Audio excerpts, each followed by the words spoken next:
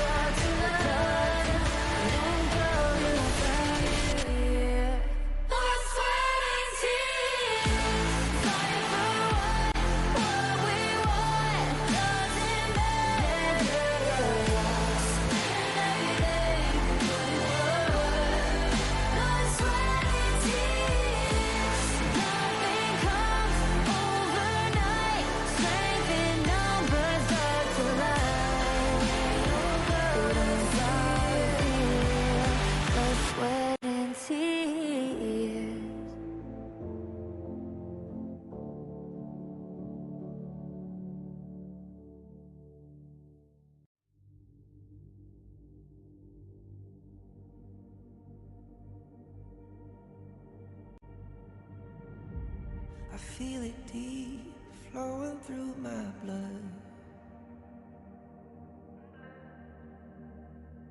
Rising up to become someone, and taking it all on my own.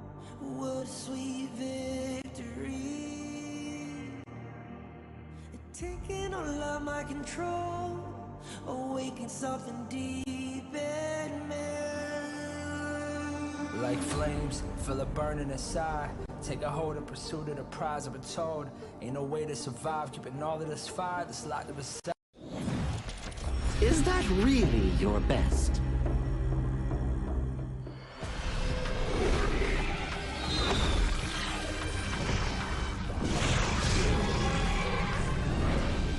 I reserve mercy for what's known as the masses. And as for my wrath, it is reserved for the wicked.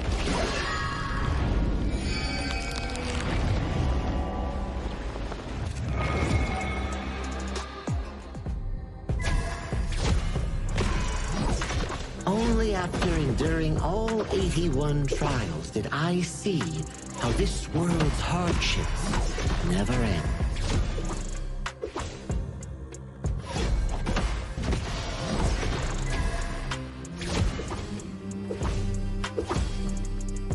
How does your head compare to the serpent sovereign?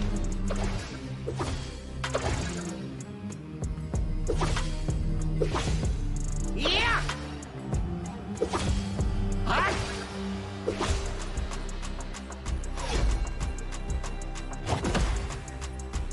Divine form renewed!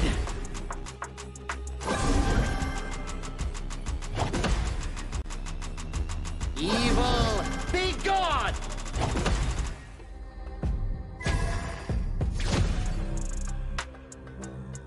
All forms fade!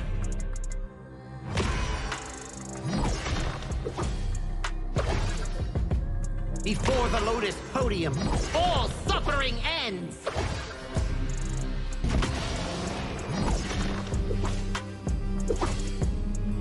Mercy and wrath unite! I return from the West to dive back into this chaotic world. Little ones of Mount Huaguo, do you still remember me? The great sage, heaven's equal? I'll be back in a flash. Don't let any demons sneak in while I'm gone.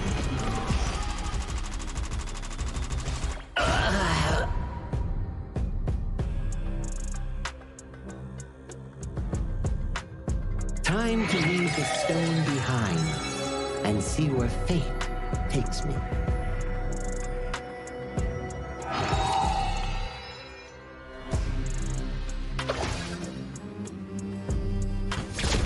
This land belongs to Mount Huaguo now.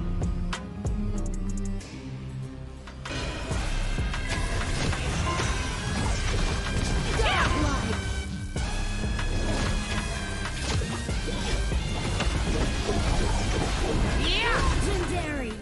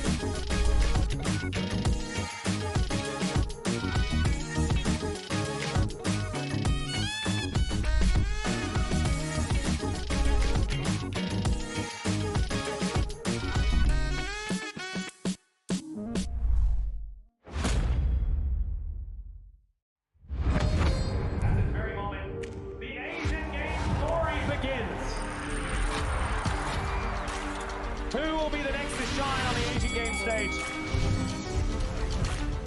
Contestants fight for the honor of their regions while we cheer them on from the stands. Double kill! Double kill! This is a challenge, but it is also an opportunity. The tide is turned.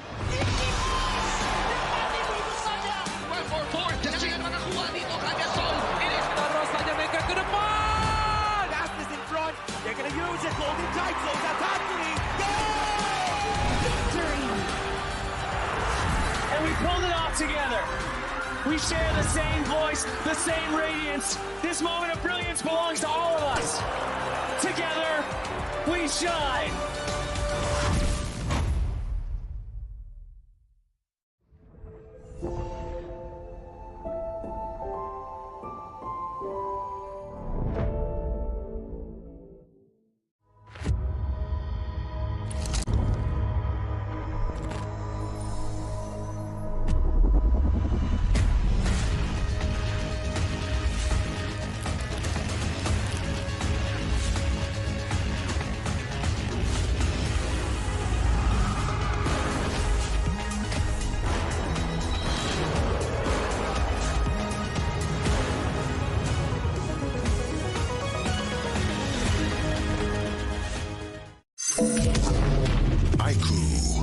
The new Honor of Kings version is here.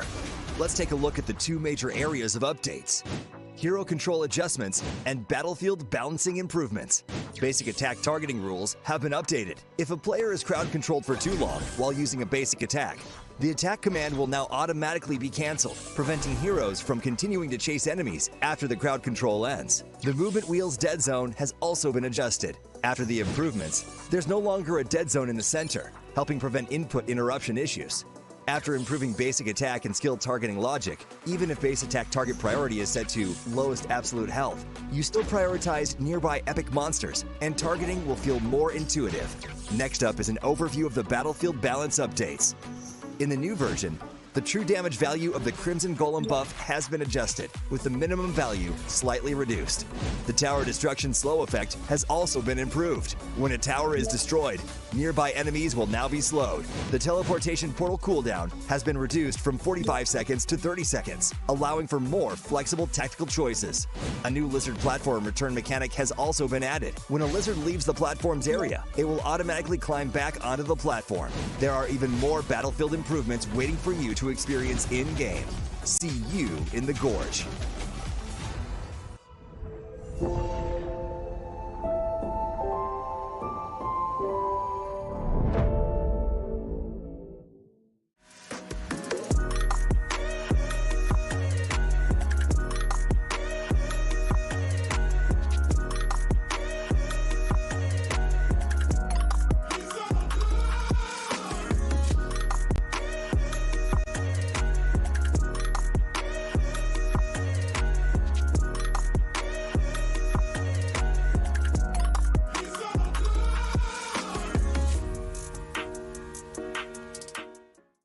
Azuria, the southern archipelago of Primera. Here, humans and great beasts live in symbiosis. How this came to be traces back to a never-ending catastrophe. 2,000 years ago, Azuria's mightiest great beast, Anita, merged with the power that fell from the Sky Dome. That power amplified Anita's strength, but shattered its sanity.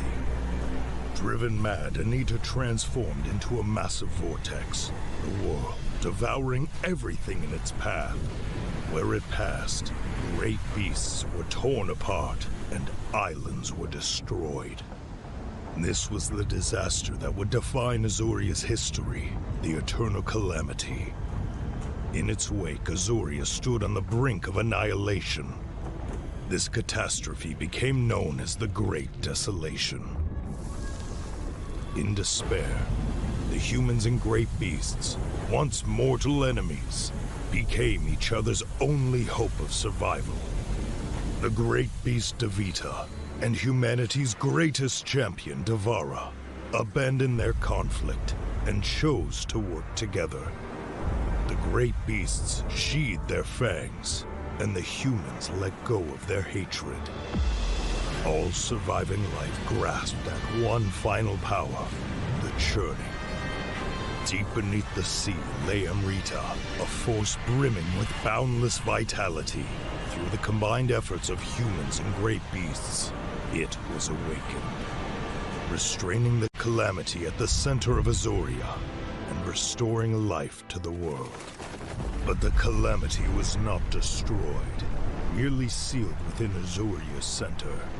It erupts from time to time, bringing countless disasters to the land. Devara collected his knowledge and power and passed them down through the generations, hoping that one day the calamity could be ended for good. And so, this has continued for 2,000 years. Chief Elder Devara! The calamity has erupted again! It seems trouble has returned. The secret to life is to just take every punch and keep going.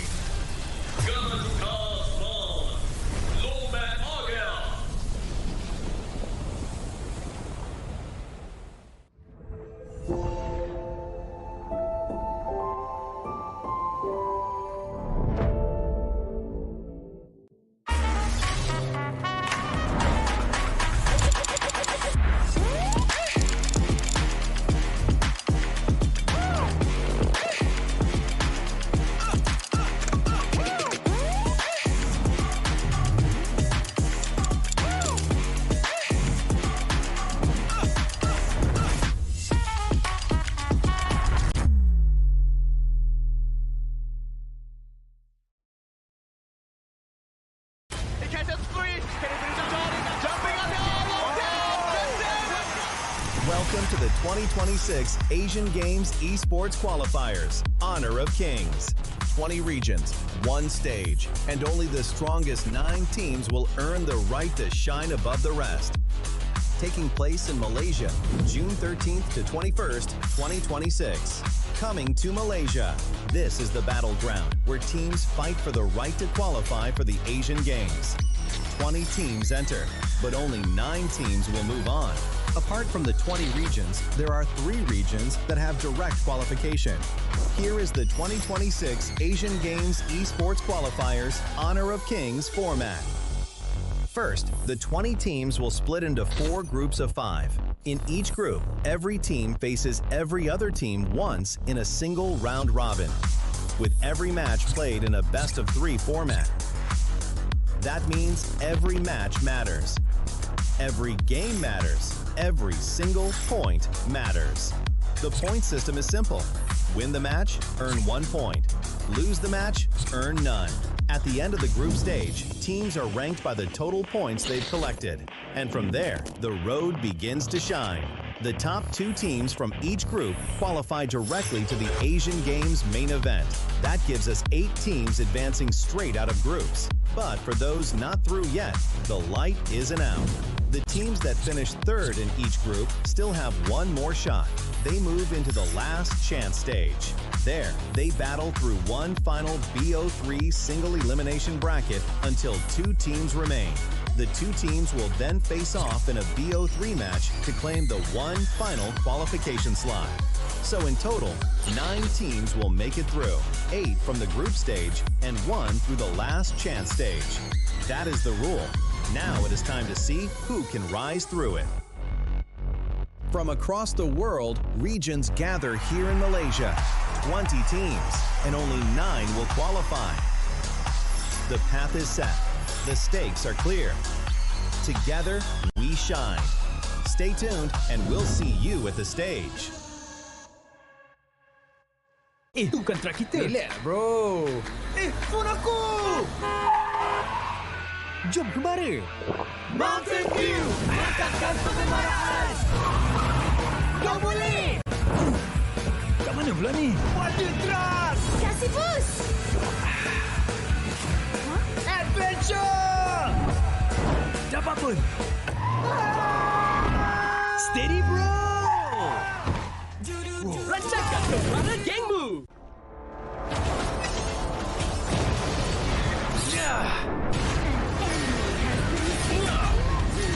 Double kill! Shall I compare thee to a summer's day? Slain. Don't engage! Slain. Don't crush us like insects! Slain an enemy! Defend our base! Our playground tower is under attack! Amazing! Unbelievable! Triple kill! Ah, the fragrance of romance. Slain. Rampage. Double kill. Triple kill. Spectacular. Pentakill. Lady Fortune is on my side.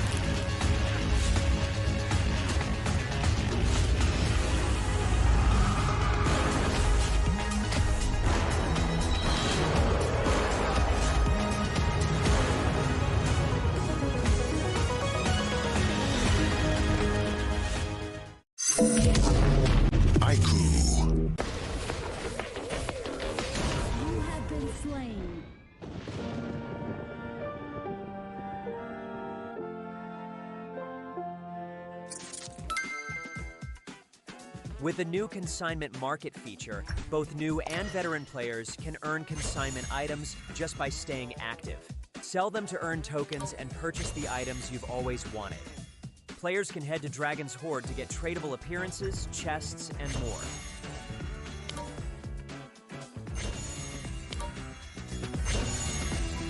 Players can list tradable items on the consignment market to earn curio tokens. During the initial launch period of this feature, all item listings will have their listing charge waived. Use your curio tokens to trade on the consignment market, or purchase skins that were available before June 17th directly from the shop. With the new consignment items, players can complete events to earn tradable chests. Choose to open them yourself or list them on the consignment market for sale. Tradable skins can be obtained by opening tradable chests or by redeeming them in Dragon's Hoard. Tradable spritlings can be obtained by opening tradable chests. Tradable cards can be obtained by opening tradable card chests. If you bought an item but did not use it yet, you can still relist it on the consignment market.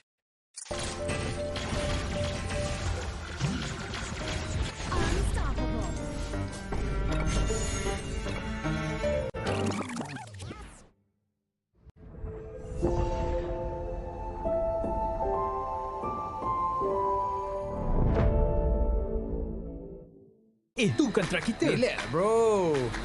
Phone aku! Jom kembali. Mountain Dew! Angkatkan kegemaran! Kau boleh! Kat mana pula ni? Water Trust! Kasih boost! Adventure! Dapat pun.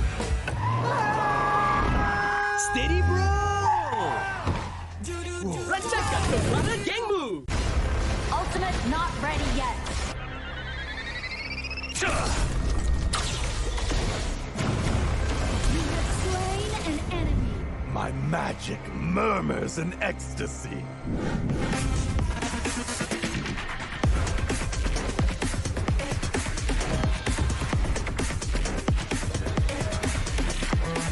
Amazing!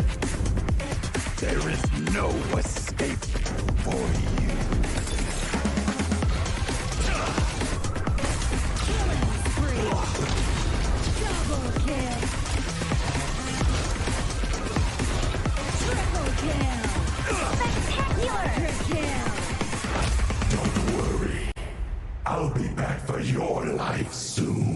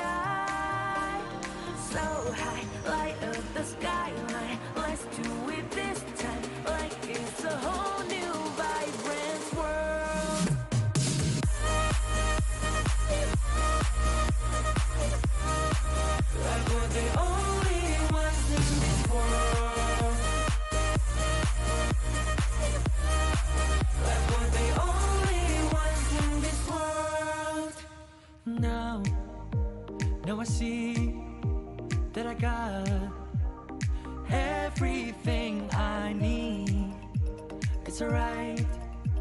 I'm on fire, I'm alive, cause now I fly so high, so high, light up the skyline. Let's do it this time, like it's a whole new colorful world.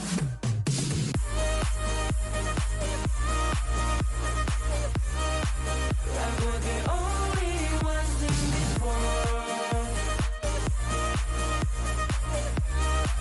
Like we're the only ones in this world. Never thought we'd get this far, burning like the stars. How we get this far, like we're the only ones in this world.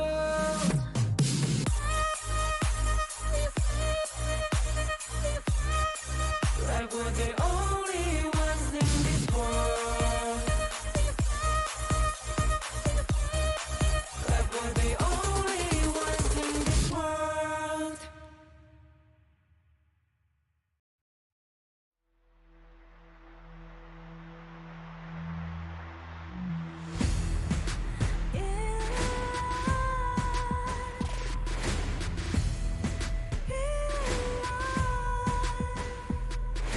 What's a life without its worth?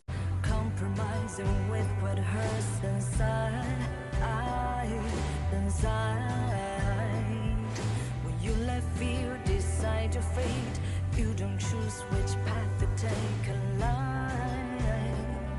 In life, I'm finally letting go of everything that still holds me. I'm against all odds, but I won't give up, 'cause it's my time to shine.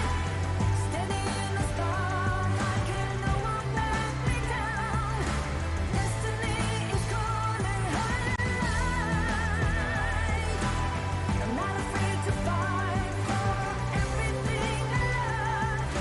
Victory's on my side.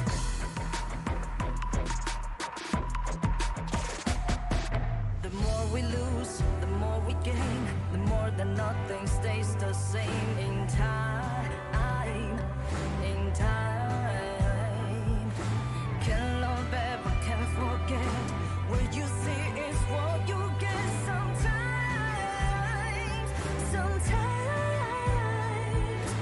Gonna show the world tonight. The light that shines inside us. We're against the odds, but we won't give up, 'cause it's our time to shine.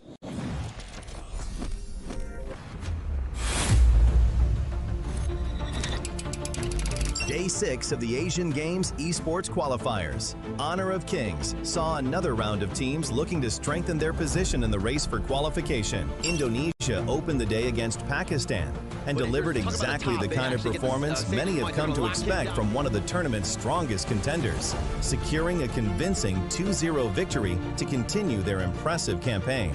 Jordan followed with a composed display against the United Arab Emirates, maintaining discipline in crucial moments, controlled the flow of the series, and secured a clean 2-0 sweep. Kazakhstan found the answers when it mattered most, holding firm in crucial moments to secure a hard-fought 2-0 victory over Vietnam.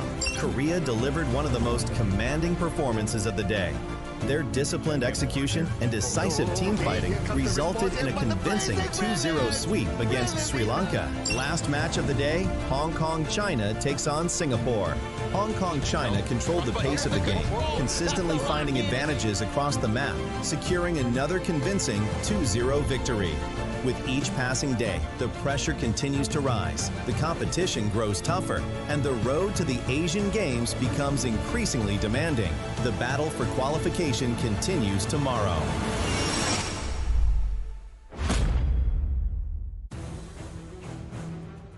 Good day to all the esports fans around the world, and welcome to the 7th day of the Asian Games Esports Qualifiers Honor of Kings. Direct qualification to the Asian Games await the top 2 teams in each region, and those outside the top spot may find themselves battling for the second chance clash. Now, We open today with Uzbekistan going up against Mongolia. For Uzbekistan, this is a must-win fight as a victory will ensure their third-place spot. And coming in Group B, Myanmar enters the stage as the only team that have yet to lose a single match. But standing in their way is Kyrgyzstan, a region that has steadily climbed the standings. And getting a win today will ensure a top 2 finish. Now in Group C, Vietnam comes in hungry, just one step behind Laos. They want to overtake and change their course. And then there's Republic of Korea. Bold words have been spoken. We will win and we will end it fast. Syria has heard every word, and today they respond. Now we finish the day with Sri Lanka and Singapore still looking for their first match win. And one of them will be victorious at the end of the day. Some teams are protecting their position. Others are looking to extend their journey. This is day 7 of the Asian Games Esports Qualifiers Honor of Kings. Casters, lead the gorge.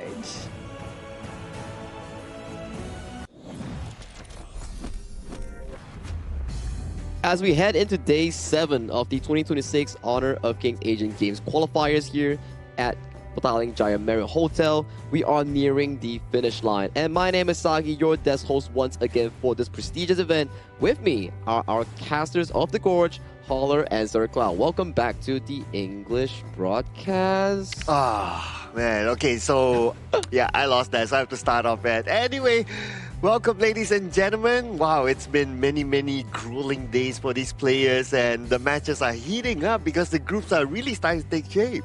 Oh, I thought I won. I don't need to talk for the rest of the day. Isn't that how it's Please, supposed to be? you don't get an off day for that. It's not an off day for that? Okay, it's just one thing at a time. But I'm excited about this because actually both of these two teams still have a chance, as crazy as that sounds. Exactly, right? We were thinking like, okay, in the first series of the day, Mongolia is already 0-3. But once you take a deep dive into Group A itself, you're thinking like, oh, Indonesia is 3-0. Philippines is 3-0. They are guaranteed for main event. So it comes down to the remainder of the teams who are 0-3, 1-2, and that specific result is reflecting towards Uzbekistan and also Mongolia.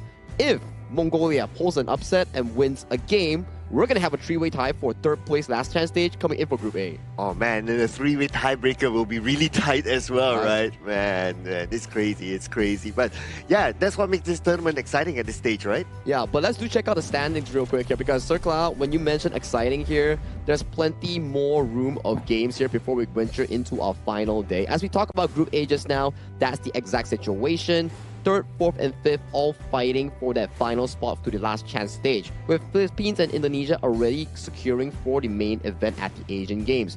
Group B, I like what Mara mentioned, right? Myanmar amongst that group is the sole team that's yet to suffer a single loss, and Kyrgyzstan wants to look for something in return in terms of that. It's going to be close between Kyrgyzstan and Nepal, because whoever wins gets that spot as well, right? So they're battling out for that main qualification spot with Myanmar. They're already like, they're comfortable in their own way. Now for Group C is where we had a bit of a surprising element yesterday. Everyone was thinking like, okay, it's probably going to be dominated by Vietnam and Laos, but Kazakhstan came in clutch, clean swooping Vietnam with a 2-0 victory. None of us actually expected that, and India and Saudi Arabia days ago, they did play their final game on towards the Asian Games qualifiers, and they are out of contention. Now finally in Group D, Hong Kong, China, and also Republic of Korea, 2 strong powerhouses with Singapore and Sri Lanka still yet to find their proper footing in Group D. Yeah, and for me, I'm kind of looking at Group C, right? Laos, Vietnam, they're actually going to be played later today. That's going to be the 3rd matchup there. But whoever wins that one is actually going to be guaranteed going into 2nd place. They have to go through the main event, and they're going to be great, while the other ones have to go through the last chance qualifiers. That's going to be rough. Yeah, they'll be playing later today, but we're going to start off the show with teams from Group A, it's going to be Uzbekistan versus Mongolia, and then we'll jump on to Group B, Kyrgyzstan versus Myanmar. Group C will be playing next, Vietnam versus Laos. So this is going to be a really hot match here. Group D will be Syria versus Republic of Korea, and another Group D match will be between Sri Lanka and Singapore. Yeah, lots of storyline, right? Like the first one coming in from Group A, if Uzbekistan wins, then all is great. No one forces a tiebreaker. Everybody finds the third placer, which is Uzbekistan, going into the main event. And then you look into Group B. Myanmar wants that last win to finalize their group in a 4-0 fashion. And Kyrgyzstan wants to punch their ticket to the main event. And Vietnam, Laos, although Vietnam did lose yesterday, they're still considered one of the favorites coming into Group C. But if Laos wins against Vietnam, they practically sent Vietnam into the last chance stage. So there's so much more storyline coming in for today's games.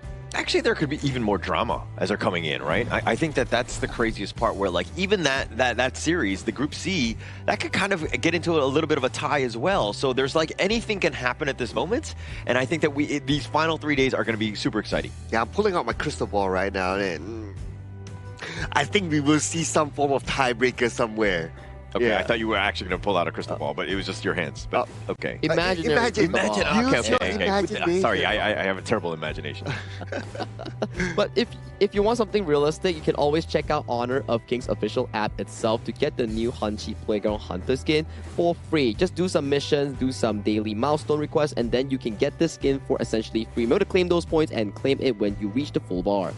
Have you got it already? I have not. I've not. Still need a little bit of time, right? I haven't been able to play them all, but this is definitely on my list of things to do here. Oh yes, I've already collected it already. Oh, yeah, so how's the skin? Yeah, it's a nice skin. It's a nice skin. Of course, I'm not a Baichi main, to be fair, so I get it just because it's free. And yeah, I mean, who doesn't like free stuff, right? I mean, everybody around us likes free stuff, right? And especially yesterday, we also saw Hong Kong China's Kahin. He played Bai Chi Jungle. I think back-to-back days he played that, and he had a pretty good setup on the laneways. I think it could be like pretty good study material coming in for players who want to pick up Bai Chi as a Clash or Jungle based on that gameplay. Yeah, he's definitely inspired me, at least to try it out. I've never really played Baichi. I like the Clash, but Baichi is one where, again, you saw the impact that he had yesterday, and I think I just want to kind of lay waste to my opponents as well, and hopefully I can get to that level, but let's be very honest, I'm not going to get that point. I see what you did there. I see what you did there with the wordplay. Yeah. But yeah, I guess we're going to be looking at who's going to be playing after this. Yeah, our first series of the day will feature both teams coming in from Mongolia and also Uzbekistan. A very important one coming in from Group A, as this is important. Let's invite them to the stage with this teaser video.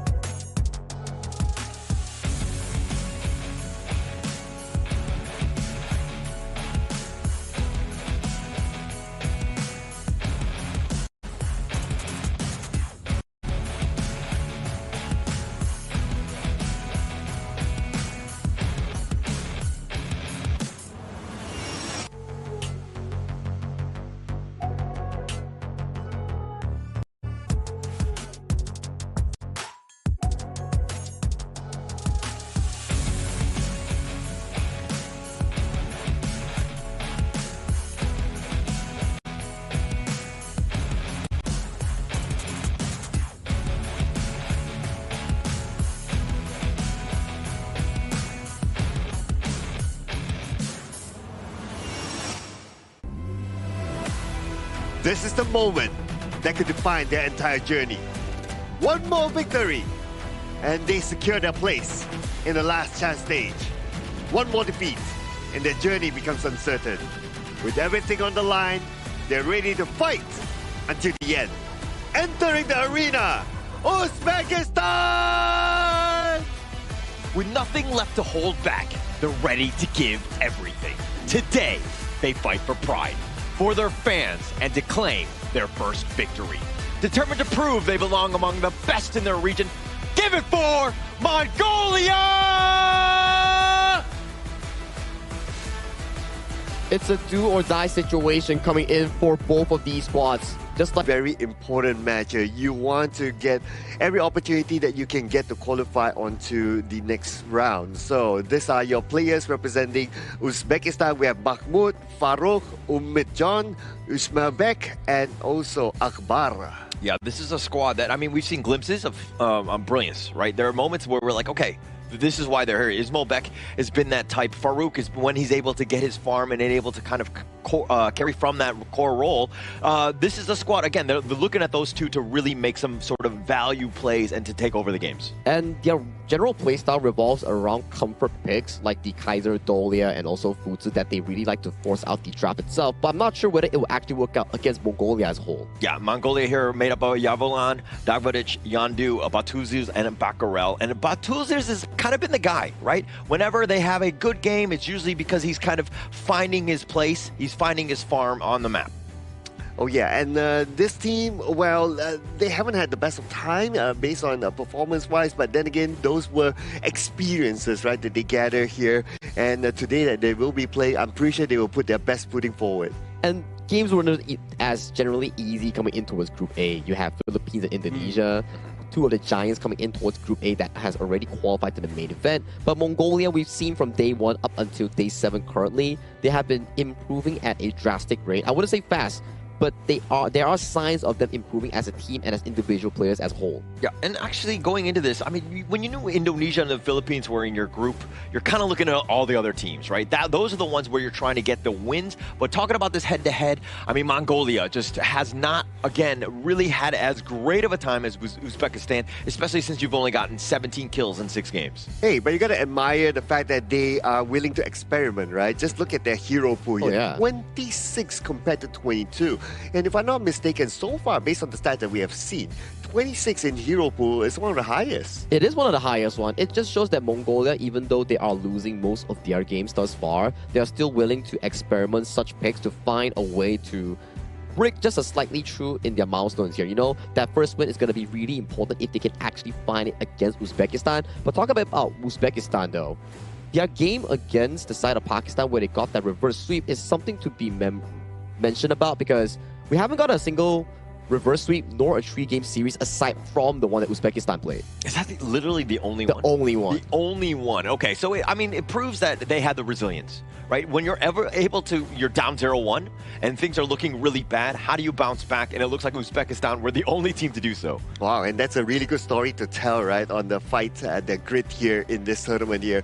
Besides that, they have a slightly more advantage when it comes to taking first strikes, right? So that's also a signal to me that, okay, Uzbekistan might be the team that plays a little bit faster and they're looking for those early opportunities. So that's something that the Team Mongolia needs to be aware of.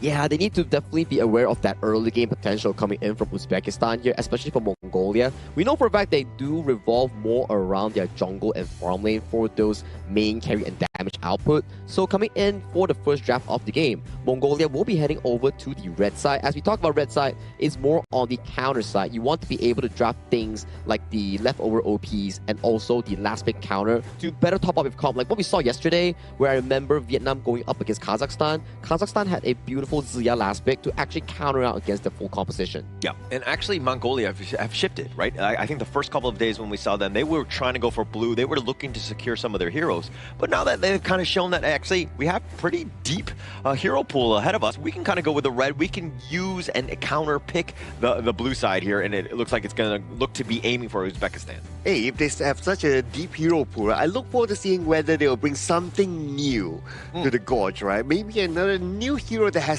yet to be played yet so far. So that's something that I look forward to seeing from Team Mongolia here. But let's see if that happens as we get on to the draft. Let's get towards it. This is going to be Game 1 draft between Uzbekistan going up against Mongolia here. The stakes are on the line here. If Uzbekistan wins, all is great. They make it to the last chance stage. But if Mongolia wins, we will have to go through some numbers to see how the tiebreaker works out between Pakistan, Uzbekistan, and Mongolia. If they win, that is. Look at this. I mean, look at the bands. Let's start with there. Yukio and the Ata on the side of Uzbekistan. Mongolia going against the Mai and the Guan Yu. All meta picks at this stage. Probably the only big opening, of course, the Dolia, which is going to be picked up here. But the Chano, again, top 3 pick here, is potentially available. Yes, it's not being picked up yet by Mongolia. And it looks like they're going to go for the Direnje, so no channel pick for their side. It's still open for Uzbekistan. But they can still go for something that they're comfortable with, right? Like the Dolia Kaiser combo can be something that they can consider right now. If they don't pick this one by this point of the game on the draft, it could potentially be banned. Yeah, it could potentially get banned here. They do lock in the Fatih first. Not going to be the foods that they had relevant success with in the previous series against Pakistan. And they do come up with a Consort U. I guess it goes back to our discussion there, where they like to give the priority over to the direct matchup between Ismoilbek and also Patulzi, which is also a good consideration here. But coming in for this side of Uzbekistan's draft, quite little tanks to actually form up that tank line for the farm lane to actually move in for those damage output. Yeah, and also the Dolia, I mean, the Fatih and the Consort U are probably like not the top picks you're looking for to go with the Dolia for that Celestial Melody. So this is more of maybe they're looking to just steal it away. And of course, come the second phase, probably picking up some sort of alt that will really utilize that spell later. The Ghanemo pick makes sense, right? Going up against the Consort U, because Consort U is anti-physical. Correct. But the Ghanemo is full magical, high burst damage. So one shot with a couple blades potentially can take down the Consort U depending on how many stacks that he gets. But yeah, it's a good pick that actually is able to at least shoo away the Consort U. You force the Consort U to not be in the position that the Consort U is comfortable with. All said, right? It also outranges Consort U from afar, making it really uncomfortable for Ismoilbek to actually be that first damage dealer coming in for Uzbekistan here.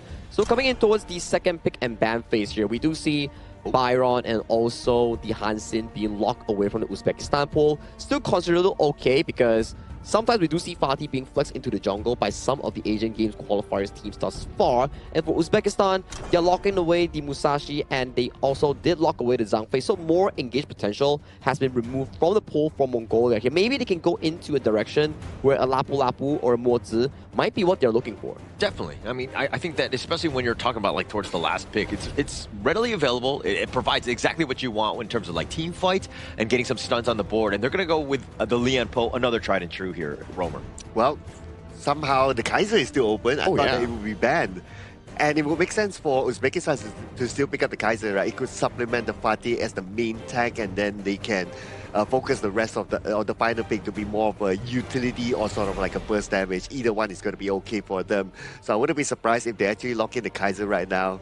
And okay, Garuda, okay, Kaiser, let's go. Let's go with the Kaiser, right? Either Kaiser or the Dun, something to utilize the Celestial Melody. Yeah. Oh, they did go with the Dun here. So maybe during the rest coming in for Uzbekistan, they've been practicing, they've been adventuring and exploring certain options to potentially bring them back into a stronger position here. And Mongolia are down to their final pick here. They still lack a jungle hero for the side of Darkwood, so maybe they can consider something like a Ukyotachi Bana, but that has been banned out here. So those are a lot of junglers being removed from the pool. Not a lot of options left here. Potentially the Nako Ruru might be an option here coming in for the Mongolian jungle, but they go with something simple, easy, and effective, the Zilong being locked in. Yeah, they're going to lock it down with that last one. But I kind of want to talk about the Dune as opposed to the Kaiser. The Kaiser, I mean, it's like a homing missile. It's going to be on, mini stunning that one guy. But what they were really lacking is that team fight sort of win slash that Dune will provide. And now you have that tried and true, again, the Dolia and the Dune here. Just a nice little combination. Exactly here. And once we do want to venture into this game one, you have to check the draft real quick, right? For Uzbekistan, it's a lot regarding how the mid-jungle roam play around their early game aggression in providing room for Ismoilbek's Consort U and Mahmoud's Fatih to scale in towards that late game. On the flip side, on towards Mongolia, that's a lot of engage and setup coming in from Yahoo Huan and also Darkwood in making sure that these team fights always go in favor of Mongolia, but execution counts, and this also counts towards this important series where both teams want to find their win in their respective group to make it towards the last chance stage. Thank you so much, Saki. As we go into the first match, first game, Uzbekistan, Mongolia. Who are you giving the edge to here, Sir Cloud? Okay, it's kind of like a tough one. I feel that both sides have their own advantages. Like I really like the Ghanemo pick here to try to zone out the Consort U. I think that's really nice, and that will render the Consort U not able to give free damages. And we kind of think about it, Uzbekistan, they're very reliant on the Consort U for those continuous damage, right? So that's one thing. But I do like the team fight potential from Uzbekistan because they have like the two big boys that can stay in front and allow Consuelo to have that free hit. Yeah, you really like them big boys, right? Yeah, I like the big boys. Yeah, the meaty. Yeah. Okay, yeah, but if we're talking about the mid lane here, I mean, you mentioned this Garuda going up against Yandu's Gan and Mo. I think for me, it's about like who's got that long range, who's going to be going in with the poke, and to kind of really initiate some of the team fights, because that's like the initial starter of like really getting into it. Because if you're too low, nobody really wants to fight. All right, yeah. Speaking about fights, right? So to specifically answer your question, I know I didn't really answer your question earlier on. I was giving you a 50-50, right? Yeah, but I'm not going to be that guy who sits on the fence, just saying, right? So if Mongolia gets like first strikes and then they follow up with the second, third, like if they win the early game, basically, right?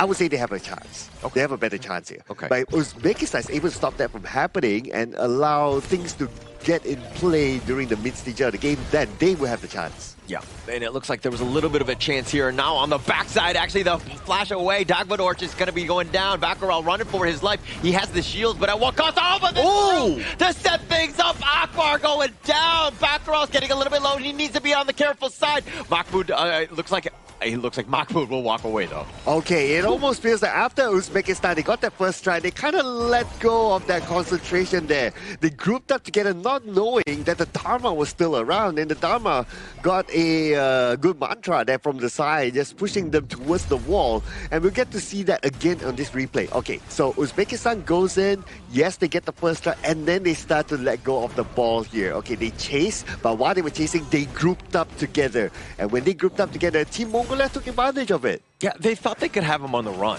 and they were chasing, right? And Yavalan was like, actually, I still have my flash truth. I'm able to just get in the right spot. I mean, it set things up where things were looking bad for Mongolia, let's be honest. I mean, they lost one member. They were looking to just run away, get out of that team fight. But Yavalan, okay, making them pay, got something in return.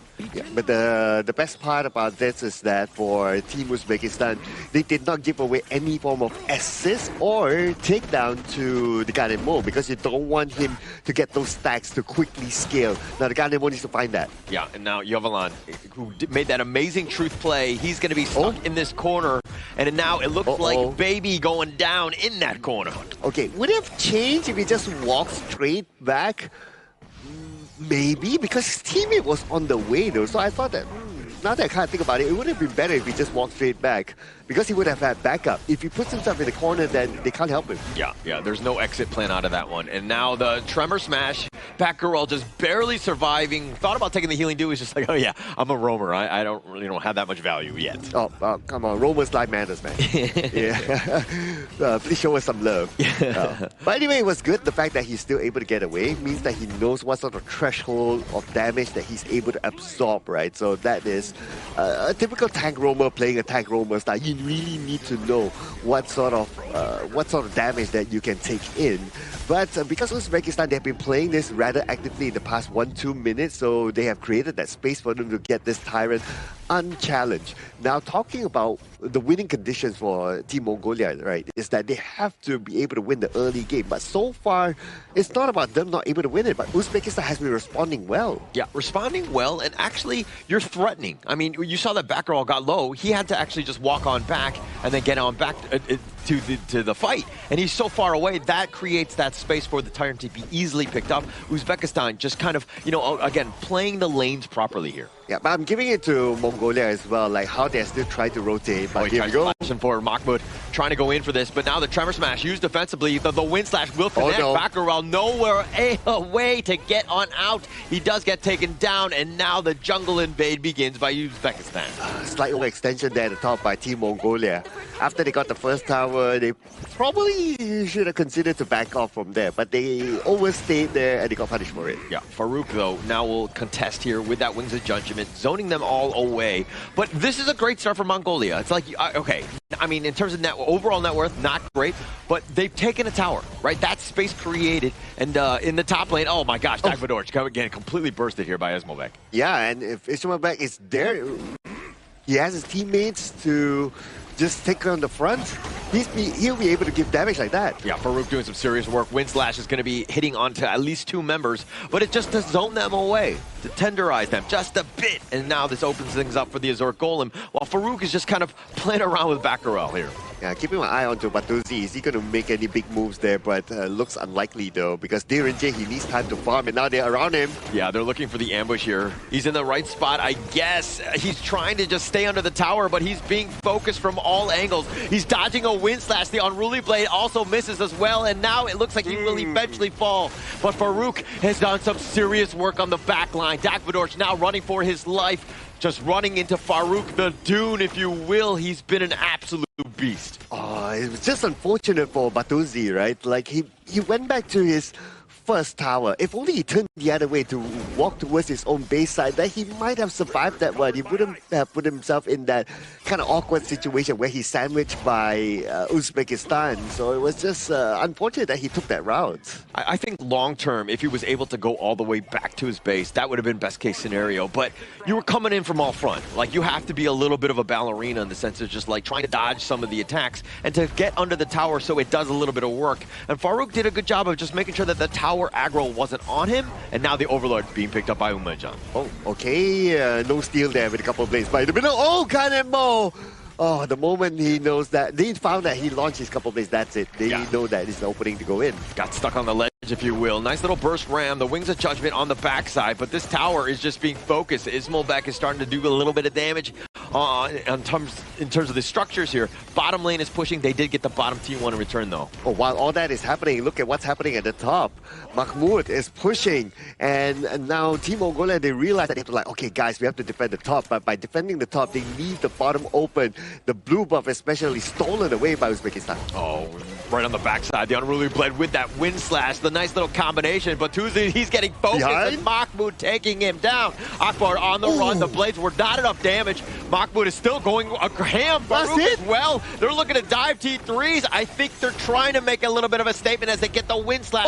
Dagvadorj will be picked off, and they will continue with this siege. Mid T3 going down as well. The team by Team Mongolia was very scattered. Yeah, Farouk, he is, again, no mercy, no hold, but the truth on back, and there's no backup. But Yavalon gets focused now. He's going to be taking down the hot streak going the way of Farouk, as he has, again, just been this monster up front. You have to fight as a team. You have to ready all 5 plays before they can go in. Oh, now, nice little burst ramp. Bakurel, a little bit of focus on that one, but Batuzi getting picked off. Farouk doing some work. The crystal is open, but they don't have the minions. So if there's any sort of reprieve, Mongolia will survive at least for the next minion wave. Okay, that's a lifeline for them, right, Holler?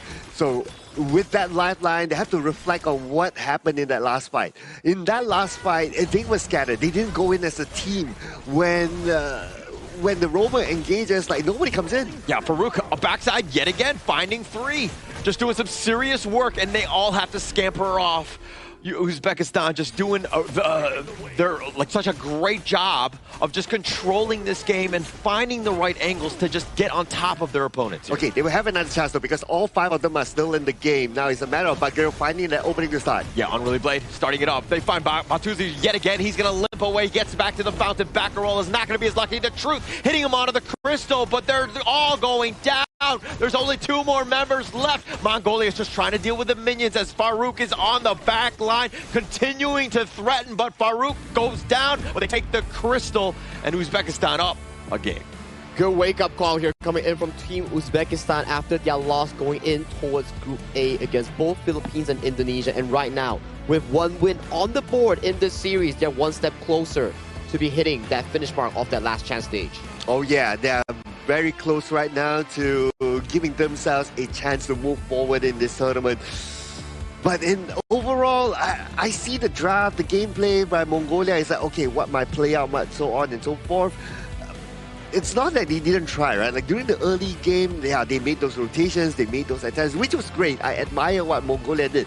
But towards the end, when they were pushed back into their own base, when they're forced to like, okay, guys, let's make the counter engage now, right? It feels like everybody was not on sync in that sort of fight. I think it's more on towards the experience that Mongolia actually has with a young squad, where some situations they couldn't find the answers or the plays to actually react towards them. Hence, they just couldn't find any answers for the plays that Uzbekistan was putting up against them. I was kind of looking at Farouk. I mean, they really didn't have any answers because they're like, okay, they're trying to defend, but then that supply line essentially gets cut off as they go for that. You know, Farouk is just there, right? And so he's always prowling around the back line. And when you're grouped up like that, it's just like amazing for Dune. Like that's like best case scenario because you can hit that wind slash. So he just made life incredibly tough for Mongolia to find any sort of footing, any sort of defensive hold here. Yeah, and while all that is happening, console U, nobody dealt with the console U, right? Nobody went to the back line to try to deal with the console U. But to be fair, I kind of understand as well. If your goal gap, your experience, your level is that far by that stage of the game, right? You can't even reach the console U. By the time you attempt to even reach the console U, your life would have been like half gone, or you would have been gone. Yeah, exactly. And there were signs of good plays coming in for the side of Mongolia, where Yao Husang got like the three-man troop in towards the bottom lane, trying to equalize the play where we saw Batuzi getting picked off. But those sort of plays weren't recreated coming in from Davidovich, Yao Husang, or Bagarel, who were the three primary damage dealer coming in from the Mongolian squad. Whereas from the Uzbekistan side, after they got the pickoff in that bottom lane, they immediately converted that pickoff into an Azir Golem attempt for the side of Farouk. That's where he started to snowball over his jungle opponent. What a clean game by Uzbekistan, right? I mean, Akbar only dying a single time. Everybody else just understood their assignment. And with they were able to constantly siege, constantly put that, you know, just take advantage of all the space. Mongolia were looking to defend, again got caught off by Farouk many a times. It just seemed like this was completely in the hands of Uzbekistan here. And at one time when Akbar was taken down, unfortunately Yondo wasn't there. So he didn't receive any stack from either an assist or a takedown. So he remains at, okay, this is just baseline couple blade damage. But even baseline couple blade damage, he's still able to dish out the most within his team. But that's also because Batuzi was still not ready yet to take fights. Yeah, it was pretty difficult, right? Like, Batuzi just getting aimed down by multiple levels of flank. Like Mahmoud, one moment he's down there, and another moment you see Farouk all the way just flanking him from the backside, making sure that Batuzi didn't have the enough resource to actually find those big moments in the mid to late game with that golden token. We talked about it before. If you can land a golden token on the ultimate coming from Direnjie, you get to reduce the resistance coming in from the tank members, especially on towards Farouk. But the itemization and the gold provided just wasn't there in this short game. And for such a short game, it's just kind of like the jungle head-to-head. I mean, Farouk versus Dagvadorj. It didn't seem like Dagvadorj really had some sort of impact. I mean, he didn't have enough time to get that farm to really compete, but he was constantly just like, I mean, Farouk just had such an impact in this one where Dagvadorj was really not even able to fight whatsoever. Yeah, and I guess between a Dune and also an opponent in this game, the Dune is available to play the moment he's level 4. Right. And okay, the dude is available to play the moment he hits level 4 and the Dola hits level 4. Correct. Like if they're able to start combining with each other, then they're ready to go. So that's why they are able to start things off quicker than Team Mongolia. Exactly, and I think these are the situations where some picks are just lesser focused on compared to some meta picks in this specific Asian Games patch, where we've seen more of the Dun, Ata, and also Ukyota Chibana, not because they are actually strong in their skill set, but also because their skill set provides them the strong early game potential to really dominate the map and the game itself. Zilong is great and all, but there's always this one issue where you enter the fight as Zilong and you don't really get to escape because you've already used all your spells in that little fight. Yeah, and again, just going back to some of these highlights, we're going to see exactly how. Like, Dagvadorj just jumped on here, gets picked off first, and then this is kind of like the snowball effect of Farouk where they were in. But the truth, this was an amazing play by Yavalan. Unfortunately, I mean, they get a little bit of a return kill on this one, but then he kind of locks himself in a corner here. Not the greatest spots for him. Yeah, I guess if he had that communication that, oh, Dagvadorj was on his way and he just walked straight back, Dagvadorj would have been able to back him up. But yeah, unfortunately, that wasn't the case there. But because of those kind of like small communication mistakes, then things start to snowball from there. Yeah, it wasn't easy nonetheless coming in from the side of Mongolia here. There were signs of success, but once the pain train coming in from the Dun Dolia starts moving around, that's where you start to see how strong this combo is, and that's where we're pointing to, right? There's no one limiting his Molbek's farm on that Consort U. And he just had a really free game. He was untouched, unbothered, and he was just pummeling through those towers and dishing out those spears on that consort. it just seems like the rest, I mean, Farouk and Mahmoud were always the, guys just attracting a lot of the attention, where Yumijan and Ismobek were just essentially hitting for free. So it's more about the team stepping up as opposed to Ismobek, who mentioned having like these amazing games. Yeah, and towards the end, it was pretty much like, okay, you can't get out of your base no more. The level gap is big, the item gap is big. It's all about just closing up the game from here. And we can see that Uzbekistan, the way they close out is not like, okay, let's go out, let's take another Tyrant and let's come back in. Their mindset is that if we can end the game as quickly as possible without or with at least reducing the risk of a comeback, we will do it. And to talk about someone that actually did it in the game itself is Farouk. His presence in Game 1 for the side of Uzbekistan was everywhere, right? We saw him going in with the Unruly Blade, saw him flanking with the Wind Slashes here, knockups, CCs, and there was a few moments where he was just in the face of the multiple members of Team Mongolia, and he still sustained with his passive coming in from this hero. Absolute limit to that hero, right? I mean, taking 36% of the damage as well as just dishing quite a bit. I kind of wish there was a counter for the stun lock timer, because he was just constantly just knocking him up, right? Just holding him down for the rest of, Ismobek to just take him down, so to speak. Yeah, and thanks to the Dolia as well, that refreshes him, right? Allows him to be confident to move forward, and he can just move back if needed to, or even move even further forward, depending on the situation. But still, very, very good play here by Farouk. He is showing that he's a very versatile sort of jungler that can, well, not only depend only like a Kaiser type of gameplay, but also a Dune works very well for him as well. They definitely need to start thinking that, do we need to ban this Dolia? Because so far, after every single game that Team Uzbekistan has started got on that Dolia, they've been getting consistent wins thus far against Pakistan and now against Mongolia. So at the very least, for the side of Team Mongolia, they need to start fixing things up, because this might just be their last ever game played if they lose out the next one. We gotta just like pray and hope, send energy to Mongolia to figure things out, right? I think that even going into Game 2, is Dolia like the difference maker? I mean, so far the data says yes for Uzbekistan, right? Ride that one out. Don't change things up. I mean, if you're able to win with it, regardless of the other heroes that you might have in terms of like Kaiser or Dune, just run with it. Yeah, and why Dolia is the difference maker here is because, okay, if you only have a Kaiser or only have a Doom without the Dolia, then the effectiveness is not really there, right? Yeah, it's effective in its own way, but not as effective as with the Dolia. But if you take out one Dolia, you just need to use one ban on the Dolia, right? Basically, you render like these two heroes like 50% capacity. Yeah, lesser effectiveness, right? Because at the very least, if you have a solo Dune, one Unruly Blade going in, it doesn't mean you can potentially come out after soaking all the damage. When you have the Dolia, you have so much more options where you can just continue on with another one towards the backline, where you're like, okay, poke's done, job's done, let's head out, let's throw another one back home. That works too. And talk about Kaiser as well. Usually 7 seconds of effectiveness, double down with Dolia becomes 14 seconds. So maybe the Dolia is the same thing that they have to venture into. They think like, okay, do we take this away, or do we actually ban it away from the side of Team Uzbekistan? Yeah, we're going to have to see if Mongolia decides to do that. But I mean, to kind of answer your question in terms of like why the Dune over the Kaiser, I mean, you're kind of seeing exactly why, right? Dune, it's more about the stuns. It's more about the control. You're still a tank up front. He's still able to play his playstyle as Farouk, but he can do it in a different way. And I think that they had a lot more success with the Dune as opposed to the Kaiser in this one. And you know what makes them successful? Is because these players, they are having a good time here at our official venue, which is the Petaling Jaya Marriott Hotel, ladies and gentlemen.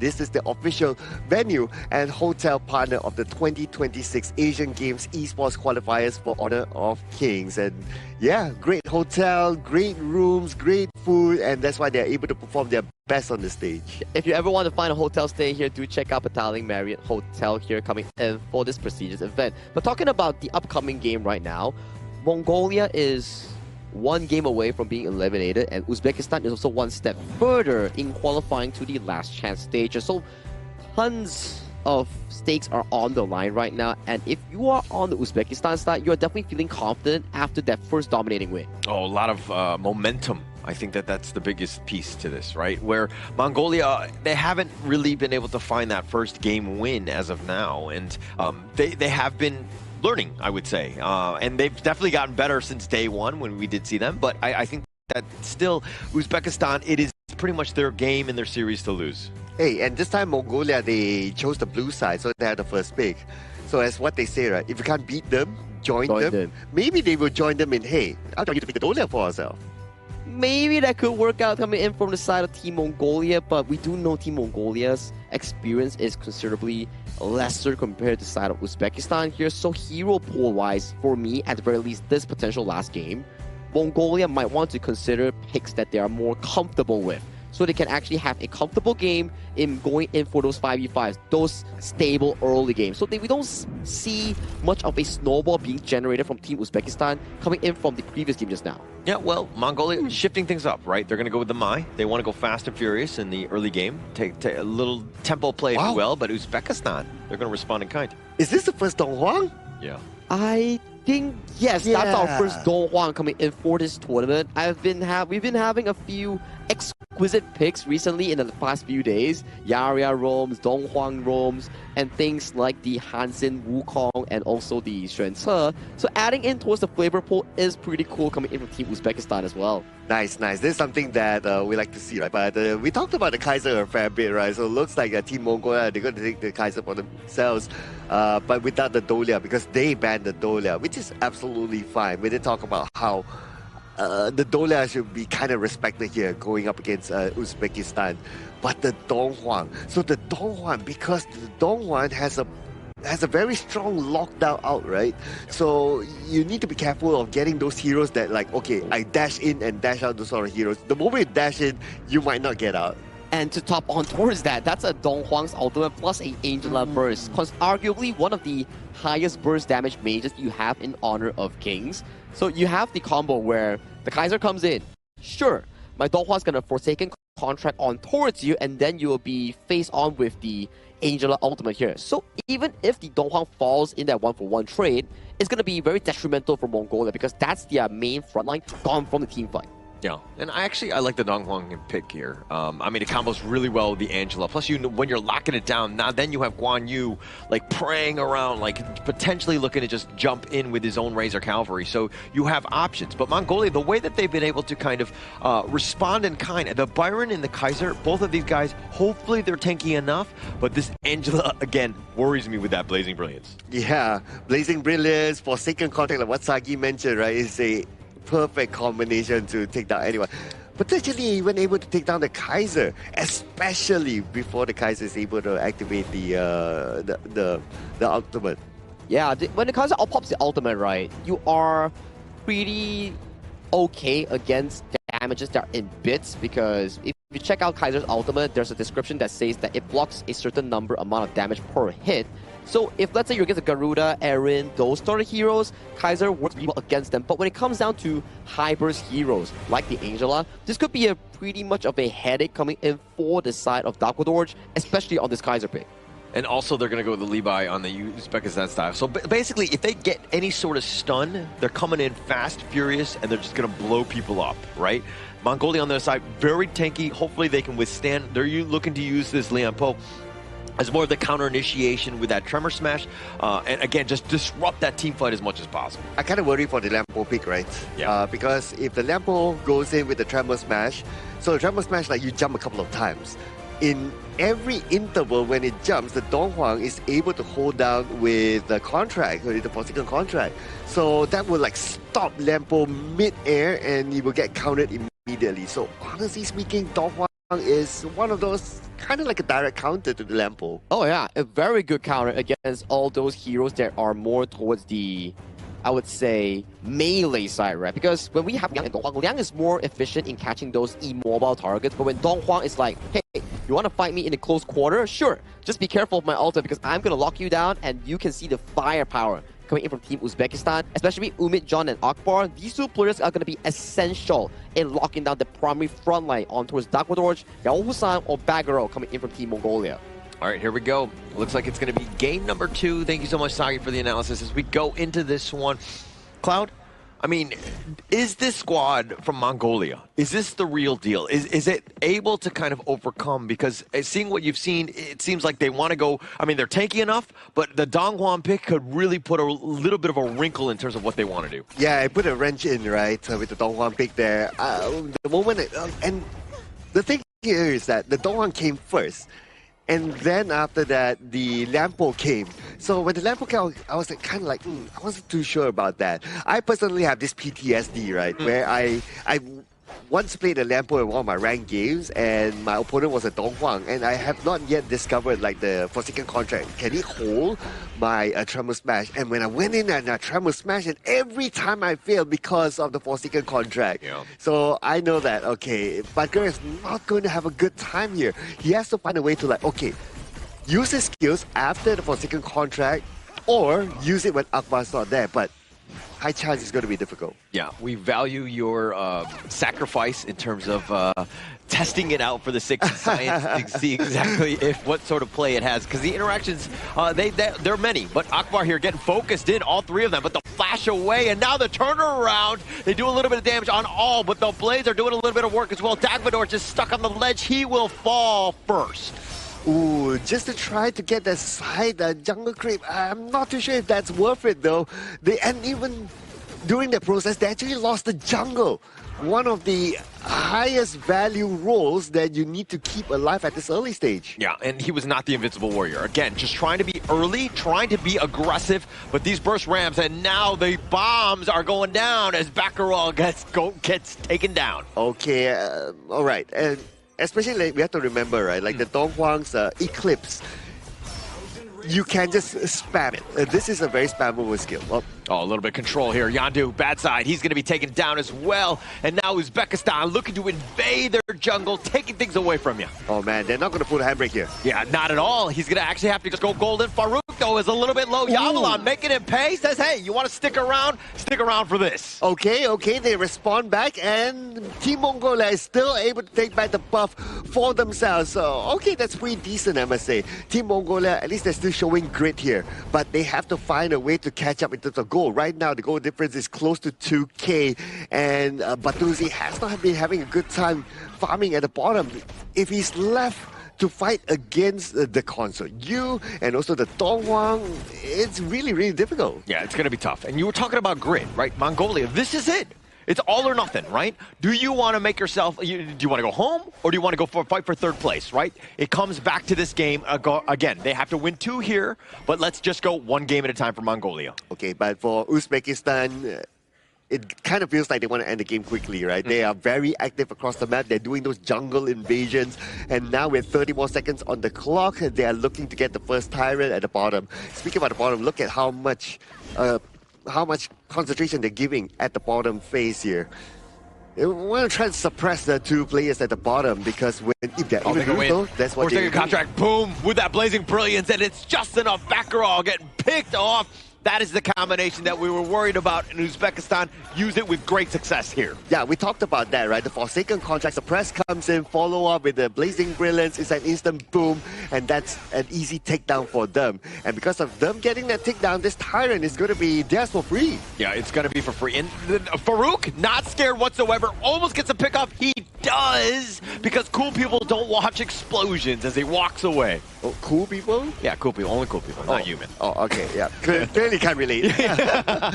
Terror feed taken up here. Uzbekistan using that advantage, but Farouk gets run over. Yandu says, okay, you want that one? All right, take that for free. Okay, he did that with style. Got to give it to him. Like, jump over the wall, get the takedown, come back here. It was just something that, in a way, we can call it like an exit frag there. They're done with the Tyrants. They probably, like, their health is kind of down, and you just take advantage of that. It's pretty straightforward. But right now, okay, winning condition for Team Mongolia, right, is they have to find these kind of pickups. But, again, for second contract, the dash away, right? I mean, Baccarat, this is the one thing that they were looking at. They know that the burst was there if they have that control, and that's why they were kind of looking for tankier heroes to potentially counter that. Okay, right now I'm thinking of, like, team fights, not easy for Mongolia, but... Oh, the dash away, they find it. The flash, Akbar getting back to safety. The Tremor Smash only onto one. Farouk does his own work, and now with these ores, Baccarat will just dodge those. Guys, stop fighting. Allow me to finish my sentence. Let's be considerate here. Cloud is talking. Yeah, don't cut me off with your fights. But anyway, yeah, so... Team Mongolia right now, when it comes to team fights, it's not good for them, right? Yes, they have the Tremor Smash, but the Tremor Smash immediately easily countered by the Forsaken contract. So what they need to do right now is try to find a way to do split pushing. So the Byron has to switch his role a little bit here. We don't typically see the Byron doing split pushes, but in this scenario, he has to do something different as a Clash laner. And look at how Farouk is just using that stupor slash to the maximum, right? You're doing a lot of work, and now these orbs, Dagvador's dodging most of this. Akbar, though, he's going to dodge his own Resplendent Revolver, and he gets on back. But again, every single time that ult is available, you want to be looking for some sort of gank. Oh, but speaking of a gank, it could happen in the middle here. I'm looking at their movement. Look who's going to initiate. Oh, now the more Forsaken contract, but the Fever Barrage Akbar! It looks like he will go down, Baltuzzi, with the play. Oh, not enough follow-up there. The Forsaken contract was great, but again, not enough burst damage. And Ismail back, he's not ready yet to deal that level of damage to finish off his opponent that quickly. So he still needs to kind of move around with Umid John. That will be the best case scenario. Hold hands, go around the gorge, and try to find targets. That is the best. Play it like a Liang Princess Frost combo. Yeah, actually, I feel like that's what's lacking in my rank games. I need somebody to hold hands with me as I play, because sometimes I go into like those places without any vision, and then I get just jumped, and I'm just like, oh, if I just had somebody. Tip number 1, wash your hands. No. Maybe that's why I don't have anybody to hold hands with. Yeah, but anyway, now we can see Uzbekistan, they're starting to gather together again, especially the two players that we mentioned, right? Akbar and Umid John. But now they break off again. Okay, all right. Hopefully they get together because they have a very strong early game advantage with that sort of combination, with the fact that both players have their ults. Yeah, and Dark Impact, now with that burst ramp, a little bit of control onto it. Back row coming out worse for this one, but the minion wave had been cleared. Let's talk a little bit about Mongolia here, because this game, I mean, yes, they're down about 3K, but they've got some towers up, and now the assault is on with that Forsaken contract, and they push him back. He's not going anywhere. Invincible Warrior, you are not. And now back row, he will fall. The Fever Barrage going in! Doing a little bit of work, but he gets run over by Mahmoud. Right, we are talking so much about Umid John and Akbar, we almost forgot to talk about Mahmoud and his dispositioning skills, and they're probably going to get another one. Yeah, a little bit of damage onto Yavalon, but that's the toughest one, right? He's probably the tankiest of them all. So, but a great Fever Barrage to really kind of salvage some of this, because things were looking rough here. Yeah, we have to break this down again, right? Look at this. Forsaken contract comes in, just textbook gameplay combined together with the Eclipse and also the Blazing Brilliance, and that's where they got their big target. Yes, good attempt to come in by Batuzi, but yeah, not enough damage overall, because he has had a good time farming at the bottom. Well, he did take down 3. Okay, yeah, Batuzi, I would say that's been his highlight of at the Asian Games qualifier thus far, the way that he was able to do that. And now this Tyrant looks like it's going to be taken here, and Farouk does get that take. Mongolia are left wanting yet again. Okay, and Tyrant through the hands of Uzbekistan, that means that's a signal for them to continue on their aggression. Yeah, and Akbar, again, he's been super annoying on this Dongwon, right? Any sort of time that you're kind of nearby, he's got those, now a little dash in forward, he gets stuck under the tower, and they're going to walk away. Dude, look at Mahmoud at the top. He's just waiting for the opportunity, right? He's just waiting in the brush. If there's an opportunity, he comes from behind like what he's doing right now. Yeah, I mean, back row will just stay alive. They're grouping up Uzbekistan. This is a problem for Mongolia now. They need to push. They need to kind of, again, cut the wave, if anything, buy themselves time. But Uzbekistan are starting to roll and making things tough, and Yandu getting picked off. He was looking to split. Yeah, and I was about to say that he's the best person to do that because of mobility, right? But Farouk was there to stop him, and once he's taken out, who else is able to split push? Yes, I did talk about maybe Yavulan needs to adapt to doing split pushing, but the Byron is not the best hero to do that. And even when if we were to talk about itemization, right, he went for the Blood Rage first as his first item. It's a tanky item. That means he's meant to be there with the team, not to play split pushing. So right now they have to find another answer to how they want to try to open up the map a little bit more by doing the split push. Who would it be? Frankly speaking, it's hard for me to answer, but if I were to pick one name, maybe Yondu has to do it. Yeah, I mean, it's not the draft is definitely not in their favor for split pushing, right? I think that this is more of like a team fighting early game to kind of set things up, because when you're looking for split pushers, yeah, mobility is definitely high on the list, but you also need wave clear, right? Yandu is not, I mean, you have burst, but it's like a single one. It's not like that AoE style of damage where you're able to take down minion waves very quickly, but they find Mahmoud under the tower. He takes it down. He's trying to gallop away, but he gets caught. It looks like the reinforcements have arrived, and Mahmoud will be taken down. I was half amazed that he was able to survive that one underneath the tower. Yeah. I thought he would have been like, okay, tower gone. But he's still able to walk away. Still gets the tower. not too bad, I would say. That's all right. But it just shows what sort of gap they're having right now, right? Team Mongolia having difficulty taking down one Gonyu. Yeah, and now with those orbs, they're trying to potentially steal Uzbekistan just side. Any single time it's on, it's available, they're going to contest. And that makes life a lot more difficult for Mongolia here as they have to just fight for any sort of buff. It's a 50-50 even when it comes down to everything in their jungle. You know, in project management, there's this thing called risk management, right? Mm-hmm. Yeah, so right now for Team Mongolia, they don't have any risk management plan. Yeah. Like, what's plan B for them? Yeah. Their only plan A is like team fight, team fight, team fight. But everything is cancelled by the Donghuang, especially.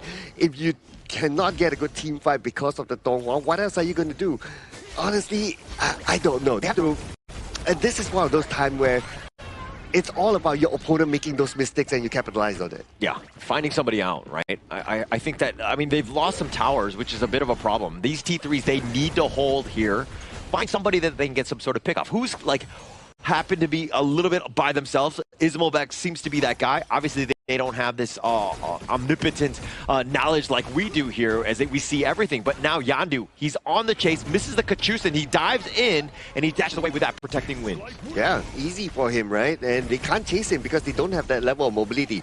You can argue that Yondu can, but Yondu doesn't want to overextend as well because they don't know who else is behind him that could potentially counter. Yeah, and now just clear the wave. Again, Batuzi is that late game hero, right? You just got to buy him a little bit more time. We're at 13 minutes. As long as you're surviving like 17, 18 minutes, you're giving yourself a chance. He had a nice triple kill to start things off, and he's been farming. He's relatively been safe in that sense. But again, the target, once they focus him down, you're going to have a problem. Okay, on the positive note, right? Goal-wise, considering how they have been they go down. Forcing a contract right under the tower. Dagvadorj is down. The Blazing Brilliance covering the retreat. The Tremor Smash is all the way in the back, but he's all by himself trying to fight. Two members are already down. They find the return on Uzbekistan side as well, but Yandu, he too will fall, and it looks like it's going to be a 3-for-2, at least for now. Make that 4-for-2. Oh, and it's now the Yaoshan, the final player for Team Mongolia. The minions are marching down the mid lane, and the tower will be taken out easily by Team Uzbekistan. They should be able to get the second one, but looks like they're gonna chill for now because they know that they don't have two players together with them. But again, the Forsaken contract. Very well done by Akbar. Even though he's underneath the tower, he's not afraid of going in and starting fights for his team. And the team understands when to follow up as well. This is the communication that Team Uzbekistan has in this sort of fights. They were able to kind of just work around Batuzi, right? The way that he was going in, Farouk was able to kind of snipe him out, making sure that he was doing, once he goes down, you're mitigating so much of the damage that they can potentially throw on you. So Farouk understanding target priority here, and now it looks like the Tremor Smash only on the one, finding Farouk. He's just trying to dash away, does get on back, and now Akbar has shown. Soaring Green Dragon not able to connect, but they get the Forsaken contract. Dagvadorj down again. Yes, right at this moment, as long as Akbar has his teammates around him, he can catch anyone. He can catch Dagvadorj, he can catch Yaoshan, can catch Badgarel, no issue. As tanky as they are, they cannot hold this amount of damage output by Uzbekistan. So they need to be I don't know. They need to wait for that to be used somehow onto a target, and then they try to counter-engage. That's the best that Team Mongolia can do. Yeah, and Mongolia, they need, if they're fighting Mujin and Ismobek, those are the two guys, right? Finding them across the map somehow, getting some sort of angle. Best case scenario, backer roll if he's able to get that Tremor Smash. And then you have Yavalan on top of that with those Storm Strikes where you're doing a little wombo combo. It looks like Mahmoud, not the greatest of targets. The Tremor Smash, they're going to try to commit for this backer roll. That might have been a little too much. He needs to get on back to safety. He's trying to run, and these impacts are going to do a little work. The Forsaken contract, and Yavalan is down. Oh, well, the tower got Akbar though, so that's a little bit of a trade-off for the teams. But Akbar, he has done his job. Forsaken contract goes in, gets one player, that's it. That's all he needs to do. And now the rest will be done by his teammates, and they will focus onto the top instead. Yeah, do a little bit of work here. I mean, Akbar, you'll be happy with that, right? Because now with 4-on-4, you have even more space to potentially kind of take some of these towers down. So you're kind of opening up the map a bit. And I mean, you're going to be happy trading away your roam for a clash here. And this time, Uzbekistan, okay, they could be in a hurry, but they have to be careful there not to overexpend themselves. But look at the damage absorbed by Batgarel while the tower was down. Yeah, so Batgarel was trying to go for the players, but the biggest piece was the Vanguard, right? You got to just clear the Vanguard as quickly as possible. It didn't seem like Mongolia were on the same page there. Yeah, it feels like, okay, do we want to clear? Do we want to focus on taking down someone? Not too sure. But I can totally understand what they're going through here, right? It's that if you're pressed, if you are pushed to the corner like how they were, then it gets kind of difficult to decide on one decision. Decisions need to be made like split second, and they can change just like that. Yeah, and now Uzbekistan on the prowl, looking to end. They decide to just go in, a little bit of work here. Akbar searching for his prey. You could see him looking to go. Who does he go for? Not able to find a right target at this point. Plus, they don't have minions to continue this push. Oh, everybody's just afraid of Akbar right now. Like, the moment they know that they step out, Akbar will go in for second contract. One person gets taken down, the rest will follow up from there. And that's why they cannot engage onto Akbar right now. Yeah, and you know that, oh, now they're going to use it. They find Batgarel. That's going to open things up. And the Fever Barrage on the back, but he's going to be picked off. They have enough to take him down. Yandu was fall as well. They've got the Razor Cavalry with these heroic charges, just bashing them around. They will take him down left and right. And Jack Vidorch will go down as well. And it looks like Uzbekistan off of the ace will take game number 2, and they will sweep Mongolia out of the Asia Games qualifier here. Through that sweep itself, Uzbekistan do also aim their rights going into the last chance stage. We'll have to check the scoring between Uzbekistan and Pakistan later on, but this is where Mongolia's road meets the end. This is their final game that they'll be playing here at the Asia Games Esports Qualifiers for Honor of Kings. Yes, thank you so much to Team Mongolia, but what a game that was for the debut of Dong Huang.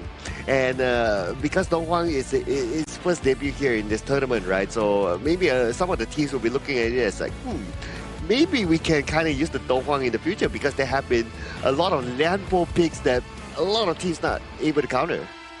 I mean, for me, I whenever I see the Dong Huan like running at me, and he's like, you know that the Forsaken contract is coming. He's like, I'm not signing that. I'm gonna run for safety. No, I don't want to deal with the papers. No, I'm not. I'm gonna run for the hills, so to speak. But the way that Akbar was able to play that, he was so threatening. Sometimes he didn't even use it, but people would be pushed off, and that creates more space for your team to find different angles and to take some of those outside towers. And it's about a numbers game here coming in for the side of Team Mongolia, where Forsaken contract connects on towards the side of one of their front lines, but the remaining members just wasn't ready to actually respond immediately to those team fights. So going in for Mongolia in towards future games, maybe it's about the cohesion, moving as 5, moving as a frontline unit.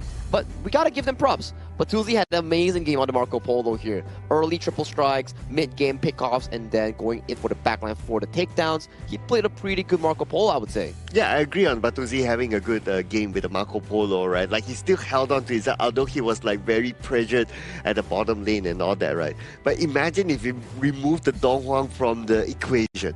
Yeah. Batuzi would have been like, let's go, right? Let's go, yeah. Yeah, because he would have the support from his team, and then he can goes in and does his thing, right? But yeah, the Dong Huang was their bane. Yeah, and also, like, in terms of just execution, though, I mean, like, you're thinking Batgarel with that Tremor Smash.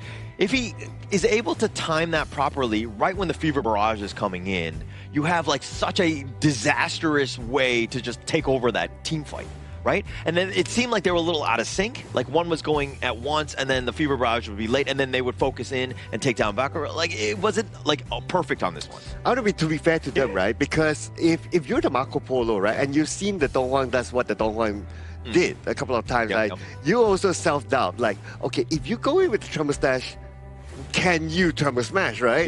Yeah. And then, like, would it be worthwhile for me to follow up, or should I wait for that to end before I come in? So that's why there was some disparity there, also because of what the opponents could do. It's about timing, right? If everybody went in at the same time, one of the front lines coming in for the side of Team Mongolia took the Forsaken contract, then maybe there's going to be more targets for Mongolia to actually be venturing into those teamfights, giving Batuzi more of an aggressive approach on that aggressive Fever Barrage. But it's just like what Holler mentioned, right?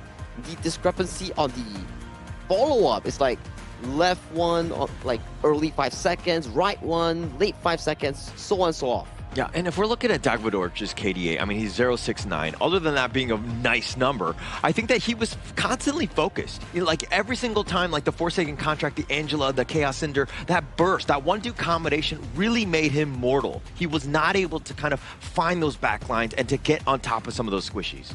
Yeah, item-wise, yeah, it's pretty decent, but then again, the gap is just too far for him to really tank. That's why we didn't really see him being that effective of a tank inside of this game, right? But there's also the Blazing Brilliance that cut through all the tankiness of either the Kaiser or even the Byron as well. So it was a very difficult game for them to tank. It's a very good 1-2 combo, right? I would say that every single one of the Forsaken Contract coming in from Akbar minimally forces a common skill flash coming in from Team Mongolia. If not, it will always break through one of the key targets. And this is the post-game damage output. Nearing through the end of the game, Farouk was doing a lot of damage on that Levi. He was constantly stacking that passive to unlock the ultimate and going in for those aggressive pokes. And you can also see coming into Team Mongolia, it's at what we saw. But Tuzi was trying to hold the team together, trying to find those miracle moments in those team fights. Yeah, and actually, I mean, you're going and looking at the stats here. I mean, Batuzi doing almost everything that he could on this Marco Polo, and that and like Yandu trying to find some sort of pickoffs left and right, while Bakarwal was, again, being that frontliner, which you need. So that's like the core set. Yavalon, again, not finding the right angles, Dagvador's getting picked off. It just seems like some things were a little out of their hands because Uzbekistan, the way that, again, they were able to initiate, start those team fights, they always usually had a man advantage. Can I just say that Team Mongolia, in my opinion, I think they did well. Yeah, I think they did well in this game, right? Like they had the draft, they had the idea, they had the game plan, but the gap was Uzbekistan, that Donghuang combined with the Angela and so on and so forth kind of countered them. So that's one.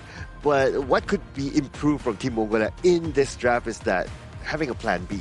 Yeah. Like their only plan was like, okay, we are a team fight combination, right? But if the team fight doesn't work, like do you have a plan B, like split push or something like that, right? They don't. They need more time, right? Yeah. Because I think these sort of little mistakes that cause us into game loss and the team cohesion that we keep mentioning about, these sort of things come through time, training, and more games in towards Honor of Kings. Once they get more games as a team together and more practice in towards maybe something like Peak Tournament or their own solo practice, then maybe those issues that you mentioned gets progressively fixed coming in from a young team like Team Mongolia. Yeah, and actually from day 1 to now, day 7, we've seen the growth of this Mongolian squad, right? You talk about the lack of experience, 100%. Like, they get that, they're going to be formidable because they just got so much better in a short amount of time. And we're seeing some of the highlights here as they were really able to take the fight to Uzbekistan in Game 2. Yeah, I mean, a lot of these highlights will be the Dongwon highlights, right? Just look at this. Again, for single contract, sometimes you get the takedown, sometimes you don't, but that depends on who's there to follow up. It is quite clear that Umid John, if he's there, they will surely get the takedown. There's going to be another example here on screen. That's just painful, right? Forsaken contract into the highest burst mage coming in towards Honor of Kings, but this is a beautiful one coming in from Batuzi, finding the key moments in towards the backline, showing signs of success of that Marco Polo pick that they drafted in the final phase. Batuzi there with that highlight reel of that Fever Barrage. I suggest you put that on your LinkedIn because that was amazing. But going into this one, I mean, this is where that control, even under the tower, Akbar willing to sacrifice his life, realizing that, hey, if I get that, if I could trade away myself for anybody, I'll be happy for it. And this is that final fight. Unfortunately for Mongolia, they do fall here. I think for Batuzi, if he was just a bit more patient, allow Dagvadorj and Yahoo-sang to be that frontline meat shield, absorb some spells, then he goes in with the Fever Barrage and double stun combination, then maybe it could have been much better here. But those are just guesses and predictions that may happen here. But Farouk, coming back once again with a 4-2 and 10 KDA and a 30.7% damage there on that Levi. I think this is back-to-back MVP coming in for him, right? It is. It is. And yeah, I mean, being able to just, he did so much damage and constantly poking and doing it from afar and never really putting himself at risk, especially with that 15.8 damage taken. But he did quite a bit as well, 30%, pretty high on the team. You know what? If I had the choice of picking my MVP, right, it goes to the Donghua, man. Yeah, it goes to the Donghua. Oh, yeah. Yep, I gotta show Rome some love, man. I agree. I feel like in that game itself, where the roamer coming in for the side of Uzbekistan, which is the player known as Akbar. He was having a lot of engages on towards that Donghuang, finding key targets and finding big moments in setting up the pacing here, coming in for the entire team of Uzbekistan to push forward that lead against the side of Mongolia. And I think that with the actual stats and the numbers calculated, Uzbekistan have punched their way into that third slot here. So congratulations to them as they go into the last chance qualifier. Yeah. Yes, it will be interesting to see how they continue on from there with their learnings. But yeah, based on the games that we have seen, like from their first game until this game, right? The fact that they could bring on the Donghuang is like, oh, okay, it's not only... I don't feel like it's an experimentation, right? I feel like they know their game plan. They know how to combine that with the Angela and all that, so they have a lot more cards underneath their sleeves. And we were saying that Uzbekistan relies on their tried and true, which is the Kaiser Futsu plus the Dolia combination. But not a single game today that we actually get to see that. They brought up something different, and they still managed to win convincingly against Team Mongolia, putting Team Uzbekistan right now in towards the last chance stage. Sadly to say, Mongolia and also Pakistan has been eliminated coming in from Group A. Yeah, it's the evolution of the draft as well, right? Their showcasing thing might not be the greatest thing because obviously they were looking to punch their ticket into the third slot. They finally got there, but now you're kind of showing your cards, as you were talking about, now to all the other teams that are going to be maybe going into that last chance qualifier as well. I mean, what better time to show your cards, right? It's like, okay, this game is important for us. It means a lot whether we qualify to the next round or not, and they put it in. But I'll be interested to see like what other cards do they have. I'm sure they have more hidden. I mean, they still have yet another few games to come in the last chance stage, so that's where they need to bring out all their cards. This sleeve, that sleeve, at the pants, you know, in the pockets. You gotta review all of them if they really want to make it to the main event. Because in last chance stage, if we were to remind the folks here watching this tournament, you don't immediately advance, and there's only one team out of 4 third placers that gets to get the final spot, the 9th spot, going into the Asian Games main event. So I'm excited, right? I think that if you're talking about Group A, who would be that champion? Because it's like a representative in each of the groups, right? And all of them going in, I think that Uzbekistan being able to stand in there is going to be, you know, Group A are going to be very proud of having that champion there. Oh yeah, definitely, no doubt, right? I mean, when we saw the groupings after the draw, right, it's like we can kind of like tell a little bit here and there, but there are some that it's like beyond our expectations too. I think Uzbekistan has been one of those teams that defies expectation and made it towards last chance stage. And another team, I think it has been Kazakhstan coming in from Group C. They beat Vietnam yesterday, and it shocked us and the whole internet. Everyone was thinking like Vietnam was going to take it easily, or at the very least 2-1 against Kazakhstan. But the way that they did it, convincingly and in their own playstyle of team fights and jungle assassins way, these are the things that we want to see moving forward in the final few days of our Asian Games qualifiers. And that's why it's been exciting, right? Seeing some of these teams, they're a little bit of an upset. Like some of these teams we don't know as much, but now that we've seen them on the stage, it's been impressive, and they've been able to kind of control things and to take over, right? I want to see some great games, and that some of these teams have really stepped up to kind of answer that call. Yeah, Uzbekistan, that message is for you, okay? Yeah. Honestly, before we started this tournament, I see Uzbekistan, the lineup is like, okay, I don't know where will they end up, but yeah, they're making me impressed right now with their draft and how they execute their gameplay. They had a lot of storyline, right? They are the only team to play a BO3 with Pakistan fully. Our first 3-game series ever.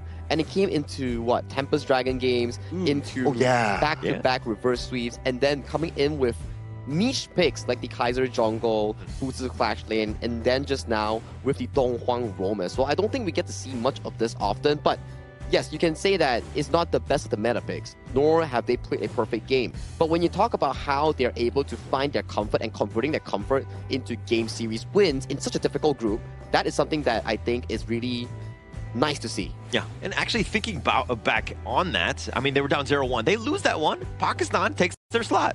They would have been eliminated, right? So like all of the little baby steps, all the good decisions, all of the little wins, just to give themselves a chance was just enough to get them into that third slot. Hey, I want to ride on the point that you mentioned about, it's not meta picks and all that, right? Well, I guess if you win games, it doesn't matter whether you go for a meta pick or not, right? As long as it's effective enough to use in the game, based on the game plan, based on what they have already practiced, they win. All good. All good. I mean, as long as you win, that's the clean slate answer. You can be picking 100 meta heroes, and if you don't deliver a win, it doesn't matter here. But congratulations once again for Uzbekistan for making it to the last chance stage here. Their road doesn't end as they will be facing off against Group B's third place and then going into the final moments to find whether they can actually make it to the official event of the main qualifiers. All right, going into this one though, who had it on their bingo card where Uzbekistan was going to be third place in this group? Not me. Not me, definitely not me. Not me. Right, well, okay, would you think it was Pakistan or Mongolia? Like, what were your, like, between the three? I mean, we know what we know now, but, like, going in, I don't think I had, I think I would have probably put Pakistan there. Yeah, likewise. Likewise, I think, yeah. I think I only predicted the first and second one because it was kind of obvious coming in from the thing. Yeah, it was a gimme, right? Yeah, but then coming towards third place, maybe it was like a bit more close, but I didn't expect it to be this close. Yeah. Like, that one series against Pakistan coming in from Uzbekistan, that was the most important series that they actually played in this group itself.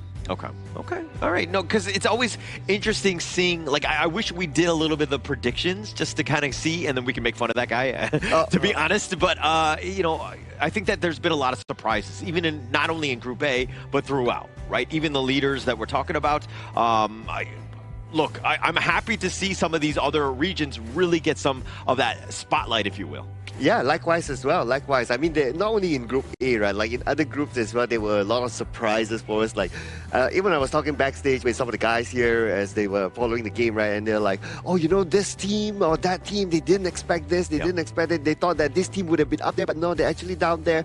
Yeah, that's why this tournament is so fun to watch. You can't decide things before it actually plays out. So that's the beauty of mobile games or esports in general, because everybody has a shot. Because when you pick like 5 heroes each, it's always going to be depending on how you execute them as a team and how you control that mentality going in towards that play itself. But the interview is ready coming in for Team Uzbekistan, and we do want to congratulate them after that win. So let's check out with Mara, with Team Uzbekistan representative on the stage. So Mara, if you may, please lead the interview.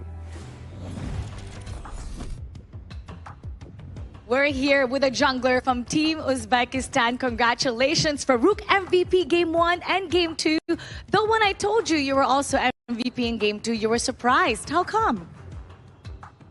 Birinchi o'yinda damage qilib berdim. Unda shu MVP olish ma'noda, lekin ikkinchi o'yinda shu Libo olganimda olishimni bilmadim, chunki ko'pchilik yaxshi o'ynashdi. Masalan, XP Guanyuda yoki Dunhuan, Romda yaxshi o'ynab berdilar. Ular oladi deb o'ylaganim, ikkinchisi haqiqatan menga surpriz bo'ldi. So in the first pick, he was confident that he gonna take MVP, but in the second pick, in the second match, he wasn't like he wasn't weighted that he gonna be MVP, you know, because of the pick. Yeah, he picked another hero, and so that's why he thought that another players from our team was ready to take that MVP.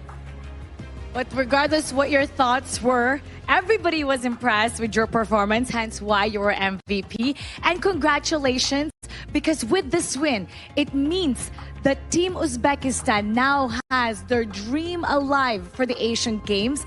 You get to battle in the last chance stage. So how did this dominant win contribute to the confidence, and what does this do to the confidence of Team Uzbekistan? Xo'p, demak, mana shu ishonchli g'alaba sizlarda qanaqadir demak yana qo'shimcha ishonch paydo qilyaptimi yoki qanaqa hissiyotlar beradi oldindagi demak last chance o'yindan oldin? Albatta bizga ancha motivatsiya beradi bu narsa, chunki biz O'zbekistondan kelayotganda shu hech bo'lmasa shu 1-2 yoki eng kamida 3-o'rinni olib shu last chance'da o'z imkoniyatimizni ko'rsatib, xudo xolasa shu Yaponiyaga slot olishga harakat qilib ko'ramiz. Bolada ishonch juda yuqori. Xudo xolasa O'zbekistonning yuzini yorug' qilamiz. Winning in this match, it means a lot for us, because when we were arriving to Kuala Lumpur, we were thinking our goal was at least third place in our group, because we know that Philippines and other teams in our group are really strong, and for sure wish good luck for Mongolia, Pakistan, and other teams as well. Yeah, like this. You had your eyes on third. You got it, but you know, there's 3 other regions in the other groups that have been watching today's match, specifically studying Team Uzbekistan. What would you like to say to your future opponents? Qolgan keyingi demak raqiblarimizga, bizni o'rganayotgan raqiblarga qanaqa fikrlar bor? Kutib tursin, xudo xolasa surpriz qilamiz ularga. Wait us, you will be surprised. And what would you like to say to everybody that's watching from Uzbekistan? Invite them to support you for that last chance. O'zbekistondan kuzatib borayotgan muxlislarga qanaqa fikrlaringiz bor? Ularni demak jonli efirlarni ko'rishga taklif qilsangiz bo'ladi. O'zbekistonda bizani haqiqatan ko'pchilik kuzatyapti. Rahmat deb qolamiz bizni qo'llab-quvvatlaganlarga, mag'lubiyatda ham, yutganimizda ham. Xudo xolasa, last chance ham yutib, Yaponiyaga sut olishga harakat qilamiz. Rahmat agatoqam. We hope that we're gonna get that last slot for Aichi Nagoya Games, Asian Games main stage, and for sure, thank you for everyone who's watching via live stream and supporting us. Keep doing it. I hope today gave you the confidence. Anything is possible. You guys did amazing today, and you heard it from Team Uzbekistan. For the opponents, watch out; they might just surprise you. We'll be back and go to our casters. Lead the gorge. I don't think we have to wait for Farouk to surprise us because we have already seen the surprise coming in towards that series itself and how they're able to qualify in towards the last chance stage. But that confidence is what I want to be seeing coming in from our players. Not really confident. I'm thinking almost like the trash talk level. Everybody's been so humble. It's nice to kind of have a different angle on these things where you're kind of calling out some of their teams like, all right, let's go. I'll be prepared for us. Hey, but he's just speaking facts, right? Like when he says about like, you'll be surprised, right? I mean, the Donghwan pick. Nobody expected that. And I personally am a fan of like, you know, every time we call out, I want to see a new hero. I want to see how it's played out. And it's not only just a new hero just because, right? It's a new hero that works. Correct. And they have a game plan around it. And that's what I love to see. So Uzbekistan continue to put out more surprises because I love them. Yeah, we've been having a lot of tournament niche picks thus far, like the Yaria, like the Donghwan. And those had sufficient success, I would say. And the Donghwan today, definitely an eye-opener here when it was paired up with the Angela here. But talking about yet another interview, we have to invite the side of Team Mongolia to the stage to do their exit interview, as that was the last game that they will be playing in the Asian Games qualifiers. So Mara, please take it away. From Team Mongolia, we're here with Dark Vidorj. You know, in this type of competition, we bring the best of the regions around Asia. Now, Mongolia didn't get the results that was desired, but what do you think Mongolia needs to do to close the gap so you can come back stronger for the next international tournament?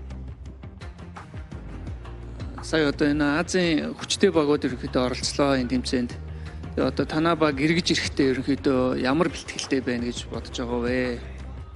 Ерөнхийдөө Монголын HOK сценд бол Монгол баг цөөхөн.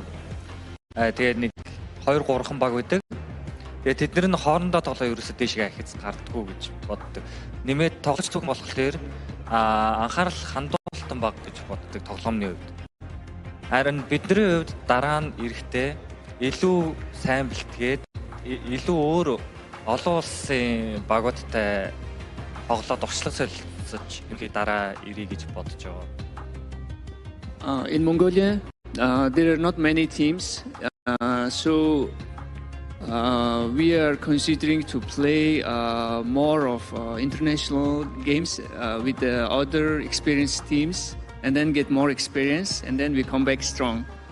I hope you got to observe and see and have the experience that you truly desire. In every victory, there needs to be humble beginnings, and I believe Mongolia was able to experience that. But would you like to say to everybody who's behind you and who's continuously supporting Mongolia? Монголоос одоо үзэж байгаа хүмүүстээ дэмжигчтэй гэж хэлмээр байна. Дэмжиж үзсэн та бүхэндээ баярлалаа. Тэгээ үргэлжлүүлэн дэмжээрэй. Нэмж хэлэх зүйл гэвэл урмигч байгуулсан болгуулаарай. thank you for the support. And then we also want to express our apology to if we couldn't achieve what you expected. And then we will try our best next time.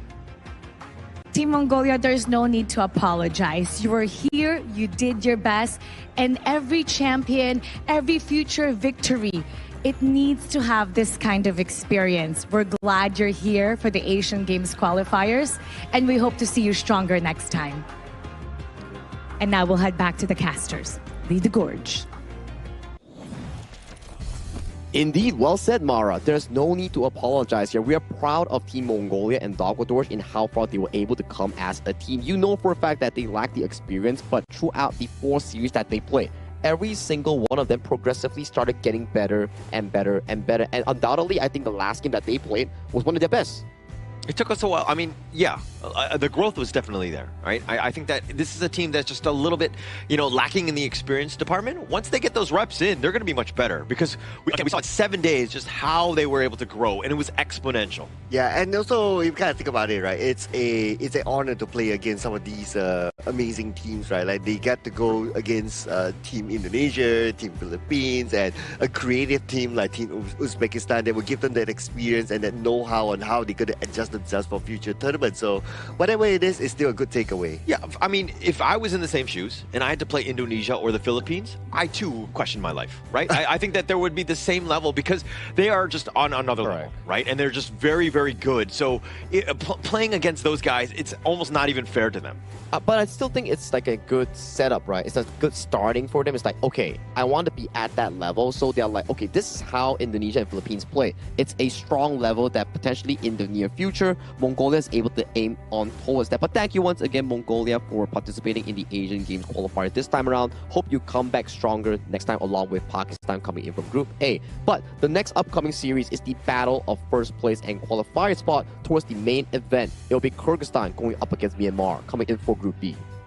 Oh yeah, this match is going to be really, really interesting as well. Yeah, looking forward to that one. But you know what else is interesting? What is it? It's the official gaming phone for the 2026 Asian Games Esports Events Honor of Kings qualifiers, ladies and gentlemen, which is iQOO, the exact same phone that is used by all these amazing players. You saw that amazing Dong Huang play earlier on, how he got that Forsaken contract in on point, and that's thanks to this phone.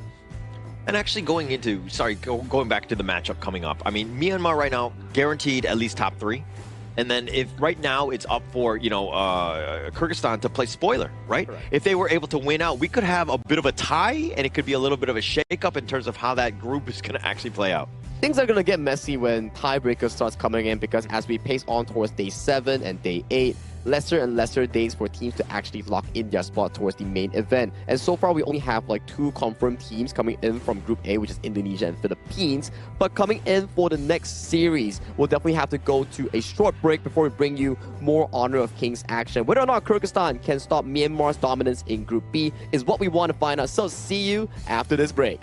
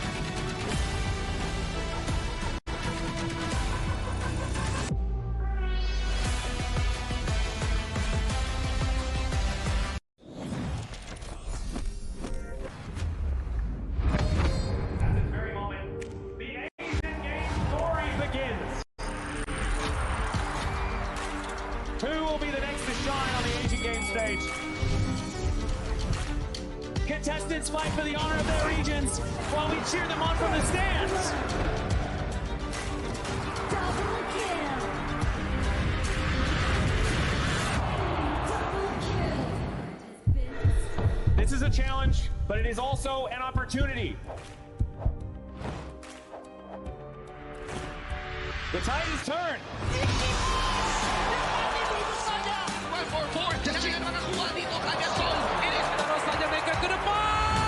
Fastest in front. They're going to use it. Golden tight close out. Victory! And we pulled it off together. We share the same voice, the same radiance. This moment of brilliance belongs to all of us. Together, we shine.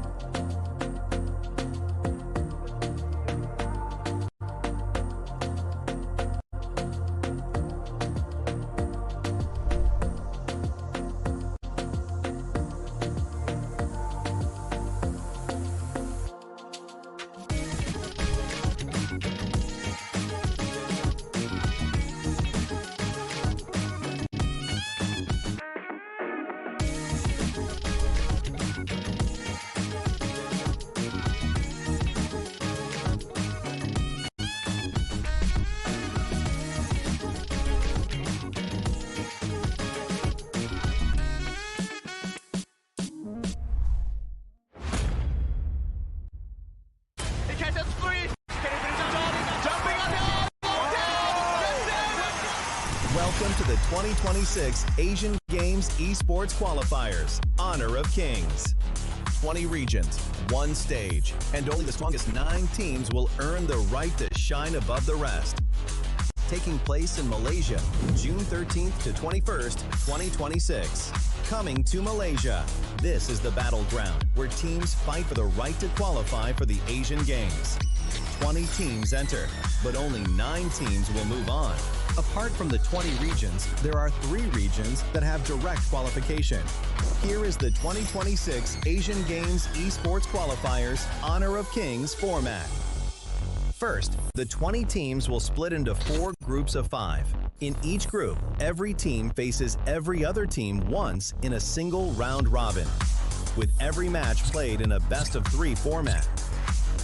That means every match matters. Every game matters. Every single point matters. The point system is simple. Win the match, earn 1 point. Lose the match, earn none. At the end of the group stage, teams are ranked by the total points they've collected. And from there, the road begins to shine. The top 2 teams from each group qualify directly to the Asian Games main event. That gives us 8 teams advancing straight out of groups. But for those not through yet, the light isn't out.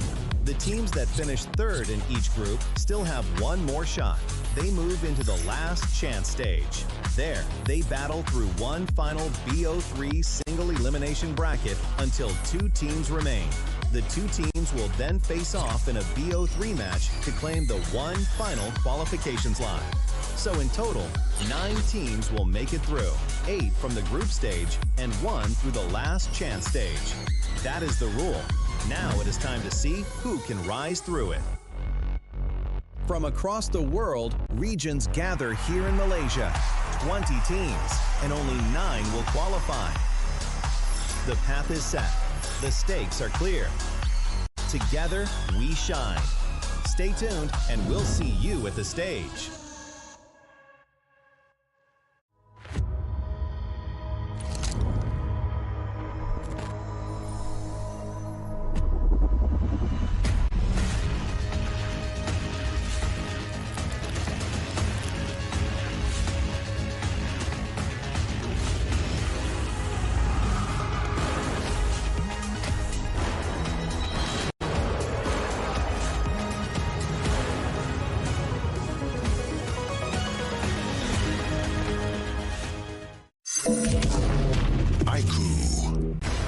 Ultimate not ready yet.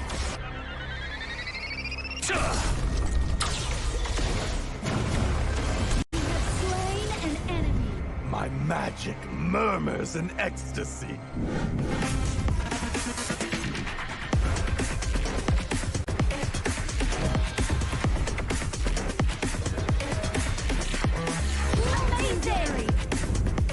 There is no escape for you. Killing spree. Double kill. Triple kill. Spectacular kill. Don't worry. I'll be back for your life soon.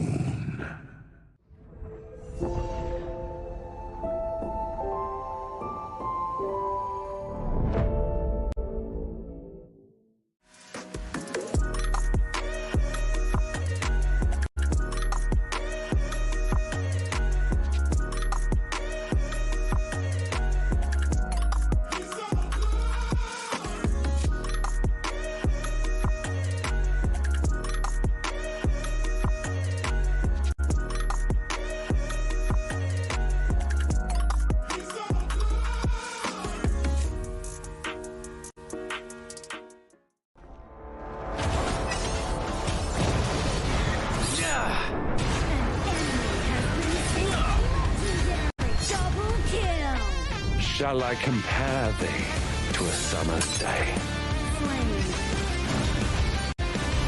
Don't engage in slain. Don't crush us like insects. Slain an enemy. Defend our base. Our playground tower is under attack. Amazing! Unbelievable! Ah, the fragrance of romance. Ally has been slain. Rampage. Double kill. Triple kill. Spectacular. Pentakill. Lady Fortune is on my side.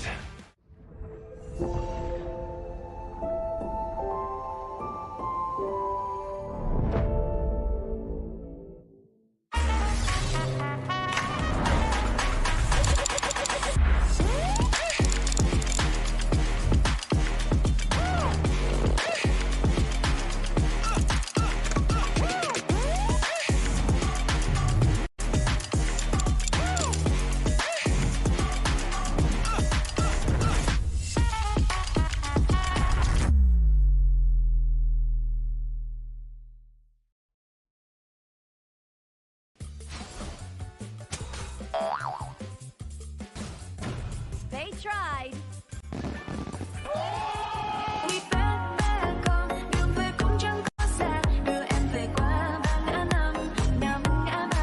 The new Spritling skill, It, is a passive skill, which will automatically trigger at fixed times each match, up to a maximum of 10 times. The skill grants guaranteed standard rewards like gold, XP, shield, health recovery, and more. There's also a small chance to uncover mysterious grand prize effects during the match. Digit may also produce tradable high-value treasures. Detailed information about acquired treasures will be shown after the match ends. Each treasure has its own rarity and storage size, and obtained treasures will be automatically stored in your warehouse. If you want more high-quality treasures, make good use of the Treasure Fusion feature. You can also copy and share your code so friends can help speed things up. Treasures in your warehouse can be sold for event currency, which can be used to redeem skins, items, and other rewards on the event page.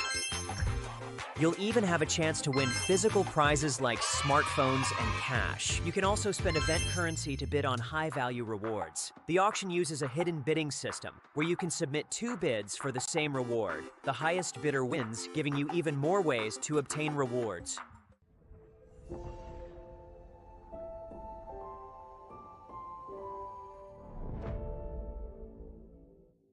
Itu kontrak kita. Relax, bro. Phone aku! Jom ke bara. Mountain View!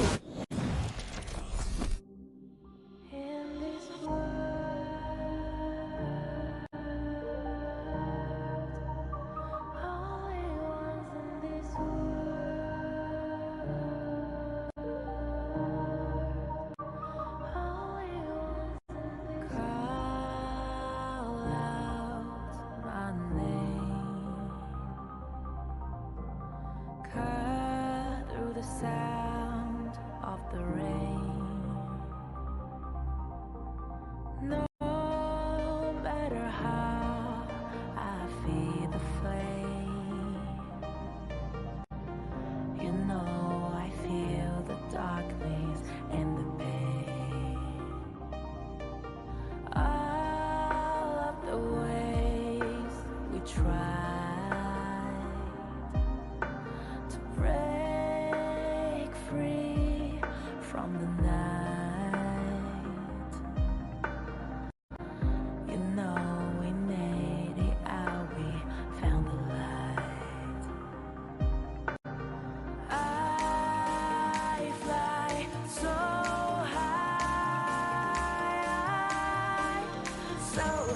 light up the skyline. Let's do it this time, like it's a whole new vibrant world.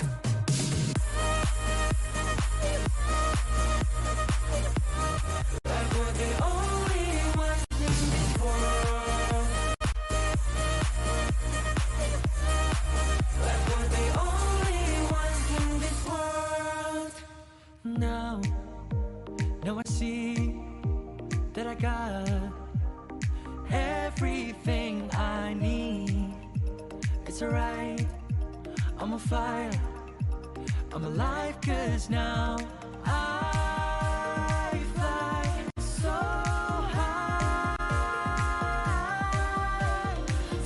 high, light up the skyline. Let's do it this time, like it's a whole new colorful world.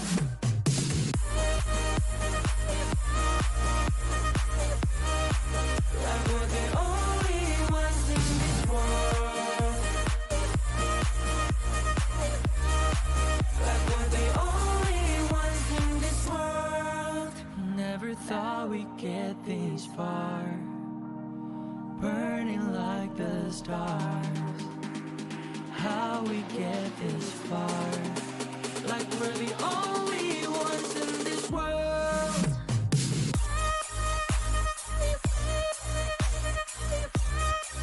Like we're the only ones in this world. Like we're the only ones in this world.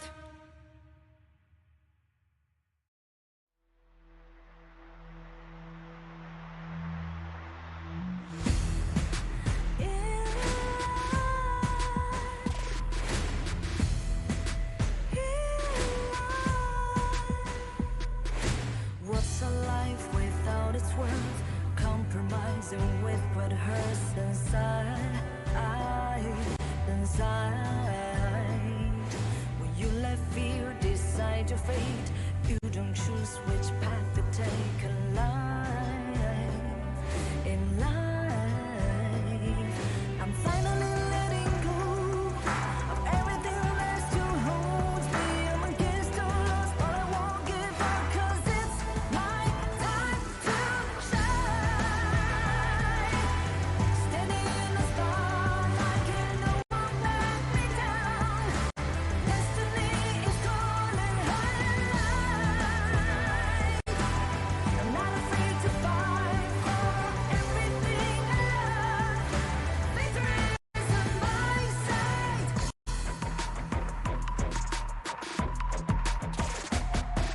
The more we lose, the more we gain. The more that nothing stays the same in time. Can't love ever, can't forget. What you see is what you get sometimes.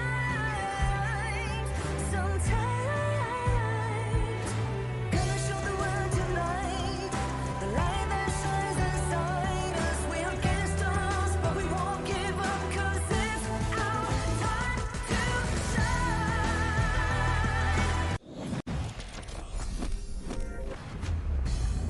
Welcome back once again after that short break. This is day 7 of our Asian Games Esports Qualifiers for the Honor of Kings official event. My name is Sagi here, and I'm proud to be hosting once again this prestigious event. And with me on the English broadcast will be none other than Sir Cloud and also Holler. Welcome back to the English broadcast again. Oh, no. Okay. I didn't get the memo. Yes, I'm actually excited about the second series of the day because, again, there's a lot at stake in this one. The top three potentially going into this one. And now it's about seeding which of the two move on to the main event, which one plays in that third place last chance stage. And this one for me is really hard to tell, right? Because these two teams have been showing really good games here in our tournament so far. So it's going to be a tough one. It will be a tough one, right? In a sense where we do look over to how both of them play the game, it's really different.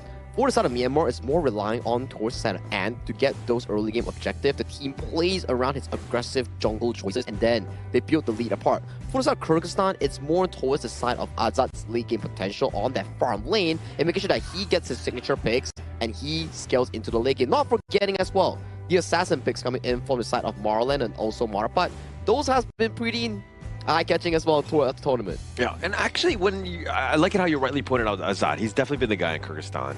And most teams that have success generally limit him. They put pressure and they take away space so that he's not able to farm. I mean, Dastan has also been the guy as well. So he's kind of stepped up when they need to. But again, those are the two you focus on. And the best part is that those two players that you highlighted, right? Azad as well as Ian, they're both very young players. Correct. They're both like 16, right? Yeah. So this is like the battle of like who's the better youth player here. I mean, we always love some, young talent coming in towards Honor of Kings. It just shows that there's still more talents to be discovered coming in from different regions. And they've been showing us through the Asian Games qualifiers here that they have what it takes to be the next generation of stars in HOK Esports. Yeah, and going into this one, it's funny that you rightly point out that they're both 16, right? Which one is going to grow in terms of who's going to be? Why are you looking at me in terms of like whenever I talk age? I always think it's funny to see these guys because the prodigy, the way that they're able to play, and the level of calmness that they have when they do, right? Especially at that age, I was nowhere near that level. Yeah, but you know where else is everybody able to play, especially a new season? Where is that? Yeah, it's the new update here, ladies and gentlemen. The grand venture has begun. So a lot of new things are happening in there. That includes like you can trade stuff inside for skins. There's the new Dig It feature. There's the new hero called Devara. Man, so many good stuff in the new patch. I'm just like very intrigued with the graphic that's like on the lower third. Is that a Meowna Lisa sprite paint or something? It's looking that way. It's looking that way, right? Yeah. Mona Lisa, yeah. You're probably gonna dig it up, in the game itself. Like I've been playing a few games where the spriteling will occasionally dig out some treasure on the ground and give you like 10 to 15 gold plus like the paintings or like the things that you can sell on the consignment market to exchange for goods that Sir Cloud mentioned just now. But that's enough for the official server here. We're in the Asian Games version of 85 heroes that we are referencing from season 13 if I'm not mistaken. And the upcoming matchup featuring Kyrgyzstan and Myanmar. I think we had a bit of like discussion just now, right? Winner cements their spot. For Myanmar, it's about going undefeated. For Kyrgyzstan, it's about tying up the score and forcing that first and second place tiebreaker. I don't like to usually select a team going in, but I just want to choose Kyrgyzstan just because I want the chaos, right? The tiebreakers. I want them to just like to see exactly who's going to end up coming up on top. I want to see some tiebreaker games in this one. Yeah, I mean, so far we have not cemented any tiebreakers yet, right? So let's see this one because the Kyrgyzstan is a team that potentially can do that, right? So yeah, I look forward to it. I mean, ever since yesterday, what happened with Kazakhstan and Vietnam, like all things are not fixed and everything can have a solution if you work hard towards it. But if we want to welcome this exact matchup between Myanmar and also Kyrgyzstan, let's hop into a teaser video introducing the team roster coming in for both teams for this expected matchup here. So let's go.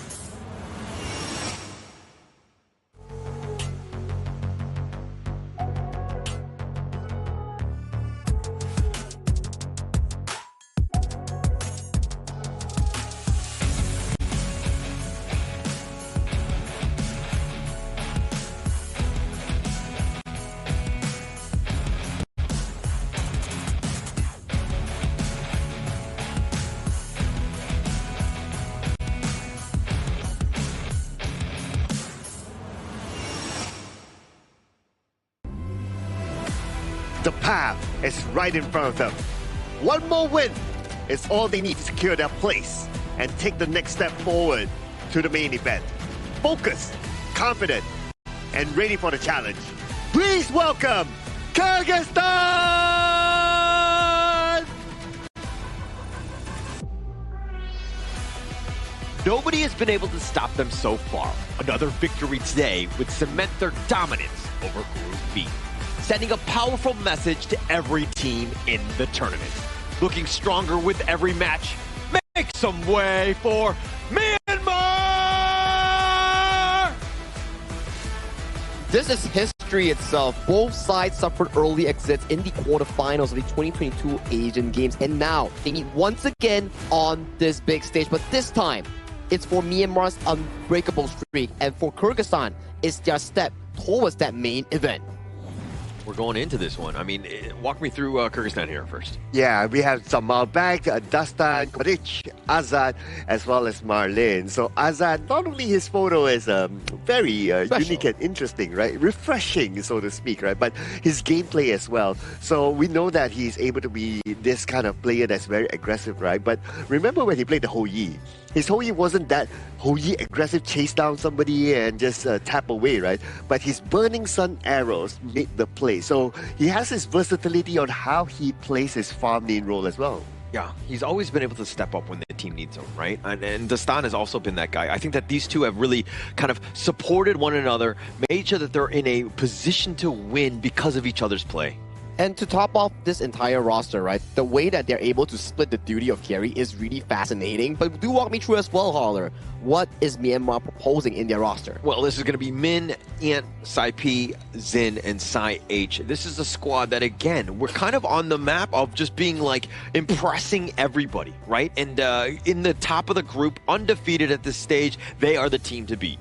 Oh yeah, absolutely, right? I mean, they've been showing very good gameplay, good dominance as well, especially with Ian giving us a lot of highlights too. So this team is definitely the one to watch. And even before coming into this tournament, a lot of fans out there were saying that, okay, Team Myanmar in their group, they are one of the top challengers for the top 2 slots. And they're proving it, right, Sir Cloud? So far undefeated yet in any single match or single game win-loss. And they've been practically the champions of their group for as far as they know after playing 3 games now. Now, for the final series that they're going to be playing here against Kyrgyzstan, they need to do whatever it takes to lock in their spot and to show off that they are truly the GOATs of their respective group. And looking at this one, I mean, the hero pool's a bit of a wash, 20-18, not too different there. Even the kills, 78-68. I mean, you're seeing the number of games that they won. I'm 6 of 6 from Myanmar, but the kills are actually in favor of Kyrgyzstan. What is that telling me? Well, Kyrgyzstan likes to fight. They want to take the fight to the opponent. How does Myanmar respond in this one? Well, Myanmar, they like to respond by playing a little bit faster, right? Just based on the stats, right? Their first strike rate is significantly higher at 67% as compared to 17%. So they like to play this fast and early. If they're able to get this advantage early on by the first strike onwards, they will snowball. And to top it off as well, if we were to check out the KDA, although the eliminations coming in from the K for the side of Kyrgyzstan is 78 and for the side of Myanmar 68, but take a look at the deaths differential here. Kyrgyzstan games are more chaotic, where Myanmar's games are more tame, is what I'm trying to allude to. Because in terms of the KDA, so far that has been the story here, and the first strike rate having a 17% coming in from Kyrgyzstan, it means that they are able to play in a comeback sort of situation in bringing the game back to an even. Yeah, my favorite part about all of this is that Myanmar has got a 6-7. I do it. Is it too later than day to do this? I don't know, but we're there now. We've gone to that level. But Myanmar, the way, again, I like the fact that they've been able to stay alive. The 11 deaths, that speaks volumes about the team and their positioning. The way that they're able to, again, just survive and to just take over games. You know, it's lucky enough that they actually got one more kill on towards the KDA side from Myanmar, because that's 68. If not, you're going to be having to do it twice towards us. Well, we're going to zoom in onto the stats even further, right? We're going to compare the individuals before we continue our debate here, right? So Jamal Bag and Min is compared with each other. So, of course, some of these stats are dictated by the fact that, okay, one team has more wins, right? Average KDA, it does favor to win 7.5 as compared to 4.1. Average damage taken per minute, DTPM, That's a lot of the Jamal back. So this exact matchup coming in says a lot about the two Clash Laner style, where Min is more of a traditional carry style Clash Laner. Yes, he takes lesser damage, but he returns more in the GPM part where it converts to damage here. It's a different selection coming in from Jamal Beg, where he likes to be able to contribute that gold into players like Azad or Dastan, and he becomes that meat shield for the team in being able to scatter off that vision value. So both of them, again, I love the fact that they're both head-to-head on this one, because this is pretty much the eyes of what role and lane you should be looking to get into, because they're the ones that set things up for everyone else. If Zamalbek is able to get to the back line, if he's able to create all that chaos and that damage that you're seeing, they're going to have a pretty good time. On the other side, Min, if he's able to mitigate, again, be that farm carry, if you will. Yeah, very different play styles, right? And when it comes to hero pool, yes, they're equal, 4 and 4, but I believe if we were to dissect that 4 hero pools that they have shown, it could probably be very different just because of the play style and the stats that they show here. Now, we've seen different variety of the Dharma pick as well. Some likes to go the full tank build, some likes to go the full damage build here, so it depends on how the player actually plays out that specific same hero with a different spell. I can see and definitely feeling good, you know, thumbs up towards the cameras here, showing that he is confident coming in towards this series. But coming in for this specific game number 1, Myanmar has side selection. They have chosen the blue side with Kyrgyzstan going towards the red side. What does this say about this specific startup here, Haller? I mean, like, are the teams going to be ready for it, right? I think that's, both of the guys have kind of done a lot of the research in terms of what they will be potentially looking to draft here. I kind of want to address the fact that, like, you know, Ant was smiling and waving at the camera. It just seems like they're growing, right? They're getting comfortable under in the spotlight. And, you know, on the other side, Azad is also kind of taking the limelight as well to kind of just take advantage of the situation, right? And to be able to truly shine and to be like, hey, I'm out there. This is that confidence. And going into this game, we're going to see nothing but those guys go head to head. Hey, if you're a clean group game so far, you have to be confident, right? Oh, yeah, but let's see what sort of confident draft will they put onto the table here. Will we see something new? But we're going to see the Guan Yu that is either heavily contested or heavily banned here in this tournament being picked up by Myanmar. One of the highest pick ban rates, I would say. It's always there. As long as it's available, it will be locked in or banned away, as you mentioned there. Kyrgyzstan hovered towards the Xiao Jiao here. We'll be taking the Zhang Fei as well.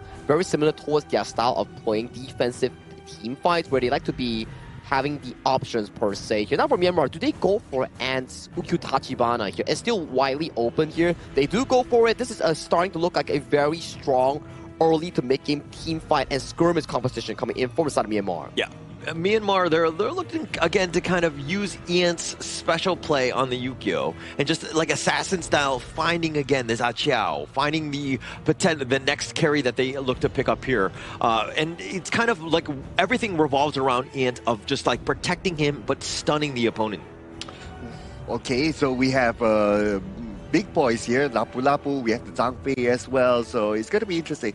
The Zhang Fei, of course, as compared to the Lapu Lapu, is the ult especially is it costs a lot more, right, as compared to the Lapu Lapu, but the range or the width of Lapu Lapu's Raging Sea is not as big, so both has its own pros and cons. But what is more important is that how and what kind of timing they're going to be used. Now, I do like the fact that we are seeing a Guan Yu and the Lapu Lapu together for now, because these two type of heroes are able to set things up. One can come from the back and one can come from the front, so they make a really good combination together. Many more options, right, coming in for the side of Team Myanmar, and Kyrgyzstan locking in the Xiang Yu pick here, coming in for the side of Jamal back in that clash lane.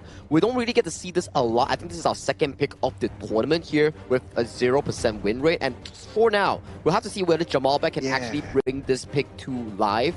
And that's going to be an errant pick being locked in by Kyrgyzstan here, as we see towards the fans, Arlie, Direnjie, and also the likes of the channel are removed from the pool. Giving over to the side of Zin H, not a lot of options aside from the Lady Sun or things like the Shou Yue, for example. So, Xiang Yu, I think that we've kind of not had the greatest impression of it because we saw it earlier and it was more in the roam, and we always joke about how the Hegemon Slash being very slow. But I think that in this one, it's all about the repositioning of the Guan Yu that jumps on. You're looking not only for the laning phase, but also the fact that Zhamobek loves to brawl. If you want to fight, let's go. He's going to be ready to go. And Zhang Yu, it just kind of helps. It will just be able to that and the Umbrella Outburst. You're looking at a nice little combination, plus the Honey Sweet Breeze, just a little cherry on top, if you will. But this is what I worry about the Zhang Yu picker, is that it's not a good hero to track down where the Guan Yu is. Guan Yu is way faster. The moment he leaves his lane, it's like, oh, Zhang Yu won't be able to catch. And if you don't know the position of the Guan Yu, when it comes to team fights, right, then you won't have that where is it going to come from, the awareness, and you're prepared for it. So I'm kind of worried about the Zhang Yu pick, though. I am worried as well here, Sir Cloud, especially like you rightfully mentioned out. Heroes like the Aaron and Xiao Qiao, they don't really have lots of crowd control nor mobility to actually counteract against the side of the Guan Yu that has been locked in by Min here. So the roamer and clash laner's duty coming in from Kyrgyzstan will be so detrimentally important in making sure that these two carries coming from Kyrgyzstan has the room to actually do damage. But let's hop on into game 1 of this important series between Myanmar, the undefeated in Group B, and Kyrgyzstan, looking to find their spot in towards the main event. And this is going to be it, right? I think that, you know, Kyrgyzstan, are they able to kind of find a way to stop the undefeated beasts that have been Myanmar, where they've been 6-0 and literally taking over the group? Yeah, and that's the reason why they're there, right? Because they're playing aggressively. Just like what they're doing right now. They play aggressively. They try to win very, very early jungle objectives. And looks like for this one, yeah, they did. Oh, no. He actually used the Leaping Savior forward. Marlon is in a bad spot, pushed away. And it looks like Marlon does not going to survive as Ian gets first strike. Okay. I mean, if you use the Leaping Savior, and it has a cooldown of about 6 to 8 seconds depending on what level you are, right? So at level 1 is a maximum of about 8 seconds. You're basically caught. Yeah, you're in an awkward definitely a misclick. There's no way you can walk back. Yeah, definitely a misclick, definitely a misplay. Marlon paying with his life there. Not a great start. Like, all of them are right there, and you could hear the cheers because they're like, oh, he messed up. No, yeah. But, I was kind of surprised as well that he picked Leaping Savior as his first skill. Normally, you pick that as a second skill because you want to clear off the lanes quicker for your teammates. But yeah, I guess that's a choice. I think it was more of just like the fight was happening. Maybe I can kind of save, or I need to get to my teammates as quickly as possible. I mean, again, I'm not 100% sure. I'm not in his brain, but I'm assuming he's, again, looking to kind of make the save more than anything else. Yeah, but whatever it is, right, it is only the first strike, right? And it is against a roam. All right, I know Roman's life matters, but they don't. You get the gist, right? Yeah, but it's okay, right? They can still come back from this one. They just need to refocus back again and get back to their game plan of clearing the waves in the middle, make those side lane rotations, just be annoying back towards Myanmar. But it's one thing to get first strike, but now they're invading, right? They're up about 1.8k. It's not even 3 minutes. Right, again, the aggression from Myanmar and why they're one of the favorites here, because the way that they're able to dismantle teams, and the Crimson Golem looking to be taken away. The Razor Cavalry is going to be used, but the Heroic Charge pushing them all the way in the back, and now it looks like Myanmar will run away and get away scot-free with that theft. Yeah, and they got what they wanted, right? They came for the buff, they got the buff, they leave. They don't overextend themselves. And this is the discipline that Team Myanmar is showing. They know, okay, early game, we don't really need to push it yet. If anyone misclicks, okay, cool, right? But if not, we already got what we wanted. Their next focus is going to be the Tyrant, and that is where Team Myanmar, they're opening up the map right now at the bottom. They're contesting, right? And just, again, this is uncomfortable, right? It takes a village just to secure your own blue buff. That's not a good spot to be in. They've lost the Spike Tail as well. So more in the coffers of Myanmar, and they're taking it away from Kyrgyzstan here. Okay, I'm counting down, right? So we have about 35 more seconds. In a moment's time, we will see the rotation from the jungler, from maybe even the mid to move towards the bottom, because right now side H is already setting things up, right? He's opening up the map, he's making himself a target man, and he knows that he can be the target man because he can still easily escape, and he does not need to expand the Raging Sea, which is an important skill for him to keep at this moment to contest for the Tyrant. Yeah, and actually that's the biggest problem, right? If you're looking at the Myanmar squad, Marco Polo, he's gonna have a field day, right? Assuming that he's able to kind of dodge the Umbrella Outburst, which is a long cooldown, Hegemon Slash, another big one, Honey Sweet Breeze, as long as those are the big pieces. But if you miss one, it might be teamfight losing because you're not going to have it again at a later time. But now the charge away, Zalmovac getting a little bit low. He's looking to just stay alive. He somehow out heals it. Mid is a little bit low himself, but the Kumanich is going to be the first to fall. Marlon now with that Ferrari form, he's trying to run away. Azad had been taken down. He actually went back in. A double strike and free food for Int as he takes him down. Zamalbek is going to be taken. That's a triple. I'm not sure why he actually went back in though. Like, he already survived that one, he used the umbrella outburst, he had the extra shield, he could just walk back. But he somehow turned back. Okay, I would get it if you still have Azad there, if you still have Kubanich there. Cool, right? Because you have the damage output. Okay, let's have a good look at this, right? Okay, firstly, Zamalbek surviving this one, that's great, right? And this is where Marlon, he's absorbing the damage, he has used the umbrella outburst, but he turns back. But there's only Dastan there, and Zamalbek not the biggest damage dealer. Dastan does not have his items yet, so what were the chances of actually winning that U-turn? It wasn't great. And I think that also Marlon was looking at this just more of like, hey, they've got 3 members, we've got 3 members, right? We're equal in that sense. Obviously, Azad going down, he's like the main difference maker. He was not alive to go into that team fight. So a mistake overall, and Kyrgyzstan pays with that one, and they get aced off the table. Okay, if Azad was still there, if Kubanich was there, cool, right? Because Kubanich can give extra CC, Azad obviously can just throw skills, right, and just deal damage, right? But yeah, whatever it is, hopefully they'll be able to reflect on that one and really time their attacks better. Yeah, and this is also when you can kind of feel like the nerves are a little bit under Kyrgyzstan, right? The flash away Zamalbek will survive, but just barely on this one, and it seems like they're kind of playing a little out of character. They're trying to force things. A little mini stun on, and the umbrella outburst just to keep them alive. The Razor Cavalry sending them all back. They've got the Raging Sea, that's going to be used as well. They find Zamalbek, but they get the return kill in mid. Marlon is down as well. The chase is on. Azat running for his life, not able to get away from Ian, who's chasing them. That's a Quadra strike, and it looks like it's the Penta strike for Ian. What a Penta strike by Ian. He just went in and in and in and in, and he got all of them. This is Team Myanmar believing in their Wonder Kid. Wonder Kid, the Wonder play, the way that he's able to get on top. Again, little bit of, you know, Kyrgyzstan was running for their lives, but the way Ian was just able to constantly chase him on this Yu-Gi-Oh! Okay, just look at this again, right? So first they isolate these 2 players behind. They take down Zamalbek, 1 tank down. They take down Marlon, 2nd tank down. No tank, everyone else is a squishy, and Ian loves squishies. He goes in, he just takes down 1 by 1, and it became a Penta strike like that for him. And the rest of the Myanmar was just like hands off, right? Don't even touch your phone, right? Your IQ phone. And let them make sure that Ian gets that Penta strike, because he was just completely setting it up. He is an absolute monster on this Yu-Gi-Oh! For the record, this is the 2nd Penta strike that we've seen here so far in this tournament.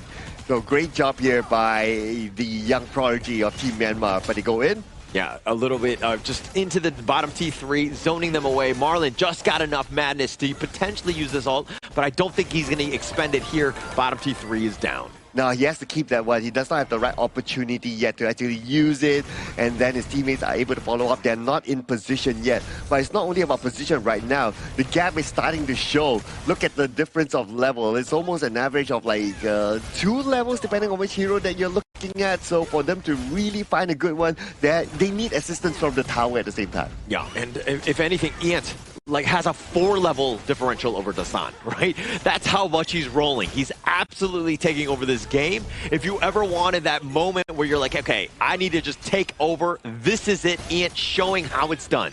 Oof. And now they have absolute control. Look at this. All towers taken down. The Overlord is still open though, but we are at 8 minutes. So if Myanmar wants to go and take the Overlord, might as well wait for the 10 minutes. Yeah, a little bit of a misplay by Azat. The Raging Sea covering the return. Oh, the Razor Cavalry with their own charge, pushing them all into your team.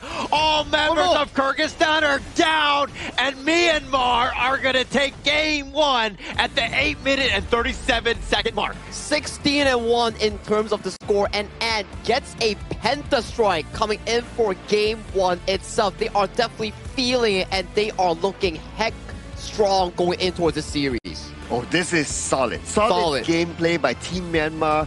From the first buff, the first red buff, they went all the way up, and then they stole away that buff. I wonder if Kyrgyzstan is able to get any red buffs at all. I don't think so. I don't think so. Throughout the entirety of that first 6 minutes, first one where We saw the leaping savior coming in from Marlon, mispositioning and getting caught. Prior towards that, they already took away the Crimson Golem. So these are not coincidences. They pre-planned this knowing for a fact that, okay, jungle matchup-wise, mid lane matchup-wise, I get to push, I get to invade. Hence, this Ukyu Tachibana was played to a perfection coming in, not just only Ant, but the teammates helping him perfect that value. Yeah, the strategy in they're like, okay, we see some weaknesses. We know that they're not really defending their buffs early. Once we're able to take the first one, they got first strike off of it, then it's on a timer, right? It's going to be contested every single time. And Myanmar were able to play their games. And Kyrgyzstan, again, reeling, trying to play reactive, that's a losing proposition. And look at all the highlights, right? Like Team Myanmar, they were just all smashed throughout the entire highlight. They're like, they know they have it in the bag. They know everything that they plan is falling into place. They knew there were a few misclicks here and there from their opposing side, and that's where it almost felt like they were having fun. I mean, we are at the caster's booth, and the players are right outside of us, and then when we heard the Penta strike, the first strike happening, they were really loud, and we can hear it all the way from here. The energy just vibes from outside all the way to here. Yeah, it's almost like they were giving away what was, you know what I mean? Like when you saw Marlon jumping in, all the players are like, oh, like you can tell. And we're like, okay, yeah, he's definitely caught. There's no way he's getting on out. I mean, we're seeing that as well. But again, very reactive, emotional team. And they're on an absolute high here, this Myanmar squad. I mean, that was just amazing game one coming in for the side of Team Myanmar, right? Trusting the fact that Ant can always come up clutch with the Ukyu Tachibana. But aside from Ant, I want to point out there's two more players coming in for this composition here. It's Min and also Saihage. I do believe that these two players, in the team fight moments, they were able to set up a lot of those big moments that benefits Ant, Sai-P, and Zinich in looking for those big damage moments here. These are the two path makers coming in from Team Myanmar in this game one. Yeah, and we did talk about like, okay, one can come from the back, one can come from the front, and they play this sort of sandwich sort of strategy, right? So that's where Min and Sai-H works well together with their combination of the Guan Yu and also the Lapu Lapu. Because of their high-tempo gameplay, look on the other side for Kyrgyzstan. Zhang Fei is not able to farm. The only item that he's able to get besides his boots is the shield, and because of the gap, the damage output from the opposing side, the shield has minimal effect. Yeah, and going into the KDA, I mean, just checking out like what Ant had done. I mean, 11,002, 10,000 net worth. I kind of feel like the rest of the squad, like it didn't matter what hero they were picking, right? Because he was able to just completely dominate the game. Obviously, highlights will all show that just like there was so much control. But Ant has been like this one-man wrecking crew where Kyrgyzstan have, and anyone else actually at the Asian Games qualifier has any answers for. So far, no. I don't think we've yet to see anyone that can debunk this specific pick itself. And if you're Kyrgyzstan, you're just wondering like, hey, what can we actually do in the following game? Was it the draft? Was it the execution? What was the big discrepancy coming in between Myanmar and Kyrgyzstan coming in this game one?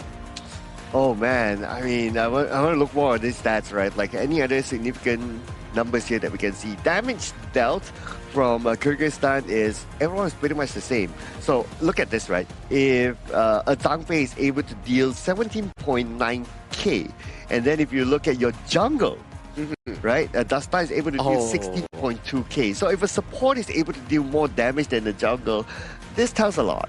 This does tell a lot where Dastan didn't get any sort of farm going, you know, like level 1, you already see Ant, Min, Sai-P, and Sai-H are all in your jungle and they took away your Crimson Golem plus the first strike on towards Marlon. And then every few minutes, you have Min just standbying in the red side jungle, waiting for them to appear. And once they show, immediately Razor Cavalry coming in from the back and setting up more plays, more takedowns for the side of Team Myanmar. And that snowball kept going and going and going until the 6-minute mark. Penta strike coming in from Ant, 8-minute mark, game-winning push. So clean stuff all around from Myanmar, from game planning all the way to execution. Yeah, perfect game. I mean, there's not really much I can really nitpick on the Myanmar side. If we're talking about Kyrgyzstan, look, I was trying to defend the Xiang Yu pick as much as possible, but the impact is definitely not there. I think that in terms of like some sort of better clash laner to kind of really give them some chance, because Min on that Razor Cavalry, I mean, on the Guan Yu was just so good. Yeah, I mean, in my opinion, if you want to use the Xiangyu, right? Okay, you pick it as a roam. I think that should be the primary role. And then you need someone else to set up first. Because the Hegemon Slash will take 5 business days before you arrive, right? So you need someone else to set it up. And then the Hegemon Slash follows up. I think there'll be an ideal situation if you want to go for the Xiangyu. Good point, right? And let's check out the gold lead here. This is one of the strongest gold lead we've seen in a while, where in 8 minutes, that's a 15.4 thousand goal lead going over to the side of Team Myanmar. They didn't allow a single turret to be taken down from the side of Kyrgyzstan, and they had no objectives as well. It was just steamroll from minute 1 until 8 minutes 35 seconds for a complete dominant performance. Perfect game. I mean, it could not have been any better, right? And you were talking about, like, how would Myanmar be able to take down Kyrgyzstan? Well, boom, there you go. Let's just ride on the backs of Iant, let him carry us to victory, put our team in a great spot to just set him up, and Myanmar with this gold graph just showing you exactly, hey, they were in full control here. Yeah, if only there was a stat for the red buff, right? Oh, yeah. I guess we would see that Team Myanmar taking all the red buffs from the Kyrgyzstan side. I think with the coming highlights circle, we can actually count how many red buffs that they actually took away from the side of Kyrgyzstan. This is the number 1. That's 1. So and the team actually planned for this. They pushed up the waves and immediately assist the play going in for this specifically. And this is the second one coming in at 4th minute mark, where this was a team fight that actually broke through, where Min set up a beautiful one for his team and got out safely here. And then comes in, picks up a triple strike to start off that gold lead that we were talking about here, given so much advantage at the 4th minute mark, almost a 5,000 gold lead in favor for the side of Team Myanmar, and this was the pentakill. Yeah, this is the moment, right? And everything, it was already in their favor, but they were constantly looking to brawl. And Kyrgyzstan, to their detriment, sometimes you don't want to fight. You got to play a little bit more passive. And when Iant is able to make plays like that, jump in, you're like, okay, I'm going to try to save my teammate. You're just going to get rolled like there, and congratulations again to Ian on that penta. Oh, that was so beautiful to watch again. Thanks so much for the slow-mo as well. And this was the final moment. Wow. If you have a Guan Yu behind you, you're bound to get pushed like that. Yeah, that's the problem that we talk about, right? When the Zhang Fei uses the Unbridled Outburst and Jamal back on this Xiangyu isn't able to defend the team, it allows for so much room for Min to set up for the MVP performance coming in from Ant on this Ukyo-Tachi Bana here. 11-0-2. That was just an 8 minutes game. Holla, like what you say, right? If you want to be the MVP, you have to do the number 1 pose. Yeah, number 1, or I've noticed the shush. The shush. The shush. Because Those two technically are like... there's a 1 too. Yeah. So number 1, I mean, again, this guy, Wonder Kid, 16 years old, first time on the plane, and he's here. He's not only like, his team is not only like at the top right now, but he's also that number 1 MVP, man. A number 1 MVP, and like just being able to shine on the stage, like, hey, I don't know if he's on a team, but hey, maybe you want to reach out to him as well, because he clearly carry you to victory, and this is exactly what you're wanting from the jungle role, right? Somebody who's able to take over games, completely take the pressure off everybody else. As long as people are there and able to do the number 1, I think that he's definitely the guy for you. And also, we have a number 1 sponsor coming in for this specific event. It's actually the Petaling Jaya Marriott Hotel, our official venue and hotel sponsor coming in for the 2026 Asian Games Esports Qualifiers for Honor of Kings. Thank you so much to Petaling Jaya Marriott Hotel for sponsoring our event. Yeah, Holla, I hope you have changed your profile picture, because the last time you said that your profile picture was 5, right? 5? Yeah. You said that your profile picture was 5. That's why you're never number 1. Yeah, well, because I had to take that one down, because I'm trying to manifest better, ratings, hopefully, to be that MVP. Maybe I need to start doing the 1 as well. Yeah. I've been doing like the finger gun thing with. That's 2. That's 2. That's 2. Is it 2? 1. You put 1 down. That's 11. 1 plus 1. Okay. All right. Yeah, I see what I'm doing wrong. No wonder. Yeah, that's why. You need to do this, then you get your MVP poster. And talking about 1 as well, right? That 1 win coming in for the side of Team Myanmar solidifies their space in towards the side of Group B, where they are like qualified for the main event, and there will be no tiebreaker coming in for the side of Kyrgyzstan to be able to force that first place spot. So now for Kyrgyzstan, it's about trying to smooth out this series here. If they can win, that's the best case scenario. But if they do lose, they still have to figure out how they can make it towards the last chance or the second main stage event slot.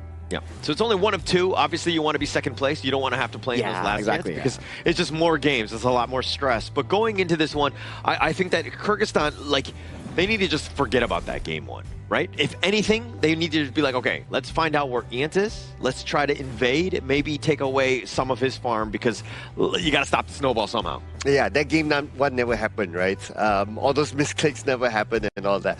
Well, they had the opportunity to select first because Kyrgyzstan will be on the blue side and Team Myanmar will be on the red side, so they'll be able to respond. Now, Ukyo Tachibana, should this be given the respect ban? It has to be banned. I feel like as of this point, Ant has showed too many times alongside Team Myanmar that they could actually pilot this hero to a high extent. And a bit of a trivia as well. Kyrgyzstan and Team Myanmar are the only two teams to have each a jungler having a pentastrike on both sides. Oh yeah! Dastan on the Hansen the other day, and then now Myanmar coming in with the Ukyo-Tachibana on the hands of Ant. So kind of a coincidence, I would say. Challenge accepted now for Dastan to just one-up Ant in this one, game two. Another one? Yeah, another pentastrike? Yeah. Well, first thing they have to actually figure out is how they can stop the Myanmar pain train, where they have been really, I would say, dominant in their early game. Those jungle invasions, those Crimson Golem invades, that's something that Kyrgyzstan needs to figure out if they actually want to figure out the Game 2 draft. Now, let's go into the Game 2 draft with Kyrgyzstan on towards the blue side as they do lock in that D-Ranger while banning out things like the Guan Yu and the Maestro. Some heavy setups have been removed away, but if you pan over to the right side, that Ukyo-Tachibana is stepped freely into the hands of Ant. Oh, okay, but the Ukyo-Tachibana is going to go up against the Hansin. So these two heroes got pentastrikes. So both of these might be like, okay, let's see who will one-up each other here with that particular hero when they got that pentastrike itself. But Aaron this time will be moved over to Myanmar though. I would say that it's still pretty okay. You just need a good tank in front to kind of soak things up for Aaron. All right, I really don't like the fact that Kyrgyzstan didn't ban out the Ukyo. I think that, I mean, the Mai has impact, but let somebody else carry, right? Target Ant as much as possible. Take away clearly his comfort hero. He'll pick it into anything. So if you're able to kind of target that one out, maybe play something that he's not one, S tier on, and he's like S minus tier on these other heroes, but at least you're giving yourself a little bit of a chance.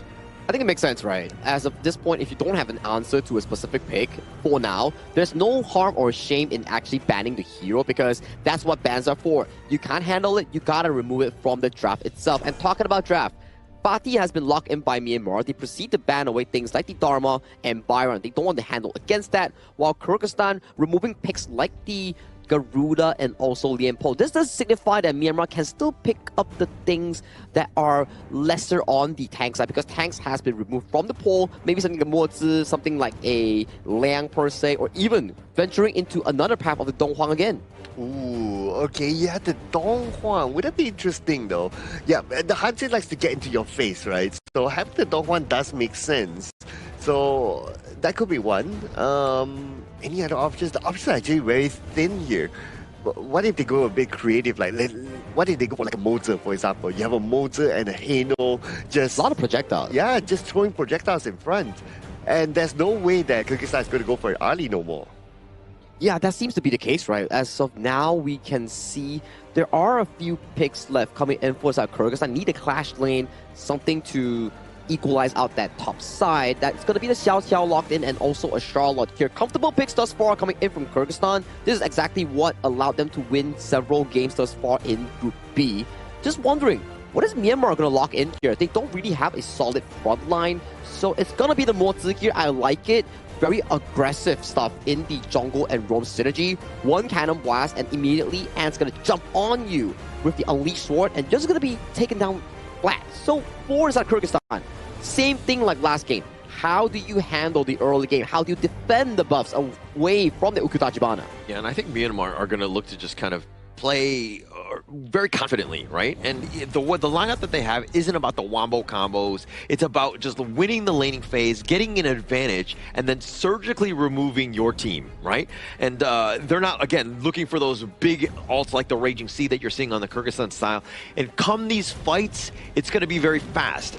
Again, Kyrgyzstan have to do a better job of the laning phase to give themselves a chance in this one.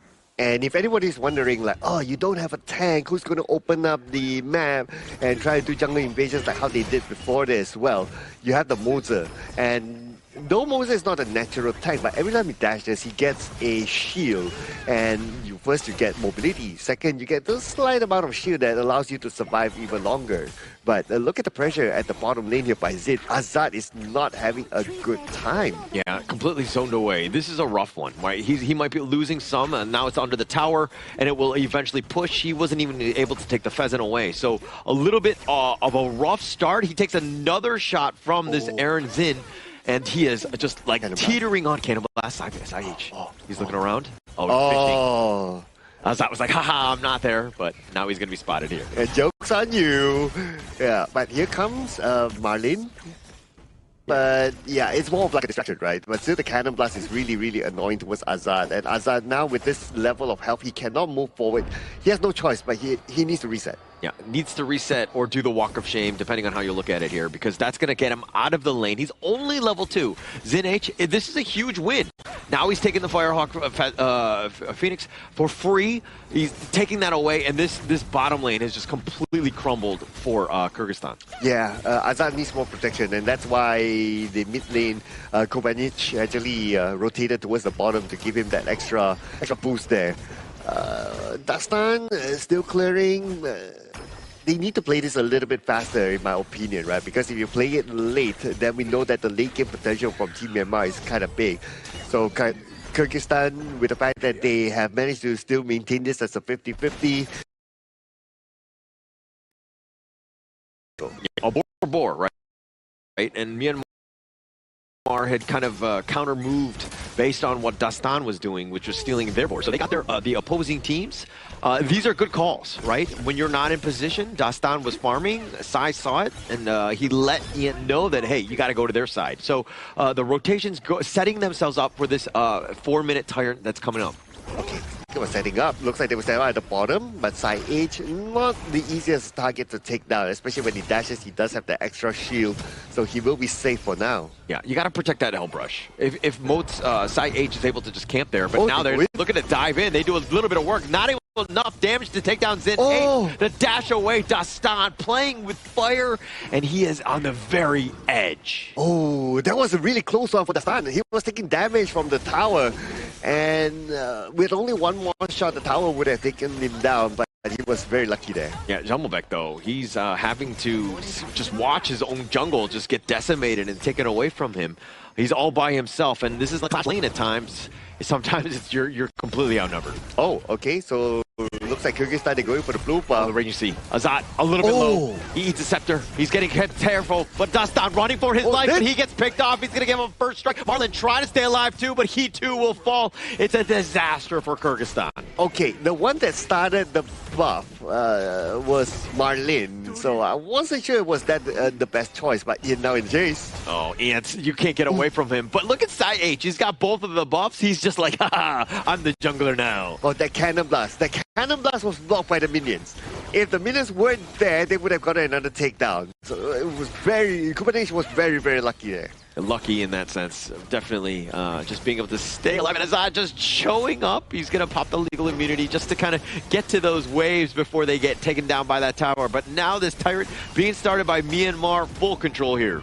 Oh, and now Tyrant taken. This means that Myanmar, they will continue to jungle in bait right now. Look at this. They're not going to let go of the buff. Yeah, not able to. Marlin decided to go with the Raging Sea. That's a nice one on the backside, but what can they do? The Crimson Golem already stolen away.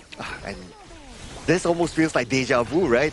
They start stealing the Crimson Golem one after another, and then Team Myanmar will just steamroll from there. But Team Myanmar, the difference between the game before this and now is that they don't have like a dedicated frontline tank. So without that, they cannot like, okay, open up the map inside the jungle side. Yeah, they can kind of do it with the Moses, but it won't be as effective or as frequent as like having a dedicated tank.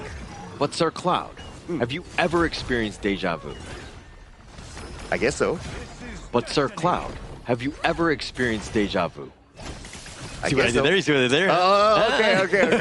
As we're going into the top lane, this is a bit of a problem. It looks like Min will get back to safety. 3 members on here that might get that jump, but Zin H taking the tower down, just munching him down.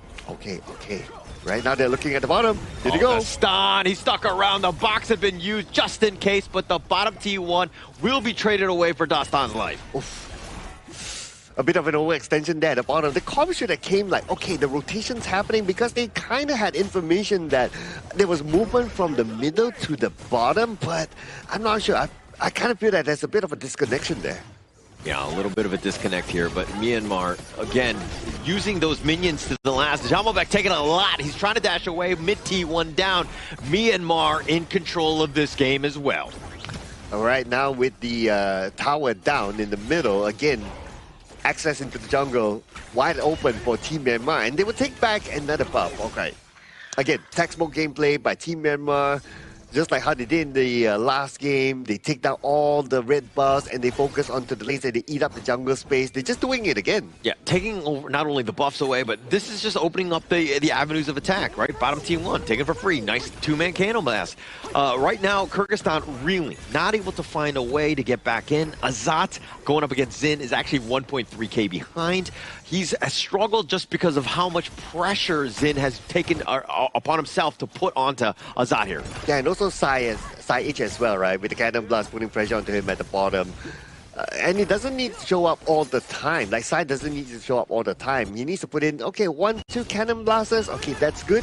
He just leaves. Because when he leaves, Azat wouldn't really know if he's still there because of how far the cannon blast ranges, right? So as long as, okay, he puts 2 cannon blasts, he leaves, he does something else somewhere, and then he comes back, and then 2 cannon blasts, this will put Azat in the position of like, I don't know whether it's clear for me to come out and farm or not. Yeah, so, which is a problem, right? Because Azat is your win condition. He needs to stay, again, farmed, constantly just being jungle efficient as well whenever he moves around. And Ian, this is the guy that has been efficient as they find the backline. They find Azat. Oh. That was the target priority, and they take him down. Bottom T2 is under siege as well.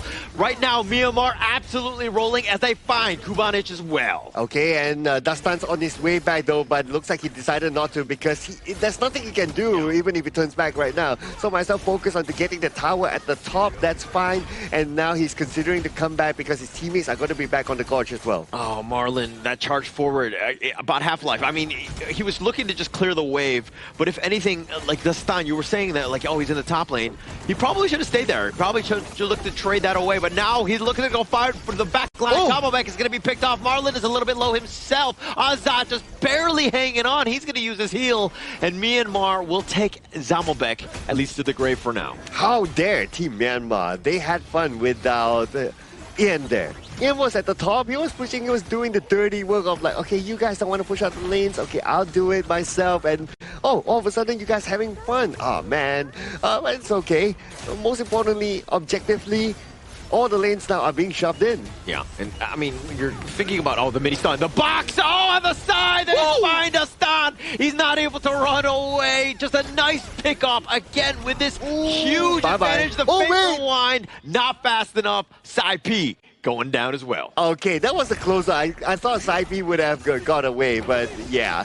Still got taken out, but that's okay. One player sacrifice, but still enough room for Team Myanmar to get the double objective. So Kyrgyzstan on the other side, now they have enough damage. Again, when you're not able to go fast enough to use that Fate Rewind to get on back with that time travel Fate Rewind, this is a situation now where, again, Myanmar have to play a little bit careful.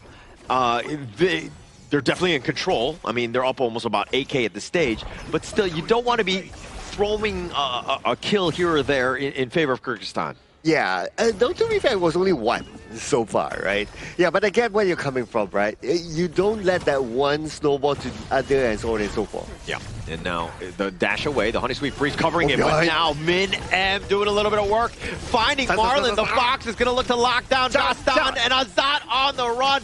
Min with a left slash, taking him down. Jamalbek is the only man standing. Myanmar looking to end this game at the 10-minute mark.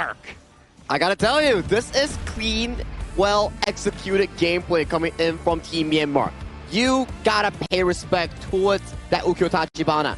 It's just such a destructive early game pick that, yes, we saw signs of Dastan trying to go for the aggressive invade, but he got punished for it. Went into the, got taken down, got the bottom tower, got taken down again, and then if you're on such a resource-heavy pick like the Hansen and you're unable to get that snowball running, you're going to be paying a lot of price back towards your opponent because they're not going to let you breathe. And this time around, Myanmar, utilizing the Ukyu Tachibana plus multi-combo, it really made Dastan suffer in that jungle department. So Dastan, I think that in terms of just gameplay, like not just with the Hanshin, it was more of like a basic or a different jungler. I think that he would have a little bit more impact. And the reason for that is that he was aggressive. He was looking to take fights, right? But Hanshin is so greedy. He needs that farm to really take him over the top, where if you're not finding that farm through kills, then you're kind of wasting time and you're not putting yourself in a position to win. Yeah, as compared to the opposing side, right? Like, they don't need as much farm. So that's one thing, and that's why they're able to play this a little bit faster. But compared to game one, this game took a little bit more time just because of the role pick. Because of the Moser, the playstyle of the Moser is not to be like, okay, I'm always in the jungle and opening up that map and setting things up through there. It's not that, but it's more of his Cannon Blast. And his Cannon Blast was used really, really well at the bottom to suppress Azad. And like what we talked during the cast, right? Like Azad is the main winning condition here for Kyrgyzstan, and if he's not able to farm, if he doesn't have a good lane, then it doesn't fall through. Myanmar successfully shut down Azad and also Dastan, the two main performers coming in for the side of Kyrgyzstan, and we saw how they were able to perform in their previous series, but coming today, Myanmar shut down all doors, even the windows. There was just no chance at all for Kyrgyzstan to make a potential comeback. Yeah, doors, windows, they put the curtains down, they just did everything. They were like, okay, you're just going to be locked in here forever. You're in my world, right? And Myanmar able to play, again, the game that they wanted, shutting down all those cores, just completely controlling the map, giving zero space whatsoever. Again, a flawless series by Myanmar. Actually, the entire flawless Asian Games qualifier, if I'm going to be completely clear. I gotta agree, man. So far, they are, I think that's their fourth game thus far, and they have cleaned up the entire group. Yeah. You know, props to Myanmar. That's a 4-0 clean slate coming in the side of Group B, and they defeated every single opponent, Jordan, UAE, Kyrgyzstan, and Nepal in a clean 2-0 fashion. Yeah, definitely a team to look forward for in the main event later on. And besides that, they didn't start, right? They had a Penta Strike. With the Ukyu Tachibana. So Penta Strike also to introduce that, hey, this is our prodigy, right? Our 16-year-old prodigy pulling off a Penta Strike with the Ukyu Tachibana. That will go down in history. Yep. And I mean, I think that, like, we expect to see even more, right? I think that this is just the beginning of his play, right? And his ability to just shine on stage, nothing is phasing him. And he's playing way beyond his years. I think it's also a progressive thing where the first few days, he's like slowly, you know, waking up as a player. And when he gets more attention, more growth, the scrims are coming in, it's applying towards the game. I do think the Ant and the side of Team Myanmar has been progressively improving as days go on. And this is the entire itemization chart here coming in for Team Myanmar in Game 2 against Kyrgyzstan, where you can see Dastan really tried to go for those early game aggression invades and ganks. There was one that was really close that he jumped onto a Zinhage, and he barely got that takedown on towards him, but Zinhage managed to limp away towards safety, and ever since then, jungle invades just didn't work out for Dastan. Yeah, it was very difficult for him, right, if he cannot snowball from the beginning, because like what we discussed, right, he's a hero that requires a lot of items. He's a greedy hero, and if you don't start off good early, then it's hard to reach that peak moment towards the later stages of the game quicker than your opponent. Because let's also remember that Team Myanmar, yes, they start off a little bit slower just because of how their draft is, but the core still remains.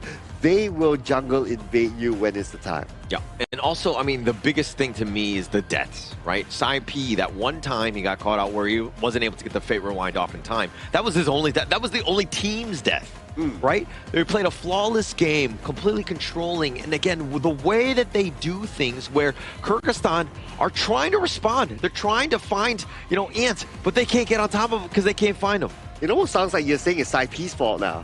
I am. I mean, previously there was also a suffer death coming in for the side of Min as well, right? If I'm not mistaken. And back-to-back games, they only suffer one takedown coming in for their team. And for this game, for the side of Myanmar, the stats are really similar, even in terms of damage output. Everyone is really neck and neck but only Zinich has a bit of an edge over his teammates. Yeah, just a small one, but everybody contributing, right? Even SciH with those cannon blasts. We were talking about this last pick modes. You know, how would it do? Do they need more of like a Lian Po or a Zhang Fei? It's like, no, actually, SciH, as long as you just kind of control them from afar, everybody else will be able to take them down. It's really destructive, right? Compared to the side of like Lian Po, Zhang Fei, or Lapu Lapu, you need to be kind of like a level 4 kind of status with your flash up. But for Mozi, it's more of a, I hit the cannon blast, you go in. If I don't hit it, we try another time. It's like you are fishing for fishes with your cannon blast. If you hit the cannon blast, great. If you don't, let's try again later. But this is how exactly Myanmar played the composition. They were able to rely on SciH accuracy in generating those pickoffs with the damage coming in from Ian and also Sci-P, gaining them the advantage to really push forward, just similar to Game 1. Yeah, big projectile gameplays by SciH and also Sci-P, I must say. Combined together, and because there wasn't any Arlie there on the Kyrgyzstan side, so it allowed them to just spam those projectiles. But looking at this graph here, yes, this one, it was a big control game here by Team Myanmar, and that's when it's shown by the graph, it goes towards them all the way down. What do you think that they could have done better as Kyrgyzstan? Was it like a draft, or was it like execution? Like, what could they have done to give themselves a chance in this one? I think it's more in draft, because if you were to look into some of the jungle picks here coming in for the side of Kyrgyzstan, it's more towards the jungle assassin. Yes, okay. But if you break it down towards the level 1 to 4 sort of status of these two picks, of Nakoruru and Hansin, they sort of don't do too well into the early game skirmishes that the Ukyu Tachibana actually excels in. So maybe next time, if you want to play a jungle assassin, you will need a strong mid lane that can guarantee push. Your roamer needs to be able to stand that vision ground, because in these moments here, you can see Dastan going in for the aggressive invade, but he got caught out and he got taken down. It's okay if you miss the smite on the camp, but if you get taken down as a jungler, it's really bad going into the late game, because look at this. Back-to-back takedowns leading into a jungle invasion. Dastan has to go for the split push, and when the team has no real jungler nearby, Kyrgyzstan was just getting picked off one after another, and it was so difficult for them to actually venture into those late game power spikes. Yeah, it looked like when they jumped in, or they were trying to make some sort of play, the aggressive play is right, but you need like an exit plan. You need an exit strategy. They didn't really have too many of those, where they would get caught out, and Myanmar were like, okay, 5, well, there's 5 of us, there's 2 of you trying to steal one. And like, even if you steal it, we're going to take you down, we're going to take the buff away, so you're not getting that value. Yeah, and this is when Min was he came from behind. And then when he landed a few slashes, he dealt damage, he chased down. This is basically just Team Myanmar overpowering Kyrgyzstan because of their level and goal gap and dominance in the game overall. But our MVP, of course, double MVP. Our player prodigy, Ian. I mean, he's just stacking it out at this point, man. He's like back-to-back, and I think previously in some of the series, he was also MVP as well. Gotta fact-check that real quick whether or not he's our current highest MVP count players, because I think so far highest MVP count is about 4 or 5 MVP counts. Yeah, I think Ian will probably be on there. It looks like Ian is probably going to be the guy. I mean, he's got 5 now, so yeah, I think we need to change his picture so he's got 5 fingers up, because that's the way it works, right? Based on how many. No, one at a time. One at a time. No, don't get greedy. I want 5 MVPs at the same time. That's why in all my profile picks, I've got 5 fingers up. I mean, for Ian, he's really taking it one at a time. Like, if we were to venture back into his day 1 performance, maybe not the most confident, but that's the thing. 16-year-old, first time on the plane, coming over to Malaysia here and playing the qualifiers, representing not your club, but your region or nation. That's what impresses me. Like, maybe for me, if I was 16 years old, I don't even know what I'm doing here, but he has the courage, he has the growth coming in as a pro player to do this. 5 MVPs and with a penta strike of all things today. Oh man, this guy, he is definitely getting a hero's welcome back when he returns back to Myanmar for sure. What a play, what a child prodigy he is. Bright future ahead though. Yeah, I mean, if ever we do see a Myanmar team in the pro scene itself, I definitely want to be hoping to see Ant in that pro scene or in that pro league. But for now, we have to congratulate Myanmar, because that is a clean slate coming in for their Group B run. They won every single opponent, lost 0 games, and they are on their way to the main event of the Asian Games. So congratulations, Myanmar. Yeah, and I'm actually going to keep this finger up until they create an MVP photo for me as well, so that I too can have one, just one. one. That's all I want. Just one MVP picture right there. Are you good with the Ukyo Tachibana? I'm terrible with Ukyo. Okay, then that's one too many. Yep. Sorry, I'm man. sorry, man. It just doesn't work like that. Yeah. You can't ask for something, you gotta game for it, just like ants. Wow, look at you, look at you. All right, I'm going to go back into the drawing board. I will play some flow games in terms of just flow ball and just spam that hero so that I will get to the same level of ants. Good call. And you got to be wondering for the side of Kyrgyzstan, right? I think this is a good wake-up call. Whether or not they make it to the main event or they make it to the last chance stage, this is a defeat that will wake them up. If they take this in a positive note, they can start to dissect down like what happened in that draft, what exactly they need to be improving in moving on to the main event if that's their ultimate goal, right? Because that loss wasn't any single one's fault in the side of Team Kyrgyzstan. It's a collaborative mistake that they did that caused the jungle to falter, that caused the draft to not function in their favor, whereas previously Dastan had a fantastic Penta Strike on the Hansen, but today it's just on a different note. Yeah, and all that bundled together with the fact that they had to go up against Team Myanmar that was on their top game. Going up against Ian was at his top game with the Penta Strike as well. So all together, it was difficult for them. Yeah, definitely difficult. I mean, if we're looking at the standings, I mean, Kyrgyzstan, they're going to be 2-2. Probably does not look like they're going to get into the top two. They're going to have to go the more arduous path, if you will. But they still have a chance. I think that, hey, use what you learned in that series to kind of get better, grow. You still have time and you still have an opportunity. Now, if we were to venture into Group B's result, right? Okay, Nepal is currently 2-1. Yes. They have one more game going up against Jordan, if I'm not mistaken. Yep. So if, and only if, Jordan beats the side of, hang on a moment. Nepal. Yeah. Then we might have a three-way tie between Kyrgyzstan, and Jordan and also Nepal. So they have to duke it out to see who goes on towards the main event on second place and who between the last two teams makes it towards the last chance stage. So it's a bit complicated if Jordan takes down Nepal in a 2-0 fashion. Yeah. We wanted to see some tiebreakers, and this could be a little bit of a shift. I was only looking at the top three. I was not really looking at Jordan. My apologies, Jordan. But you still have a chance getting yourself to 2-2, right? And you could definitely play spoiler. So that will be an interesting series. More pressure on now Nepal, huh? Correct. If Nepal wins it, they guarantee their spot into the main event, and Jordan will be sent away. And then the side of the team known as Kyrgyzstan will be going into last chance stage. So it really depends on the following stage on how Jordan takes on against their series, against that later on. But that was a good one so far, coming in for the side of Team Myanmar. And of course, we want to be hearing more from Mara to see who she's going to be interviewing next on the broadcast. So Mara, if you may, please show us who you are at that stage. Team Myanmar remains undefeated. Gong Yu Bade, and job well done. You know, there's one thing I have to say. Penta Strike. Congratulations with that one. You got it. Game number 1, 6-minute mark. Tell us what was going through your mind as soon as you got it, and what was the reaction right after it was done and with your teammates as well. Penta Strike ရတဲ့အခါမှာညီလေးစိတ်ထဲမှာဘယ်လိုဖြစ်တယ်ပေါ့ဖြဲရပြီးရင်ဘယ်လိုခံစားရလဲအဲ့ဒီချက်ပြောပြပေးပါလေပြောပါဒါကျွန်တော်ရဲ့ပထမဆုံးပန်နာဂိတ်ပေါ့ဒီတောင်းတမမှာကျွန်တော်တို့မြန်မာအသင်းအတွက်ရောပထမဆုံးပန်နာဂိတ်ဆိုတော့ပန်နာ Strike He said he's very happy about it.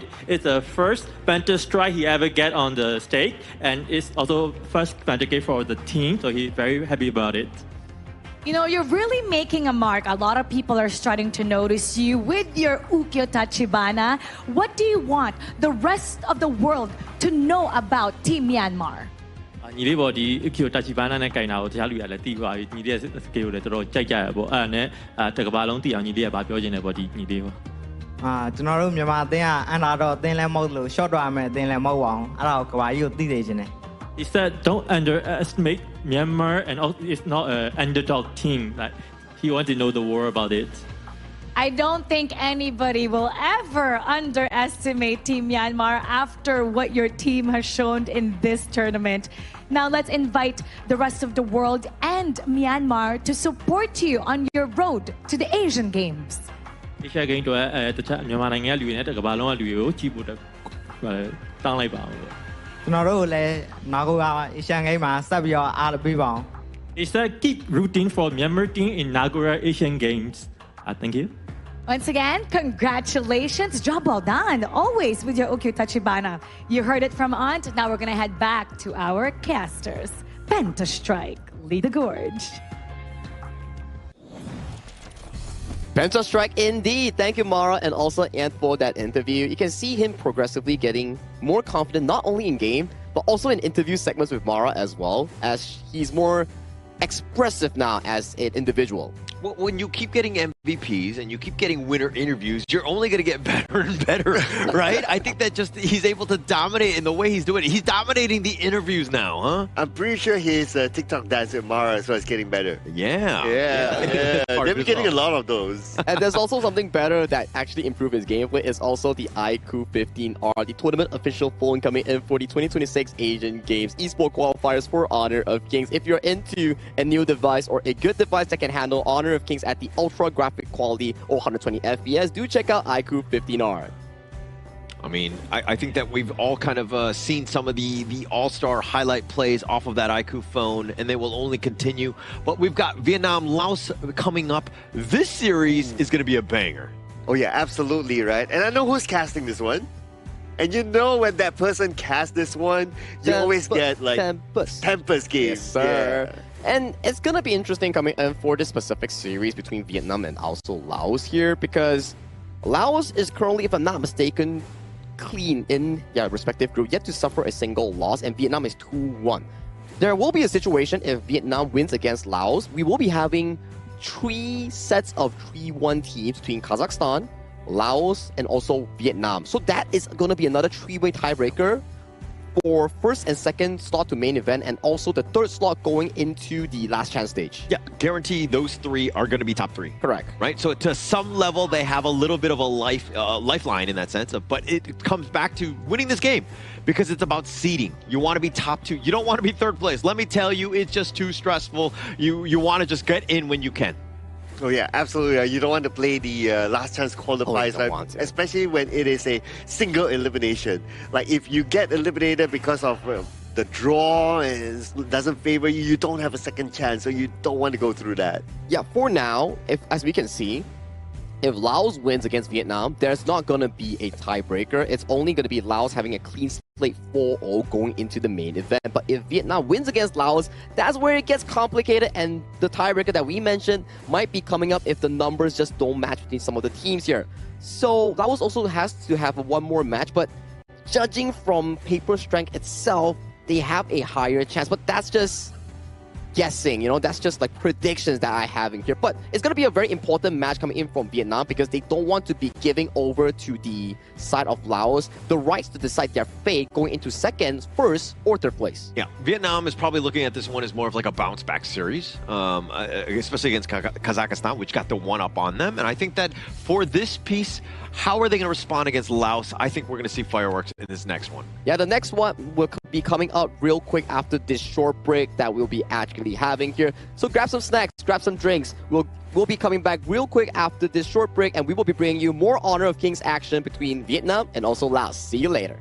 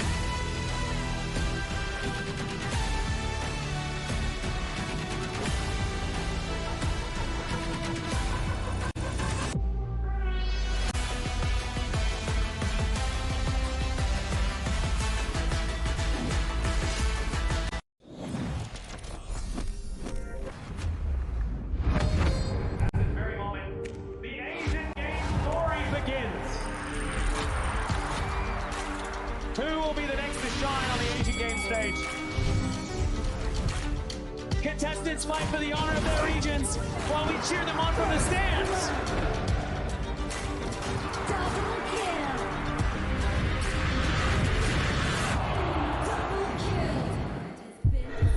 This is a challenge, but it is also an opportunity. The tide is turned.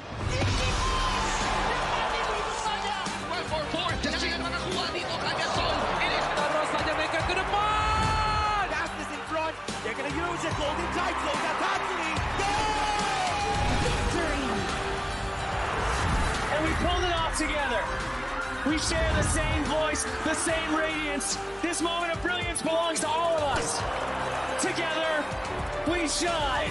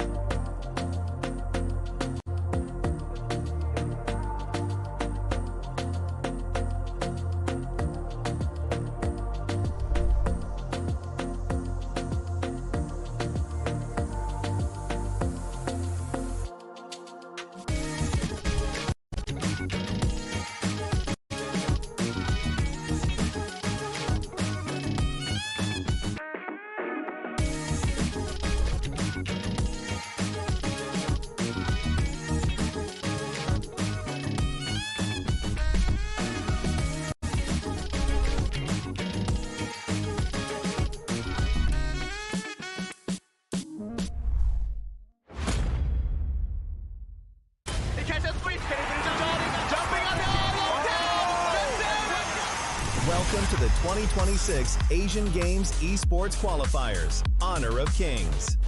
20 regions, one stage, and only the strongest 9 teams will earn the right to shine above the rest. Taking place in Malaysia, June 13th to 21st, 2026. Coming to Malaysia, this is the battleground where teams fight for the right to qualify for the Asian Games. 20 teams enter, but only 9 teams will move on. Apart from the 20 regions, there are 3 regions that have direct qualification. Here is the 2026 Asian Games Esports Qualifiers Honor of Kings format. First, the 20 teams will split into 4 groups of 5. In each group, every team faces every other team once in a single round robin, with every match played in a best-of-3 format. That means every match matters. Every game matters. Every single point matters. The point system is simple. Win the match, earn 1 point. Lose the match, earn none. At the end of the group stage, teams are ranked by the total points they've collected. And from there, the road begins to shine. The top 2 teams from each group qualify directly to the Asian Games main event. That gives us 8 teams advancing straight out of groups. But for those not through yet, the light isn't out. The teams that finish 3rd in each group still have 1 more shot. They move into the last chance stage. There, they battle for one final BO3 single elimination bracket until 2 teams remain. The 2 teams will then face off in a BO3 match to claim the one final qualification slot. So in total, 9 teams will make it through, 8 from the group stage and 1 through the last chance stage. That is the rule. Now it is time to see who can rise through it. From across the world, regions gather here in Malaysia. 20 teams, and only 9 will qualify. The path is set. The stakes are clear. Together, we shine. Stay tuned, and we'll see you at the stage.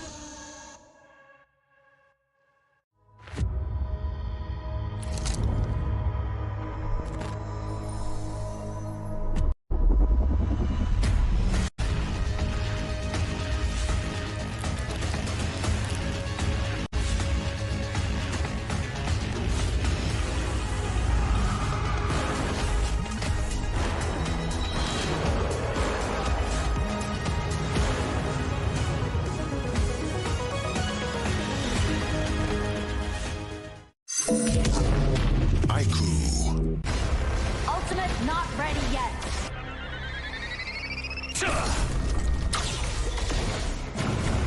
You have slain an enemy. My magic murmurs in ecstasy.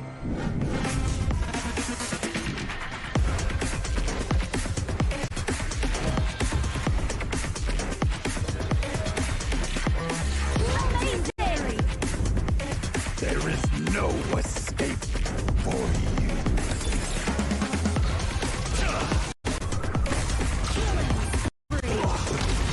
Double kill. Triple kill. Spectacular kill. Don't worry. I'll be back for your life soon.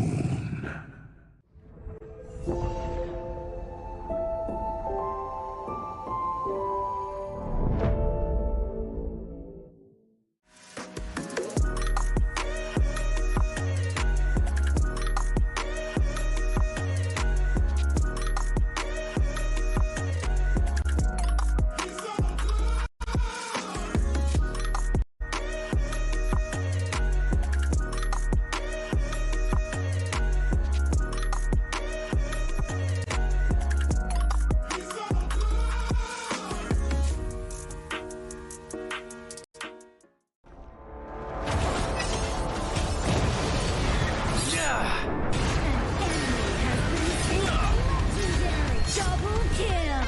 Shall I compare thee to a summer's day? Slain. Don't engage. Don't crush us like insects. Slain an enemy. Defend our base. Our high ground tower is under attack. Amazing. Unbelievable. Triple kill. Ah, the fragrance of romance. Ally has been slain. Rampage. Double kill. Triple kill. Spectacular. Pentakill. Lady Fortune is on my side.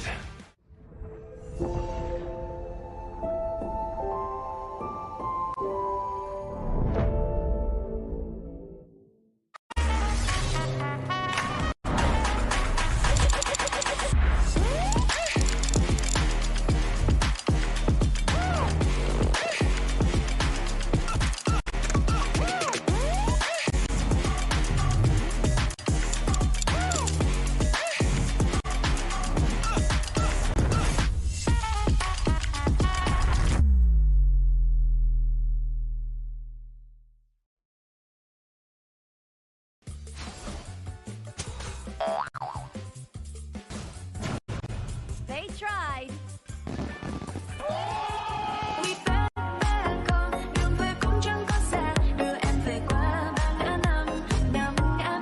The new Spriteling skill, Dig It, is a passive skill which will automatically trigger at fixed times each match, up to a maximum of 10 times. The skill grants guaranteed standard rewards like gold, XP, shield, health recovery, and more. There's also a small chance to uncover mysterious grand prize effects during the match. Dig It may also produce tradable high-value treasures. Detailed information about acquired treasures will be shown after the match ends. Each treasure has its own rarity and storage size, and obtained treasures will be automatically stored in your warehouse. If you want more high-quality treasures, make good use of the Treasure Fusion feature. You can also copy and share your code so friends can help speed things up.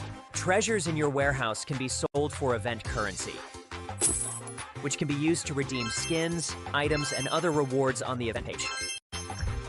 You'll even have a chance to win physical prizes like smartphones and cash. You can also spend event currency to bid on high-value rewards. The auction uses a hidden bidding system, where you can submit 2 bids for the same reward. The highest bidder wins, giving you even more ways to obtain rewards.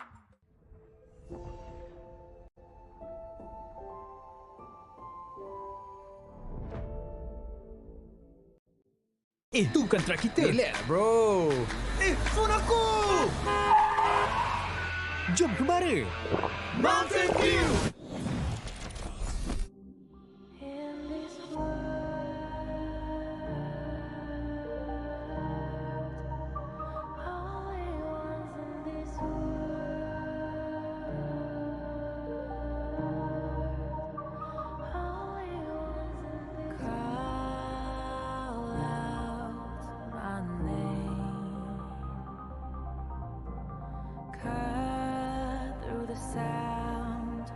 the rain. No matter how I feed the flame, you know I feel the darkness and the pain. All of the ways we try to break free from the night, you know we made it out, we found the light. I fly so high,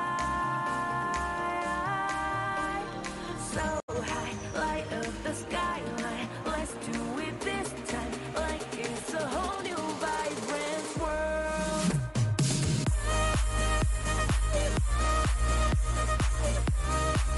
Like we're the only ones in this world. Like we're the only ones in this world. Now I see that I got everything I need. It's alright, I'm on fire, I'm alive, 'cause now I fly so high, so high, light up the skyline. Let's do it this time, like it's a whole new colorful world.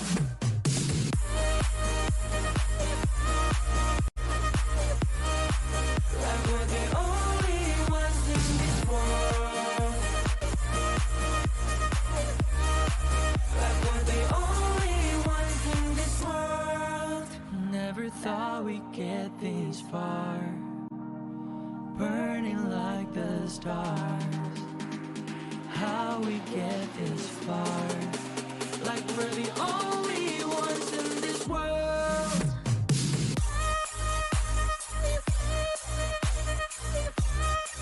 Like we're the only ones in this world. Like we're the only ones in this world.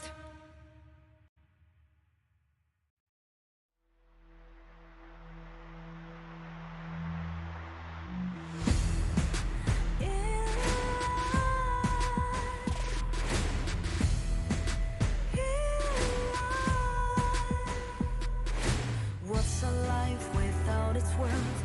Compromising with what hurts inside, inside.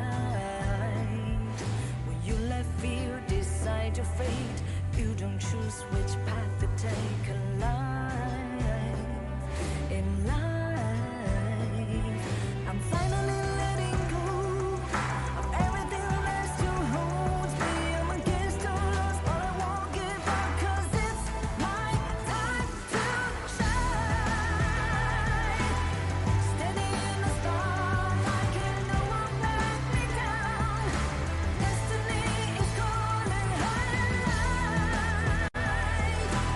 I'm not afraid to fight for everything I love. Victory is on my side.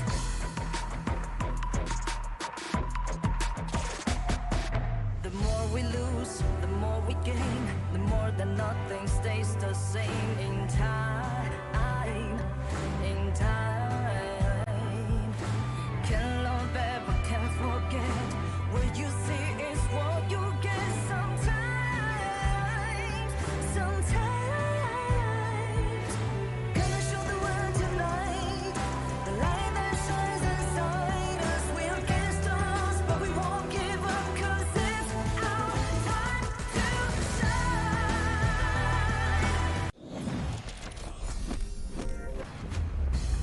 Hello and welcome back to the 2026 Asian Games Esports Qualifiers for Honor of Kings. This is day 7 and we have back-to-back 2-0 dominations here coming in for some of our teams. And I am your desk host for today, Sagi here. And we have an emergency substitution here. Sir Cloud took a little bit of a break, and we are welcoming Adam Spartanko here back on the broadcast with his partner, Holler. Welcome back. Yeah, thank you for having me. I'm sorry, I just interrupted. It's fine, you. it's fine. No, because I was so used to winning like the rock, paper, scissors, and then we were like doing a little duos of like which one would go first. But I'm very happy to have you on board, Adam, here. Yeah, I'm very happy to be here as well, again with you, Holler. And we will be seeing a lot more matches today. We're going to go into match 3 afterwards. I saw that you guys were actually having so much fun with all the Penta Strike that was happening just now. Oh my, and it was just magnificent on that pick itself. He just got like the second Pentastrike off the tournament, and to add flavor towards it, he got a Pentastrike on top of the person who got the first Pentastrike, which was Dastan in this tournament. Yeah, so it's like on top of one another as we keep going. And I mean, we're gonna have to see if Kyrgyzstan, like maybe, when Myanmar play, whoever they play next, maybe somebody gets the Pentastrike on them, and so we have this ongoing thing that just never ends with Pentastrikes. Now everyone's gonna try to chase who's gonna get the most Pentastrike at the end of the Asian Games qualifiers for sure. I think having Pentastrike is actually really, really difficult. But you know what you can be getting for free and easy? You can get a 1688 token, no minimum spend voucher here. As you can see, this is the new Kaiser skin that we have in the shop. That's going to be coming on June 27 here. So you just make sure you participate in the Dig It event, and you need to trade the Dig It event commemorative coins to get this voucher for the redemption later on. Wow, 1,688 token is a lot. You can do a lot with that. I would love to try and get that myself. But for sure, we're going to be seeing a lot of fun stuff as well in our match after this. I heard that the game between Vietnam and Laos is going to be a very, very good one. I mean, it's gearing up to be that way, right? I think that even right now, when you're talking about the top of the group, who's going to go in, we kind of don't 100% know. And so this is why when you're talking about like drama in like day 7, these are the type of matchups you're looking for. Exactly, right? When we're talking about like Vietnam and Laos, right? I think we were alluding it slightly just now before the break itself, where Laos, yes, they are currently 2-0 in the groups. They have 2 more games, and one of the opponents might be between India and Saudi Arabia, which on paper, Laos looks really, really good in getting one of those wins. And if Laos were to win against Vietnam here, they are hard guaranteed for that first or second place spot going into the playoffs later on, which is the main event. Now, the problem is coming in for Vietnam. If they lose this, they are guaranteed going for that last stage. Yeah, this is what we want to make sure that they don't want to get that right. They want to win this one, especially after their surprising loss yesterday, because we weren't expecting for that to happen to them. But you actually caught me off guard there when you said that we are actually on day 7, and I in fact just realized we are actually on day 7, which means that we only have 1, 2, 3 days left, which is quite surprising, right? Time flies so fast. Yeah, I have not seen the sun. I don't know what day it is. I don't know what's going on, but I'm here, and I know that it is day 7 as the Asia Games qualifier, and that's all that matters, because this matchup for me is probably the best one of the day. True. I mean, people have been saying that, because I'm on or whatever, it's going to be a Tempest Dragon. I just think that regardless of who's on, with these 2 teams, you're probably going to see at least one Tempest Dragon. I mean, for me specifically, I would want a good BO3 running down, because so far we have only had a full-on BO3 with 3 games between Pakistan, Uzbekistan, and coming in for this specific series here with Vietnam and Laos, I do think it's going to be pretty neck and neck between these 2 regions. Yeah, and I think that even moving forward, this is the moment when you're kind of thinking about like, oh, okay, which of the teams are going to step up? Having Laos and Vietnam, both of these squads where, again, we were kind of eyeing them as part of Group C. Now it's the time to shine, right? You have to show up in this game. Yeah, very important games for both Vietnam and Laos, and it's going to be a huge game changer if Laos also win this one, because Vietnam is definitely not the team or region that I was expecting to actually go to last chance qualifier. I was expecting them to be one of the top ones because of the prior experience under the belt, but it seems like we are starting to get proven wrong from time to time. And Team Laos is one of the teams that has the longest game duration in some of their games, but that's all the talk we have for now coming in for Vietnam and also Laos here. Why not we invite them to the stage with this teaser video to unfold this epic match between these 2 regions.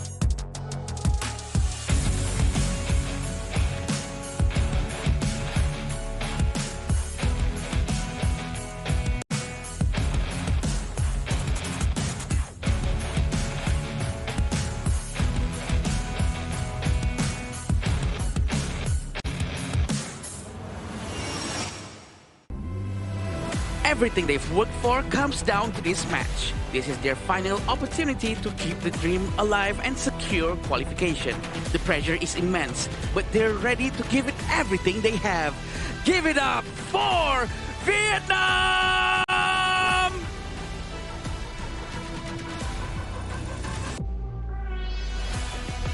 Match after match, they continue to deliver.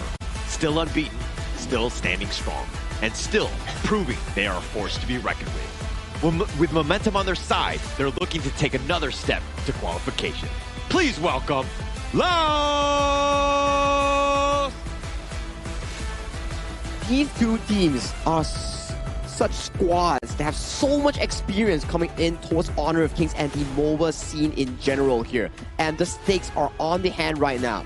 For Laos, it's about one step closer in locking that spot into top 2. For Vietnam, it's reclaiming that loss from yesterday and turning it into an experience for today. It's going to take immense amount of effort to reclaim for sure. For this lineup, Huy Duc, Bao Huang, Linh Van, Huy Tan, and Nam Phuong is going to be a very hard match for them as well. We know that they might have been a little bit demoralized from yesterday's games, but can they manage to reset their mentality as soon as they can? Because today's game is very important. Like Sagi said, if they lose today's game, they're going to go down towards position 3 and going to go through the last chance qualifier.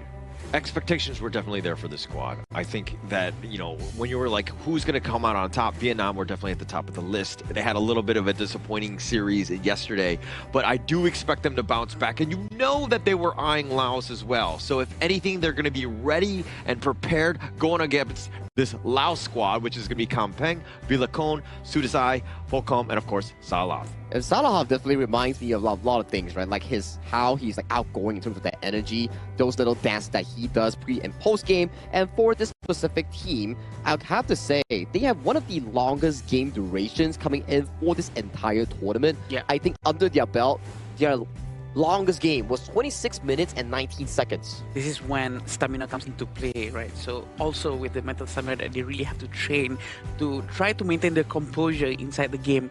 Laos would probably be considered as one of the team that actually has the most experience in that one. Now, this is going to be interesting. If Laos loses to Vietnam, then there's going to be this circular chain. Kazakhstan beats Vietnam, Vietnam beats Laos, and Laos beats against Kazakhstan. So that's going to be a very interesting circular motion if this exactly happens here. But do walk me through the head-to-head between these two teams. Yeah, the only thing that really sticks out to me is, of course, the 6-7 first strike rate, Every single time. Oh my gosh, we've been blessed by the 6-7 gods as we see it yet again in the first strike rate. Guys, why are you just telling me to go? Wait, can I stay over there? No, I want to stay here. Don't kick me out. Well, that's a very high first strike rate for sure coming in from Laos, and we do have this total game wins which is coming in from Laos. They have been winning all of their games. Yeah, all of it. All of it. And it wasn't easy, right? Remember going back to Laos' game over against Kazakhstan?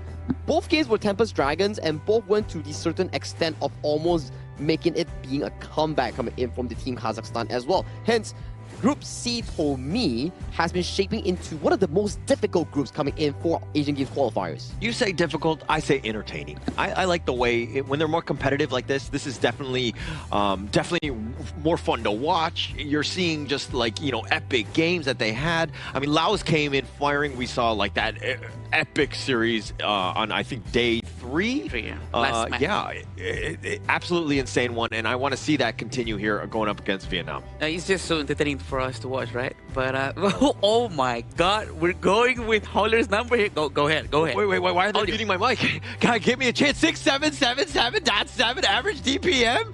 Lingva, living the dream. Just stop playing because you got to keep that number, my friend. 3 average KDA, which is very high.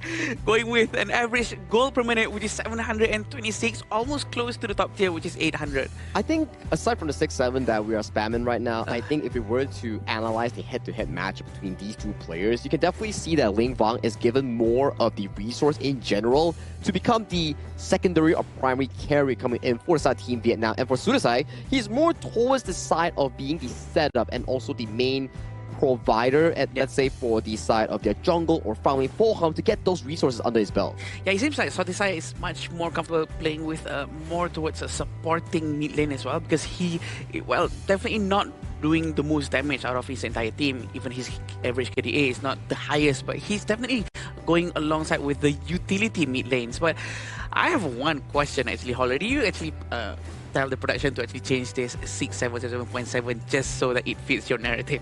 Actually, it was actually 6.8, and I was like, guys, we got to round down. Let's go to 6.7. Let's get that one back on the board, just so that I can say 6.7. Like, I don't know how many times I've said it today, but I feel like, yeah, people will eventually mute me out. Yeah, eventually they will, right? But it's okay. It's for the fun of the show right now as we venture in towards the side of Team Vietnam and Laos. Narratively wise, Team Vietnam was the 4th placer coming in for the 2022 Asian Games. So in terms of experience and also gameplay value, they have a lot of history in MOBA games, not only Honor of Kings, but in MOBA games in general. Here for Team Laos, they're also led by veterans that have also attended to the same event back in 2022. So for these two teams, it's nothing new towards them. It's just that this game alone has a different stake at hand. Which is probably why there's so much more pressure on top of these two teams, right? For them to actually settle it all out in this match to make sure and to see the standing, to see who is better in this group before they move on into the main event coming up in a couple of months. But do you think that, like, Vietnam or Laos, which of these two teams do you think has more pressure on their shoulders? I think it's Vietnam, Holler. I personally feel it's Vietnam. What do you think, Saki? I think it's Vietnam too, considering the fact that they lost a series yesterday, and then they are definitely looking at a 2-1 standing right now. And they want to recover that win so that they still have a shot of going into the main event without going through the gauntlet, which is the last chance stage. For the side of Laos, however, they are currently 2-0. They are potentially having a easier series compared to the later on stages for the side of Vietnam. So for them, this is something that they need to win as well. But on the side of their qualifications, there's lesser stress in general. They'll definitely be feeling much better, right? When you're 2-0, losing that first time, that one hurts. And being able to bounce back, that takes a lot more work, if you will. Yep, definitely. With the first couple of picks coming in from Laos, with the Mai Shiranui, for surely he's going to be doing a lot of crowd control, and having Erin and Nakoruru, even before they see any tanks whatsoever from Laos, is an interesting pick for sure. Yeah, I'm starting to wonder what's the idea coming in from the Erin Nakoruru here, but there we go. That's the Dun Dolia here being locked in for the side of Team Laos on the side of Vilacon in that jungle here, which the Nakoruru has a lot of success against these certain pickups here. Now for Team Vietnam, do they go for the mid lane here or the side of the roamer pool here, potentially like a Zhang Fei, Lapu Lapu? Those seem to work pretty well in towards this draft. Yeah, and I do think that these kind of picks would be good for the lineup, but they're going with Lianpo instead, probably because Janfei has a lot of prerequisites before he can actually use his ultimate. And at the same time, also it's to at least balance out the amount of lacking of crowd control coming in from Vietnam. I do think that they need more crowd control afterwards. Yeah, and also Lianpo kind of negates some of it. The Mai, as you rightly pointed out, will definitely be a problem. Plus, you have your own tanky frontliner, who is, again, you need somebody. Because that Dune, when it's coming in, if you don't have somebody to crowd control the Dune, he's going to have a field day on that backline. Yeah, and coming to the second phase here, since the farm laner has been selected coming in for the side of Team Vietnam, they do ban away the early here. But yet again, there's still the picks like the Chano and DRNG available for the side of Fulham to actually pick it up, and also his Marco Polo that he had success with in that crazy Tempest game where he actually managed to use a double Fever Barrage to defend the base here. And it's a decent matchup going into the side of Vietnam, considering the fact that they don't really have that much solid crowd control. So for Fulham, it's definitely down to him. Does he want to play the DRNG, the solid pickup here? Can be defending against knockups coming in from Vietnam, or the Marco Polo. More agile, but lesser on the aggressive end. Yeah, that's all the questions that we have right now. And Baichi has been taken by Laos. It's going to be giving a lot more tankiness for the team.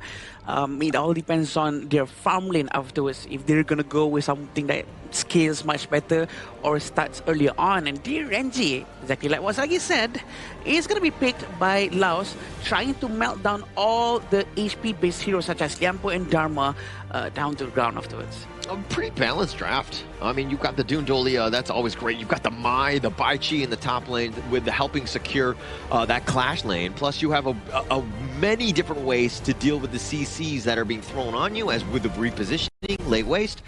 this is, I mean, anyone's game here, though. Yeah, 50-50 draft coming in from both sides here. We have to see how Team Laos is able to utilize the Dundolia and also the Maestro Nui in getting those early game wins here. If they can get the early wins, it's definitely going to choke out the side of Hui Tan and also their jungle in being able to make those aggressive plays and skill into that late game marker here. But hey, let's pass it over to the teams here to duke it out for the slot of Group C heading over to the main event.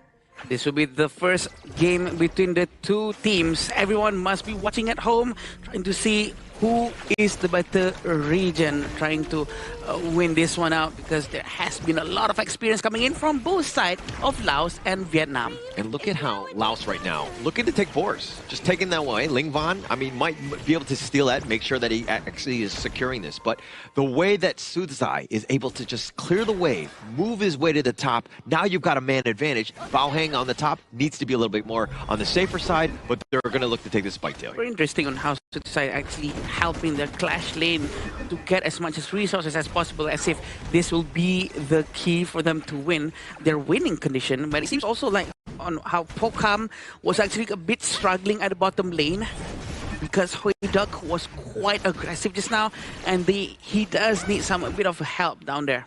But I think Folcom is going to be all right on the D-Range, especially against the Hayduck. It's not like a huge edge to either of the farm laners here, but I think that it's all about the supports. And if you're seeing how Namfang and, of course, Salath are rotating around, right? They're keeping eyes and tabs on one another so that nobody gets that man advantage come any sort of skirmish. Still waiting for Hutan to actually get hits level 4 with this mid-wave clearance to help him out to get all of his passive and his ultimate to start flying around and try to snipe anyone else who is nearby. But look at Dun Villacon is actually trying to force this one out towards the Lianpo. But Nampuang is a very thick hero, very tough to go down. Yeah, and of course you like him thick, so I think that's Villacon always being that annoying guy, you know, and they're doing such a great job with the gold sharing, right? Yeah, and they're not, if they're under threat, look at how quickly they respond. They react and they defend. The rotation coming in from them, doing it together, really helps with the gold sharing. And look at this freeze coming in from the Frost. It's very annoying. Lin Van is quite aggressively going in as well. But Laos is going to try to group up and potentially steal this very important red buff. It looks like they're going to try to force it in with the Lianpo still saving his ultimate because he hasn't have level 4 just yet. A very quick disengage coming from them, and Huitan is going to pull back. Yeah, I wish we had some sort of stat or some way to show like a heat map of the movement of the Laos squad. If you're seeing what they're doing, they're just making this like giant diagonal. Yeah. They're not actually going back and just like taking traditional farming routes because they're looking to invade, go aggressive. Even that moment where Haytham, he had to use a smite, he secures the Crimson Golem, but that was still under contest.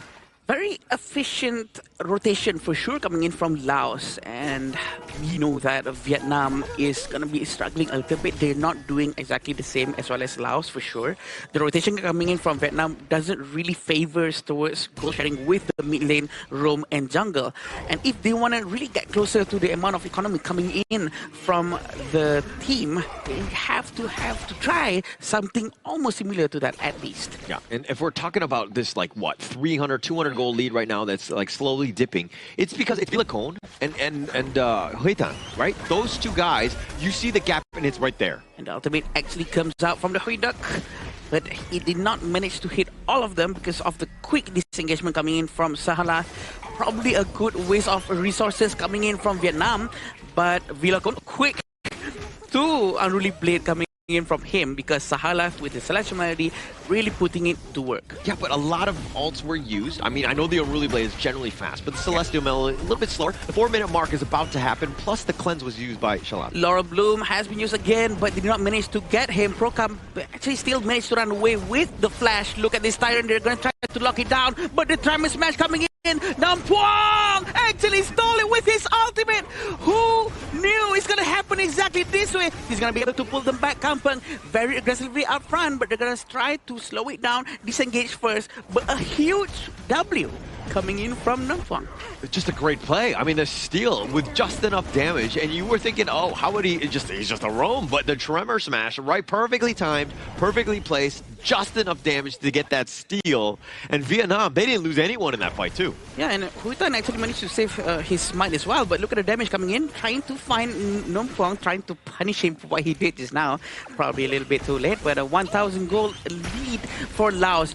They still do rotations very quickly though, although I do believe that they need to focus more down on objective and try to make sure they don't lose their overlords and tyrants to any last hits coming in from the likes of Namfang. Yeah, but Laos right now, about at 1K, it would have been way worse if they took that tyrant.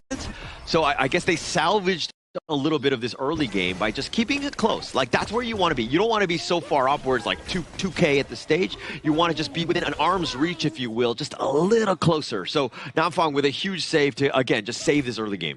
Yeah, with the 2,000 gold lead, 1,000 gold lead coming in from Laos, it's going to be giving them a little bit of an edge. And I do believe Vietnam needs to stick together more, which is what they're trying to do right now. Play much more closer, open up more space for their carries to do a lot of more damage. Lin Van is getting quite close towards the mid lane. He's trying to be ready with the winter is here. Yeah, if anything, they're just mirroring your movements. Heitan and Villacone are just been like kind of on the same side, but on the opposite sides of the river. They're just like eyeing each other as of like where they're looking to go so that they don't miss out on anything. The jungle invasion doesn't take it away. Tremor Smash is forced to be used because he was actually quite low. He needed extra dashes coming in. Kampang was actually tried to be surrounded by the Dharma and the Nakoruru of Huitan at the bottom lane, which is quite aggressively coming in from Vietnam. They need to focus down to try to defend top, or they need to try to trade at the bottom. But with Kampang being there, defending the tower, it's not going to be easy for Vietnam. So they knew that Namfang had used his Tremor Smash, right? And that's a huge opening. It's like, okay, you don't actually have that ult. Let's just walk it down. They take the top T2, realizing that they will never really be able to fight. Yeah, having the Frost here always ready to use his ultimate, but look at this. Liampo still doesn't have his ultimate though. Kampang actually tried to dive in using the lay waste. It seems like he is the one who wasted down under the tower. I don't think that's a pretty good move if the team is not really fully committing into that when the minion is already gone. Yeah, very aggressive positioning, and especially under the tower, because he got targeted by that one as well. I mean, at some point, Bai Chi is going to be a problem. He's not there yet. But the thought process is like, okay, we're going to be able to tank it, we're going to have enough, but with those minions being cleared out, he was target number one by the tower itself as well. Yeah, and we see Focam is being sent towards the bottom lane. They might want to be more ready for the Tyrant coming in 50 seconds. Huitan is going to try to pull back just a little bit. A very good use of his mobility, by the way, because it's very important for them to let the Nakoruru roam free for him to do what he needs to, especially to get a lot of resources. But it seems like there's going to be a little bit of a fight at the top lane. Yeah, and actually this is the way you want to play as Huitan, right, on that Nakoruru. You want to be just flying around, farming efficiently, and then when the opportunity is there, that's when you strike. Yeah, there's no one better to do it because of the mobility. The only mobility that they have from Vietnam is from Huitan. But look behind the Namfang, seems very ready. Tremor Smash has been used, but it's not a good one. It only hits a Dune, which is sort of a jungle tank. Such a waste coming in from them. But right now, Laos do know that Vietnam doesn't have any Tremor Smash anymore. Yeah, and they'll just take the enemy jungle here. I mean, the only problem about the Laos push is that they haven't taken the mid T1. They will now, but if they had that open, it would have turned it probably into T2. Not able to do so at this point. And again, just taking those buffs away right now. It's very interesting to see on how Laos is actually taking control of the entire map. Even though they lost the first Tyrant and whatnot, they actually managed to regain control just by pure macro only. Yeah. Nothing else. Yeah. There's no like force or aggression trying to start war, dive into towers, nothing like that. And it's going very well for them. Yeah, it's going very well, right? I like the fact that you're talking about like, hey, they're not really doing any wars. But I mean, they're not actually, they don't have any kills, right? They're just playing objective base, and it might be like you're like watching, you're like, okay, what's gonna happen? But here we go. They're trying to force it out, but it seems like they're gonna pull back just a little bit. But yeah, back to your point. Yeah, no, because they're just, again, they're not really looking to take any sort of team fight. Everything is about spacing. Everything is about just enough damage so they get out of here. Maybe they use their Tremor Smash, and then they're not in the fight, and they're able to take towers. And so, again, objective-based gaming here by Laos. Right, if we see on the top of our screen, there's 5 towers that have been destroyed by Laos, which is a huge amount, just by pure macro. Because it seems like in Honor of Kings, one of the most important things are macro, aside by, of course, your mechanical skills with particular heroes, but it seems like they're trying to force it out here. Having Princess Frost really helps with the high ground, defending all any minions coming in with ease. Yeah.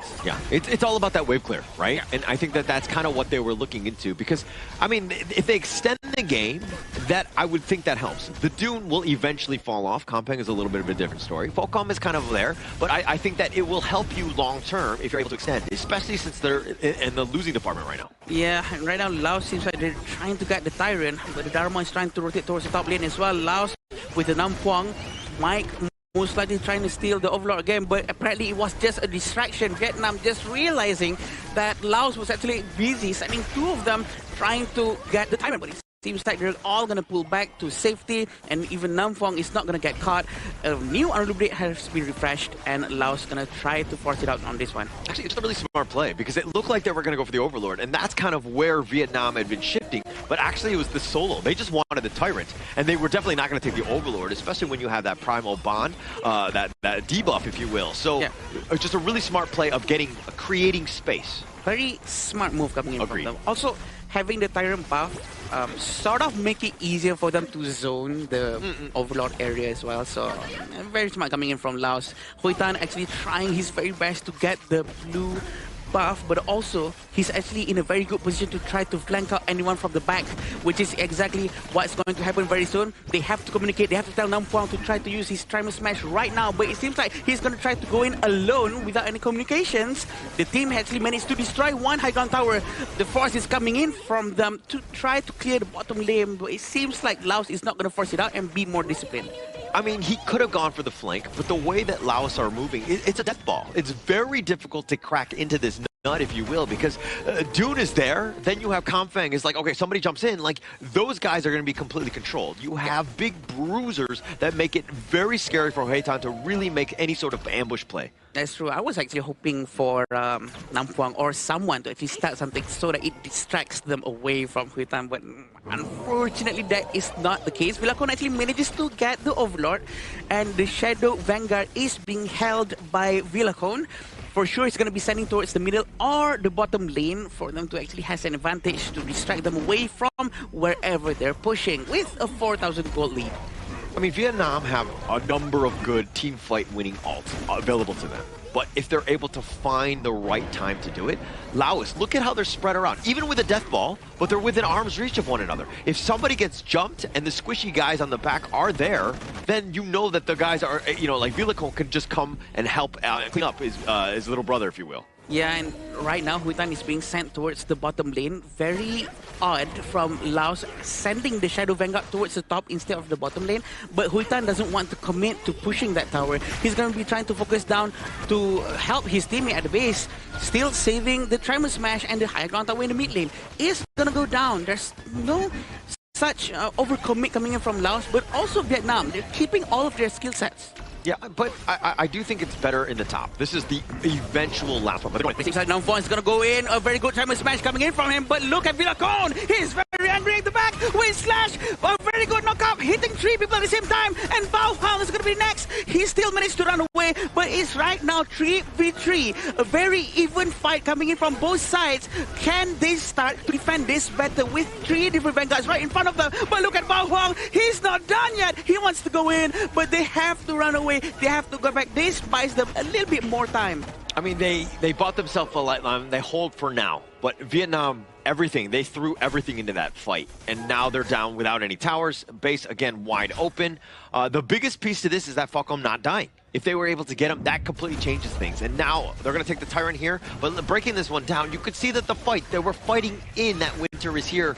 Everything right on top of that. It's going to do quite a bit. Lingvin doing a lot of damage on that side and staying alive. Right, that was the biggest piece, and they find Sudazai, who's again very squishy, and Villacon playing a little bit with fire here, just kind of potentially going in, and it looked like Bao Hong was trying to get on, but the Unruly Blade, that is his get-out-of-jail-free card. They're really trying their very best to push out of their base right now, which is very difficult to do, especially when all three of your high ground tower has been destroyed, which means the minions coming in are all mega minions. It's all big, and it will naturally be pushing towards Vietnam. So Laos do have the upper hand because they can push wherever, get any objectives with ease without having to worry about their landing phase anymore. So this is a huge advantage coming from them. But look at the back!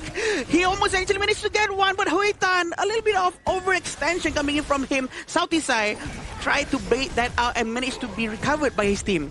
Yeah, but I mean, if you're looking at this, but now the flash on 4, they find him. The nice little taunt with that lay waste. The 2-man stun. They're doing some serious work as Bao Heng is going to be taken down, and Laos are going to take game number 1. Slow and steady, but Laos brings in the game with a clean victory. I would say that they played around Bo Hum's Direnjie really, really well. Didn't provide any single opportunity coming in from Team Vietnam to actually find and engage on this pesky little farm laner here. All the towers taken down. No respawns coming in for the side of Vietnam. Just couldn't be reactive with this. They need to be proactive, but the proactive attempts has been shut down coming in by Laos.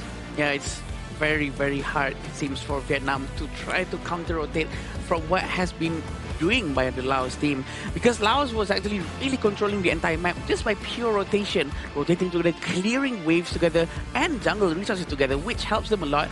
First of all, in terms of gold sharing, but also in terms of trying to have an overpowered amount of number of people in the same area. Yeah, Laos is so clean, right? I think that the way that they were able to just dismantle everything that Vietnam was throwing at them. And Hui Tan, we were talking about, oh, the flank, the flank, the flank. He tried to go for it, but probably the worst time because it was so far from the rest of their squad, and it was into like 4 of the members of Laos. So probably not the right time to go in. I think there were other better opportune moments. Unfortunately for him, he chose the wrong one. And I feel that although, yes, for the South Team Laos, they play it slow and steady, but Team Vietnam, they were just following the pacing coming in for the South Team Laos. They didn't take any risk. They were afraid of doing something wrong, which is really different compared to the first 2 series that Team Vietnam actually played. Prior to that Kazakhstan series, I understand that they lost, but it's really different compared to those games. Yeah, we get to wonder why the difference is coming in here. It's most likely because of the pressure, but also because of what Laos have been proving from the previous match, because on how resilient they were in trying to win a very long matches, right? So right now, having this considered as quite a long game as well, right? So I do believe the mental capacity and mental stamina starts coming into play and starts to affect Vietnam as well. And Laos is very much used to a very long game. Yeah, I think you need to start playing to win instead of playing to not lose. Correct. Yeah. Right? And I think that the way that they've been kind of pushed back and forced to play a game where they're like, you could tell they're not comfortable. They don't like this, but you're not playing to the strengths of the Vietnamese squad. Which is a bit worrying, I would say. And you do see a form of a lane swap coming in for the side of Team Vietnam, where you have Bao Huang, original jungle, going into the Clash lane role, Hui Da being the original Clash lane playing the farm lane role, and Hui Tan being the original farm lane playing the jungle. So there seems to be a bit of a experimentation here coming in from Team Vietnam after their loss yesterday against Team Kazakhstan. But I would say, coming in for Team Laos, they played around the Direnjie composition really well. And quick shout out towards Kampeng 034. But later on in towards the replay, I want you to look towards what he exactly did in those team fights. Yeah, he has been very, very silent, invisible hero because he was not knowingly, he just jumped in right. I do believe that in the Vietnam team as well, they were actually managing to try to defend as long as they can, especially having fun with the winter is here. He does make it a lot more difficult for Laos to actually push in. So many times they tried, but has been cancelled just because of the invite. Yeah, and the net worth spread by Laos was much more even across the cores than the Vietnamese squad. It was all in on this, the Nakaruru, the Hui Tan, and he was never really able to kind of really shine, right? Ling Van is the type, we talked about KDA and all that, about how he's like more utility type of mid. He's actually setting things up. The winner is here, all these good things that you want in terms of control, but he doesn't need the net worth. The other guys do, right? Yeah. And that's where they needed to have stepped up. Hayduk, especially him, and Heitan, when they're looking to kind of find the right course to, again, just do enough damage to take over a team fight. Yeah, this is a bit starting to be worrying for me, right? Because I like the fact that you pointed out, it's not to avoid losing, but it's starting to try and win, right? Because from that game just now, Team Vietnam, we never really saw any proactive players coming in from Nanfong or players like Bao Huang on those 2 picks in trying to look for the aggressive pickoffs. It was always the side of Team Laos just moving from wave to wave, slowly but surely choking out of the breathing room coming in from Team Vietnam in that game 1. I think the micro gameplay coming in from Laos is just so good. It's excellent. There's nothing else we can say about that. And I do believe that they have been practicing it. It's reflected in their movement. It's all a very well cohesion of the teammates. And it almost seems as if they don't need to communicate what they're doing. They're always rotating together. But this is the goal graph. Yeah, and I mean, just complete control, right? There was no real big dips where Vietnam were able to find ways to get back in. I mean, the number of deaths that Laos had, very minimal, right? And they just kind of, again, stuck to objectives. They mowed down all the towers, made things very difficult for them to take any sort of team fight because this death ball lineup, so hard to get into. Yeah, it's such a suffocating loss coming in from the side of Team Vietnam. But let's check out the highlights real quick so I can point you out what exactly happened here. So in the earlier team fights here, we do see the Kampen going in with the lane waste, but got caught by the Bridge of Prison. Look at this. All flash in towards the backline, catching on towards Tree, forcing out multiple flashes on the side of Team Vietnam. And as of this point, right, even though Ling Van got a beautiful freeze, it just wasn't enough to actually bring them back from that deficit. And in the closing play later on, you can see the flank coming in for the side of Wei Tan, a bit too slow, and then Kampen comes in once again and finds 2 and 3 more players to end the game. Yeah, again and again we can see on Kampen's ultimate Lewis has been hitting a lot even afterwards, even just before the end of the match. A very good fight coming from him. Yeah, Kampen saying, get over here as he's getting ready. His MVP 034. It looks like you were not the only one, Sagi, to see just his MVP plays, his layways, his taunts. Everything was so good on this one. Just the control, just locking people down. I think this is the spirit that you need coming in from Team Vietnam to see that Kampen, he's not afraid of faltering in team fights. He knows for a fact that if he starts a good one, his team will back him up despite the fact that he might be taken down. So I think this is something that Team Vietnam needs coming in for the game 2, or potentially if they do bring it to a game 3. Yeah, even though the damage is just 10%, but that's not what Baichi is for, right? It's for the amount of crowd control coming in from it. The taunt is just so annoying to handle with.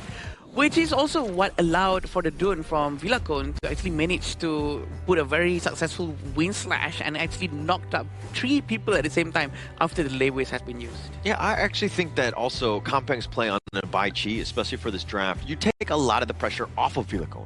Right, because usually when you're like the Dune, you got to make a play. You got to get in there. You got to initiate. You got to be the front liner. But it's actually like, 1A or 1B. You're like, pick your poison. Like, which one is worse? And so Kampen was, again, able to do exactly what you want as well as a Dune, being that tanky front liner, and then absorbing people, and then letting people come into him. Like, just pile on towards the side of Team Vietnam, right? So that's game 1 coming in for the side of Team Laos against Team Vietnam. Good start overall for Team Laos. They haven't lost a single game yet, and they are looking on track to finishing off the series yet, but we need to see whether Team Vietnam can find a way to bring it back to an even.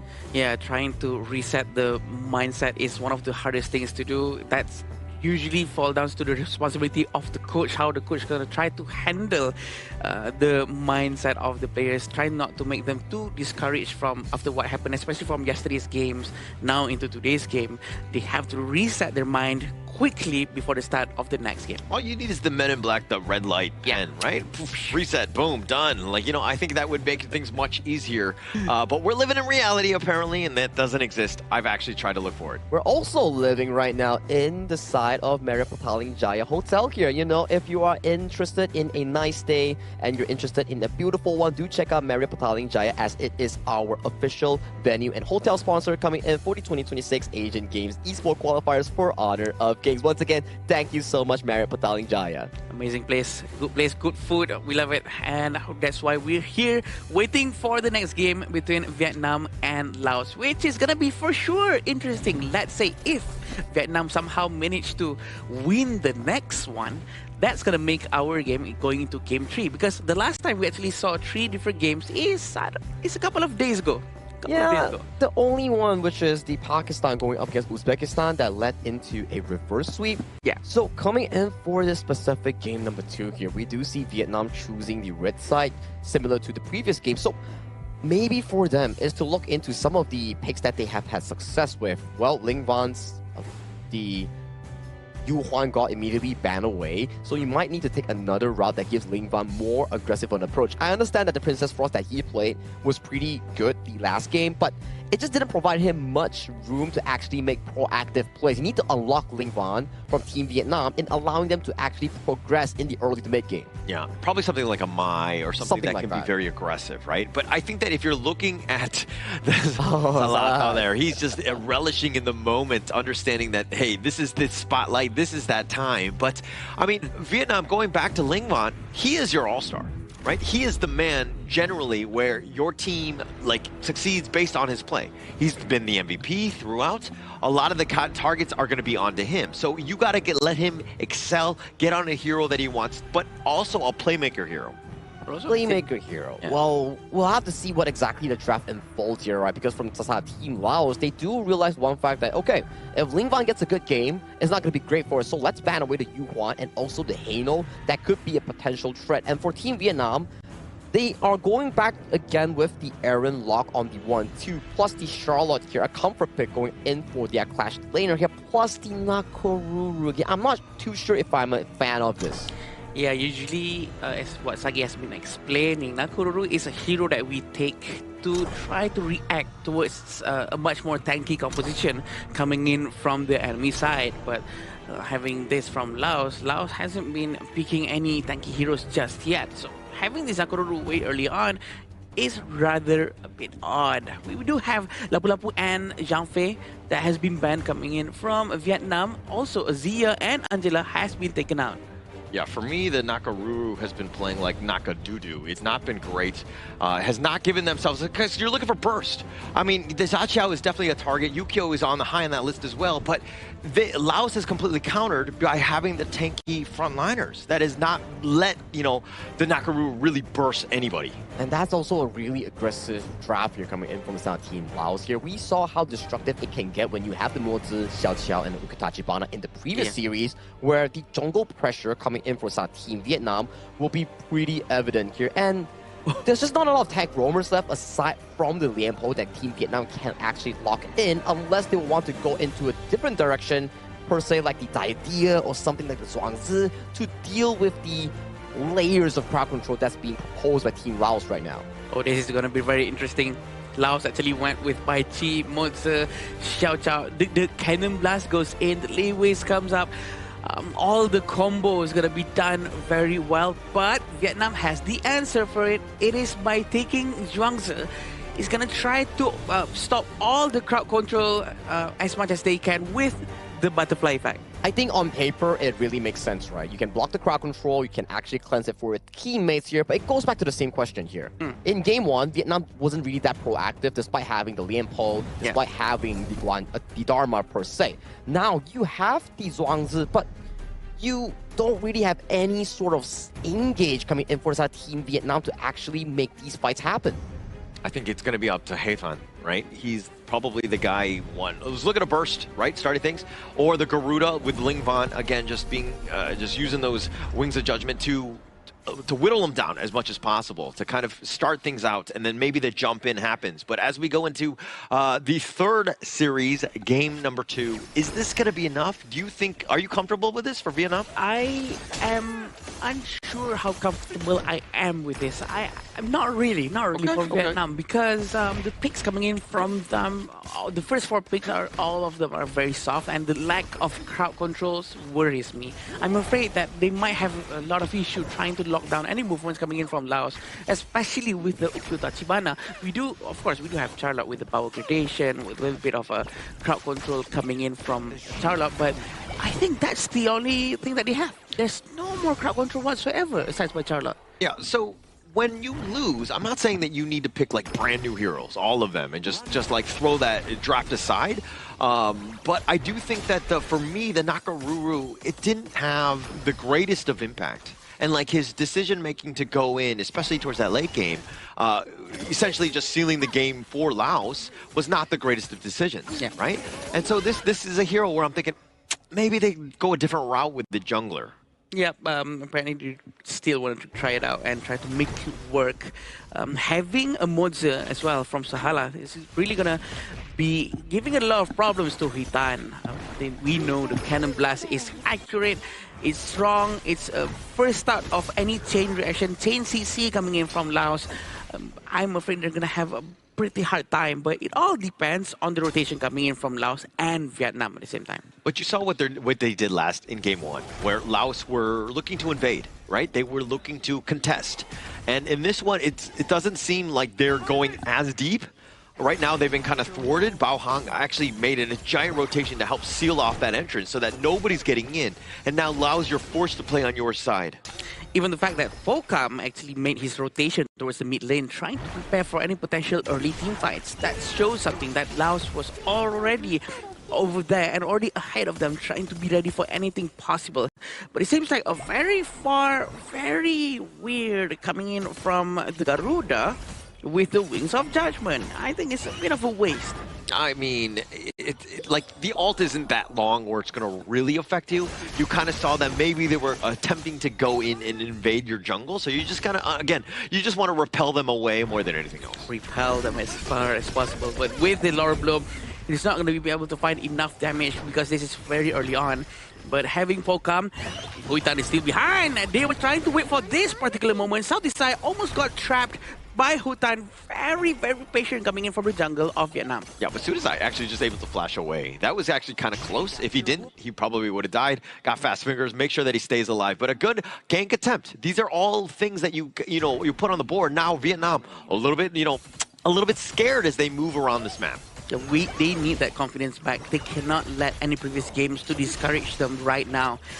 Having Bao Hang as well, who hasn't done any rotation just yet, by the way. So they need to play around with all of their teammates. Try not to wait for too long for things to happen, for gold to come up. They have to force something out. They have to force Laos to be thrown out of their feet so that they have to follow Vietnam's pacing instead. And look at how Laos, right? Okay, look, actually in the top lane. We'll see on how he's trying to run to the back. Kampeng is going to be okay, it seems, because he is a very tanky hero for sure. Bao Huang and Huitan doesn't have enough damage for now.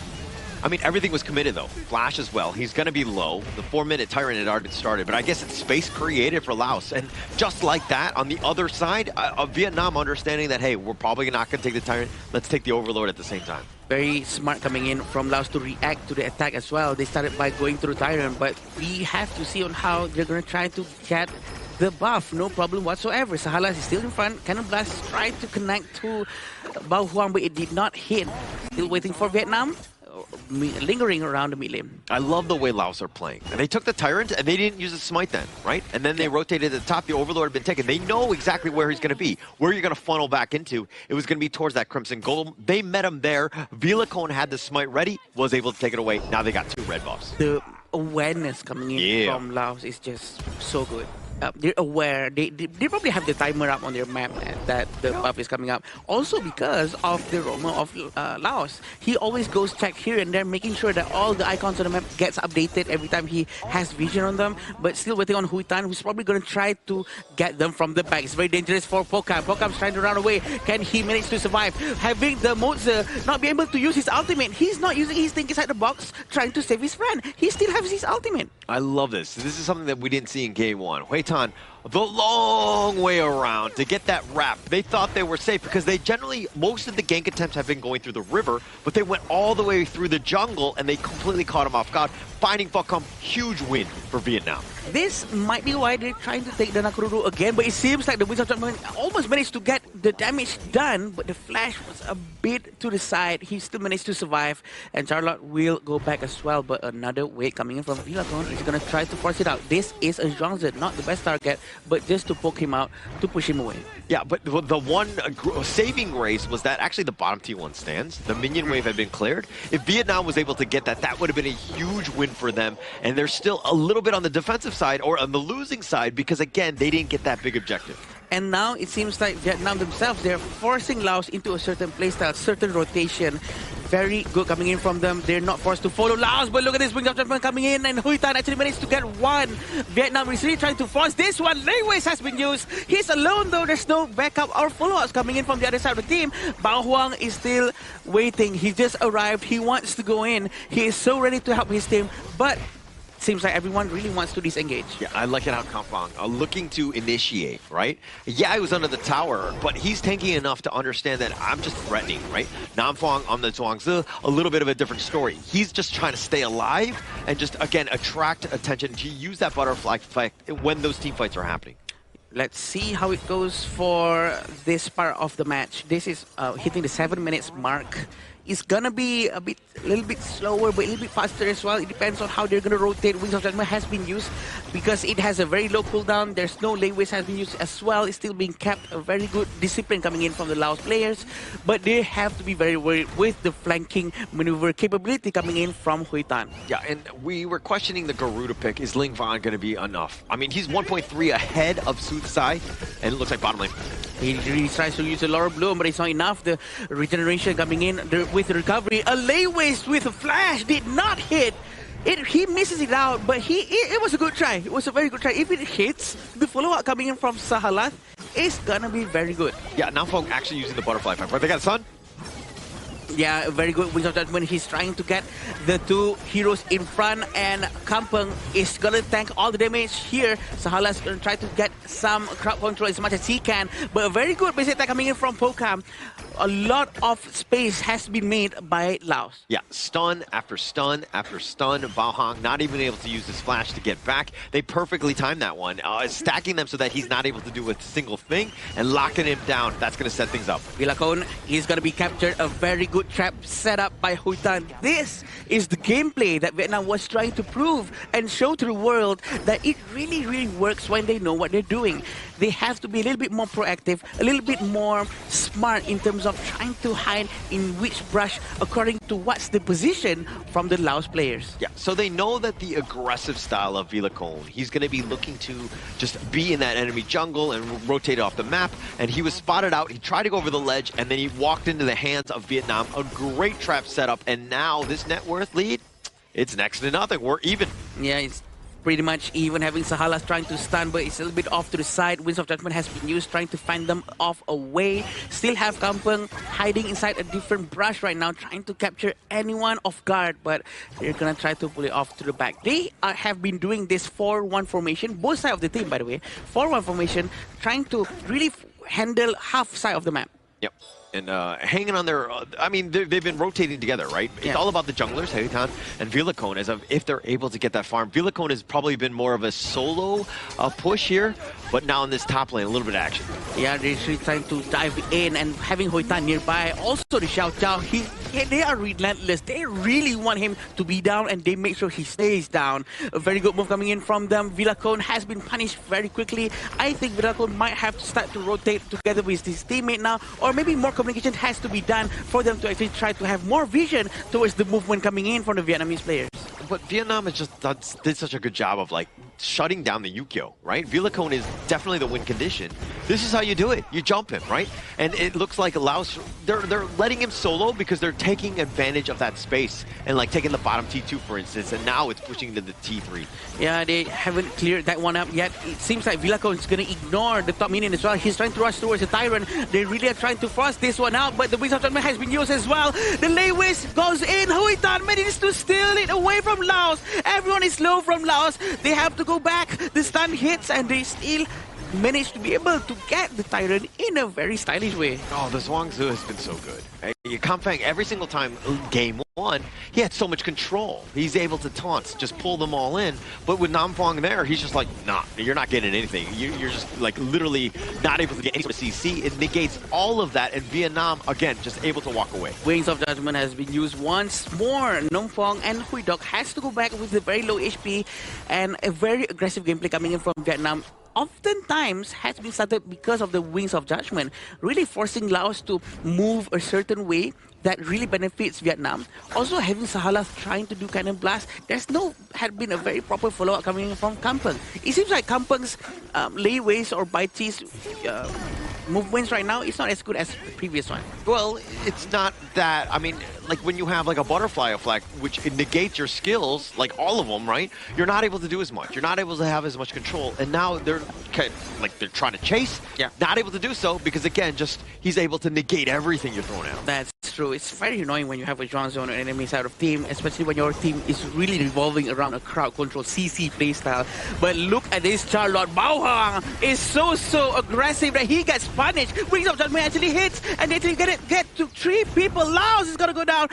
Now it all left with Villacon. Can he manage to defend? He cannot get the Overlord for sure. They really have to try to step up with their gameplay. Yeah, no chance on this one. And the Wings of Judgment every single time. Ling Von, to me, has been an outstanding mid laner here. He's been having so much control. They've had no answers for when those team fights are happening. They've been pushed back. Villacon somehow has to hold at least for 7 more seconds here. The top T3 under siege. I mean, it completely zoned away. This Wings of Judgment just doing some serious work here. And this is a very good fight coming in from Vietnam, and they have been very aggressive, which what we like. We want to see more of that aggression coming in from Vietnam. And Laos has been also quite confused with what they want to do, but we do want to see that cohesion coming in from the team again, because that's what they've been demonstrating just now. But also the Overlord has been taken by Vietnam. Having the Shadow Vanguard being held by Huitan will be able to make sure that they have a good part of the next 3 minutes. Yeah, Vietnam, I love the way that they bounced back in this game, right? It's been a very strategic game. The way that they're able to outmove, outmaneuver, outdraft in some situations, like this has been great for Vietnam. And the way that they're doing it, I mean, it's only a 4K net worth lead. They have not won this game. They are far from that. But they're in the driver's seat, which we have not seen a team be against Laos here. Here's the good thing about this, right? Because we don't know which one's going to win. Even though there's only 3,000 to 4,000 gold difference, still the amount of showmanship and sportsmanship coming in from Laos and Vietnam is just so high that they are still trying to be composed with this. Lei Waste is still trying to find his target, but it seems like the Ukyo cannot manage to find a good ultimate. All ultimate has been used quite a bit, leaving Sahalath and Kampung with their last few ultimates. Yeah, I mean, taking down this mid T3, just walking away. You can't go into the team fights. Laos right now, they're grasping, they're reaching for straws, not able to find anything because of the positioning of this Vietnamese squad. Again, look at this. Wings of Judgment really tries to get as much target as possible. Lin Van always with the responsibility of trying to zone the enemies out, but look at how Vietnam's trying to go in. Can they do this without having Lin Van's Wings of Judgment? Are they going to try to force it out once more? Waiting for a proper cannon blast and a Lei Waste. He still have his flash. He's still trying to force it out. He dives right in from Charlotte, and Bao Huang is still okay. Wings of Judgment is trying to force them to the back with the last dragon. The Shadow Vanguard coming in. Can they try to get Kampung? Kampung's going to do it down as well. Hoi Duk gets the target, and Crystal has been destroyed by Vietnam. And we're going to a game 3, our second one coming in for the 2026 Asian Games Esports Qualifiers here. Vietnam found their mistake in game 1 and they adapted quickly in game 2, and right now we are at 1-1 even between these Group C giants. Just a great bounce back game by Vietnam. That's exactly how you want to dismantle Laos, especially that's how you dismantle Yukio. We've been looking for answers. That's exactly it. You just get on top of them, you take it away. And again, just the Vietnamese squad, the way that they do things, they move across the map, Ling Von's play, and Shala probably not dancing as much right now. He's really trying out his best, and we do know that the Vietnamese players actually did differently this time. The way they rotate, the way they aggressively go and hide inside brushes behind the farm lanes of Laos. I think that's what we want to see more from them. This is what probably is lacking from the yesterday's game as well. And the way they dismantle coming in the aggression of the side of Team Laos with the Zhuangzi is actually a very smart move. Like, we did say, like, yes, there's not a lot of proactive takes coming in for the side of the Vietnamese team, but the way that they baited out Team Laos aggression is like Campaign continuously jumped in, wants to find those catches that he got in game 1, but when he goes overly deep with the Lei Waste, Zhuangzi cleanses it, and then everyone focus fires on the first member that's like out of position here. So the hard engaged side from Team Laos got dismantled coming in for the side of Team Vietnam. Going to game 3, the draft will be more interesting for both teams because each one of their tried and true drafts has been dismantled each one time by both sides. Yeah, and I think it's the chess match, not only from the draft, also in terms of execution. The way that they were able to go, they're like, okay, Kampang, he was the MVP, right? Yeah. On the Bai Chi, he had a tremendous amount of value in that game, almost controlling it, and that was why he's MVP. But now the Zhuangzi negates everything, right? Yeah. And now you got to go back to the drawing board. Now we got a game 3.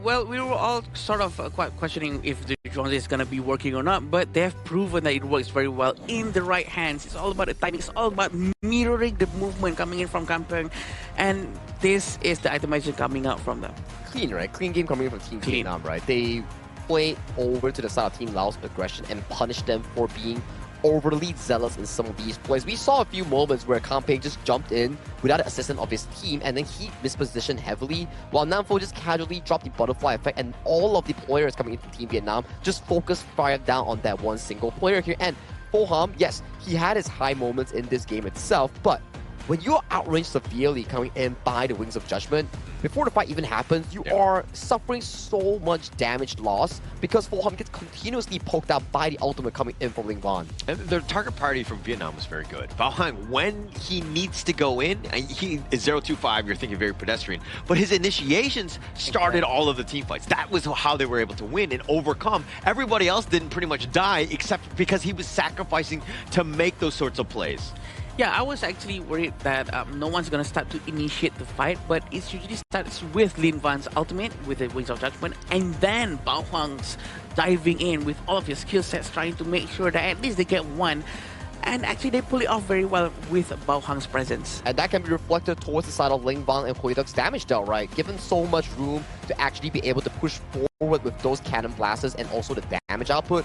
Every time there's a cannon blast coming from Sahalaf, Nomfong casually blocks it, and then you lose so much of the aggression from the side of Team Laos to actually utilize Vilacon and Sudasek in that strong mid jungle here. Yes, early game-wise, we've been seeing some good plays coming from Team Laos, but as the game progresses, you look at the 5 heroes for the side of Team Laos. They don't have much late game to actually tear down the defense line coming in from Team Vietnam. Yeah, I want to just, like, if Laos took the draft that they had in Game 1 and brought it into Game 2, would they have had more success in this one going up against this Vietnamese squad, this lineup here? Probably going to be able to have a little bit more success with the unruly blade of Dun and the Dahlia, right? Because yeah. we do know that he's much more tankier that way. Because the way they rotate with Dahlia and Dun seems like they are much more cohesive rather than a bit detached to one another. It does seem like with having Moser, Ukyo, and Xiao Chao, the way they rotate is a little bit all over the place, not really moving as one. It seems like the farm lane is doing their thing, the mid lane is doing their thing. What do you think, Saki? Well, it goes back to your point, right? Like Game 1, where we did see that Team Laos grabs the game firmly in their hand and force Team Vietnam to react to every single play. In Game 2, Team Vietnam used that psychology that they actually got from Game 1. It's like, okay, you like to engage, sure, come on in. We have the Zhuangzi, we cleanse it, we make you be impatient. That's where we start to see Kampang, Sahalaf starts mispositioning in some of these plays, and Vilacon, without any front line, he was constantly being caught in the side lane, doing side lane things. And then as the game progresses, Vietnam getting pickoffs after pickoffs after pickoffs, because Team Laos, they're starting to get a bit frustrated because their plays were just mitigated by a single button on towards Namfong's ultimate. Yeah, and that's something that we didn't really see from the Laos squad. You rightly pointed out, they were frustrated, right? And it seemed like they were playing an unconventional game. They've never been in this spot before where they were losing. And Vilacon, again, he was trying to split push, trying to create a little bit of space, but he got punished. So there was really nothing that they could have done. Again, Vietnam completely shut down what Laos wanted to do, and you see it in the goal graph here. Yeah, this is what happens when we hit around the 8 minutes mark, is when the Huitan is really trying his very best to really turn the game around. Huitan and his team together moving forward and trying to catch off people behind off guard. But I think also thanks to a little bit disorganization coming in from Laos positioning, because I think they themselves are not really moving as one.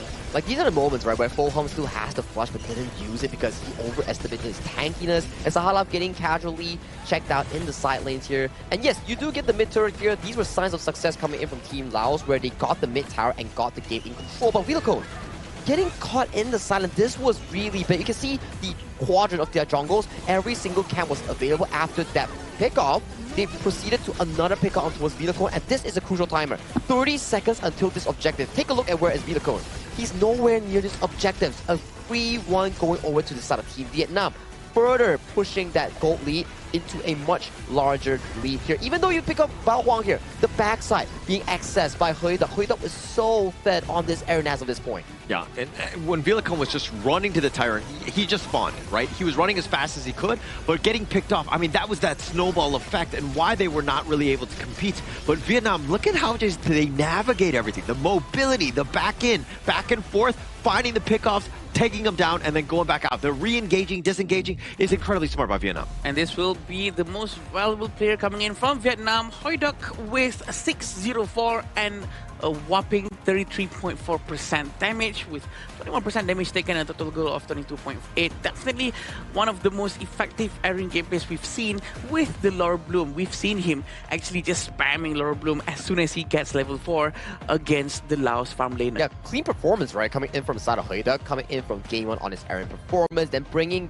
that deficit and turning into an offensive strategy, coming in game number 2 with a clean slate on the KDA here. He was the cannon, the consistent DPS coming in for our Team Vietnam, in allowing them to back this win coming in on game 2. Now, the focus is who gets game 3. If Team Laos gets game 3, they're soft secured. If Team Vietnam gets game 3, they can force a tiebreaker for first and second.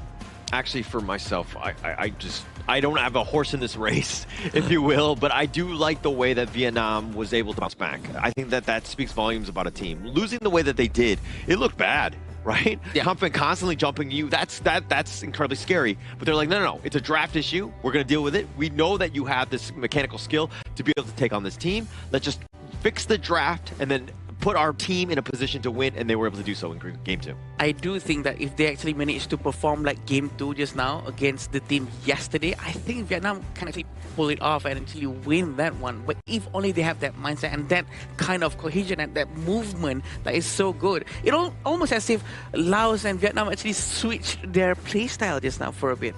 I would say so, like lesser proactiveness, but yeah. I would say that from Team Vietnam's side, they were more planned. They planned more on towards the gameplay itself, protecting the side of Huida and allowing him to consistently do the DPS. And you can see for the side of Team Laos, there's more mistakes this game compared to the previous game. Maybe they are like saying that, okay, that was a pretty clean game 1. We can repeat the same thing, but they actually let their guard down in that case. And that's the problem, right? When you're talking about teams that have not lost, they're not as hungry. They're going to be lackadaisical at moments. They're going to just do not the most efficient of rotations, all of that. It affects them, right? Complacent. And now when you've lost that second game, now things are shaken up, right? What is the mental resolve? How do you now bounce back?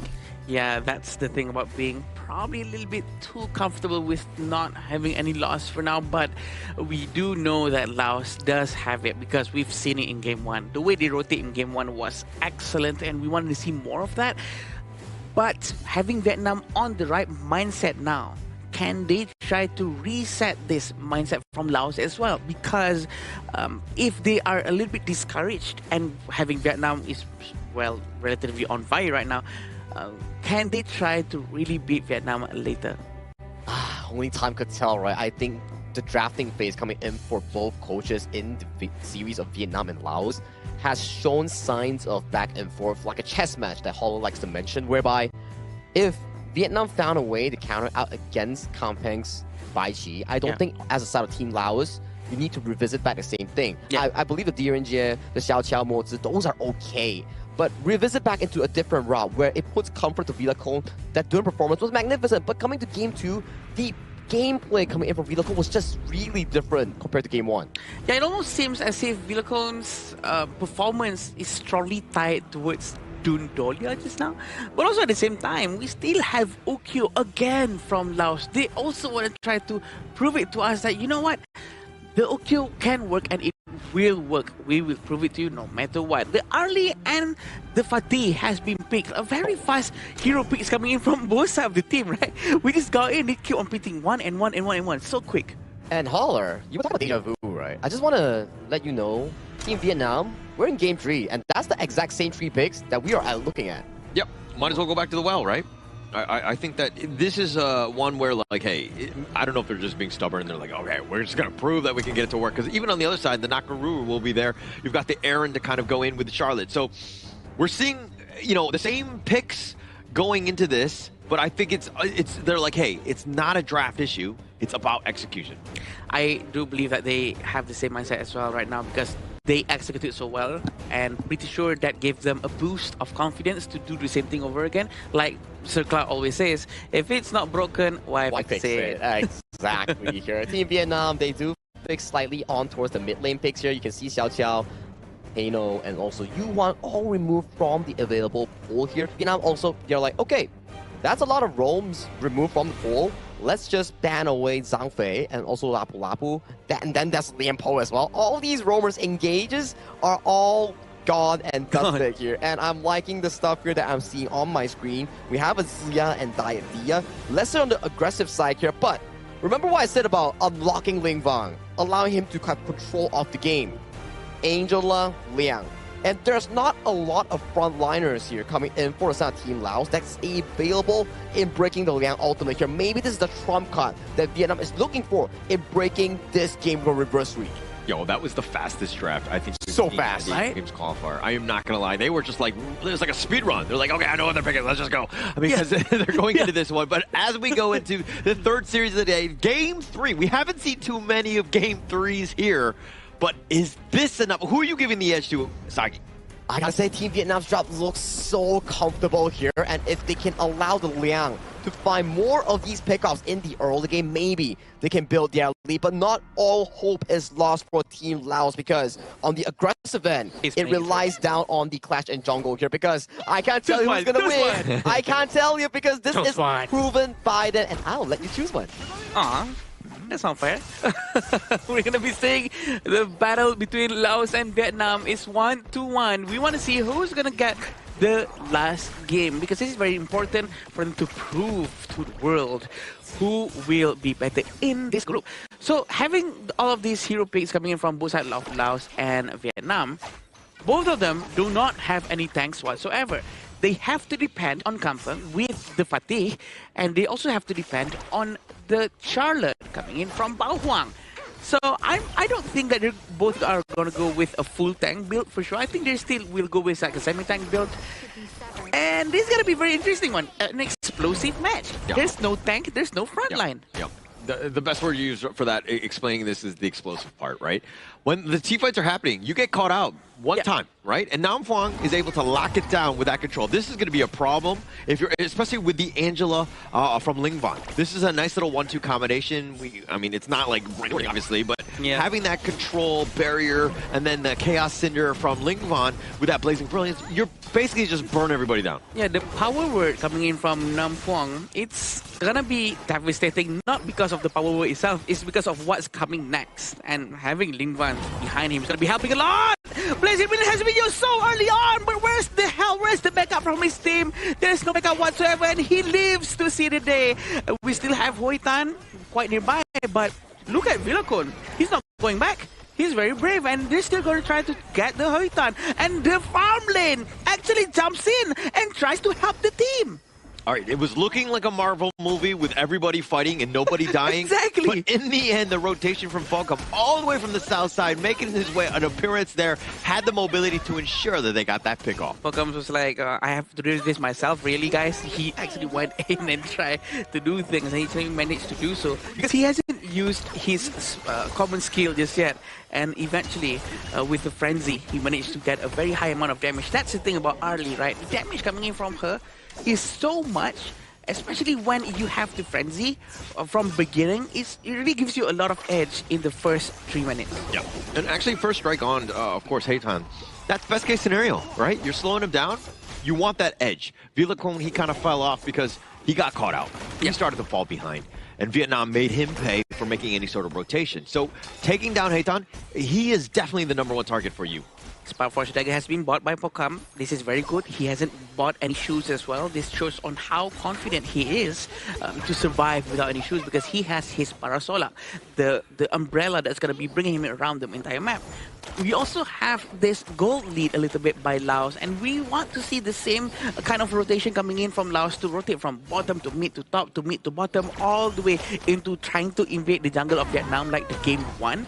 But we haven't been seeing that anymore after the game 1 ends. Hasn't happened. Oh, the flash forward. He gets the control with that blazing brilliance. And Vilico was just trying to parade around on the river to make a rotation. He pays with his life. And he's waiting inside this brush right now. He's not going to try to commit. Still trying to play it safe. A very quick move coming in from Vietnam, catching with blazing brilliance. We know that this is going to happen a lot of times, right, with Lin Van, for sure, but the power is still there. Lord Bloom is being used. They're trying to run away. Blazing Blaze has to be used once more, but a very quick smite coming in from Huy Tan manages to secure the Tyrant quickly away from Laos. Actually pretty scary. Shalat almost going over the wall, almost doing enough damage to take down Haydock, but he gets on back to safety. But Vietnam, they're playing with fire. It's on the edge, and we're talking about, hey, both of these guys don't really have tanky frontliners. The flash away, Lingman. He made a mistake. Oh no, that's the first one he emotes because he knows what shame it was. What was that? I was shocked. I lost for words. I'm lost for words. Okay, maybe he wanted to cancel it out, but it actually slipped. But that's a bit of a mistake coming in from them. 2 of 4. They were actually hiding inside the same areas of brushes, and they did not manage to get any kills from that. I mean, the idea was there. As soon as I was making a rotation, he was going to flash on top with the Chaos Cinder. Then you had Nam Fong for that other control after that one. But seeing as that he flashed the wrong way, it's a bit of a Roadrunner, a Coyote moment where he just kind of face plants into the wall there. If it actually worked just now, he would have got 2 free kills most likely. True. So you know what? Let's not rub it into his face. No, I want to rub it in his face. No, Linkbon has had a great... No, Okay, we still have Southeast Side in the mid lane.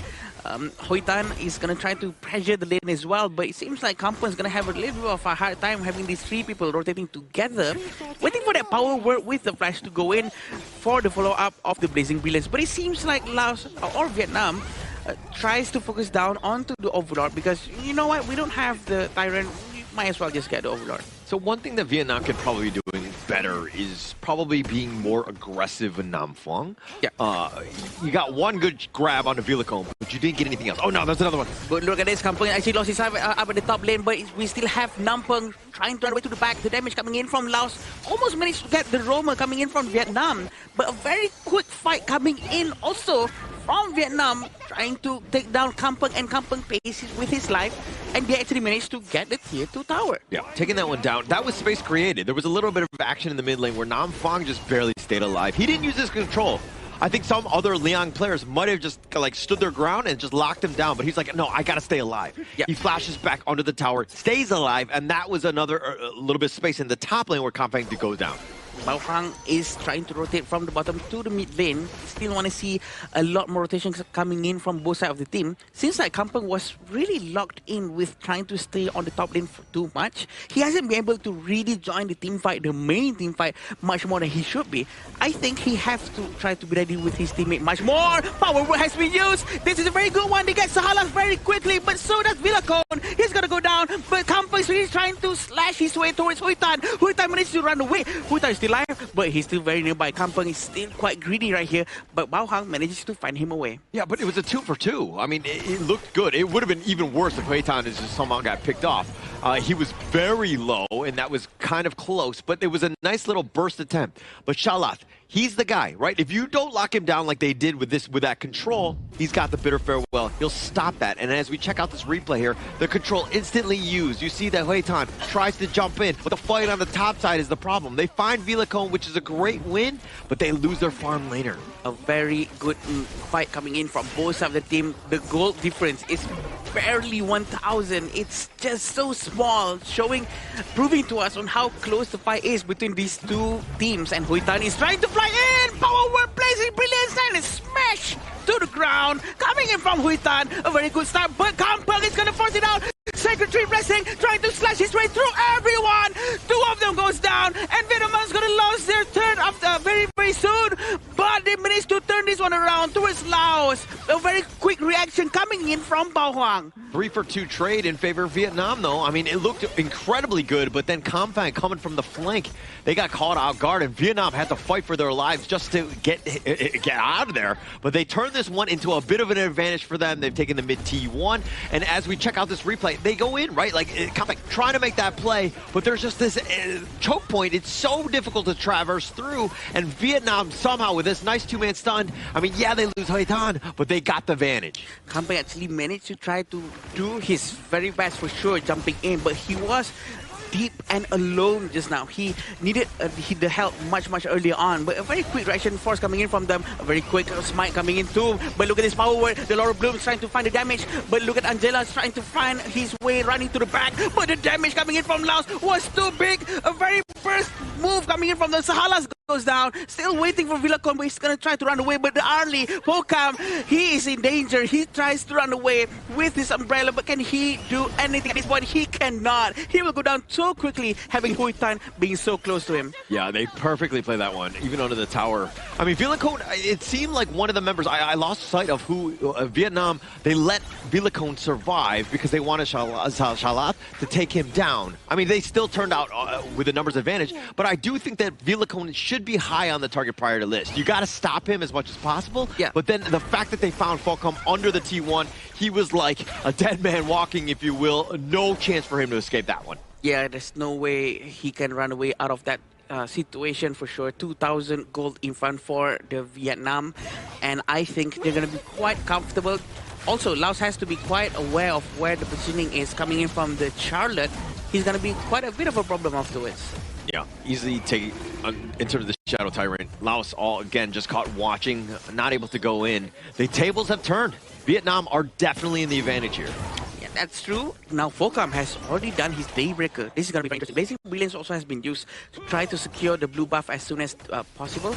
Seems like Laos trying to get some sort of an advantage here, trying to get the Overlord, but Bao Hang is actually quite nearby. He has vision, and but look at this, Howl has been used, trying to use Power Word. Everyone runs away. He cannot use the Power Word at all, but finally someone jumps right in. They said, why not? Why the food is right in front of us.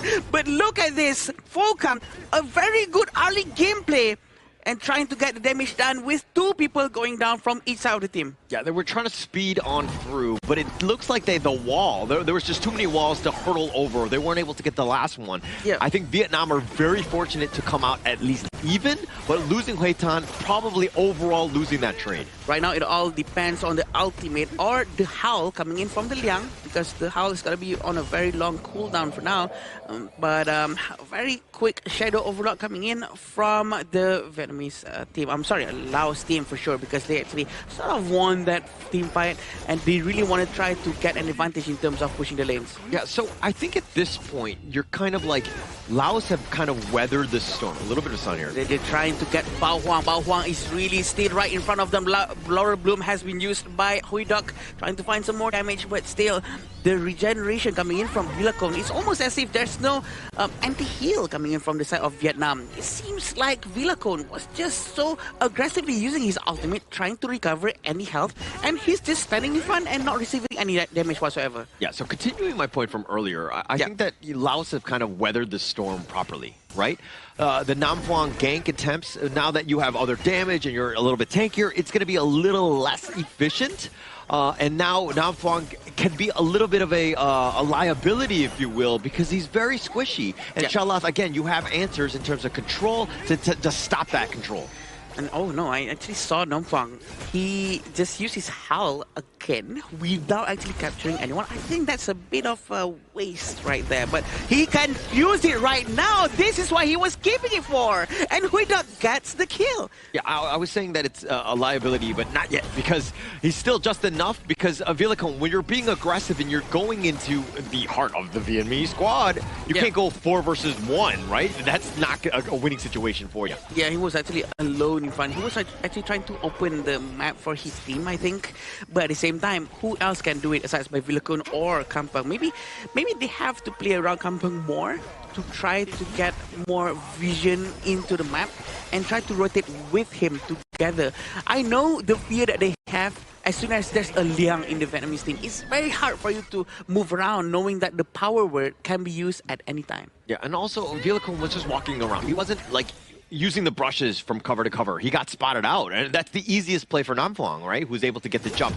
Now they're going. A very good power word here, but the Blazing Brilliance just in time, trying to deal more damage. Hoidak is always ready. Laurel Bloom has been used, but he still tried to run away to the back because they actually lost their Namfang, and the Blood Rage has still not been used by Hoidak. He can still go to the next one with no problem whatsoever. So if we're talking about lineups, I mean, which one is better late game? I was, when you've got an Arlie, it's hard for me to kind of not give that one an advantage going into this. Another team fight coming in, a very good power gradation, but CC immunity coming in from the Laos side as well. They actually managed to get the Tyrant buff so quickly. And I'm not surprised if we're actually going into Tempest. I mean, we might get there. We're still a ways away, about 6 minutes or so, but it's looking that way. I mean, both of these two teams, Game 3, this is what you want, right? Yeah, Vilicon with the ultimate very quickly, but he did not manage to get the blue buff in time. The smite coming in from Huitan is just so painful, and it's enough for him to actually get the Azure Golem whatsoever. 5,000 gold for Vietnam is a huge number. Huge number. And now it's just, what do they do with that advantage? Because right now you're just seeing them just barely across the river. Yeah. That's saying that they're showing a lot of respect. Yes, they're in control, but they're not taking over the map, and this is allowing Laos to get back into this game. This is the magic of Liang, right? Because he can always try to rotate together with his teammate. Going into the mid game towards the late game, he will always try to move from brush to brush. We can see a move we made here, a very quick capture coming in towards Sahalas. Sahalas is just a little bit overextended, but what else can he do? Who else can actually open the map if it's not Sahalas or Kampeng? I still feel it's supposed to be someone who tries to sacrifice their life to open up a team fight, but it seems like there's no one else. Yeah, no one else. I mean, Chalat, he'll be happy with that. You would rather him take that control more than anybody else. True, that's right. So him going down, not the worst, but them losing an objective, now it got a little worse. A very good objective taken by Vietnam. This is the most important thing. After they get one strike down, the most important thing is for them to actually progress into the game. What's next, right? They want to try to get a tower. Is that the objective right now? Or do they want to get an Overlord or Tyrant? They went with Overlord without wasting any time. They're going to try to put it together once more. Very soon, Namfang is going to have the Howl. He has the Howl right now. They will be able to move very quickly and capture anyone by surprise. Yeah, this is about the map control. And now you're seeing Vietnam, it's just like, okay, this Crimson Golem, let's get some numbers on it in terms of just like when the respawn is about to happen, potentially looking at it as some sort of ambush. But you can see that Laos are like, okay, actually we know, let's play a little bit more timid because the Vanguards are coming. We don't want to stray too far from our base. Oh, the Vision Sprite is actually showing up onto the map for them. They have to clear the Vision in the left side of the jungle, but it seems also like Kampeng is going to try to activate the Vision on the right side as well. I wish the roam actually goes in and check if there's any eye icon inside the map, but they're not doing that just yet. Yeah, they're not going to do it. I mean, again, it's about the Vanguards. It's all hands on deck right now in terms of this defense. But Howl has been used once more, but it's sort of wasted one more time. No power is going to be used, but at least they get a high ground tower. Are they going to try to force it out into the mid lane? The Vanguard is still here, but it's going to be clear with the high ground capability coming in from the Zia of Laos. They still have one Vanguard, small one in the top lane. The Shadow Vanguard is still at the bottom. I don't think they're going to force it out this one. Yeah, they're not going to. The Shadow Vanguard will push in this bottom lane, and the top lane had been completely wide open, right? So this is where they go slow and steady. Vietnam can kind of just deal with it from afar. Vanguard has arrived. They try to get a lot of damage, but he manages to survive. A very quick flash coming in from the Zia, but it seems like Vilicon is going to go down as well. He cannot withstand the amount of damage coming in from Vietnam, but look at Kampeng with the second tree blessing. Double strike coming in from Pukam, and Huitan is what's left. Can Laos try to win something over this team fight? Can they try to get an objective? Can they destroy at least one high ground tower? I mean, that was absolutely amazing by Kampeng. He saved that game. It looked rough for them. I mean, they were down a member, and then all of a sudden, Kampeng completely catching everybody off guard. They were all lining up properly for him to get those AoE strikes down, and now they're looking to turn things. They might be going high ground. Yeah, Huitan's going to be trying to stop the minion. Very smart from him, going to the back and smite the minion, but there's still one left. they decided not to push the tower hauler. Because the respawn timers are so quick. I don't think that they had enough. Plus, it was very slowed down. I mean, there was only one siege catapult, maybe take a couple shots or so. It's not enough time. And now Laos taking the tyrant here, finding ways to come back, especially when we're talking about net worth. But towers, they speak a whole different story. Gosh, I honestly thought that they have enough time to at least destroy one high ground tower. But it's a very good choice for them to actually pull back, to be disciplined, and to not overextend. Yeah. I think in our ranked games we would have gone for it. Yeah. We would probably have died. In ranked games, yeah, for but sure. yeah, it was under 10 seconds for the respawn. It would have been very risky. True, extremely risky, especially having Hoitan still available from the back. Managing to do a flank is going to be a big problem for Laos. But look at this reward coming in from the discipline that they're doing. They're trying to take over control of the map again, but they really need this overlord as soon as they can. They do have Ramubon though. This is going to be a problem because the bottom lane of Laos is being pushed by the big minions. Oh, this seems like a power word has been used one more time with the Zia at the back, trying to help with the huge damage. Villaco is going to go in, but Villaco is going to go down as well. But he's down with 6 Century. He's trying to regenerate his HP. Recovery from the saber-tooth sword. And they actually managed to get all of them. Aced. 5-4-0. What a fight coming in from Laos. And we were talking, like Namfong, right? He completely falls off late game. This is that time. Laos with all 5 members looking to just march and end this game in the middle. They are screaming right now. They're trying to end the game, screaming up on the stage. So happy with their win. Focus is down on the crystal. And Laos will be able to take the win. And that's an absolute cinema here. One of our highest takedown games involved between two teams. Things were looking so good coming in from Vietnam. Power control into Angela Ultimates here. Pickoffs left, right, center. But the late game potential coming in from Kampeng, coming in from Pho Ham.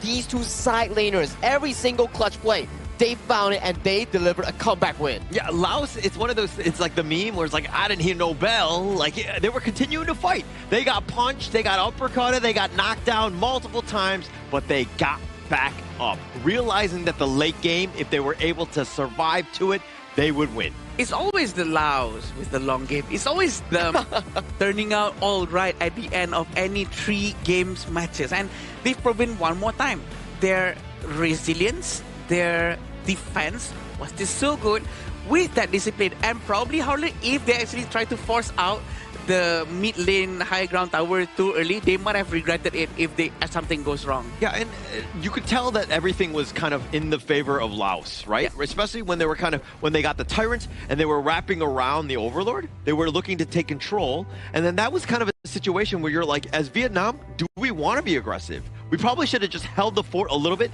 maybe wait for the Tempest Dragon, and then when they go for it, then we can jump. I think this is such a game where personal of specific individual performance stands out to me the most. Coming in for the side of Team Laos is Kampeng on the Lafati and also Pho Ham on the Arlie. I think these two are the heroes of the game for the side of Team Laos. If there is ever a moment I can give double MVP, this is one of those games. It's gonna be hard for the to this side, these two side lanes.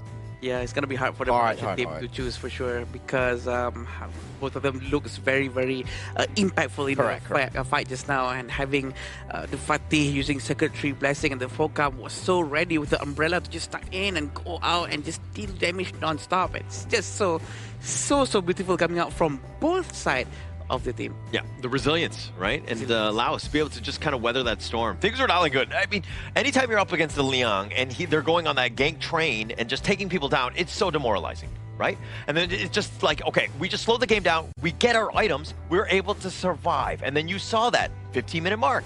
Everything changed. Namfong, he was basically like a melee creep, if anything, just very non-factor. I mean, yeah, he had that control, but it wasn't really as much as what he was doing in like the 5-minute mark. I mean, the first few minutes, the side of the Charlotte as well, he was finding a lot of plays coming in for Team Vietnam. The Team First were very explosive in both sides of the jungle, but in the end, the late game factor here, yes, we did see the Liang Angela come into fruition, but the problem is, if you can't close the game convincingly, you open up the game for your opponent to do so. Like we saw in the blue side Laos base, Team Vietnam was finding that chance. They traded 1-for-1. Liang for a front line coming in for the side of Team Laos, but they weren't composed enough to end the game.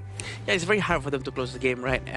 I think they tried their very best to really go in, but again, the discipline from Laos still, you know, trying to put the right person in front, trying to tank as much damage, trying to have their mid lane at the back, trying to put out all the skill set that they have, trying to stop all the waves coming in.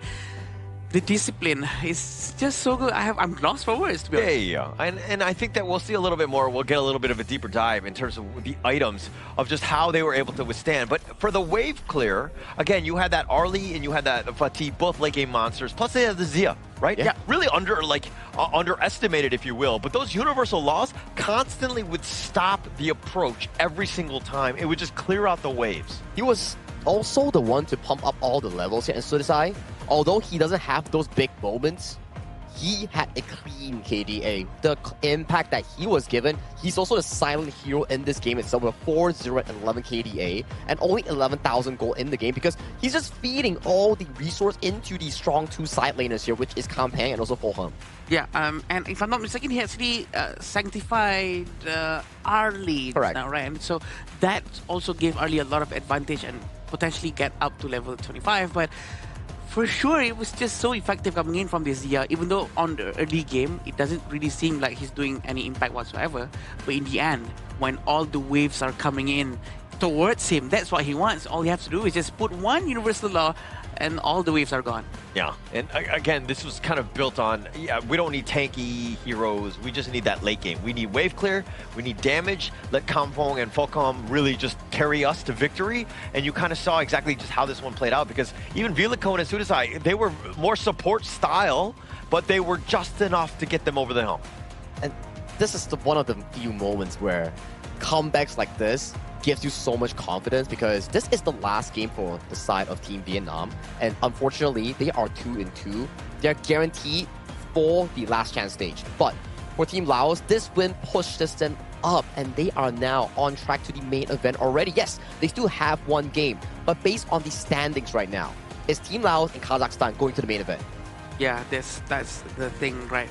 They really want to go to the main event and they get it. And right now they managed to do it. And congratulations to them. I'm pretty sure they're very happy. This means that Vietnam is for sure going to be in the slot number 3. Correct.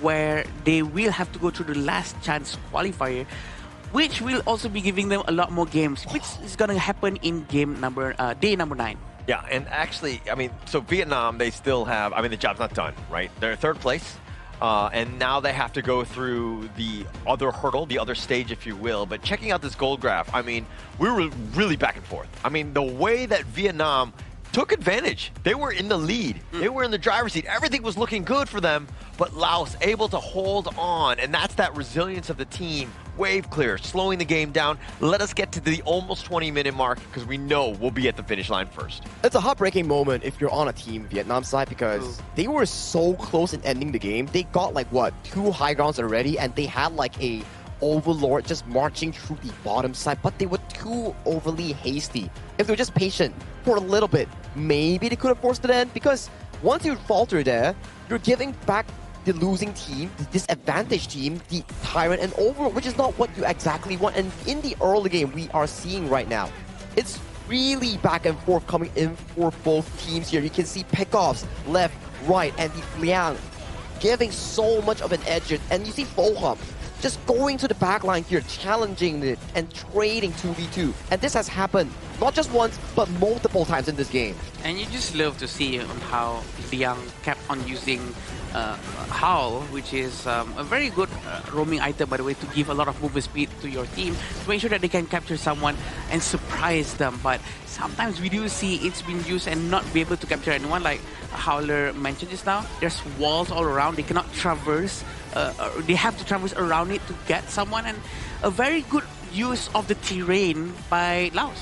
Yeah, that fight was almost like the tipping point, where things were just looking disastrous, but then, they stumbled that one time, and then that kind of opened the door. Laos able to slow it down. This looked rough, right? But that mid T3, as long as you still got that, you're fine. And this turtle round, again, Compact, he was making MVP plays throughout this entire game, set it up, and they survive off of that one. And again, just being able to close it out into this one. The Compact here just utilizing the Sage Sanctuary, taking in the Liang ultimate here, and then, as of this point, when you lose your front line here, you just have no one to sustain the heavy DPS coming in from Boham's early. He's just pacing himself for that game-winning fight. And we're wondering, who's going to be MVP of this game-winning series here? So it's going to be Boham on that early here. Magnificent performance here. I would say it's a strong individual showcase coming in from this Laos farming player. 33.6%, and the Sanctify coming in from Zia is definitely going to be helping him a lot in terms of dealing more damage.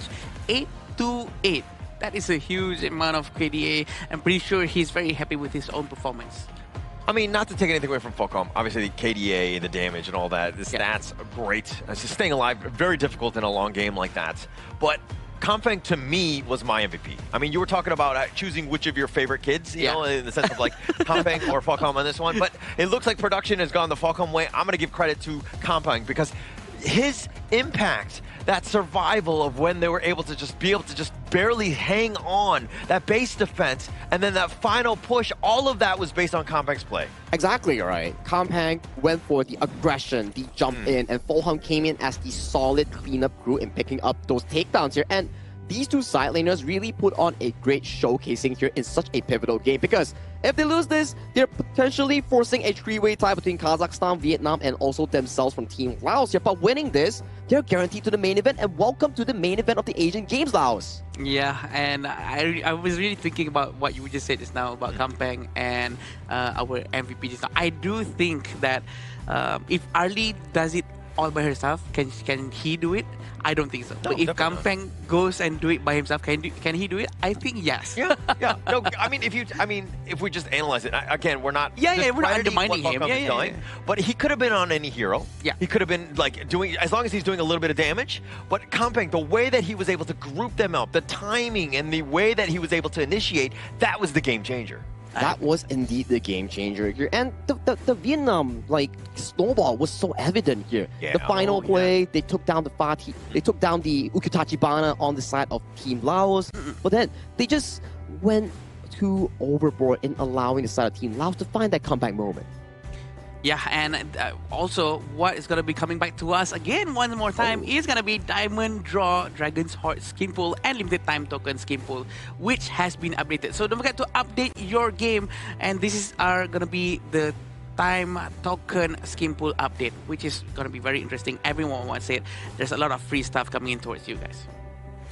All right, so as we go into not only update on that one, I think that we've seen 3 amazing series. Finally, it's great to kind of go into that. But first off, I mean, just what a great game there.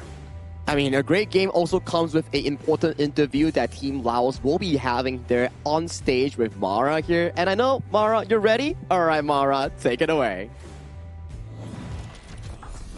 Nindinam Sahalat, congratulations to Team Laos. Game number 1, you guys took control of the game. And then game 2, your opponent, Team Vietnam, looked for the right moments to strike back. They studied your pattern. And ultimately, game number 3, you've won. So tell us what happened in between game 2 and 3 to make sure that you guys got this win. What happened back there? What did this team discuss behind the scenes? จากเกมแรกนั้นพวกเขาเล่นได้สบายเพราะว่าค่อนข้างที่จะสนาดับแล้วก็เป็นตามที่วางแผนไว้แต่ว่าตัดมาที่เกมที่2เป็นการที่แบบว่าพวกเขาบ่คาดคิดว่าจะเจอตัวสามารถล้างซีได้ก็คือสางสีมันเป็นเซอร์ไพรส์พลิกจากทางเวียดนามแบบเฮ็ดให้เขาเล่นค่อนข้างที่จะยากเลย For the first game they won as the character is take over the other team. However, in the second game they got surprise pick by Vietnam. The Vietnam team, they choose Sang-chi, which is against his character. So it's hard for him to fight back in game 2. That's why they lose a bit. And then game 3, they come back. And congratulations with that one. Now, because of this win, your team, Team Laos, is now number 1 top spot for Group C. How does it feel to be representing your region so dominantly in this Asian Games qualifiers?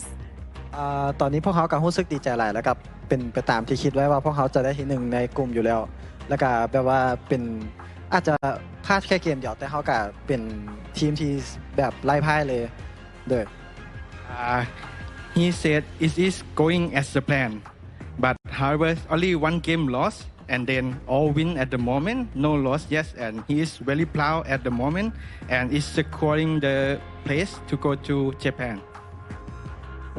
Very, very dominant fashion. You know, a lot of people from Laos for sure are watching, clapping as you've made it. What would you like to say to them? Because you have one more fight for tomorrow against Saudi Arabia. Let them know to support you for your next match. สำหรับซาอุดีอาระเบียแมนก็เจอกับทีมหมู่ของพวกเขาเองเนาะแต่พวกเขาก็คิดว่าพวกเขาจะชนะภายในมื้ออื่นเลยเกมมื้ออื่นก็น่าจะเป็นเกมที่แบบว่าพวกเขาอาจจะเล่นชิวๆก่อนเลยก่อนสิเป็นชิวกว่ามื้อนี้หลายเลย As tomorrow games, they have practiced with Saudi Arabia before, and then as they said, they are very confident to defeat the team tomorrow. And for the message to Lao people, please enjoy and watch them to go to Japan. There's one more for tomorrow. Good luck on your next match. Now we'll head back to the casters. Lead the gorge.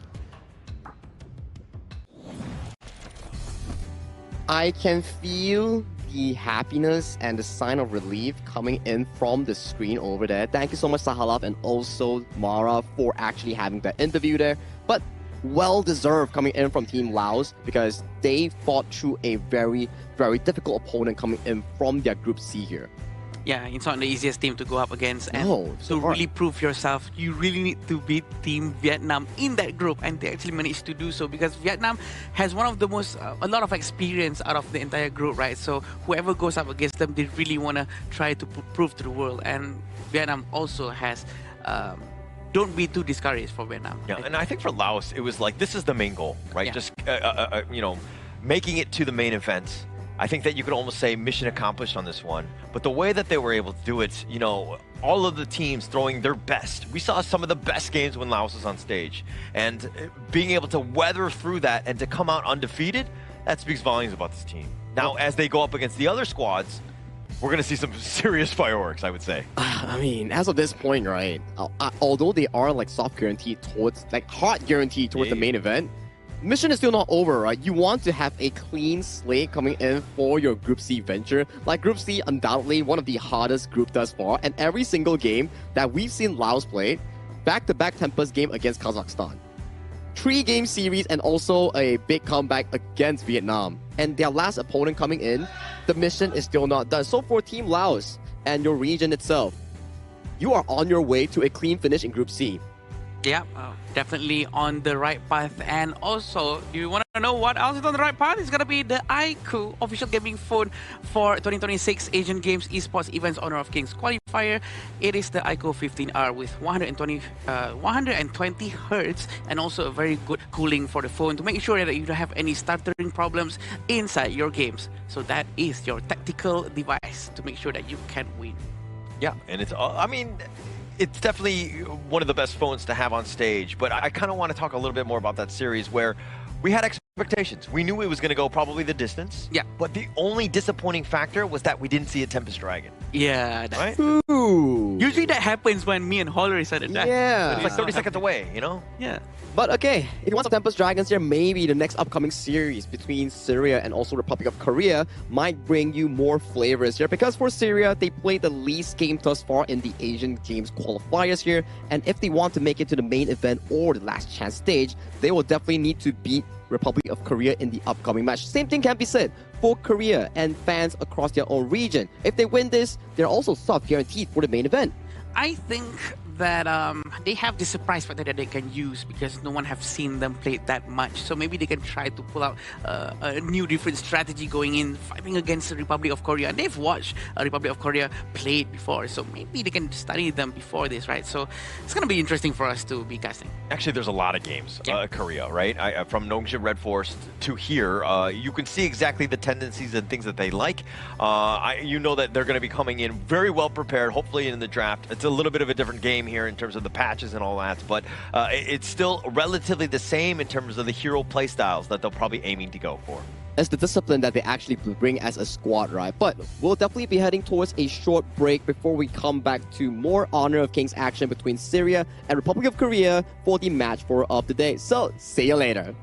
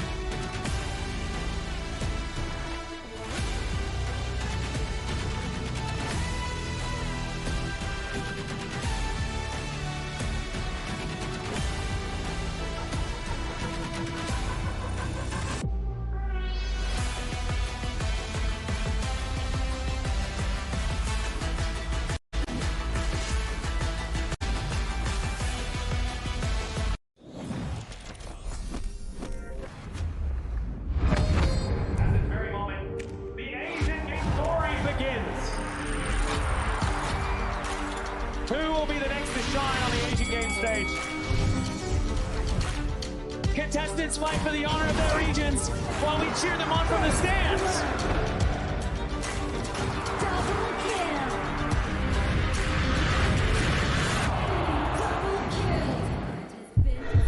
This is a challenge, but it is also an opportunity.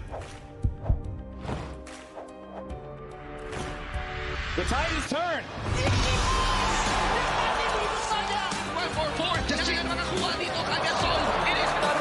Ke depan! Astis in front. They're going to use it. Golden Tide slows that Tatsumi.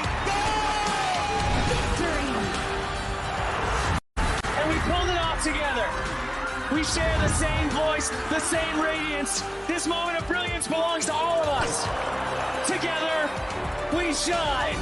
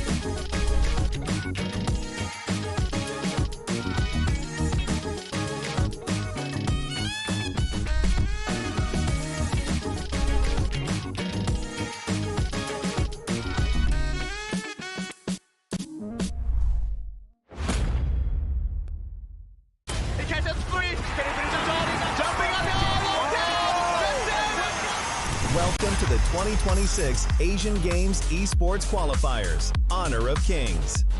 20 regions, 1 stage, and only the strongest 9 teams will earn the right to shine above the rest. Taking place in Malaysia, June 13th to 21st, 2026. Coming to Malaysia, this is the battleground where teams fight for the right to qualify for the Asian Games. 20 teams enter, but only 9 teams will move on. Apart from the 20 regions regions, there are 3 regions that have direct qualification. Here is the 2026 Asian Games Esports Qualifiers Honor of Kings format.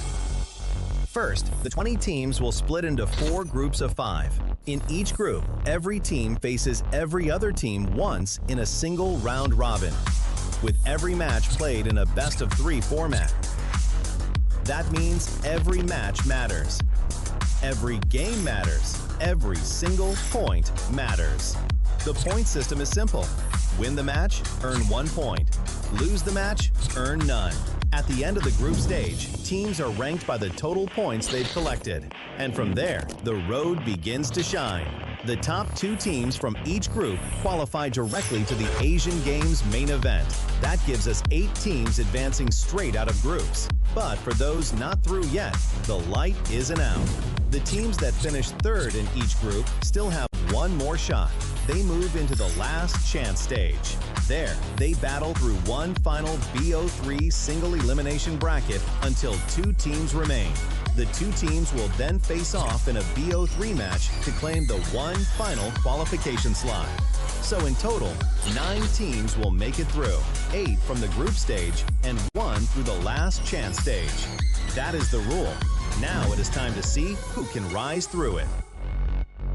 From across the world, regions gather here in Malaysia. 20 teams, and only 9 will qualify. The path is set. The stakes are clear. Together, we shine. Stay tuned, and we'll see you at the stage.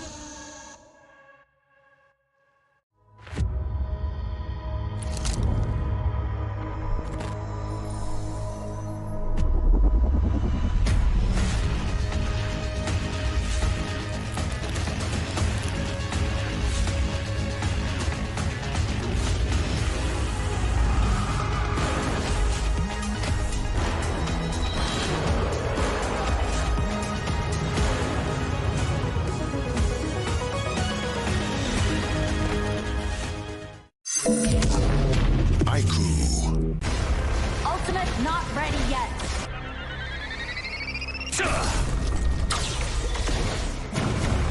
You have slain an enemy. My magic murmurs in ecstasy.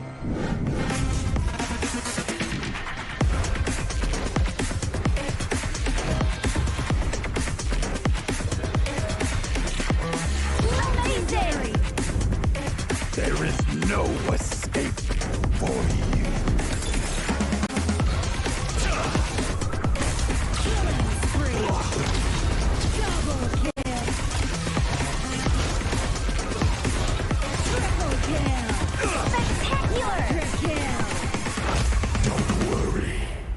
I'll be back for your life soon.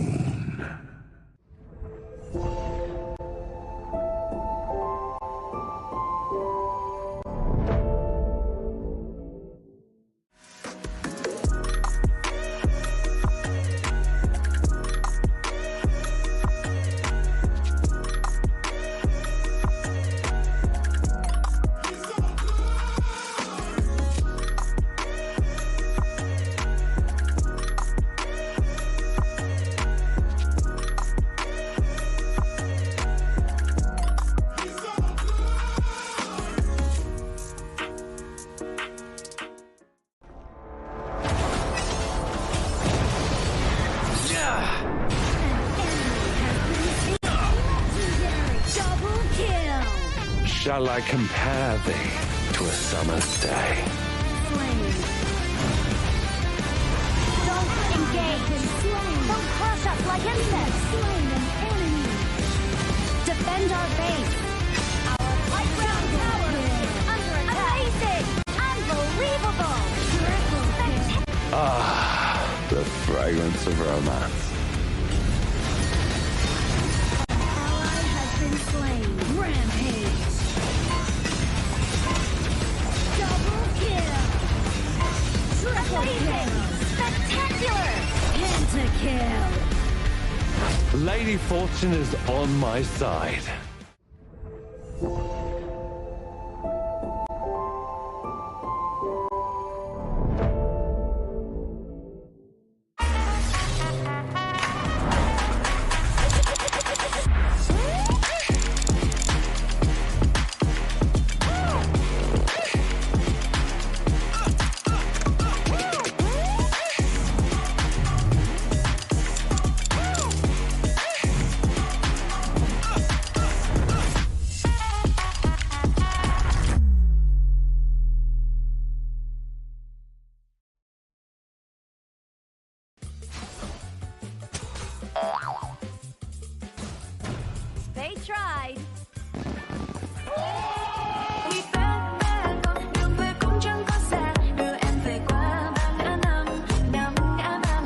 The new Spritling skill, Dig It, is a passive skill which will automatically trigger at fixed times each match, up to a maximum of 10 times. The skill grants guaranteed standard rewards like gold, XP, shield, health recovery, and more. There's also a small chance to uncover mysterious grand prize effects during the match. Dig It may also produce tradable high-value treasures. Detailed information about acquired treasures will be shown after the match ends. Each treasure has its own rarity and storage size, and obtained treasures will be automatically stored in your warehouse.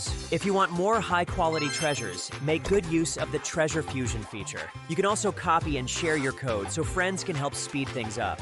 Treasures in your warehouse can be sold for event currency, which can be used to redeem skins, items, and other rewards on the event page.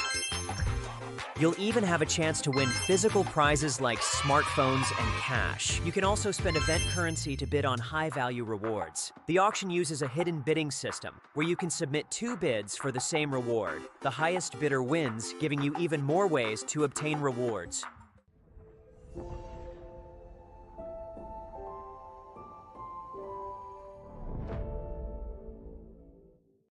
Itu kan track kita. Relax bro.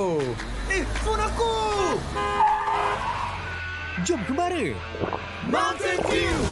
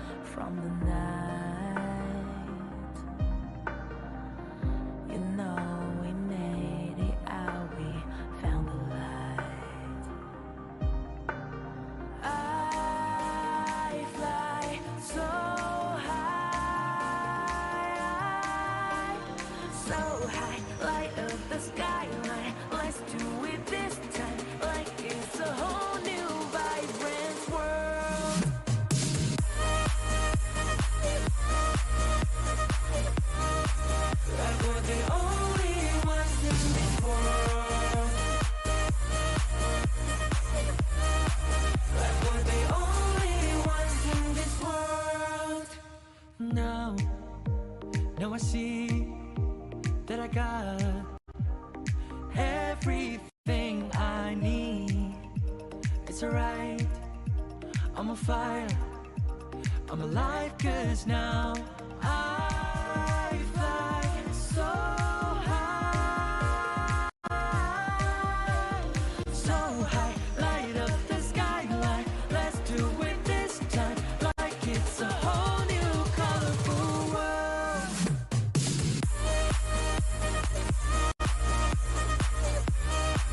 Like we're the only ones in this world. Like we're the only ones in this world. Never thought we'd get this far, burning like the stars. How we get this far, like we're the only ones in this world.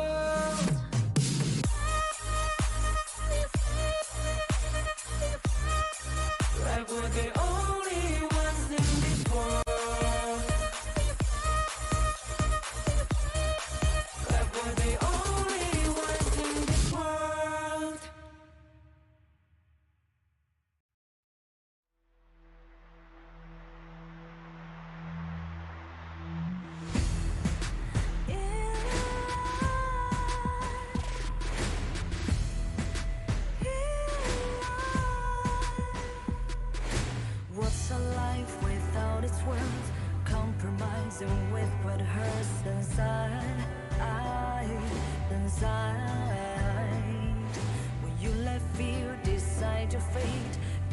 choose which path to take alive.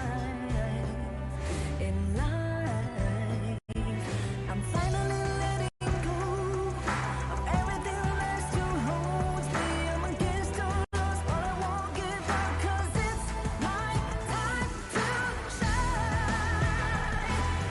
Standing in the spotlight, can no one let me down. Destiny is calling high. I'm not afraid to fight for everything I love. Victory's on my side.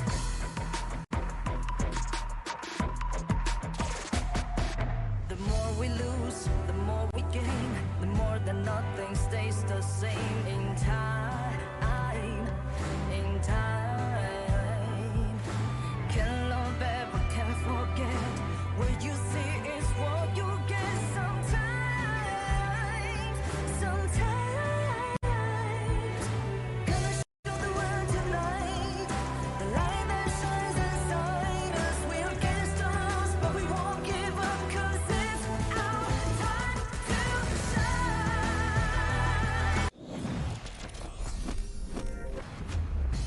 After that banger series between both Vietnam and also Laos, we're back at it once again at the 7th day of the 2026 Asian Games Esports Qualifiers for Honor of Kings. My name is Aki, your desk host for today, and we will be inviting back Sir Cloud and also Adam to be our casters for the Gorge. Are we playing this? One, No. Mana, where's the synergy? Yeah. I'm sorry. But yes, we are back, and I'm with Cloud right now. So usually when I'm with Cloud, the game is gonna be very short. I don't know why, but usually when I'm with Mr. Holler, it's gonna be very, very long. Yeah, Mr. Holler, yeah. Mr. Holler. Yeah. I was at the backstage watching that game, and that was a banger of a series. It was. I'm Man. telling you, when I'm like just watching it at the backstage there, I heard like when they won the team fight as Team Laos, they were cheering so loud, like Shouting. they were shouting. The energy was just there, and then they knew for a fact that that comeback was sweet. Oh yeah, absolute big comeback there, right? I was like watching the games. Can they come back here? Oh, they have a Zia. They can still clear, but clearing is not enough. But yeah. Yeah, they proved me wrong for sure, because I wasn't expecting that Zia's lane clearance is going to be really useful, especially according to Laos gameplay, because they really love to defend a lot, and their stamina, the mental stamina is really, really high up there. One of the few things that other teams should be able to try to learn from. And you know what else you can try? The new hero coming into Honor of Kings that has been live since June 17. There's 3 AOV heroes coming in for this exact server, being Lorian, Annette, and Florentino, and a new hero introduced to the Gorge, Davara. Make sure to try it out and let me know what you think. Yeah, what do you think about Davara? Davara is a hero that can go to the Clash lane, but also has been said by one of the OG players to be able to be played on farm lane as well. I think Sagi can agree, because he has a lot of ranged attacks, but I'm still not understanding him just yet, because I'm busy trying out Florentino. Obviously, right? We know Florentino is yours. He's quite close to Charlotte's gameplay, so... Okay, do you foresee yourself... No, it's hard, sorry. Like main... Very hard, no, I cannot main Florentino, it's just too difficult. It takes a lot of time, right? It reminds us of one of the highest mastery heroes coming into Honor of Kings, where you rely so much on the reset, but that's for the official server that we will be focusing on later on in the next tournament. But for this upcoming tournament, for the Asian Games Qualifiers, we will be inviting 2 new teams coming in for Group D. It's going to be both Republic of Korea going up against Syria. Syria arguably has the least games played in the whole tournament up until day 7. Oh yeah, now that you mention it, right, we are almost like at the end of the group stages, right? And it almost feels like, a lot of teams have completed their games and all that, and Team Syria has played the least. That means they have the least information out there for teams to read. Yeah, I just actually realized it just now as well, that tomorrow is going to be the last day for group stage. Correct. So this is going to be quite sad for us, because it's nearing to the end of this qualifier, but just the qualifier. But yeah, day 9, we're going to be seeing the last chance qualifier as well. Oh yeah, that's going to be pacing into a different way, because teams right now, a lot of them have locked for the main event, but most of them, when they still have a shot, they want to be aiming for that last chance stage. But to introduce our matchup of the day coming in between Syria and also Republic of Korea, we have prepared a short teaser video to invite them to the stage.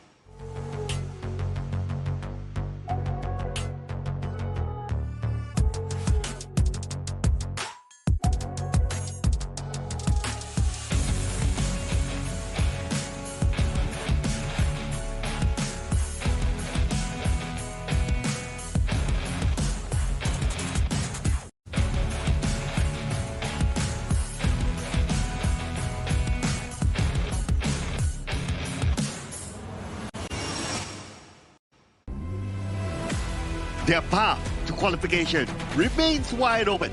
Every game matters. Every fight counts.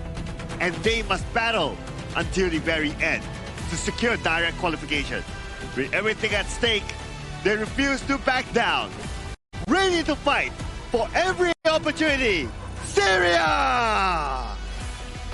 Every time they step onto the stage, they make a statement. With flawless record and commanding performances, they have become one of the standout teams of the tournament, determined to keep their winning streak intact.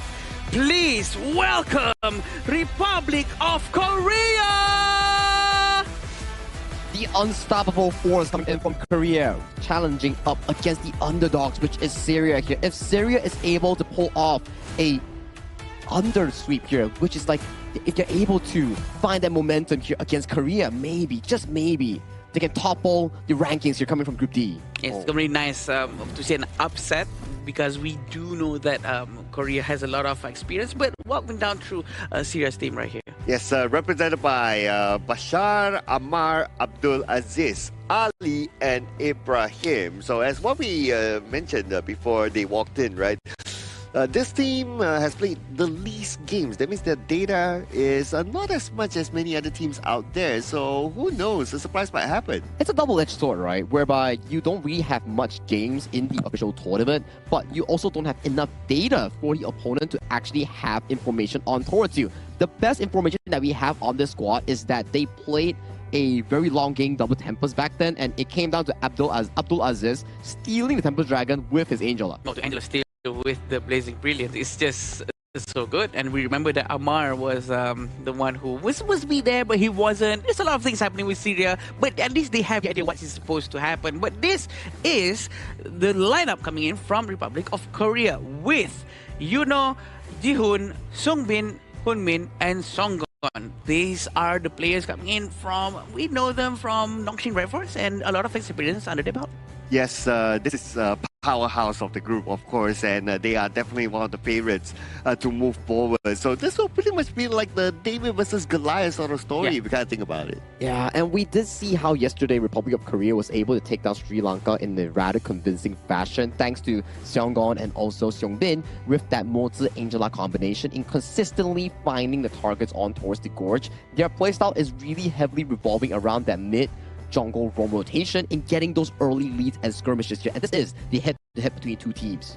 Yeah, the two teams going on head-to-head with 49 and 27 in terms of strikes, and the elimination is 41-19 for Syria and Korea.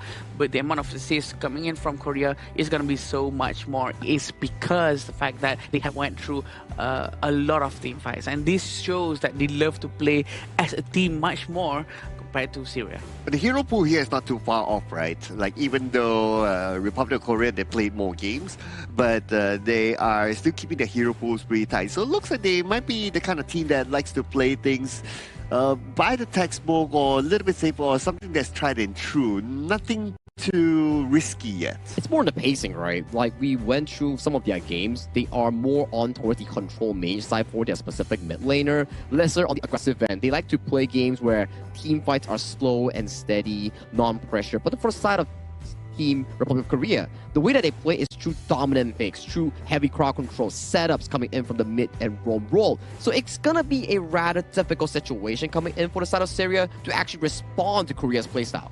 I agree, because Korea always force a certain playstyle. They force the game to happen a certain way, which in turn, we can say that they're trying to create their own opportunity. Compared to Syria, they have to be much more, a bit safer. They try to react a lot more. So can they handle the potential onslaught coming in from Republic of Korea? That's what we want to see, because Korea has a lot of experience in terms of trying to do jungle invasions and trying to really force a very good play. Well, what we're sure to see is that Republic of Korea chose the blue side, so they're going to have the first pick here to set the tone of what's to come. I do want to see creative plays here from Syria, right? Because if they want to go for like conventional plays, I worry that, okay, you play normal versus you play normal, like Korea's standard of normal because of their experience will be a little bit higher. So I would want to see Syria play creatively. They need to find an even ground, right? Something that puts them on the advantageous end, because if they are on a 50-50 footing in the general playstyle, like what's the mentioned, macro-wise, so far from our observation, Republic of Korea seems to have much more experience and are more advanced in those segments here. So regarding on what this exactly comes down to, Syria needs to find something niche to actually be able to topple Korea. I agree. I think that they do have the mindset to do so. They have the idea. They executed well in the previous games too. So we do know that sometimes these teams, they just need a little bit of more warm-up to get used to what's coming up next. And Korea going with the blue side, they're going to be able to pick the first hero, which is going to be Mai Shiranui, which goes along with what Sagi was saying, a very aggressive pick, aggressive gameplay. Oh man, the moment you see a Mai, you know that they're going to play this very, very fast, right? They clear out the first wave in the middle, they start rotating towards the side, and they put pressure on either the farm lane side or the clash lane side. But we're going to get the Yuhuan and also the channel being picked up by Syria. So since the channel is being picked up, I don't expect to see it early picked up by Republic of Korea. But the D-Ranger has been pretty popular. Yeah, there seems to be one of the key picks here if they do want to fight up against the channel here. And we do get the Nakoruru plus the Byron locked in here coming in for the side of Team Korea. I do think that this is a strong 1-2 combination coming in for the side of Korea, where Byron and Mai, they are very active in the early to mid game, allowing Jihoon on the Nakoruru to find those early jungle wins. And this is not the first time we're seeing a Nakoruru has been picked even before any tanky heroes has been taken into their team. But Syria sort of taking a Dune right into their hands, sort of really playing into what's the plan coming in from the Nakoruru. But also, it seems like Syria is going to go with a much more conservative playstyle, just a little bit more, with the healing coming from Yuhuan. And we can expect maybe a Dolia is going to be picked, but Dolia has been taken out. Yeah, I was kind of hoping that Syria will be able to lock in the Dolia, right? Because it can be comboed together with the Dune, and then as the final Clash Lane pick, they can pick someone who is more engaging. But now, since the Dolia is out of the picture, well, you can go for other tank picks as well, right? Like the Lianpo, for example, which is not too bad to be comboed together with the Dune. You can have multiple knockups if you can do that sort of combo. I mean, if they do want to like consider the fact of flexing the Yuhuan into the Roamer also works out, but they did take away the Mozi here coming in from their fourth pick. And you can start to see that's a lot of roamers removed from the pool. Korea still has the Lianpo, but judging from the bans, Zhang Fei, Lapu, Dolia, Dia, plus the Kui. So if they want something engaging, maybe go towards the side of the Liang, the Donghuang, or things like the Lianpo, or even the likes of the Kui Gutsu might come out. To be honest, the fact that they banned Kui, this just shows that they don't really want any heroes that's just so annoying to handle with. They want a much more passive gameplay, much more clean run throughout the entire jungle, especially for the Dune. I think this is actually a very good call for them to just ban out heroes that will give them too much of a problem. And it seems like Lady Sun and also the Lianpo is going to be picked for Korea. A huge amount of damage. Also, the crowd control is going to be a lot from them. The Dharma is open. You have the Dharma, you can engage, you can try to find opportunities with the Lady Sun because there will be a lot of protection needed for the Lady Sun. But it looks like they went for the party instead, which is not too bad because the party can play from a front to back and try to just shoo away the Lady Sun. Don't allow Lady Sun to get free hits from behind. That is only if they can actually scale towards the late game, right? My worry coming in for the side of Team Syria, yes, the late game scenario is really beautiful, but under the circumstances that they actually scale into that late game, because we know for a fact, Fatih, Chano, these two heroes, they need a lot of farm to start coming online. However, take a look at the lane matchups here coming in from the side of Team Korea. Byron, Lady Sun, direct lane counters against them. So if Syria falls behind in lane, Korea's going to step on the pedal gas and make sure that this is going to be a snowball. Yeah, Sagi, before I let you go, which team do you think have a better team comp? Oh, I gotta say it's Korea, man. Their composition looks so solid. They have engaged, they have late game, they have everything it takes to snowball the game from the early get-go. Okay, but let's see how Syria is able to counteract that with the draft that they have listed out on the red side. I think I have to agree with him as well because the damage coming in from the Korea is going to be a lot, especially when we have the Songbin on the Mai Shiranui. It's going to be able to deal a lot of damage towards the minion at first and then do a lot of rotations. Seems like Syria is trying to do something similar, sending Moza and also Abdulaziz on the Yuhuan towards the bottom lane. Yeah, in fact, they cleared the mid lane first before the Mind is able to clear it. So they had the first move towards the bottom lane, and that signal was given towards the farm lane area, and that's why they had to back off. But great for Syria. I really like what they're doing here. They did that quicker, and because of that, they're able to secure more resources at the farm lane. And it seems like both sides of the team is really trying to play at their own pace, not really trying to steal too much of any jungle for resources. Waiting for Amar to finish his first cycle in the jungle. He's going to be reaching at the bottom lane in about 140 seconds. 1 minute 40 seconds is going to be the mark for him. But seems like Nakoruru has started to appear in the mid lane very, very early on.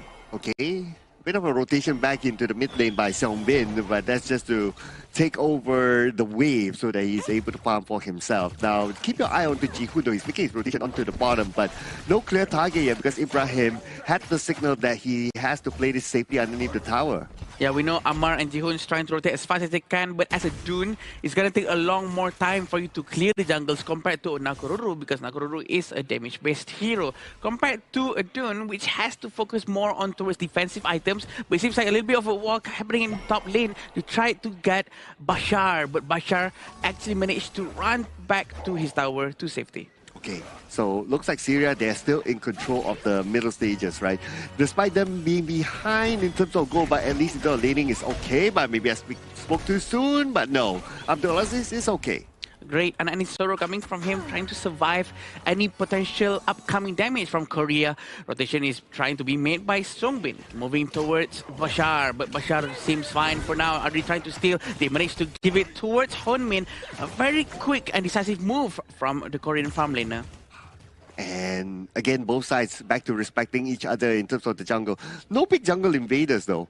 If any jungle invasion would happen, I would expect it to come from Republic of Korea first, because they have the Nakoruru and they have the Mai. They can easily go in and out of the jungle when they need to.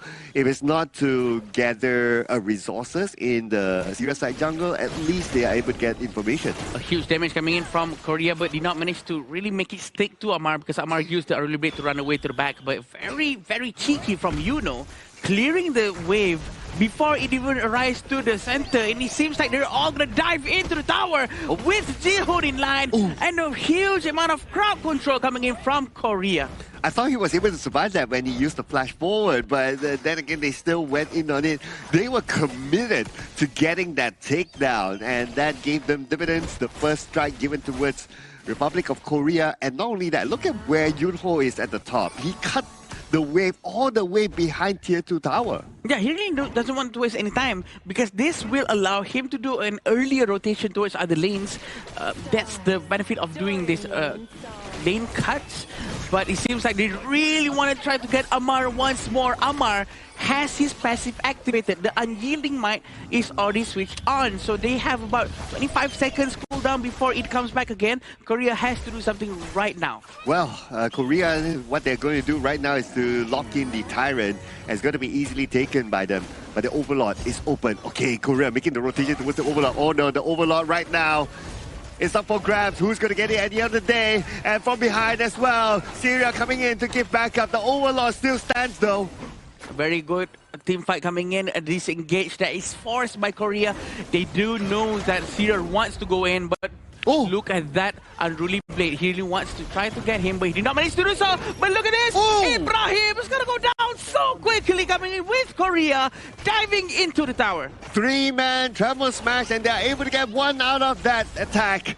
Beautifully executed by Republic of Korea. And now it seems like even though the Overlord was kind of open for them, they weren't really interested in that. Wow, a huge fight coming in. They really want to force down towards Ali. There's nothing Ali can do. They dive into the tower, really benefiting from Lianpo's tankiness.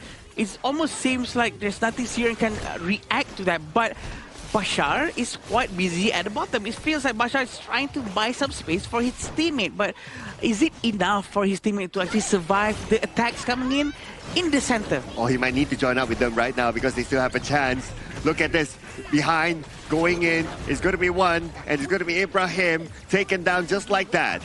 Yeah, Ibrahim has always been one of the first to fall down first, but it seems like it's very different for Korea and Syria, right? The winning condition for Korea is to actually funnel as much goal as possible towards Honmin, and also Jihoon. But for Syria, instead of their farm lane, but wait, let's see. This is what's about to happen. Bashar is going to go down. And also the top lane, they have to pull back just a little bit. But going back a bit to my point, they have to give a lot of goals towards Bashar. Bashar is one of the most important heroes coming from Syria. He is the winning condition for Syria. And maybe that's why he was left at the lane to kind of like farm and also push at the same time, but he didn't really have time because of the aggression coming in by Republic of Korea, pressing the other 4 players, and he's forced to join back with the team fight together with the team. Yeah, 7,000 gold is a huge amount for sure. We have Yuno is trying to find a proper knock-up. We're still waiting for the skill sets coming in from the Yuhuan, trying to use more full tempo, hopefully to hit multiple targets at the same time, opening a space for his teammate to go in, especially Bashar. And now all the towers are almost down. Looking at this situation, it's going to be pretty hard for Syria. They are pinned back inside of their own base, but Amar at the top got a solo takedown. Very quick takedown there. Jihoon actually probably most likely overextended in their area, still trying to destroy the high ground tower in the bottom lane with Hunmin, but Hunmin has to go back just a little bit. Marvel Temple connects, but they did not want to force this one out because the presence of Jihoon is very important, right? So Jihoon is not around anymore. They have to go back. Yeah, and Jihoon is the one that you can play at the top lane by yourself and then quickly transition to join together with your teammates because of the level of mobility that the Nakaruru has. So without Jihoon, this gives a little bit more space for Syria to come out and farm, and that is what they need. Like what you said, Adam, they need to funnel the farm towards Bashar, hence they need to create that space. True. Right now, Dune being played by Amar, he has one strike, but still with 0 eliminations, which is very nice for him. So they still have a good chance to try to fight things out properly. Even though the 7,000 gold lead is going to be extended way more towards 8,000 now, thanks to Jihoon getting the Tyrant. The fact that they got another objective right now is a signal towards Syria that they need to play this very carefully. But now, Korea, they're going to force the fight onto them, and Songjin gets Ibrahim, and they're looking for Bashar, but Bashar backs out immediately. 3 players from Syria, can they defend this one? That's the question. They have to hold on as strong as they could. Bashar, he's going to lose the high ground tower in the bottom lane. Look at now, Koruru coming in from Jihoon. He's forcing in the back line. Managed to get that one huge explosive damage. They're going to try to force it out, trying to push them all the way to the back, and the crystal will be destroyed. 8 minutes, 30 seconds on the dot, and Team Korea established dominance in this game 1 of this BO3. And I gotta say, it's not looking good for Syria. Oh man, but it's looking really good for Team Republic of Korea though. I mean, look at the kind of performance that they put in. Okay, at the first 1, 2, 3 minutes, I thought that, okay, it looks kind of balanced. But after that 2, 3 minutes, it just goes Republic of Korea all the way. Yep, definitely. I think Republic of Korea just know exactly how to win against Syria because they used to watch Syria's gameplay as well, but Syria has been a little bit too passive. I think if they try to be more proactive to try to force something out, they can at least even out the energy level between these two different teams. I think it's difficult, right? Where Team Korea, the way that they move is far more efficient compared to Team Syria. They waste no time in trying to go for the side lane plays, which allows Team Korea to capitalize on side lane members for the side of Syria much more faster. Like we saw, the first gang on towards the Fatih coming in on the side of Team Syria, it was smooth as butter coming in for the side of Seongbin. Yep, definitely. And I think Seongbin was so playing very well. Also, the fact that they had a lot of space being given out by his entire team also allowed him to actually really perform very well throughout the entire match. Oh yeah, absolutely, right? I mean, this is a total domination kind of gameplay, right, from Republic of Korea. And it is also something that we see during the draft, right? Like what you mentioned, Sagi. For Syria's draft, they are set up for late game. If it goes late game, okay, maybe we might see something like how we saw the Laos game earlier on, right? But because the draft is set up for late game, Republic of Korea sees that opportunity. They know that we have to end the game fast, and that's exactly what they did. And they snowballed so crazily, right, coming in for the side of Team Korea, where we saw Jihoon's Nakoruru went all the way to the back of the crystal, popped one member coming in on the side of Abdulaziz, and then he backed off fully, which allowed the game to be smoothly ended by the side of Korea. And as you can see towards the KDA, only Ji-hoon suffered a casual death coming in for the side Team Korea, while others were crystal clean in this game alone. Yeah, definitely. And these are the itemization coming in from everyone. We do see a Blazing Cape coming in from Amar, who's going to be stopping a little bit of the damage coming in from Korea. Also, the healing from them. But probably not the best thing to do as well, because there's not too much of a health recovery coming in from Korea. And Korea's soul trying to really rotate throughout the entire map. The way they really rotate throughout the entire map is just so successfully done. So yeah, super smooth, especially when you have like a Dakukururu and a Mai, right? These two heroes are able to rotate across the map very, very quickly, and they utilize it very well. As compared to Syria, right? If you look at like the level of mobility that they have, actually it's not much. It's slower, right, compared to what Korea is actually able to provide. Hence, you need to be moving faster as a whole. The mid lane control needs to be better coming from Syria, because if you can control mid lane, Yuan and Moses can definitely match the 3v3 to whichever lane that they're bringing people towards to. So this is something maybe Syria needs to be venturing into and try to fix going into game 2. Yeah, and this will be the stats shown to us from the side of Korea. The amount of damage contribution coming in from them, all of them are quite evenly spread out. This shows that everyone really contributes the same amount of damage output, while Byron not only dealing damage, but he is the initiator, right? Alongside with Lianpo, really helping for Hunmin to have a lot of space to go in. And looking at the stats here, well, it's obviously quite heavily towards Republic of Korea. Damage output, I would say it didn't really go that far, because this game ended rather fast and they were very objective of how they play this game.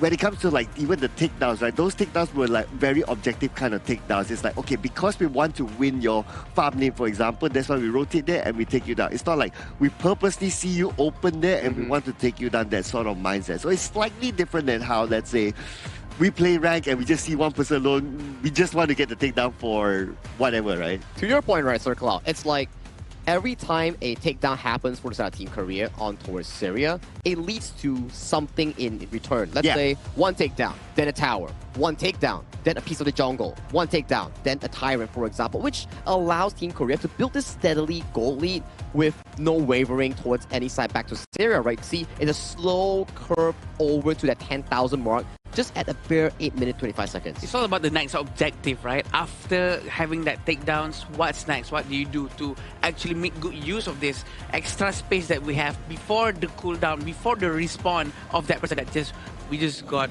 down just now? Yeah, you know what? This is almost like watching, like how we say, right? The Hong Kong China gameplay, they're very textbook, very dictionary. Yeah. Just follow and then they will eventually win. This is like, okay, similar to that, it's just faster. Faster and more aggressive, right? You can see, like, when we see through the Hong Kong China games, it's like they don't take any unnecessary fights, but when Korea finds your location and they're like, this guy's alone, let me just dive in right now and take him down and make sure that it's a 4v5 in favor for my team, which allows the lead to be explosively faster in a sense. Yeah, they don't wait for opportunity. They definitely create their own opportunity to really try to get any heroes in front of them. This is what makes them a bit much more scarier, a bit fearless coming in from Korea. I do feel that they're on the right track. One of the most aggressive gameplays that we've seen here. Of course, we still have Indonesia and Philippines, but it's going to be very interesting if some fine day they actually go up against each other. Korea against the two Southeast Asian teams. Well, we're going to award the MVP this time to Song Bin with the Mai, with a KDA of 305, damage up to 25.6%, and damage taken 16.3%, and a total goal of 18.5%. He utilized it fully, right? You can see, although he's not the main benefactor of the gold lead here, but he's definitely able to convert his map presence on this strong pick into pickoffs, into setups coming in for the team, in allowing for a smooth and seamless transaction into that late game marker here. It wasn't really much of a late game, but it's a smooth and fast game where, thanks to this player right here, they were able to accelerate that game. All the Kachosen that has been thrown by Songbin, all of them connect so well. With the Hisato Shinobi Bachi ultimate trying to push everyone into one direction, that buys a tremendous amount of time for his teams to do a lot of damage, right? So I think they're just going to be playing consistently with these kind of heroes that really complements their playstyle. And maybe that slight bit, right, was during the first wave when the game started, is that Mai didn't really win or clear off that wave as quickly as the Mai would have liked. In fact, it was Syria that actually cleared first. But after that, it's like, okay, I learned what they're capable of doing. Now I'm going to take this seriously, and it just went all the way from there. Mid control is really important, right? That's why it actually affects the two side lanes there. But if anyone is wondering where are we having our current event for the 2026 Asian Games Esports Qualifiers for Honor of Kings, you can definitely check out Petaling Jaya Marriott Hotel. It's our official venue and hotel partner for this prestigious event. Once again, thank you so much. Yeah, thank you, Petaling Jaya Marriott Hotel. We love it here. And going back to the game after this, we're going to be seeing the second game between Syria and Republic of Korea. It's going to be very interesting to watch if Syria would be able to maybe find a secret sauce to beat this team from Korea. Well, a bit of a change this time. Republic of Korea, they will be on the blue side. And this is the choice of Team Syria that they want to be on the red side. So they will have the second pick. They get to see what sort of first pick will Republic of Korea will be taking and try to play with their pace. I think blue side opens up a lot of potential, right? Like we saw how Seongbin prioritized the first pick Maestro coming in for their team, and then most of the teams have had a lot of success with the Ukyu Tachibana or things like the Guan Yu. These are the available options coming in for the side of Republic of Korea if they want to look for those first picks. It seems like the Korean teams are being very comfortable on the stage. We can see they're smiling, they are still discussing amongst each other, trying to make sure that there's no mistake whatsoever. That's the best kind of sportsmanship that we want. We want them to play as best as they can, no matter who they're up against. And I think Syria, who knows, they might have another moment just like what Vietnam did just now. Suddenly Vietnam was able to, start a turnaround and win the entire series. Yeah, you never know, right? So you have to play your best. But what I really want to see from Team Syria is that try to draft something that you can still control the early to mid game. Because their previous draft was heavily focused onto the late game. So, and we obviously didn't get there, right? So they have to draft something that they can get better at the early stages. Now, starting off with the Lapu Lapu for Republic of Korea. So this is quite a, it's a standard pick, but not normally a first standard pick. It's a safe one, right? Nonetheless, that you can actually build your composition throughout this specific pick itself. And with the Arlie and Byron being locked in, chances are Team Korea might be heavily going into picks like the Aaron or the Chano, for example, depending on how fast they actually want to play this game.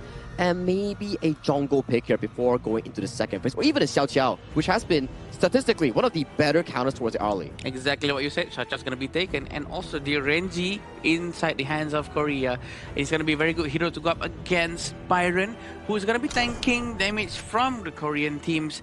And with the Angela at hand, this is going to be used for sure by Abdul Aziz. We have a lot of history with this guy, stealing tempers and whatnot. So maybe there will be another tempest here. Yeah. Whoa, okay. I mean, maybe.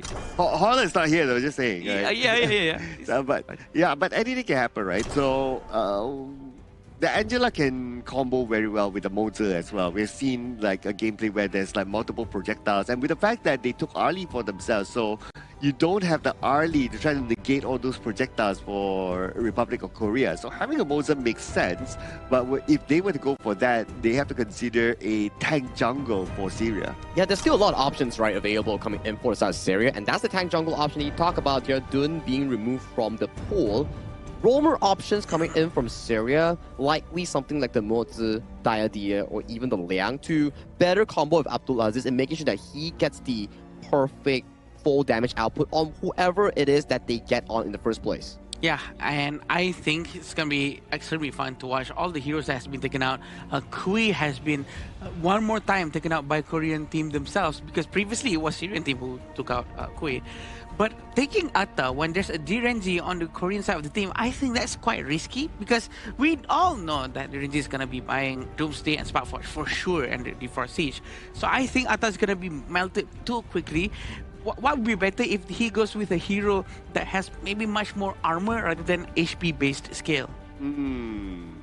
But now because they've already locked in the Atta, right, so they have to roll with it. I'm still thinking if the Mozer still makes sense. I do think so though. If the Atta is able to get a good go ship, then the Mozer flashes in forward and uses the thing inside the box. Will be kind of nice, and obviously follow up by the Angela. Yeah, that seems to be some proper combination that may be coming in for Team Syria. I like the Fatih here in the Nakoruru. Extremely good in handling the backline and also the strong front line. We talk about Nakoruru, right?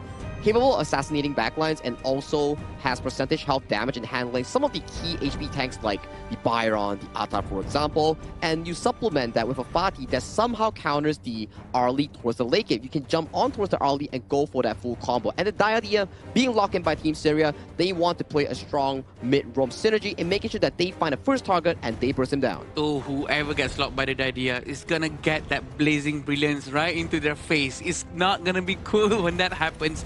The damage coming in from Syria is a lot as well. So they really have to be careful. Korea cannot be too complacent with their previous match victory.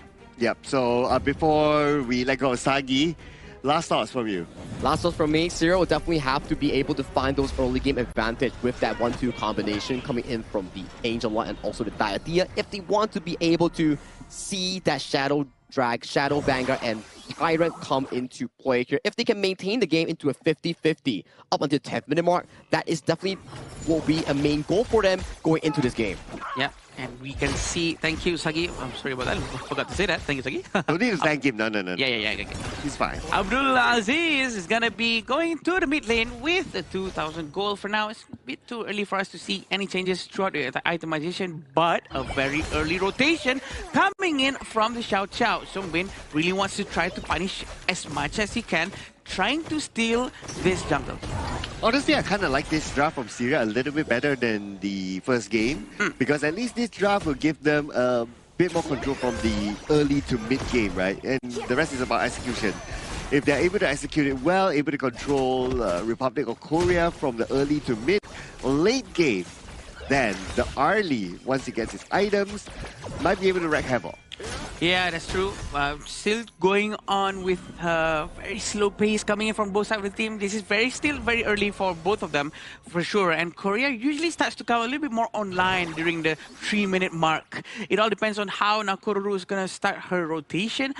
Jiho is going to go towards the top lane, probably trying to benefit the teleportation that is available for them. Yeah, and I understand why the 3-minute mark, right? Because that's that 1 minute more countdown before the Tyrant comes up.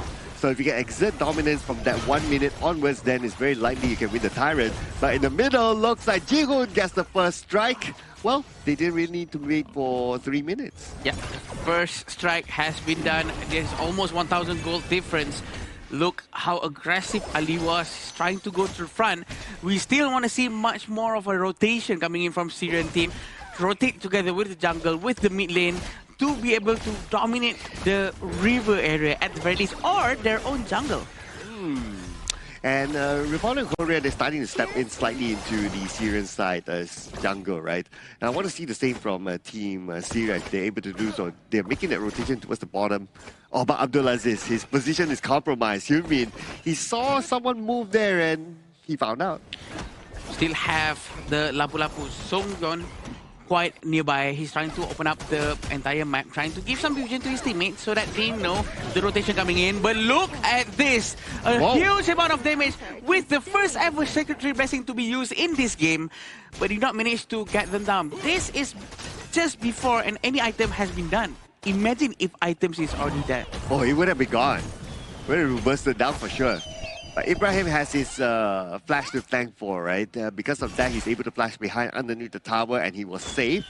But because of that, he's also forced to turn back. When he's forced to turn back means that some level of goal sharing will be missed out.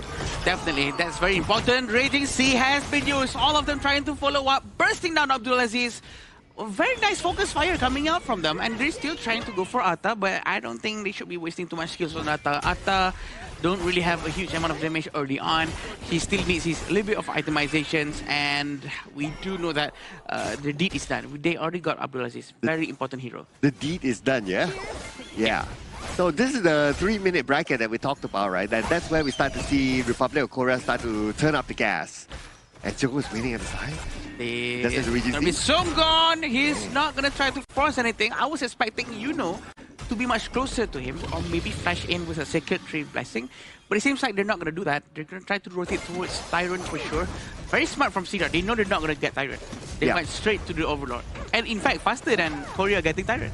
Yeah, if you can't get the new toy, you get the second-hand toy. That's okay.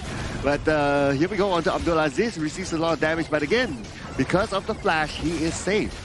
He is safe for sure. Abdulaziz with the last hit manages to run away, but can they defend this? They cannot. The amount of damage coming in from Jihoon is too much. Oh, by the same time, look at the farm lane. He's being pushed down by Hyunmin, and nobody gave a care of his position and is pushing. It's two waves at the same time. Well, Syria did not even manage to get the top lane, but he did destroy the tower though. Teleportation coming in from the Atta. Can he do something? They tried to dive in with the 2 minions left. They can destroy another tower at the bottom lane. Wow, in about 5 minutes they've destroyed 3 towers. Okay, this is Republic of Korea, like what we talked about, right? Like you mentioned, 3 minutes onwards, they start to turn up the gas and now they are not letting go of the pedal. Sacred Tree Blessing has been used not for the heroes, but really focusing down on objective, using it on towers. It might be a waste right now, but getting 1 tower equals to more gold. So this is actually good for the economy. Oh yeah, but okay, they have to give a little bit of attention to what's happening at the top there, but that's a slight push. The bigger push is happening from Republic of Korea towards Syria, from the mid to the bottom. Right now, they're just playing like in these 2 lanes, and Syria is having a hard time. Very good right there. You see, he knows where the umbrella was, but look at this. They really go all the way in with the Sacred Tree Blessing, cutting down everyone in front of them. And Jihoon just arrived just to have a little bit of the taste of the last few seconds of the team fight. And they got ace. Syria got ace, unfortunately, and because of this ace, okay, we don't have enough time though to end the game. The minions are marching in. Minions, okay, coming. Is there the time? They're trying to destroy the crystal as soon as they can. They go. They focus down onto the minions, but will they get a huge war comeback? That might be it. Ali managed to get 1 at the very least, and now they try to disengage as soon as they can. I thought they're gonna end within 6 minutes. I thought they wouldn't be able to make it, but because of the respawn time was too short, because the lower level you are, the faster you respawn.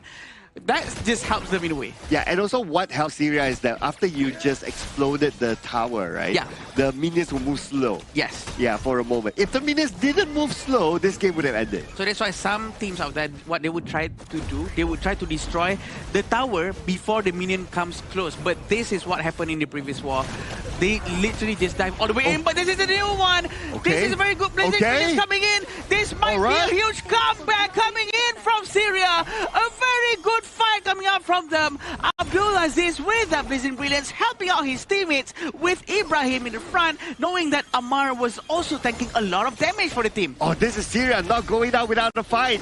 And they're looking for more opportunities in the middle of Blazing Brilliance. On to Seunggun. Seunggun is tanking enough to absorb that damage. He is okay for now. But Syria, now they want to push down the mid lane. It's just that they don't have the minions. They don't have the minions for now, but 5,000 gold, they actually pull the goal closer.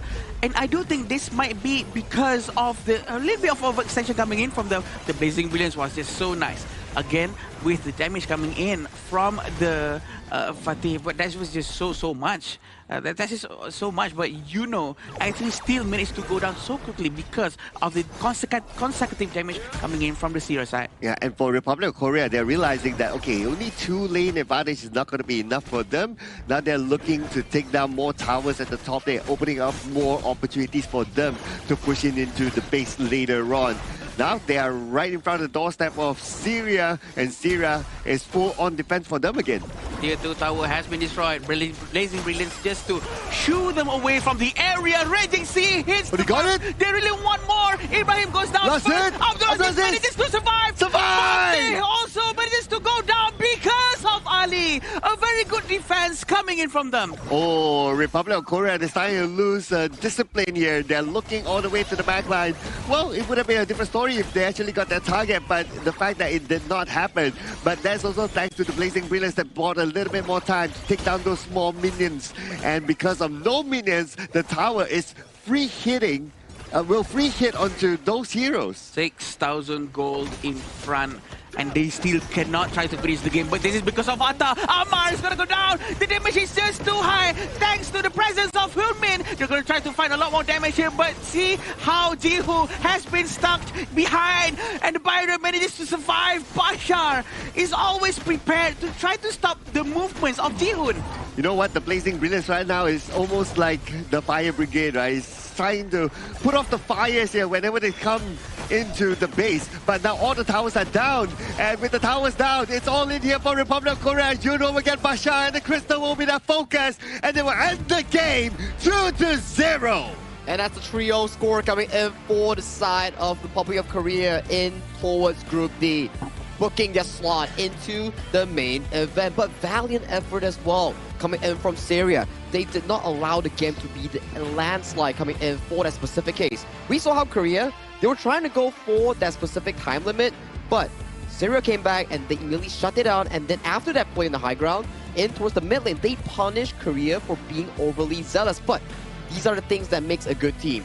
Korea, when they face a play that has been failed, they find another way to make it come back towards that. They pace themselves well. They make a comeback well. They improvised and adapted within a short period of time. I think assessing the situation, okay, you know what happened just now? I think we can manage this and we can change the way we try to engage into the next team fight, and they actually proved them very well.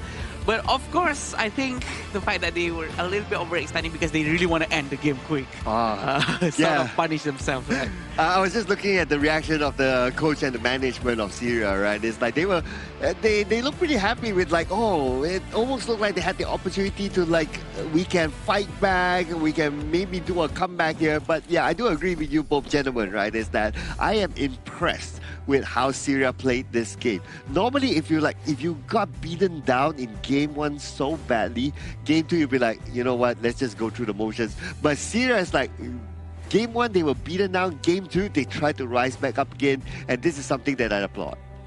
I agree, and I think that they actually did it so well just now. Syria, even though they actually lost the match just now, I think they were on the right track.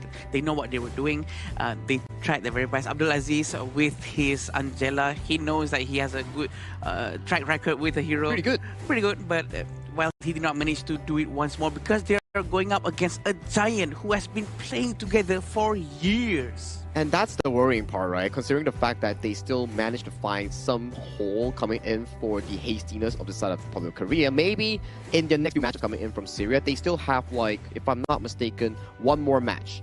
Potentially against Singapore, if I'm not mistaken here. So currently, in the top part, you have Hong Kong, China, and Republic of Korea sitting comfortably in the top 1 and top 2. So the bottom side is where it gets really messy, I would say. Yeah. If one team wins another team and that team loses to another team, we might have a three-way tie at the bottom there. But that's for later on, because another Group D game that we'll be covering later on is definitely Singapore and also Sri Lanka. So this is a lot of Group D scoring that's going to be entirely messing up the entire standings here coming in for this respective group.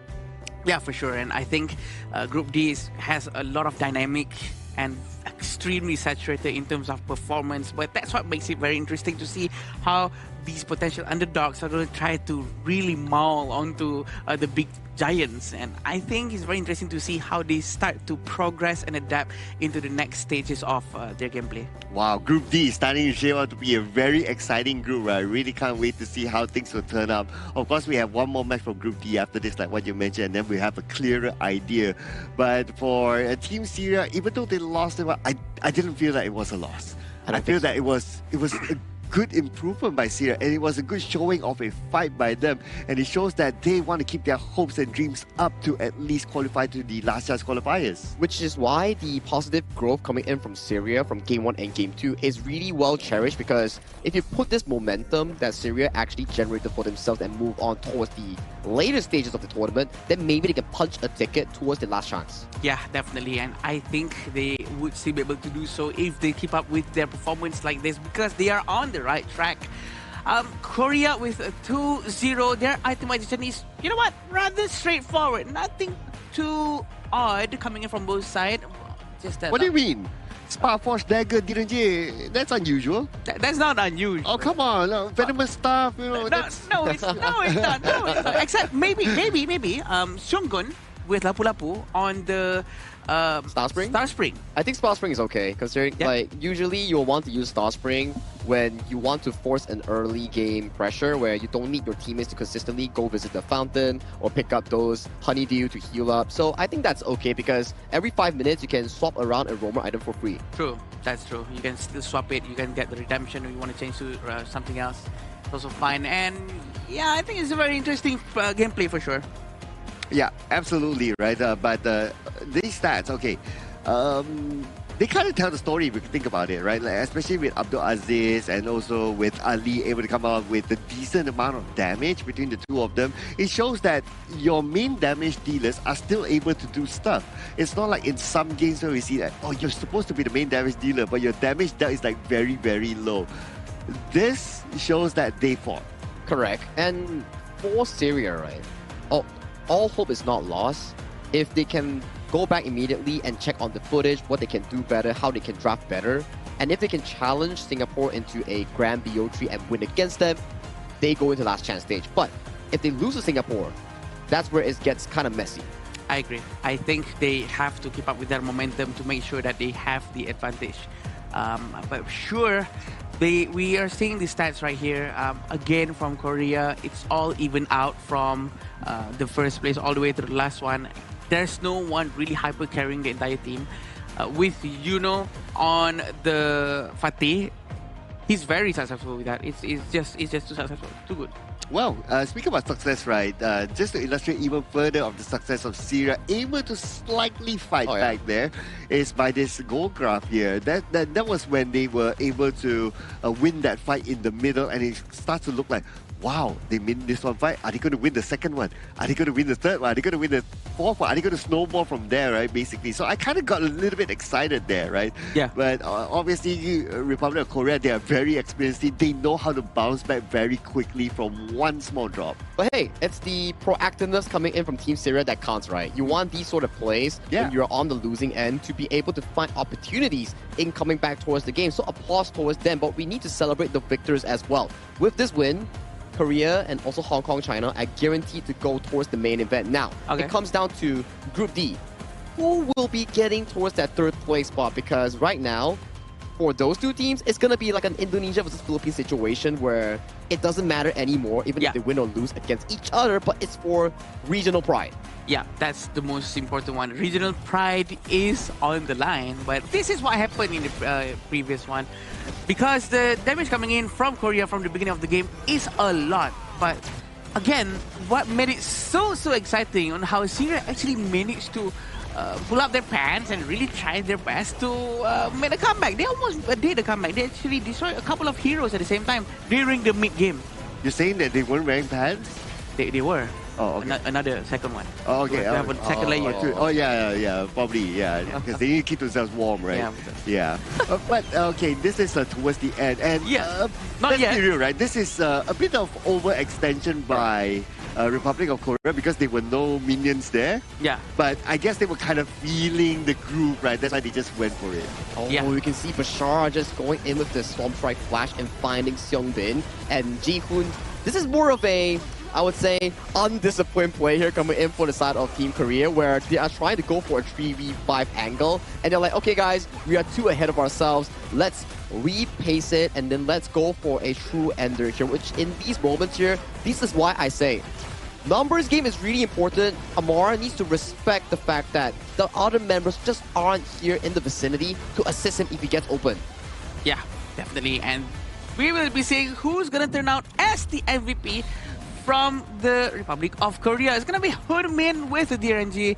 I'm not surprised with the 30% damage that he just dealt because of the Atta right in front of him. It's a perfect counter for him, and definitely the biggest damage contribution for the DRNG as well. 405 with 11.3% damage taken and 22.6% total gold. Yeah, and a fairly low damage taken, right? If you look at it, right? So he keeps himself well and healthy, and obviously that's reflected by the fact that he was not taken out even a single time, and he had good protection by his teammates as well. So this is also showing that when they had that fight in the middle, the one that Syria won, he was the one that survived.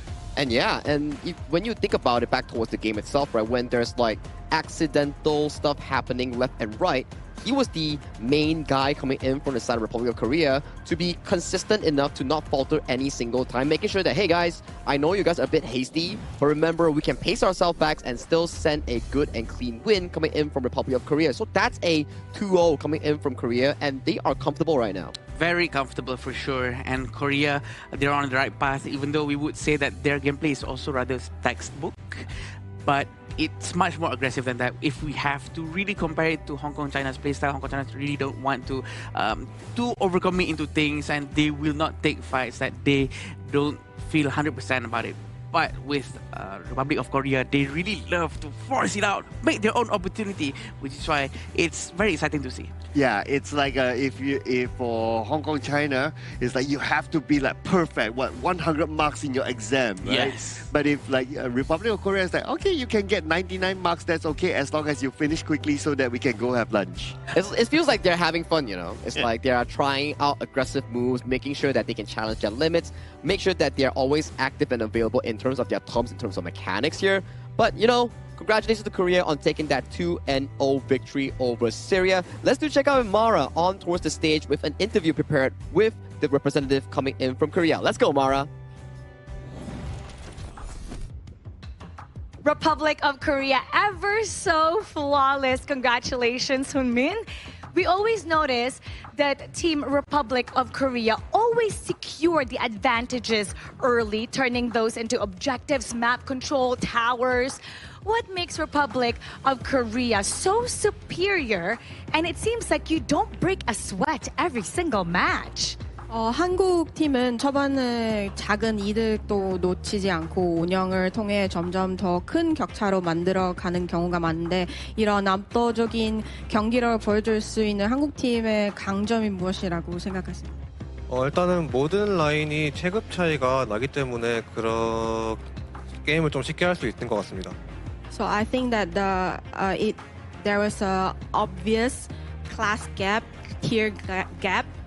With all the line, that's why that's our advantage. But tomorrow it might be a narrower gap, because here it goes. Your team captain, Sungbin, yesterday predicted that the match today will end really fast. That was his promise. So how do you predict the match tomorrow against Hong Kong China will go down? 어제 우리 캡틴님 선빈 선수가 경기가 빠르게 끝난 것이라고 예상을 했는데 실제로도 그렇게 됐습니다. 그렇다면 내일 홍콩과의 경기에 대해서는 어떤 예상이나 각오를 가지고 계신가요? 내일 홍콩 상대 같은 경우는 굉장히 조금 이제 강한 팀이라고 생각을 해서 빨리 끝내기 쉽지 않을 것 같은데 최대한 빨리 끝내려고 노력을 한번 해보겠습니다.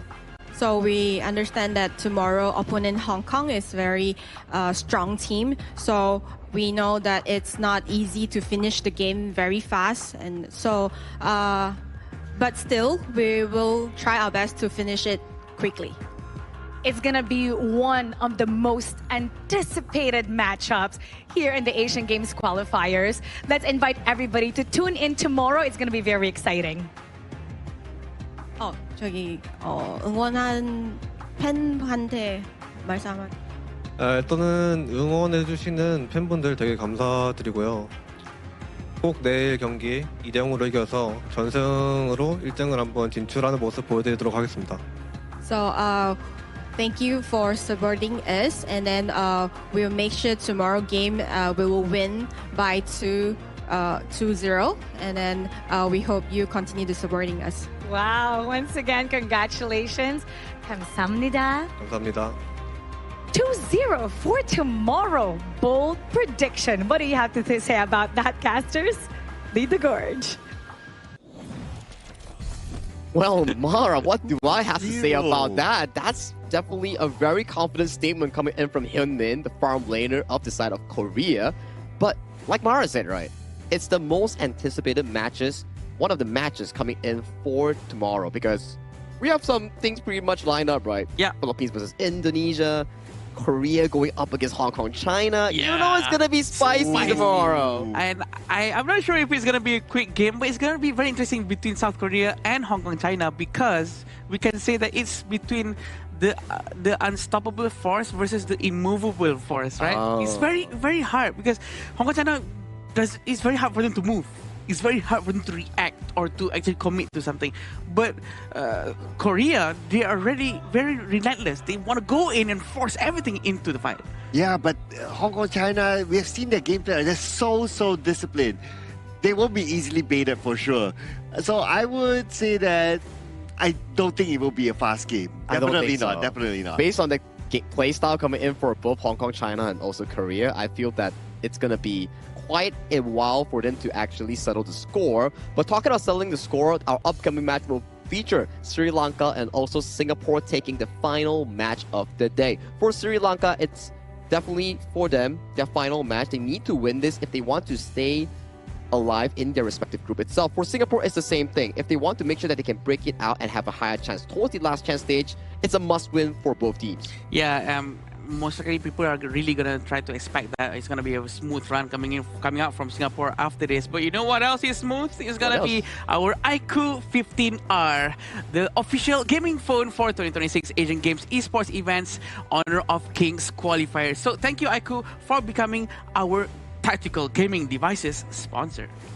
I like the term tactical gaming devices. Wow, that's pretty nice. That's pretty nice. Yeah, it's the same phone used by our players up on stage as well. And because of this smooth 120 FPS phone, they're able to end the games as fast as what you saw. I mean, if I have a good phone like that, I mean, thank you, please, iQOO, please sponsor me. We would love to sponsor as well as casters, you know, like, you know, this iQOO right in front of me. But, you know, having a good device is really important as well. But coming in for the upcoming series, we'll have to go to a short break later. But before we go to short break, right, what are your expectations for Singapore versus the Sri Lanka squad? Yeah, I think the expectation is going to be very towards the Singapore side. That's why I think. What about you, But Cloud? Sri Lanka might be able to turn it around. Yeah. Well, I think that after Singapore having gone through the two group favorites, they would have learned something and they will be ready to show their best here in the next game. Well, it's about adaptation, right? Well, before you actually are able to witness the finale between these two teams, let's head to a short break before we bring you the final match of the day.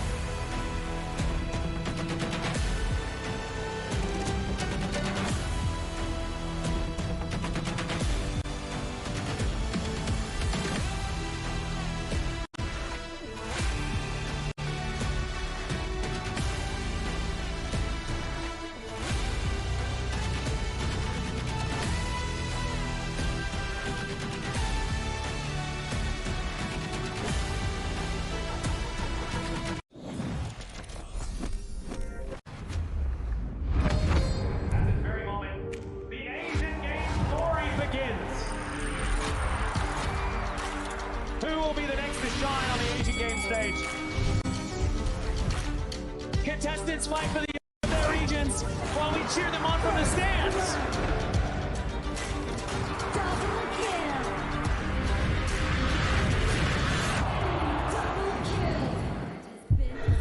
This is a challenge, but it is also an opportunity. The tide is turned.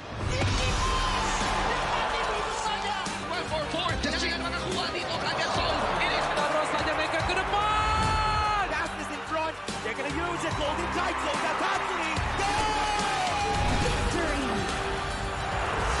And we pulled it off together. We share the same voice, the same radiance. This moment of brilliance belongs to all of us. Together, we shine.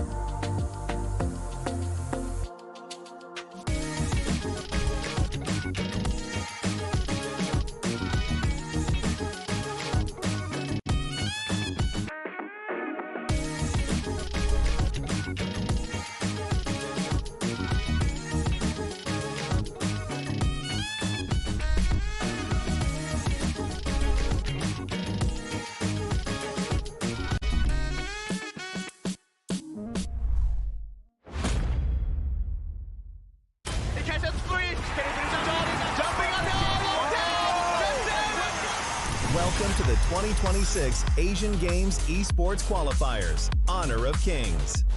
20 regions, one stage, and only the strongest 9 teams will earn the right to shine above the rest.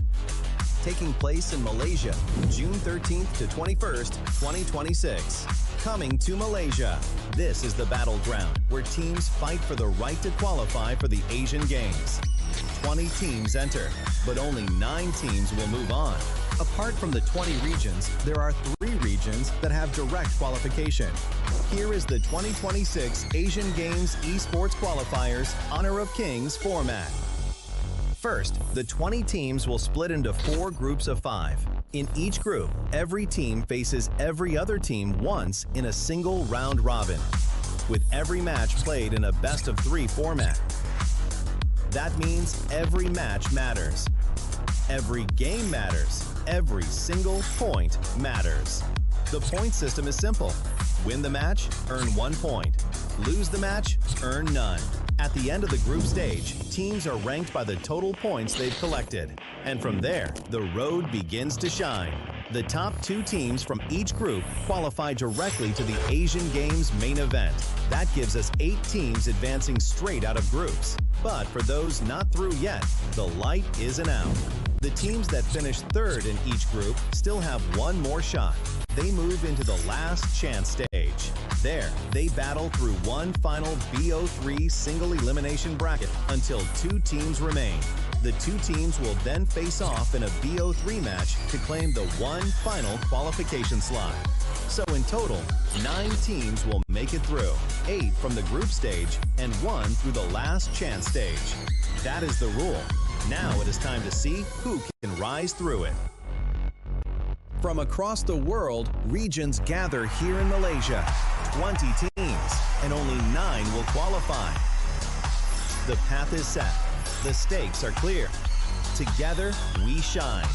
Stay tuned, and we'll see you at the stage.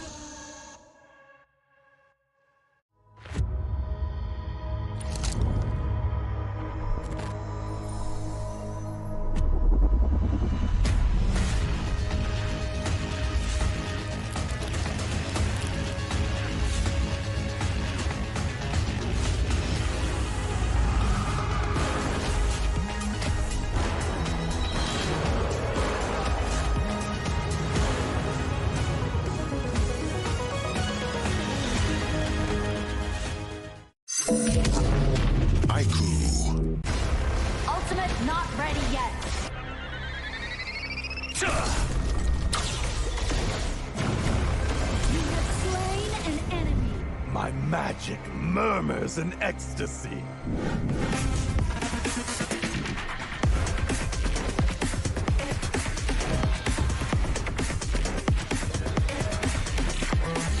Legendary. There is no escape for you. Killing spree. Double kill. Triple kill. Spectacular kill. Don't worry. I'll be back for your life soon.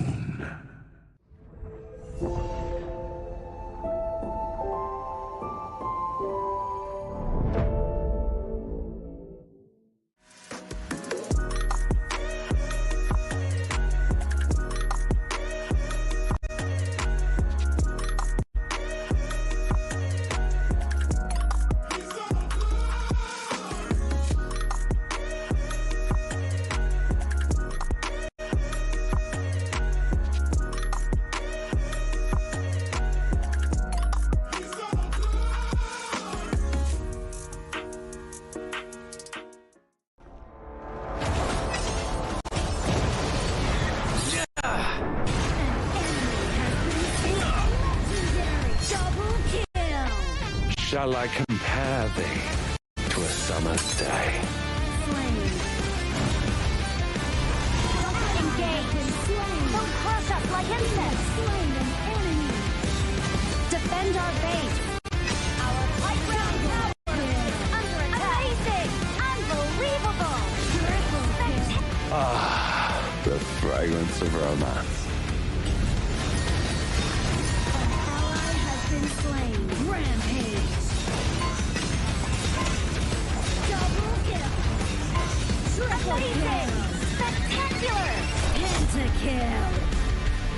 Lady Fortune is on my side.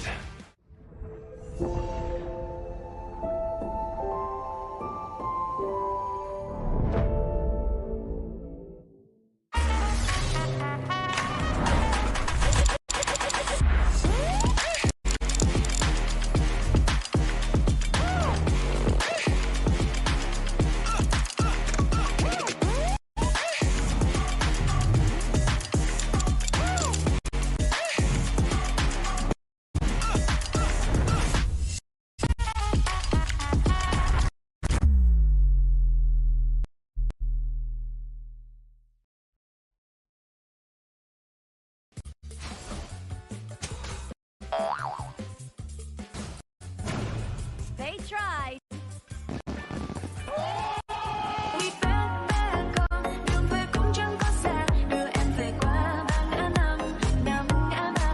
The new Spritling skill, Dig It, is a passive skill which will automatically trigger at fixed times each match, up to a maximum of 10 times. The skill grants guaranteed standard rewards like gold, XP, shield, health recovery, and more. There's also a small chance to uncover mysterious grand prize specs during the match. Dig It may also produce tradable high-value treasures. Detailed information about acquired treasures will be shown after the match ends. Each treasure has its own rarity and storage size, and obtained treasures will be automatically stored in your warehouse. If you want more high-quality treasures, make good use of the Treasure Fusion feature. You can also copy and share your code so friends can help speed things up. Treasures in your warehouse can be sold for event currency, which can be used to redeem skins, items, and other rewards on the event page. You'll even have a chance to win physical prizes like smartphones and cash. You can also spend event currency to bid on high-value rewards. The auction uses a hidden bidding system where you can submit 2 bids for the same reward. The highest bidder wins, giving you even more ways to obtain rewards.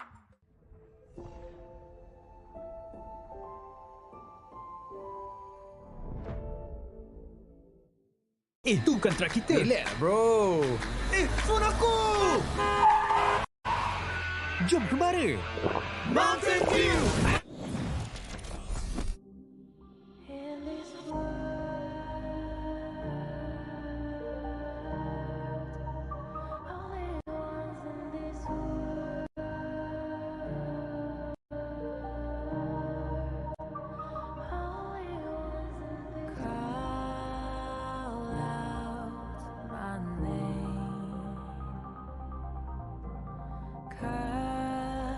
Sound of the rain.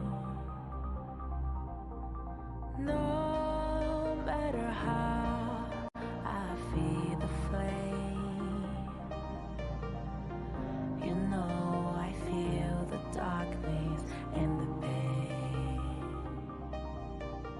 All of the ways we tried to break free from the night. You know we made it out, we found the light. I fly so high, light up the skyline. Let's do it this time, like it's a whole new vibrant world.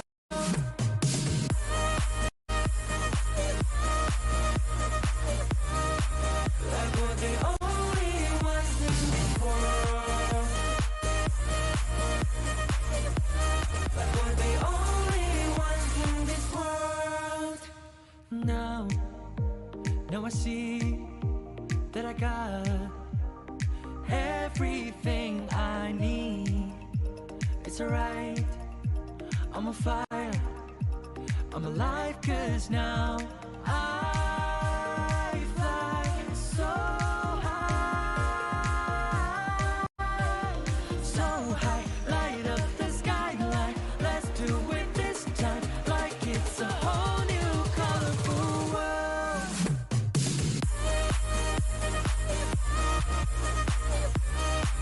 Like we're the only ones in this world. Like we're the only thought we'd get this far, burning like the stars.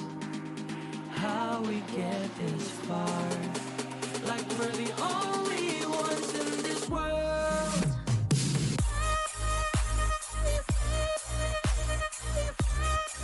Like we're the only ones in this world. Like we're the only ones in this world.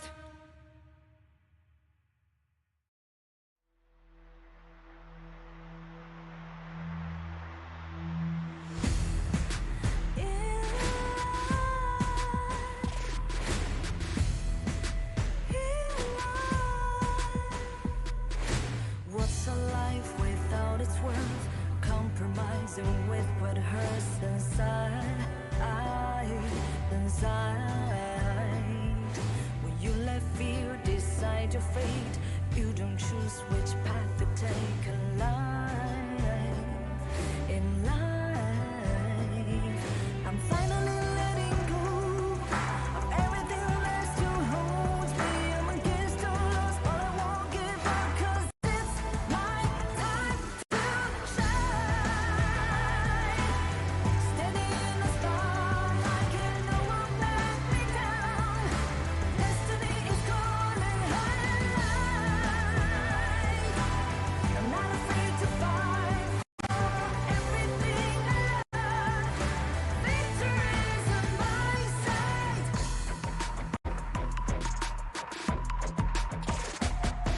The more we lose, the more we gain. The more that nothing stays the same in time.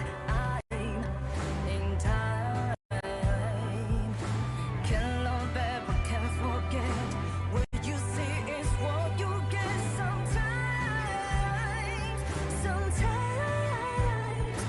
Gonna show the world tonight. The light that shines inside us. We're against the loss, but we won't give up, 'cause it's our time to shine.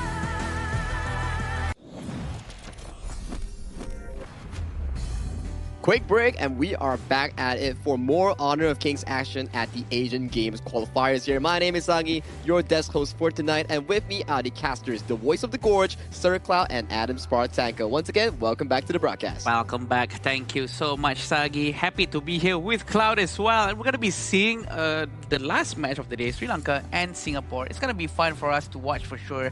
And a lot of experience coming in from Singaporean side. But Sri Lanka have a lot of things to prove as well. Oh yeah, absolutely, right? Both sides have things to prove here because it's still open for this group, right? Or who may qualify onto the last chance qualifier and all that. So there's a lot of stake at play here. Especially when Singapore, they're done with the group favorites. Now they can, well, put their focus onto maybe winning. Yeah, I mean, as of this point, coming in for the side of Singapore, if they can pass through Sri Lanka and then challenge Syria tomorrow for the slot finisher at the last chance stage, then they can go on to challenge Vietnam in the last chance stage matchup there. Because last chance stage, there's only one team out of 4 that can actually make it to the main event. But if you're looking for something fun, you can check out the Super Flow Brawl mode with all the new amazing talents and also the random events that will be happening in the particular mode itself. If you're tired of ranked games, this is where you need to go. Yeah, and this is where all the fun begins and all the crazy little talents that you guys have to play around with. And you can actually buy those talents, so don't forget to check them out. A lot of updates coming in alongside with the new heroes and whatnot. But we want to shift our focus back to the tournament, Sri Lanka and Singapore. It's going to be very, very interesting to watch. And yeah, we've been saying that maybe Singapore is supposed to be the one that wins, but we'll never know because Sri Lanka has been showing proofs that they've been quite adaptable. Hey, what you been talking about? I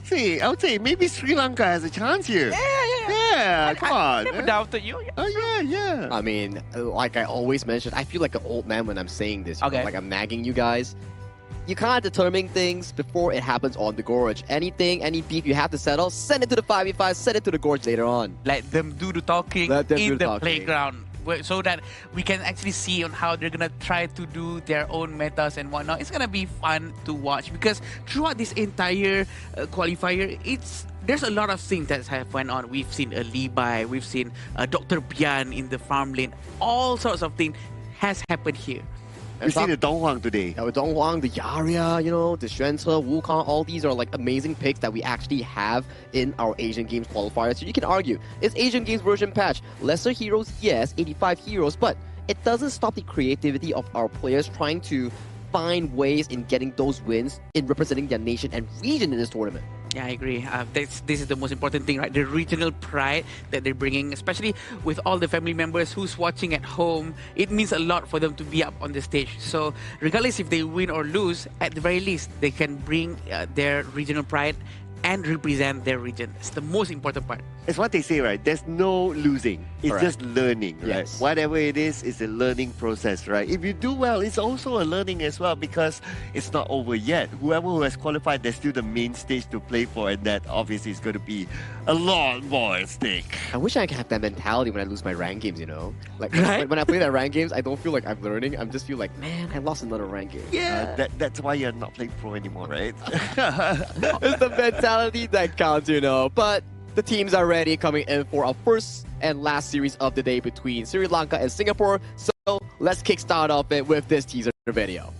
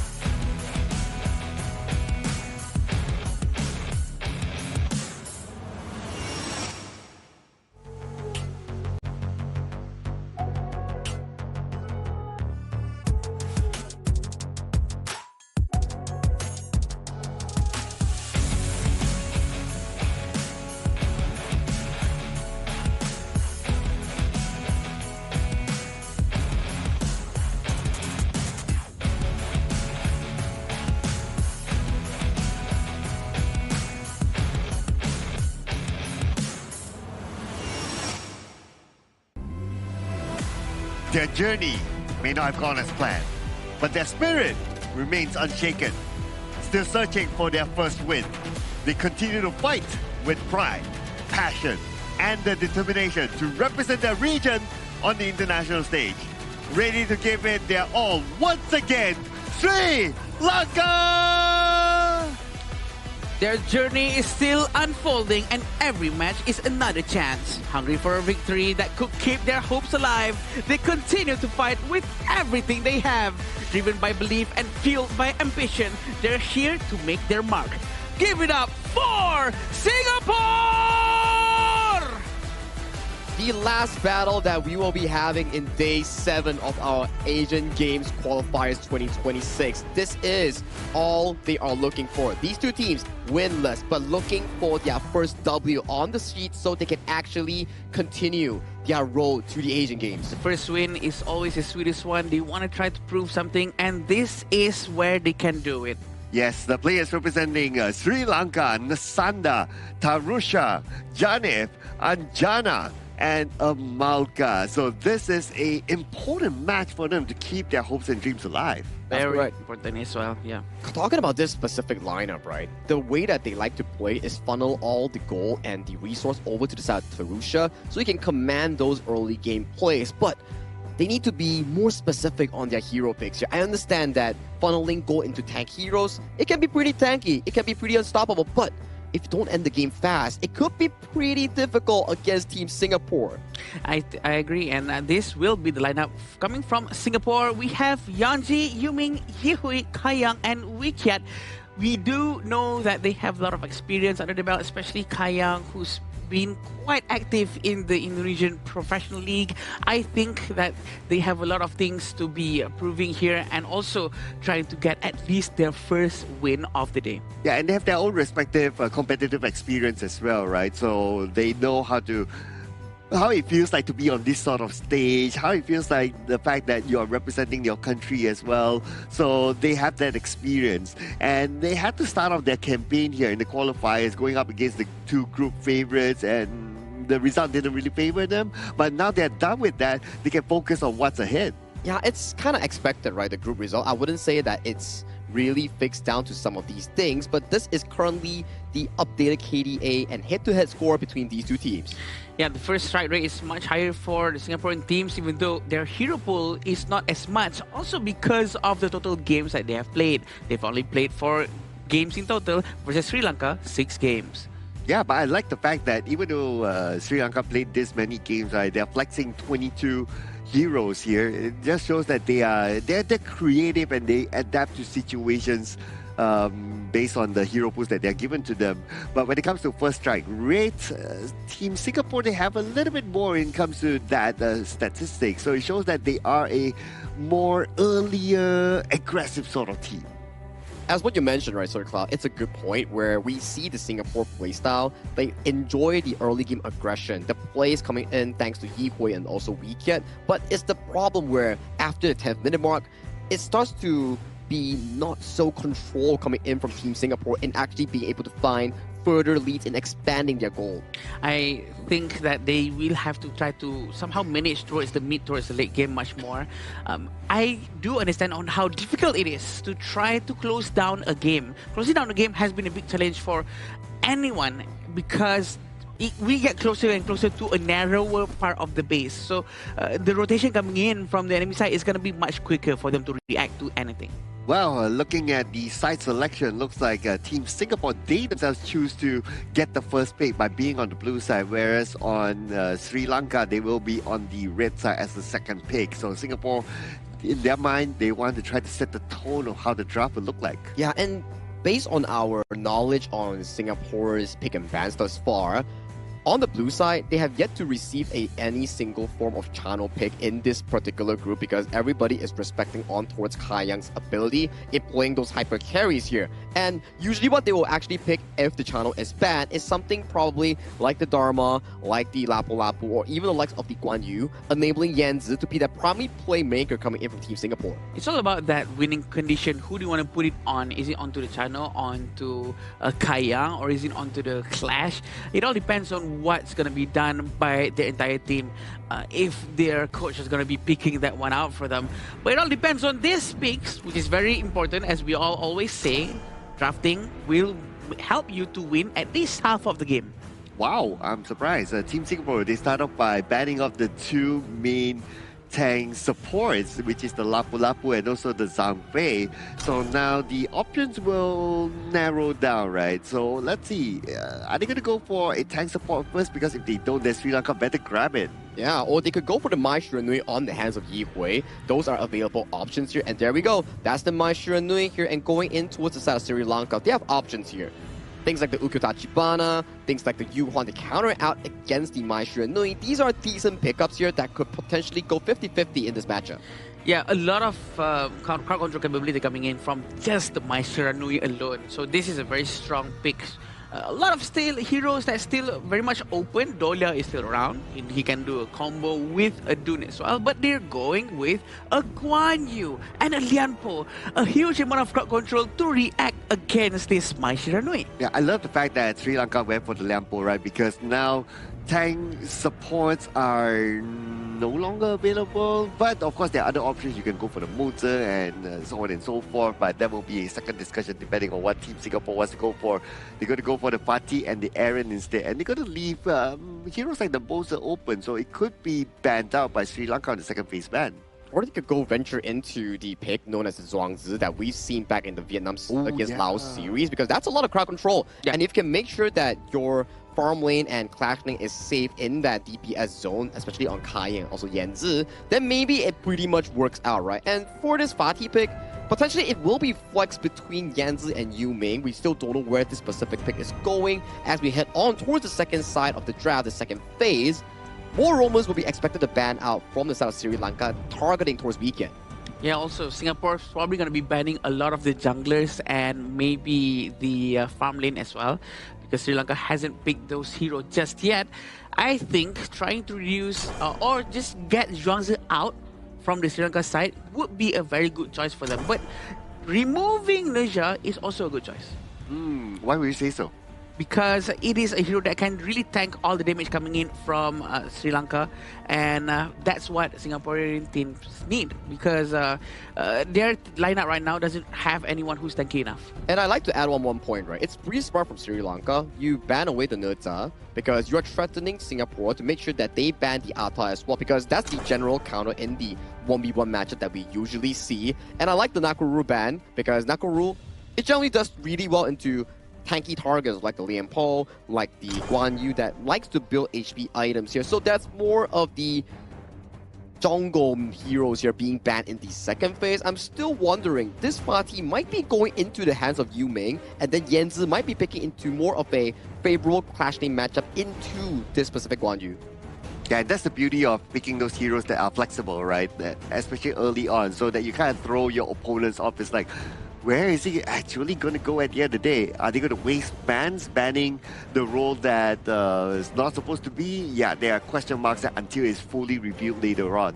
But now for Sri Lanka, okay, it's probably time for them to pick a farm laner. So the Dhiranjay is still available, and that's not too bad, but they're going to leave that for later because they're going to focus onto the ever-popular Ukyo Tachibana for this tournament. Very interesting pick, and also I want to point out that the ban on Nakoruru is very smart because it really helps the Guan Yu and also the Lempo to survive a little bit longer, because Nakoruru is no longer around and the Garuda cannot get flanked that easily anymore. Waiting for the last two picks from Singapore. They are looking for their roam and their jungle, which is going to be Dune and Moza. Oh well, that's one way of actually like completing the lineup here coming in from Team Singapore. We don't really usually get Weekend coming in with a utility roam. More of the times we see him more on the engaged sort of style. So this is something more different coming in from Team Singapore's draft planning here. And coming in for the final pick on the South Sri Lanka, maybe they're going to go for the Dhiranjay. I think it's a very safe pick. You go 50-50 against the Aaron. You can also threaten the Dune as one of the frontline melters that you like to say about his build. Yeah, I think it's definitely a very, very good pick for right here. I was wishing for a Dolia actually to go well with the Dune, but probably not the best hero pick. But this Garo is gonna be very interesting. He counters shield, so Garo counters a lot of shield. Probably very good to go up against Dune and Moza. But we do know there's an Ukyo. I'm sorry, not Ukyo. The Dune can try to dive all the way through back to find the Garo. Yeah, same with the Maestro Nui, right? So it's gonna require a lot of help and healing here coming in from the Sri Lanka draft. Because if we look at this specific draft, right, they have a lot of crowd control, they have a lot of range. And for Team Singapore, a lot of the engaged potential relies on Yi Hui, Yanzi, and Weekend, and making sure that if they can't find a Garo, this game will be extremely difficult for them.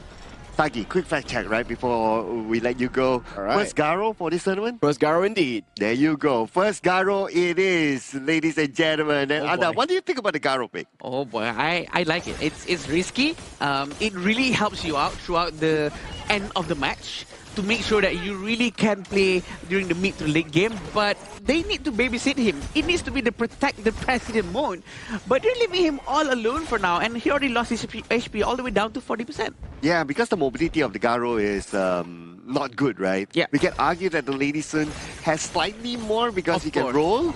Yeah, but the Garo is totally static. Well, not totally static, but you get what I mean, right? Yeah. Yeah, so they need to be able to protect this one. Is it enough protection with the Guan Yu and also the Liampo? I hope it is, because they have to go through with a Moza with a Cannon Blast coming in non-stop, and they will try their best to get Garo. But we have to remember, if Garo has her itemization, they're going to be running away from Garo. Because the shield on Liampo, the shield on the teams, they're really going to try to get Anjana, but Anjana is still okay.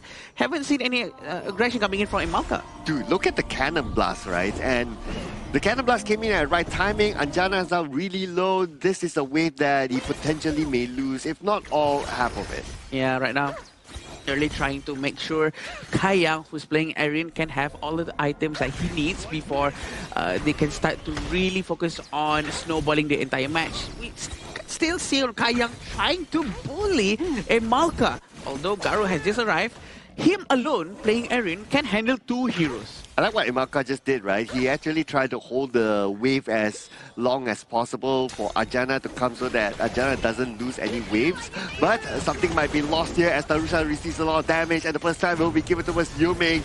But Sri Lanka, they're looking for a trade-off. They're looking to go all the way to the back line. And can he get it? No! Wait! What a kind! And Yihui with the U-turn gets that takedown! The dodge from Yihui is so good, and he turned around to get that strike. A very good move coming in from the Singaporean mid laner. We'd love to see more of that afterwards, but sure, a very good commitment coming in from Nisandra. Nisandra actually tried to open a space for his teammate to go in, but Janice did not manage to open the Wings of Judgment way early on, which could have helped him to secure a couple of kills. Clip that, ladies and gentlemen. Clip that Yihui moment. That kind move towards the right just to dodge. Towards the Overlord pit. Wow, yeah, towards the Overlord pit. And then U-turn, get that takedown. Man, that is epic. Yeah, a very good move coming in from him. 1,100 in front for the Singaporean team. They are feeling quite confident for sure and comfortable. Very close being to the jungle. We can see Malka is quite nearby, opening the vision for Janith. Janith can use his ultimate. It's not going to hit. It's not going to connect too much as of now. Kaiyang can avoid that damage quite easily. We're still waiting for the Frozen Breath to be bought by Janith. I'm keeping my eye on the top lane as well, right? Because Yihui rotated there, but it's not easy for them to catch in the Sanda. So they're going to rotate back into the middle just to make sure that they don't lose out on the wave there. And from the bottom, they're starting to rotate as well for Team Singapore. Now they're looking for opportunity in the middle. Yeah, right now they have a very good connection coming in from the start of the Cannon Blast. Trying to find a space to go in, waiting for Tarusha to also make a move, but it seems like they choose to send Yanji towards the bottom lane. They're not going to try to force anything out just yet. Focusing down towards the Tyrant. Singapore is expected to be able to control this area, but look at this. The Tremor Smash is going to be used right now. It's a bit too late because Tarusha has already went down. Wings of Judgment has been let off, and Anjana is going to go down as well. 3 of the players of Sri Lanka has been striked. Like what you said, right? The Tremor Smash was too late there. But gotta give it to also how they kind of position themselves. And that's the reason why the Tremor Smash did not come out that quickly. Okay, we're gonna have a look at this again, right? What I love is that Yihui starts from behind. When he starts from behind, Sri Lanka almost like, oh, do we want to look behind? Do we want to look front? Where do we look at? And that's what kind of messes up their formation. That's why the Tremor Smash was there. Here comes another team fight. A very good ultimate coming in from the Guan Yu. He's trying to push into the tower. Yanji gets down immediately. A very good move coming in from Sri Lanka. This is the play that I love to see. Nisanda trying to be as aggressive as possible. He saw the chance for him to actually do something in that situation, and he took it. Yes. You see an opportunity, you take it, and you get something out of it, so that is good. So they still fight back though. By the top of Nisanda receiving this damage. Surely won't be able to survive that one. Even if he's able to escape, Yihui can still chase. It's too painful, Cloud. Too painful. They have to move just to the back a little bit, and we still have Wikia with the Cannon Blast trying to open a vision for his teammates. Also, Kaya is probably online right now. He needs more space to go in. Still waiting for Tarusha to do something. A very good Cannon Blast. Is there any follow-up? Not just yet. But look at this force coming in from the Liampo. It seems like he's going to go down. Taking too much damage from the Lauren Bloom. They're trying to get the last touch. And there we go. Double strike for Kayang. It was just unfortunate. Emalka, he went in, but nobody followed up on him. It was almost like they were playing in 2 separate worlds earlier on. Communication wasn't there, the understanding wasn't there, and how to execute the plan was lacking from Sri Lanka. They have to find their synergy again. Yeah, Anjana is still waiting for his itemization to be done. It's very hard for him to farm for sure. It's not an easy hero to use. He needs a lot of babysit coming in from his side of the team, and I think they need more time. They need to slow down the tempo and try to be more safe and focus more towards farming safely. And for Team Singapore, they're going to focus onto the top lane instead. They should be able to get this one behind. Emalka is still behind. They're trying to go in, but look at the slashes coming in from the Ukyo. A very good move coming in too from Tarusha. Yihui went down very quickly. Emalka got down, including Anjana. There's only Tarusha left trying to defend the high ground tower, which is very important. Oh, it was almost an ace there. And now with only Tarusha alone, there's nothing much he can do. If he goes in, he will get deleted. So he has to let this lane go. But his teammate Janev is going to be back soon. Next is going to be the Sanda. And now with the Wings of Judgment, they're going to buy enough time for Team Sri Lanka to reset again. Taking down the minion. This is what exactly happened just now. A very good dive in because of the good cannon blast. Follow up from Yanji has been quite crucial for the entire team. But the way Sri Lanka defense actually managed to get Yijui as well, eventually they still managed to just let Tarusha survive. They really need to end that one, really to close the game. That's what Sagi was talking about as well. Going into 8 to 10 minutes mark, sometimes Singapore a bit struggling with how to close the game. Well, we are approaching that 8-minute mark though, so let's see what happens here. At least for Team Singapore, mission completed at the top lane. Now they need to focus onto the other lanes. They're gathering in the middle. They're waiting in the bushes.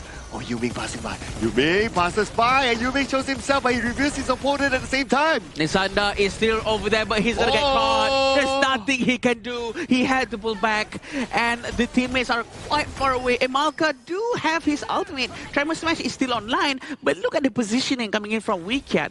His positioning will allow him to get an immense amount of cannon blast, really affecting people in the backline as much as possible. Okay, back to the defensive position now for Team Sri Lanka. They need to wait for the Sanda to come back before they can engage in the fight. But at the same time, Team Singapore, they're pushing at the bottom as well, sending Yansu there. Yeah, very smart from them. Yanji is using this as a distraction for him to try to destroy the high ground tower as much as possible, while the Wings of Judgment has been used to clear the wave as fast as possible. But also look at this, Yuming actually dive to the back, using the blade, but the Tremor Smash connects to two people, having Garo shooting from the back. Free hits coming in from Garo, but he goes in from Yehui. The damage coming in from Sri Lanka is also enough to take him out. Are they starting to get a little bit jittery here? I'm kind of worried for Team Singapore, but then again, they will have another chance.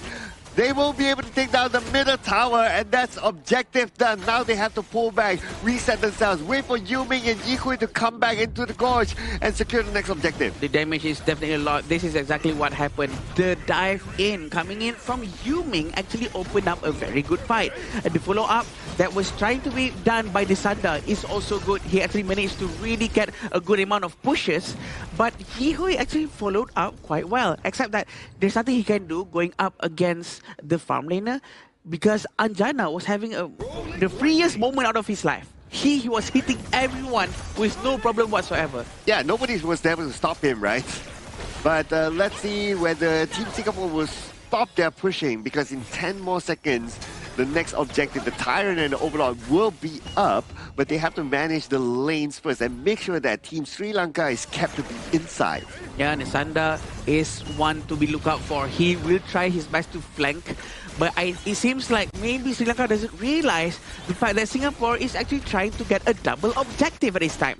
Only sending Monster and Mai Shiranui in front of them, trying to zone them away, trying to show a little bit of a presence. But maybe Sri Lanka can smell something. He's waiting. Taeyang is waiting for Dun to get some damage into the Tyrant so that they can take it both together. Yeah, they're being as efficient as possible, right, by doing that. And that's just communication, right? Good communication shown by Team Singapore to get the two objectives. And now they can focus onto the base. Yeah, right now base will be focused down as much as possible. We do know that high ground tower is going to be the focus. Very good cannon blast hitting in. The follow-up hasn't been done just yet. Waiting for Garo, but look at the time! Yuming goes all the way in! Nisanda's trying to do something, but Nisanda goes down because of the second tree blasting from Yanti! And ace has been done by the Singaporean team.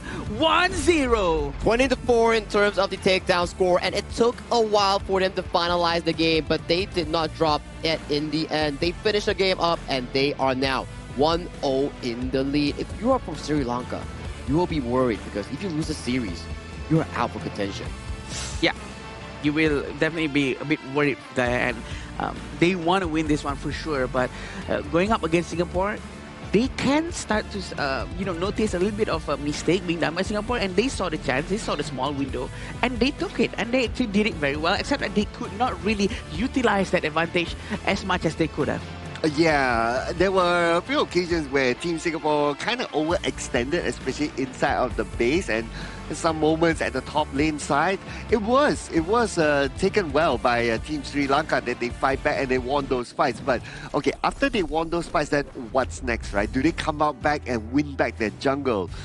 I'm sure they wanted to be fair, but because they lost too many towers by that time, right? The minions were pushing in, they were pressuring, they were too busy just clearing the waves.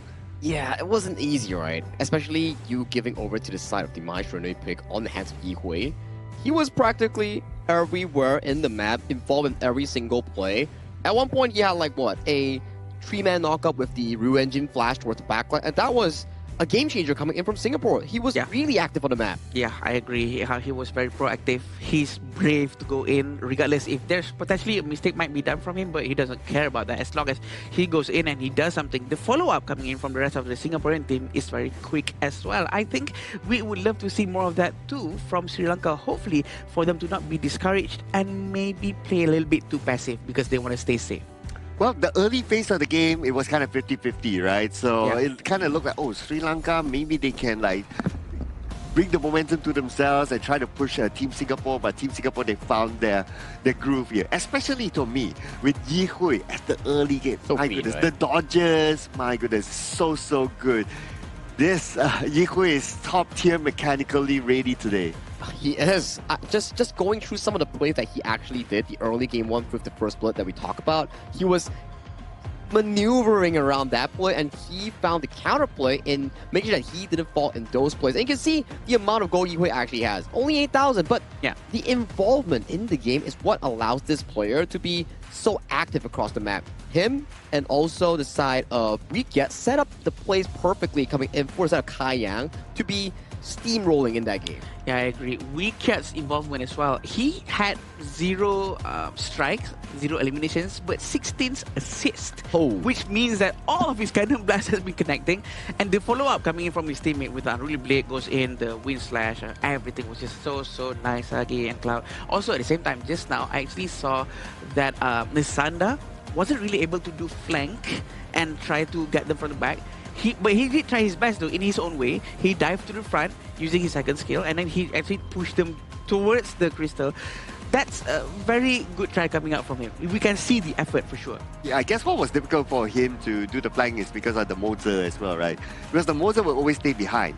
So the Moser, if he positions himself well, he can kind of anticipate that, okay, it's probably going to come from here. So if I stand here, at least I get the vision first, and he can alert his other teammates. So that's the advantage of getting like a Moser, because he will, well, for the most part, won't be in front.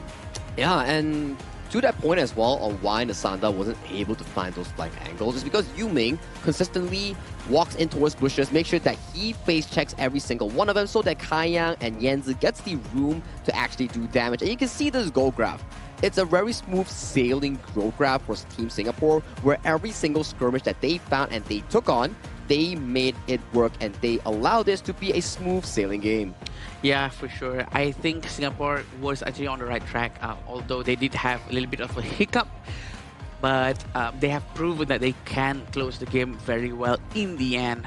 We'd love to see much more of this aggressive gameplay coming in from them as well in the next one. Sri Lanka too, because they have been showing a lot of effort and potential inside the match of game 1. Oh, yes. We do see moments where they almost look like, oh, maybe they can make this comeback, right? Yeah, and I'm sure it will be shown in the highlights later on, but at the early stages, it was Team Singapore that played really well. Look at this. And look at this, like, look at Yi Hui's position. Okay, he's being chased. He swipes to the right. Ooh. Wow, fancy feed coming in from the side of Yi Hui here. And take a look at his positioning right here. Ryu Engine with the Hisatsu pushing back Tarusha, giving him no room to actually react in that play itself. And after this, it's just a steamroll coming in from Team Singapore and finding pickoffs after pickoffs after pickoffs. Then we have to see that every time the war or the team fight started, it always goes with the Cannon Blast first. The blast first and the follow-up coming in from his entire team, even with a flash from Kai Yang or that double strike. That's just how it all goes. Always start with Weekyat in every beginning of a team fight. Yes, and of course, because the cannon blast can hold, like, if you are able to connect, it can hold like for what, 1-2 seconds. So that will be long enough for your teammates to react to that. Yeah, and this is exactly what happened again in the last few moments, where we had a little bit of a moment where Sri Lanka could have done a comeback as well, but they did not manage to at least go out and gain all of their resources again. Yeah, it wasn't the cleanest game coming in from Team Singapore. There is some mechanical misplays, but the aggression coming in from them is what is valued, because it's controlled aggression in making sure that they play the team fight by out-mechanicking their opponent here. And the MVP is the guy with the finger hearts here, throwing right at you. Singapore's Kayang with a 12-0 and 4 KDA and 32% damage dealt. Is that a finger heart? I think so, yeah. If you put it, to me, it looks like he's pinching himself. It's like, is this real? Am I the MVP? Really? Am I dreaming? It's a cheek heart. Oh, cheek cheek heart. Yeah, that's the word I'm looking for. Because it's on the cheek, yeah. Yeah, I mean, it's all the new things that's gonna come out every single year. There's always a new post. 12-0-4 is a huge amount of number. I think he's very comfortable as well. The fact that he can actually handle two different heroes in his lane, having a roamer and also the farm laner from the side of Sri Lanka. That just shows the confidence that Kayang has for himself. Yeah, it's 12 takedowns, right? 12 takedowns, 0D, so it's a really clean game by him. But also he has to give it to his teammates as well for opening up the space for it and also setting up the fights, especially with the Moses Cannon Blast, and then he follow up through there. So it was very well done by him and the entire Team Singapore. It's very good of a confidence boost coming in from Team Singapore, especially knowing for the fact that they travel all the way from Singapore to come over to the side of the Merit Petaling Jaya Hotel, because this is where it exactly is for the 2026 Asian Games Esports event for the qualifier of the Honor of Kings game. For now, for Team Singapore, they are currently, I would say, in a good start. Like, you already went through Hong Kong, China, and Republic of Korea. Yes, the games weren't that great, but if we were to refer back to Game 2, where Singapore played against the side of Republic of Korea, it was actually pretty 50-50 up until the 10th minute mark, where there was a bit of a blunder. But you can see, if they are on their confidence level, on a high one, they can face off against some of these strong teams. I think it is safe to say that the games between Singapore versus Hong Kong, China, or Singapore versus Korea prepared them for today's game, right? Having a very harsh game early on, making sure that they know what's the worst thing that could happen inside this group, and they can try their very best right now going up against Sri Lanka with that experience having in mind. Now, can they be consistent? That's going to be the question, right? Yeah. Because the job for today is not done yet. They still have at least another more game to go, or if Sri Lanka wins this one, then we'll go to game number 3. Now, speaking about Sri Lanka, they themselves chose the blue side, so they want to dictate how this draft will be, whereas our Team Singapore will be on the red. Well, blue side, at the very least, you can force out a ban on towards the Maestro Nui, or take it for yourself in trying to replicate the same success that Yi Hui has on towards the side of the Sri Lanka mid laner here. And for the bans coming in from Team Singapore, usually we'll see things more on towards the roamer, like how they ban away the Lapu Lapu and the Zhang Fei, limiting more choices here coming in for Amalka. Yeah, I think those bans are very important for them to do. We do know that Amalka can really play his roamer very, very well as soon as he gets the hero that he really likes. And we've seen Amalka with his Zhang Fei as well, so we want to see a very more aggressive gameplay from the Zhang Fei too. It all depends on the bans coming in from Singaporean team, because they do know the strength of Sri Lanka. Yeah, and we'll see what sort of bans will come out, right? So earlier, if we were to recall, like the first phase ban, the first 2 bans by Singapore was the Zhang Fei and the Lapu Lapu, right? And then they allowed their opponent to take the last tank roam, which is the Lianpo, and they resort themselves to like taking the Moser. But it kind of feels as well that picking out the Moser was part of their plan in the first place. Hey, picking bans, right? You gotta plan for the long con here. So for Singapore and Sri Lanka, to start off game number 2, you first have to figure out the pick and bans here. So for Sri Lanka, you do see the Maestro Nui and Arlie locked away, and they might be potentially picking up the channel on the first pick up, but no. This is the first time channel has been ever opened to the side of Team Singapore, and it's immediately locked away. Yeah, actually banning Arlie and Mai actually is also already set up to the stage for them to actually take the channel, but did not do it. Going with Dharma because probably they want more crowd controls. This is the plan that they have, and we'll try to execute it as best as they can with the Chano and also the Guan Yu. Ooh, again, the Guan Yu, very, very dangerous pick here. And Sri Lanka, at least they have the Dharma, right? So Dharma is that kind of hero that can still face check where the Guan Yu is and try to follow the move of the Guan Yu. So I would say it's not too bad this time. Yeah, not too shabby here. So at the very least, Sri Lanka actually has a lot of heroes that can actually deal with both Chano and the Guan Yu. Like we saw how Ali Han coming in from the side of Kazakhstan, he was able to utilize the Dharma in finding the position of some of these Channel players in his respective group stage. And for the Atta, this is a prime counter into the likes of a Guan Yu because the skill set of Atta is very special. Spell 1, the second charge of it, you can bounce on towards the enemy and knock them out, which cancels the Guan Yu charge bar. Spell 2, also knock up towards the wall, plus the enhanced basic attack also cancels the Guan Yu charge bar. And finally, the ultimate ghost ship.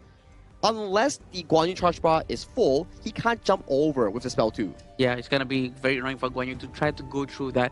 Also, on top of that, skill 1 of Atta actually has CC immunity, which is very useful to go up against a Guan Yu. But this is what's gonna go down right now. Liampo has been taken up, including Nakoruru and also Moza. Bruh, 4 support bands from Team Singapore. They are going to test the hero pool of Sri Lanka right now. Okay, you can play the Lepo, fine. Moza, because you kind of learned from us, it's okay. We ban it out. Now what are you going to do? I think Emalka has proven that he's been so annoying previously in the previous matches. That's why they focus all the way down towards Emalka alone. It's towards the roamer role, right? Whereas roamer is always coined as the second jungler, not having to farm, not having to lane, as they can always pace through the different side lanes and finding opportunities here. So that's the primary playmaker here. Remove of 4 heroes from the pool. So maybe coming from Sri Lanka, you might be venturing into different picks like the Diadia, the Sun Bin. There we go. Diadia with a Atta, that's a pretty comfortable combo. Yep, I agree. Atta is a very good hero to pair with Direnji as well, because Direnji is the counter for Atta. I don't know why I really like these kind of things, but I really do like how they picked Atta and Direnji this time together. Now they have the idea and also an Angela to really assist them with the burst damage. Now I'm looking at Team Singapore to pick up the Dolia, right? To combo with either Yu Huan or the Dune, so it's good options there.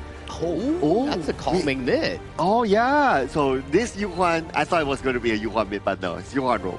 I mean, it makes sense, right? Where they pick Yu Huan on the 3rd pick, they're like, okay, let's swap this towards the flex this towards the roam side, and then let's proceed ban 4 roamers against the side of Malka. Let's see what he does. When was the last time we actually witnessed Yu Huan playing in a roam? It's been quite a while now. I think this is going to be very interesting for us to watch. Having this Kongming, being able to burst down anyone in front of him. But Kongming is sort of power hungry. He really have to farm quite a bit before he can get to that level. Different playstyle coming in from Yi Hui, right? Game 1, he's the main enabler coming in from Team Singapore. Now, Game 2, he's hands-on on this Kongming here. He needs a lot of gold to be pacing into that late game, mid game marker here, where he's doing so much damage. But the ball is on the court right now for both of these two teams. For Team Singapore, it's about winning the series and progressing further into that BO3, into that playoff spot. For Sri Lanka, it's about survival in Group D. Thank you so much, Sagi, for that amazing opener. We're going to go into this fight between Sri Lanka and Singapore. It's going to really go down to this to make sure who's going to be at number 3 or number 4 in their group. A quick rotation made by Team Singapore to go towards the bottom lane to put a little bit more pressure, and they managed to steal 1 camp away, so that's proactive move by them.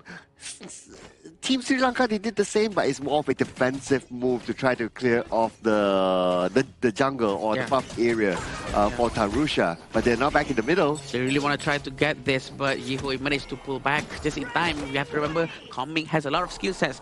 Both skill 1 and 2 are charge-based, so he can collect a lot of dashes, he can collect a lot of bombs. Yeah, so has to be careful there, right? Especially with the potential burst damage as well from the Kongming. Yeah. So if you see him kind of low, yeah, you have to do it really fast still before he's able to fight back. Yeah, it seems like we can be sticking a lot with Kayang to make sure that Kayang has a lot of space to farm. And Kayang is also using Chino, which we all know is a very good hero to scale with. And at the same time, he's going to be able to carry the entire team afterwards if the goal are all funneled towards him. Oh, but right now, Kayang is moving towards the middle. They see Tarusha, and Tarusha, lucky enough for him, he is kind of tanky, so he can absorb a few skills and a bit of damage here and there. He will still be all right. Very interesting on how Yuming is doing quite well too. He was quite aggressive in this situation. He wants to do rotations towards the bottom lane.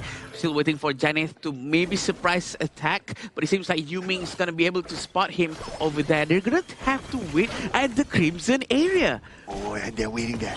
Waiting to push. Wait, let's see what happens. So, oh, they found out they're over there, but they're going to try to steal the red buff. It doesn't work, and Yuming will be able to run away. Okay. So I guess Team Sri Lanka, they learned from whatever happened in the first game, right? It's like, okay, you kind of like to play the brushes here and there. Yeah. So we make sure that we double check the brushes before we commit to something. Yes, and also Yanji is also still at the top lane. He's not going to be able to rotate just yet. Still waiting for the right moment. Still waiting to get closer towards the Tyrant mark. But we do know that Weecat is still down here trying to protect the Chano as much as he can. No problem for Emalka to consistently heal Anjana. Alright, and 50 more seconds before the Tyrant comes up, right? So this is going to be a crucial moment. And it might break the 0-0 score right now. So both sides, we haven't seen the first strike yet. This is a slightly longer wait compared to the game before. But understandably, right now, 35 more seconds, you will want to hold on to your skills. Yep, Yuming is still in the mid lane right now. Rotation has been done by Yihui, trying to prepare for a potential gank. He's still on the side, but they're all gonna go in. Oh, there we go with the ultimate strategy. It's not a hit. Well, it does, but the damage is not enough. It all depends on how they're trying to poke him a lot from the beginning. Look at the amount of gold. It is exactly the same for both sides. Oh yeah, very close, right? Oh, but here comes the Blazing Brilliance. Deals a lot of damage, but they weren't able to finish up the job. And now Team Singapore, they want to respond back. They see an opportunity onto Janit, but he managed to flash away to safety. He will be all right for now. Anyone else is going to come. Yuming is receiving damage. He's down to 50% of health. Yuming still tagging in. And they are going to U-turn right now. The rest of them coming in. Yanja just got the objective. No, not yet. Oh, it's being pulled away. So now it's going to be on the reset. Sri Lanka, are you going to respond? Are you going to go in? The answer is no. Tarusha, with that tank capability, he actually went in and everyone wasted all of their skills towards him. They did not manage to get him, but at very least, handed Tarusha off away from that area, making sure that the Tyrant was there. It's a very good move coming in from the Singaporean region. That was good zoning though by Yuming, gotta give it to him. And because of that, they secured the Tyrant just like that. And now they will also secure the bottom tower. I don't see anyone from Sri Lanka coming to defend it. I don't think they can because they will be outnumbered. Actually, look at this. Two of them still hiding, but actually I'm wishing for Tarusha to be much more aggressive because for Atta, his power spike is at best and maximum efficiency right now. He has to do it now because he doesn't really scale too well compared to other heroes in this game. So he has to do all of the damage, try to get as much advantage as possible, and rotate with the idea and also Janit. So it all depends on the rotation that's going to be done by the Sri Lanka. If they are playing too passively, they're not going to be able to find their space. Yeah, they've already grouped up now, right? So if there is any opportunity for them to take, it should be now. Because they're not too far away from each other, but Team Singapore, they're grouped up at the bottom as well. Looks like they're going to take the fight. Blazing Brilliance has been used, but it missed its mark. Look at this Kayang, free hitting non-stop with his ultimate, releasing all the wolves towards everyone. They're trying to dive into the 30th tower. Never mind, they're going to go back. Tarusha is nowhere near the team fight. He should have been involved there from the beginning. Yeah, if he was involved there, right, the goal shift would be really, really helpful, like what you said, right? And it would be most effective at this moment of the game. But the fact that he was still in the middle, sort of clearing out the wave of minions, and that's where Team Singapore, they found the opportunity. They saw the signal that Tarusha is still in the middle. That's why they opened up the fight. I think he was a bit unsure if it's the right moment for him to go in. I can understand that as well, because as a jungler, there's a lot of things that's going through your mind. You have to think about the laning phase. Also, at the same time, you have to think about, should I really help my team right now? If I go now, is it too late? Is it better if I just stay alive for the entirety of the team? a lot of things going through your mind. I'm pretty sure he really have to make good use of the first and second skill non-stop, but Aribe has been used. They're trying to force this one out. And here comes the ghost ship as well. And Yuming has nowhere to go. He's not able to escape. And Tarusha will take advantage of that. But then again, the rest of Team Singapore comes in. And the Sanda, Janif went down. Kai Young is currently on the hot streak. They try to trade it back even further. They are almost able to get Tarusha. And they will lock him in. Looking for that fourth takedown. It's going to be Ajana next that they eliminate. And an ace given to Team Singapore. A very good ace from Singapore. That's what I'm talking about, right? Even though they actually lost, but Sri Lanka, with the Atta, Tarusha actually managed to survive for so long. Watch this crowd. Tarusha is always in front. He's tanking all the damage coming in from the side of Singapore, giving a lot of space for Anjana to actually deal a lot of damage from the back, from safety, while Tarusha is so busy tanking the damage in front. This is what should have happened way earlier on.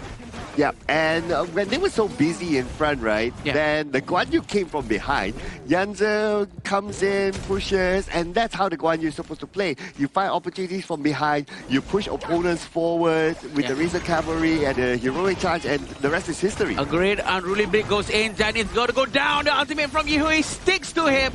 But this is a very bad fight for Yuming. He's going to go down as well. But Yanji is going to try to turn the fight around. Him with his Guan Yu is just relentless. Here we go. That's the one that we've been waiting for. Rika's trying to go in. Unending Sorrow heals everyone inside his circle. He's trying to destroy the last tower. 2 aces back to back for Team Singapore, and they are able to end the game right now. Janif is back. Can he pull off a big one here? Blazing Brilliance, but the moment he shows up, he goes back down again. And Team Singapore gets the win. But hold on, not yet. Team Sri Lanka, they will not go down without a fight. They still defend. They're still in the fight, Cloud. They managed to go back right now. Singapore is trying to be safe as much as possible. What a timing for them to actually come out and save the fight. All thanks to the move from Janith. He went out just a bit and used Blazing Brilliance as fast as possible, trying to kill the minion. And that's actually a very good move coming in from them. But look at this. They might start a new fight.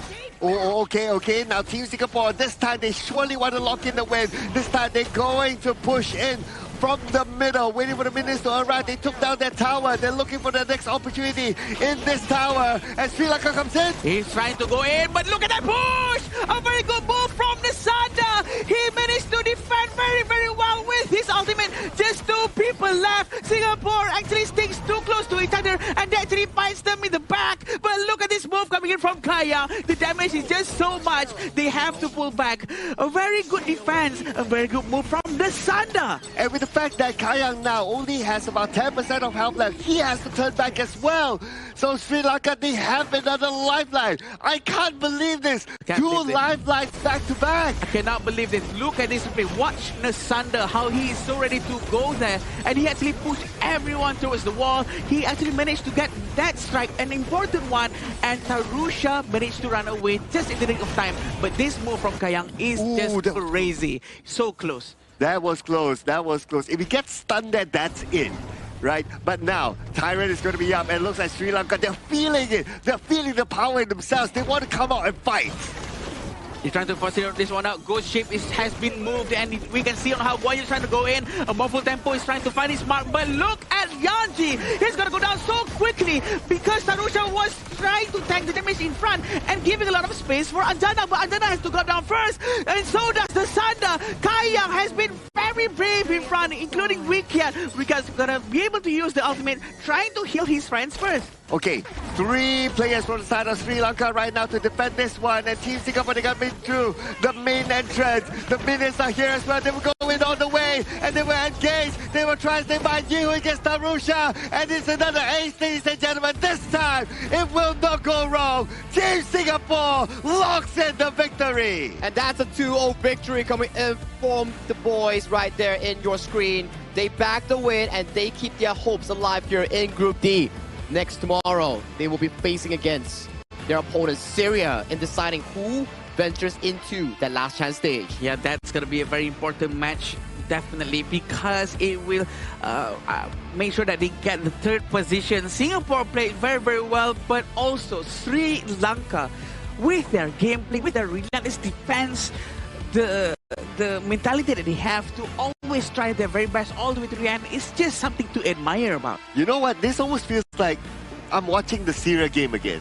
It's like, okay, game one, and then game two is like, okay, you didn't win, but you still went with a fight. What a fight that was from Sri Lanka. It's how you held up until the very end, right? Coming in from both Sri Lanka and Syria, coming in for today's Group D games, where yes, you are on the losing position, but rather than not doing anything, they decide to try whatever they can in trying to pull the game back into a bit of their control. Yeah, definitely. I think the way that they rotated throughout the entire map just now, coming in from Singapore, has been improving quite a lot. But at the same time, Sri Lanka also almost be able to adapt. And just like game one, they tried to improve within such a short period of time. If they were given a little bit more time, probably will be able to change all of the gameplay. Yeah, maybe, right? Because you can tell that by the fact that they could defend it not once, right? Yeah. At least 2 or 3 times that they managed to defend. It was insane. And with that sort of mentality, that's the mentality when you want when you play. Right? Unlike my ranked games, right? Oh, you get the first strike, and then people start to press surrender. Oh, what is this, right? Yeah, and this is why these players are playing at the top of the game. I mean, it's very much of a good mentality that you actually need as an esports team, and definitely as a bunch of players representing their own region, Sri Lanka, in participating in this tournament. I think applause towards them for trying until the very end. Although, yes, they are unfortunately out of the contention of the last chance stage, but thank you so much for participating, and I hope they come back stronger in the next one. Yeah, thank you, definitely, because we would love to see their gameplays. We would love to see much more involvements after this, and that's the beauty of Asian Game Qualifiers, right? Because we get to group up everyone in the same place, and mingle around, sharing the same passion for the same game. That's what's beautiful about this. Oh yeah, it's just so beautiful, just so beautiful. I mean, the last 2 series have been amazing, so to speak. But focusing onto this game in particularly, we're going to look at some of the stats here, including the item builds. Having a quick look, I would say the item builds are pretty stock standard. Obviously, we didn't went too far into the game until the Chano is able to get like a Sun Chaser or something like that, but it's still in play. Yeah, he's still pretty stacked out, right? 10, 0, and 10 on that KDA, and he's like almost 11,000 in terms of gold, and you're pan slightly right towards his partner in crime, Ikwe, also coming in clutch and clean on that Kong main here. I would say these 2 carries definitely stood out on top in this game itself. Yeah, and we do know that the way they itemized out of this is quite straightforward as well. But Atta, if only he can actually start to find the fight that he needs to from early on, he wouldn't be able to change the pace of the game for Sri Lanka for sure. It hurts me a little bit on how he did not manage to actually join the fights early on, because he was actually alone and in the mid lane while he's not supposed to in the lane. He was supposed to be with his team because his team was trying to defend the jungle that was his. It was his jungle. Yeah, don't hurt Adam, okay? He's a nice guy, right? Yeah, but I do agree, right? That moment in the middle where he was like, okay, he was kind of clearing, his teammates like went in and the team fight happened, but he was nowhere near. So that was kind of like a missed opportunity for me. A bit of a, but something that we learned from Sri Lanka from game 1 and game 2 is that in terms of how they communicate and their synergy of moving together can be done better. It can be better. I think it's just something of an issue where you don't have enough time together, you haven't practiced enough in towards the game of Kings. You need more competitive experience to be able to convert those learnings into proper gameplay. Sometimes it's something like when you do a specific question on a test paper, you don't really understand in the first go, but as you give it a few days, you start to understand the logic towards it, it starts coming to you more naturally. True, and then that will also help answering the next questions naturally, because you already know how it goes, the pattern of it all. And this is the gold graph for both sides of the Sri Lanka and also Singapore. It started off very evenly all the way to 33 minutes mark, and then it starts to slowly slope downwards and all the way down towards 11.7 thousand gold difference. Oh, and there was only 1 Tyrant taken? Okay, I thought there was like at least 2.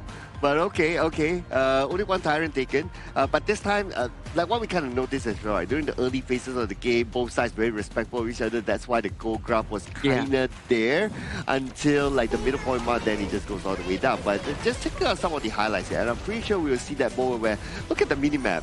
Janif is still in the middle when all the takedowns were happening. I mean, it's Tarusha's job, right? Where you need to be able to clear the waves first before you actually go into the jungle, because you can't be affording to drop that middle tower per se for a fight that's inconsistent here. But as of this point, the snowball has already been immense coming in for that Team Singapore, and they just paced through the game really, really quickly. And this play, right, actually Team Singapore could have ended the game if the final member actually tanked the minion here. Look at this. If the side of Yanzi, he maintained the tower aggro, this game could have been over at this 8-minute mark. Yeah, that's true. If only someone was just realized that one. But Blazing Brilliance here and also the Dharma from the Sanda actually managed to give them, like what Cloud said, the second lifeline. I think they know what they're doing. They know how to actually go in together. It's just that the timing that they're doing it is probably a little bit too late. Yeah, I'm counting. That was the second lifeline. I believe there was a third lifeline. This is the third lifeline here. Yeah. When they got Yanzi, and then they got the good Blazing Brilliance to shoo away Yuming, and at least they could fight back. Oh, imagine Nasanda had more items there. He could have one-tapped the side of Yang's channel because that was a pretty decent setup into the wall coming in from the Sri Lankan Flash laner here. But let's award the MVP once again towards Kai Yang. Back-to-back MVP performance here. Wow. I think he suffered 0 deaths back-to-back games. Yep. Clean slate so far coming in from the Singapore farm laner himself. Yet another dominating performance. Beautiful. 10-0-10 with 35.3%. I think he's one of the most dominant gameplay coming out from farm lane. It's very hard and rare to see a very aggressive farm laner playstyle like him, because we all saw how he just keeps on jumping forward trying to get a space to do damage, and he just proves why he deserves to be here. Yeah, he's pinching himself still. Double MVP, is this real? With is this the a dream? chick love thing, is it a dream? Is it a dream? He's pinching himself. Is it a dream? Think of it like this, right? First MVP is one half. Second MVP is the other half. That makes one.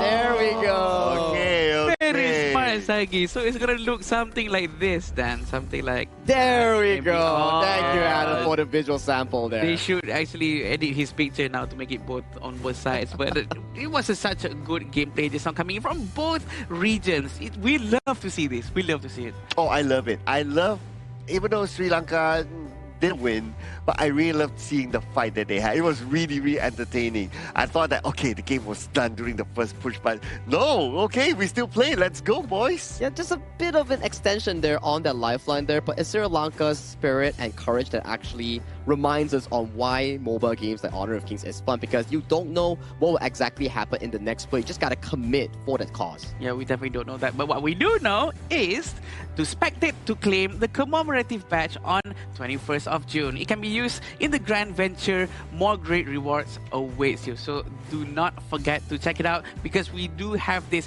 spectate to claim this. You know, you guys can get spectate inside the game. So that's going to be very helpful for you guys to win all of these rewards. Yeah, anything that has a cat on it, I'm all in. It's pretty cute, right? Like, it's a little cat token that you can actually use for fantastic rewards. Like, coming in for the Dig It event, right? If you dig enough stuff, you can actually trade it for skins or actual goodies in-game or in real life. But interview is online right now, coming in with the side of Mara and potentially Kai Yang, because, you know, back-to-back MVP, we want to know what he has to say as a representative of Team Singapore. So let's hop on to the interview with Team Singapore. Team Singapore finally grabs their first win. Congratulations, Kai Yang, double MVP. Thank you. Team Singapore was very clean today. You guys were engaging, had a follow-up all throughout both matches. What seems to be something that clicked for today that you've been searching for all week? I think the losses against Hong Kong and Korea made us realize like we need to be better and we need to improve very fast as a team. And I think it just showed today against Sri Lanka that we dominated them. That's how, You did dominate the opponent, and after this matchup, you're going to have a meeting with your teammates. What will you tell them to ensure that tomorrow you will get the same results? I think just play like today. We had a lot of fun when we were on stage. Just don't be nervous and play together as a team. And we showed it today. And hopefully tomorrow we'll play like this against Iran as well. Singapore for sure is happy that you achieved that first win. What would you like to tell everybody that's watching from Singapore? Thank you guys for supporting us, I guess. And we will do our best. And hopefully we can qualify to Japan. We're going to wait to see you do a double MVP once again. Congratulations, Kayang. And now we'll head back to the casters. Lead the gorge. Very chill guy. That's why all the ladies dig him, you know? He has a really big fan base coming in from Indonesia and Philippines. Yeah, definitely. Everyone really likes him a lot because I do know that sometimes we stream together and we talk and all the girls are just all over him. I mean, He's a handsome dude. He's a handsome dude. Yeah, even I got like, whoa, okay. I got mesmerized by his speech. I'm not. I mean, okay, yeah. I mean, aside from his looks and everything, he definitely showcased a wonderful performance on the double MVP coming in with the Aaron in Game 1 and the Channel coming in Game 2. That's why you don't really allow Raven and the team to play as one. As we go into the series against Syria tomorrow as Team Singapore, they definitely need to be fully prepared because whoever wins that series goes into last chance stage. Yeah, last chance stage is where you want to be at if you cannot get the first and second position. So, you know what? Well, they have to take it and they have to try their very best to try to at least be able to have another chance to go into the main stage with this last path. But let's check out the updated standings here at the end of our Day 7 group stage here. Tomorrow will be the final day of group stage. So with Group A, 3 teams have confirmed their slots going into the next round, right? For Indonesia and Philippines is going into the main event of Asian Games. For Uzbekistan, they will be heading to the gauntlet of the last chance stage. Unfortunately for Pakistan and Mongolia, they will be bidding goodbye. Same thing can be stated for Group B. Myanmar, perfect run. 4-0, securing the slot to the main event. And then, this is where it gets interesting. Oh boy. UAE is the only team that is out of Group B. Yeah. Now, if Jordan wins against Nepal tomorrow, they'll be forcing a 3-way tie between 2nd, 3rd, and 4th to decide the last 2 slots in Group B. Moving on towards Group C. Unfortunately, India and Saudi Arabia has lost their chance in qualifying to the main event, nor the last chance stage. And it's finalized right here that Laos and Kazakhstan will be going into the main event regardless if Laos wins or loses against Saudi Arabia. And Vietnam going to the last chance stage, a formidable opponent, I would say, in that respective group. And finally, in Group D, same could be said, same situation as Group A. Hong Kong, China, Republic of Korea, locked. Sri Lanka, sadly to say, after losing that series against Singapore, they are out of contention here. So the last series between Singapore and Syria will decide who marches forward to face Vietnam in that last chance stage. Oh, and Singapore will be going up against Syria that has shown today that they had a lot of fight in them as well. So it won't be a walkover for sure. It will be a very interesting opponent for Team Singapore to face. Yeah, for sure. And all of these are just showing that there's a lot of fights between all of the groups, and these are the qualified teams so far. We have Indonesia, Philippines, Myanmar, Laos, Kazakhstan, Hong Kong, China, and Republic of Korea. Still 2 slots left to find out who's gonna be able to qualify here. Yeah. And one of them from Group B, and the other one from the last chance qualifiers. Yeah, that's correct, Sir Cloud. So this is about all the teams coming in for the main event, right? You have 2 more slots like Sir Cloud mentioned here. So it comes down to tomorrow's schedule and what exactly goes down, because tomorrow is going to be the most important games that these teams will be playing out. And here we go for tomorrow. Nepal and Jordan will be go up against each other. It's going to be determining whether or not they're going to go into the next one or not. And if Nepal wins, they secure their slot, and then we'll have to see between the other 2 teams who makes it to the last chance qualifiers here. And then KSA versus Laos, their group is soft lock. It depends on how the game goes down. Group D, 4 p.m., Singapore against Syria. Who wins? Who faces Vietnam in the last chance stage? Who loses? Out of contention. Yep, but the entertaining ones come also at the very end, big right? boys. Oh, the big boys. Arguably the top 4 big boys in the entire tournament, right? We're going to see Republic of Korea going up against Hong Kong, China tomorrow, and the last game for the qualifiers is going to be between the 2 rivalries, Indonesia and the Philippines. I like how Nepal versus Jordan and Singapore versus Syria is a fight for the final slot to the last chance and also the confirmed slot to the main event. Yeah. And then the last 2 games between Korea, Hong Kong, China, and Indonesia and Philippines. This part is like a grudge match for reputation and pride for their nation. Yeah, we can't say it's a show match, but still there's the regional pride. The regional pride is on the line for sure. It's very important for them here. Yeah, it's not a show match when you have your regional representatives here, right? It's different, right? So the feeling will be different, and I'm sure the fans watching it will feel like, okay, even though you have qualified, but not enough. We Bragging have to see rights. who is above each other. The bragging rights, and it's like a good news before going into the main event that will be happening later on in our calendar year. But if you want to support your team more, do check out an event to create a creative cheer text for your respective region here. If the top one gets voted out into the winner, it becomes a community voice pack that you can use in-game as a voice pack that you can cheer on your region here. So remember, drop down those ideas here, and you know what? Maybe yours can be the next one. And what other way for you guys to actually experience the voice pack yourself? It is to actually use the iQOO 15R, the official gaming phone 2026 Asian Games Esports Qualifiers of Honor of Kings. That's exactly the device that has been used by all of the players here who's playing up on the stage. And we've been hearing a lot of good testimonies about it.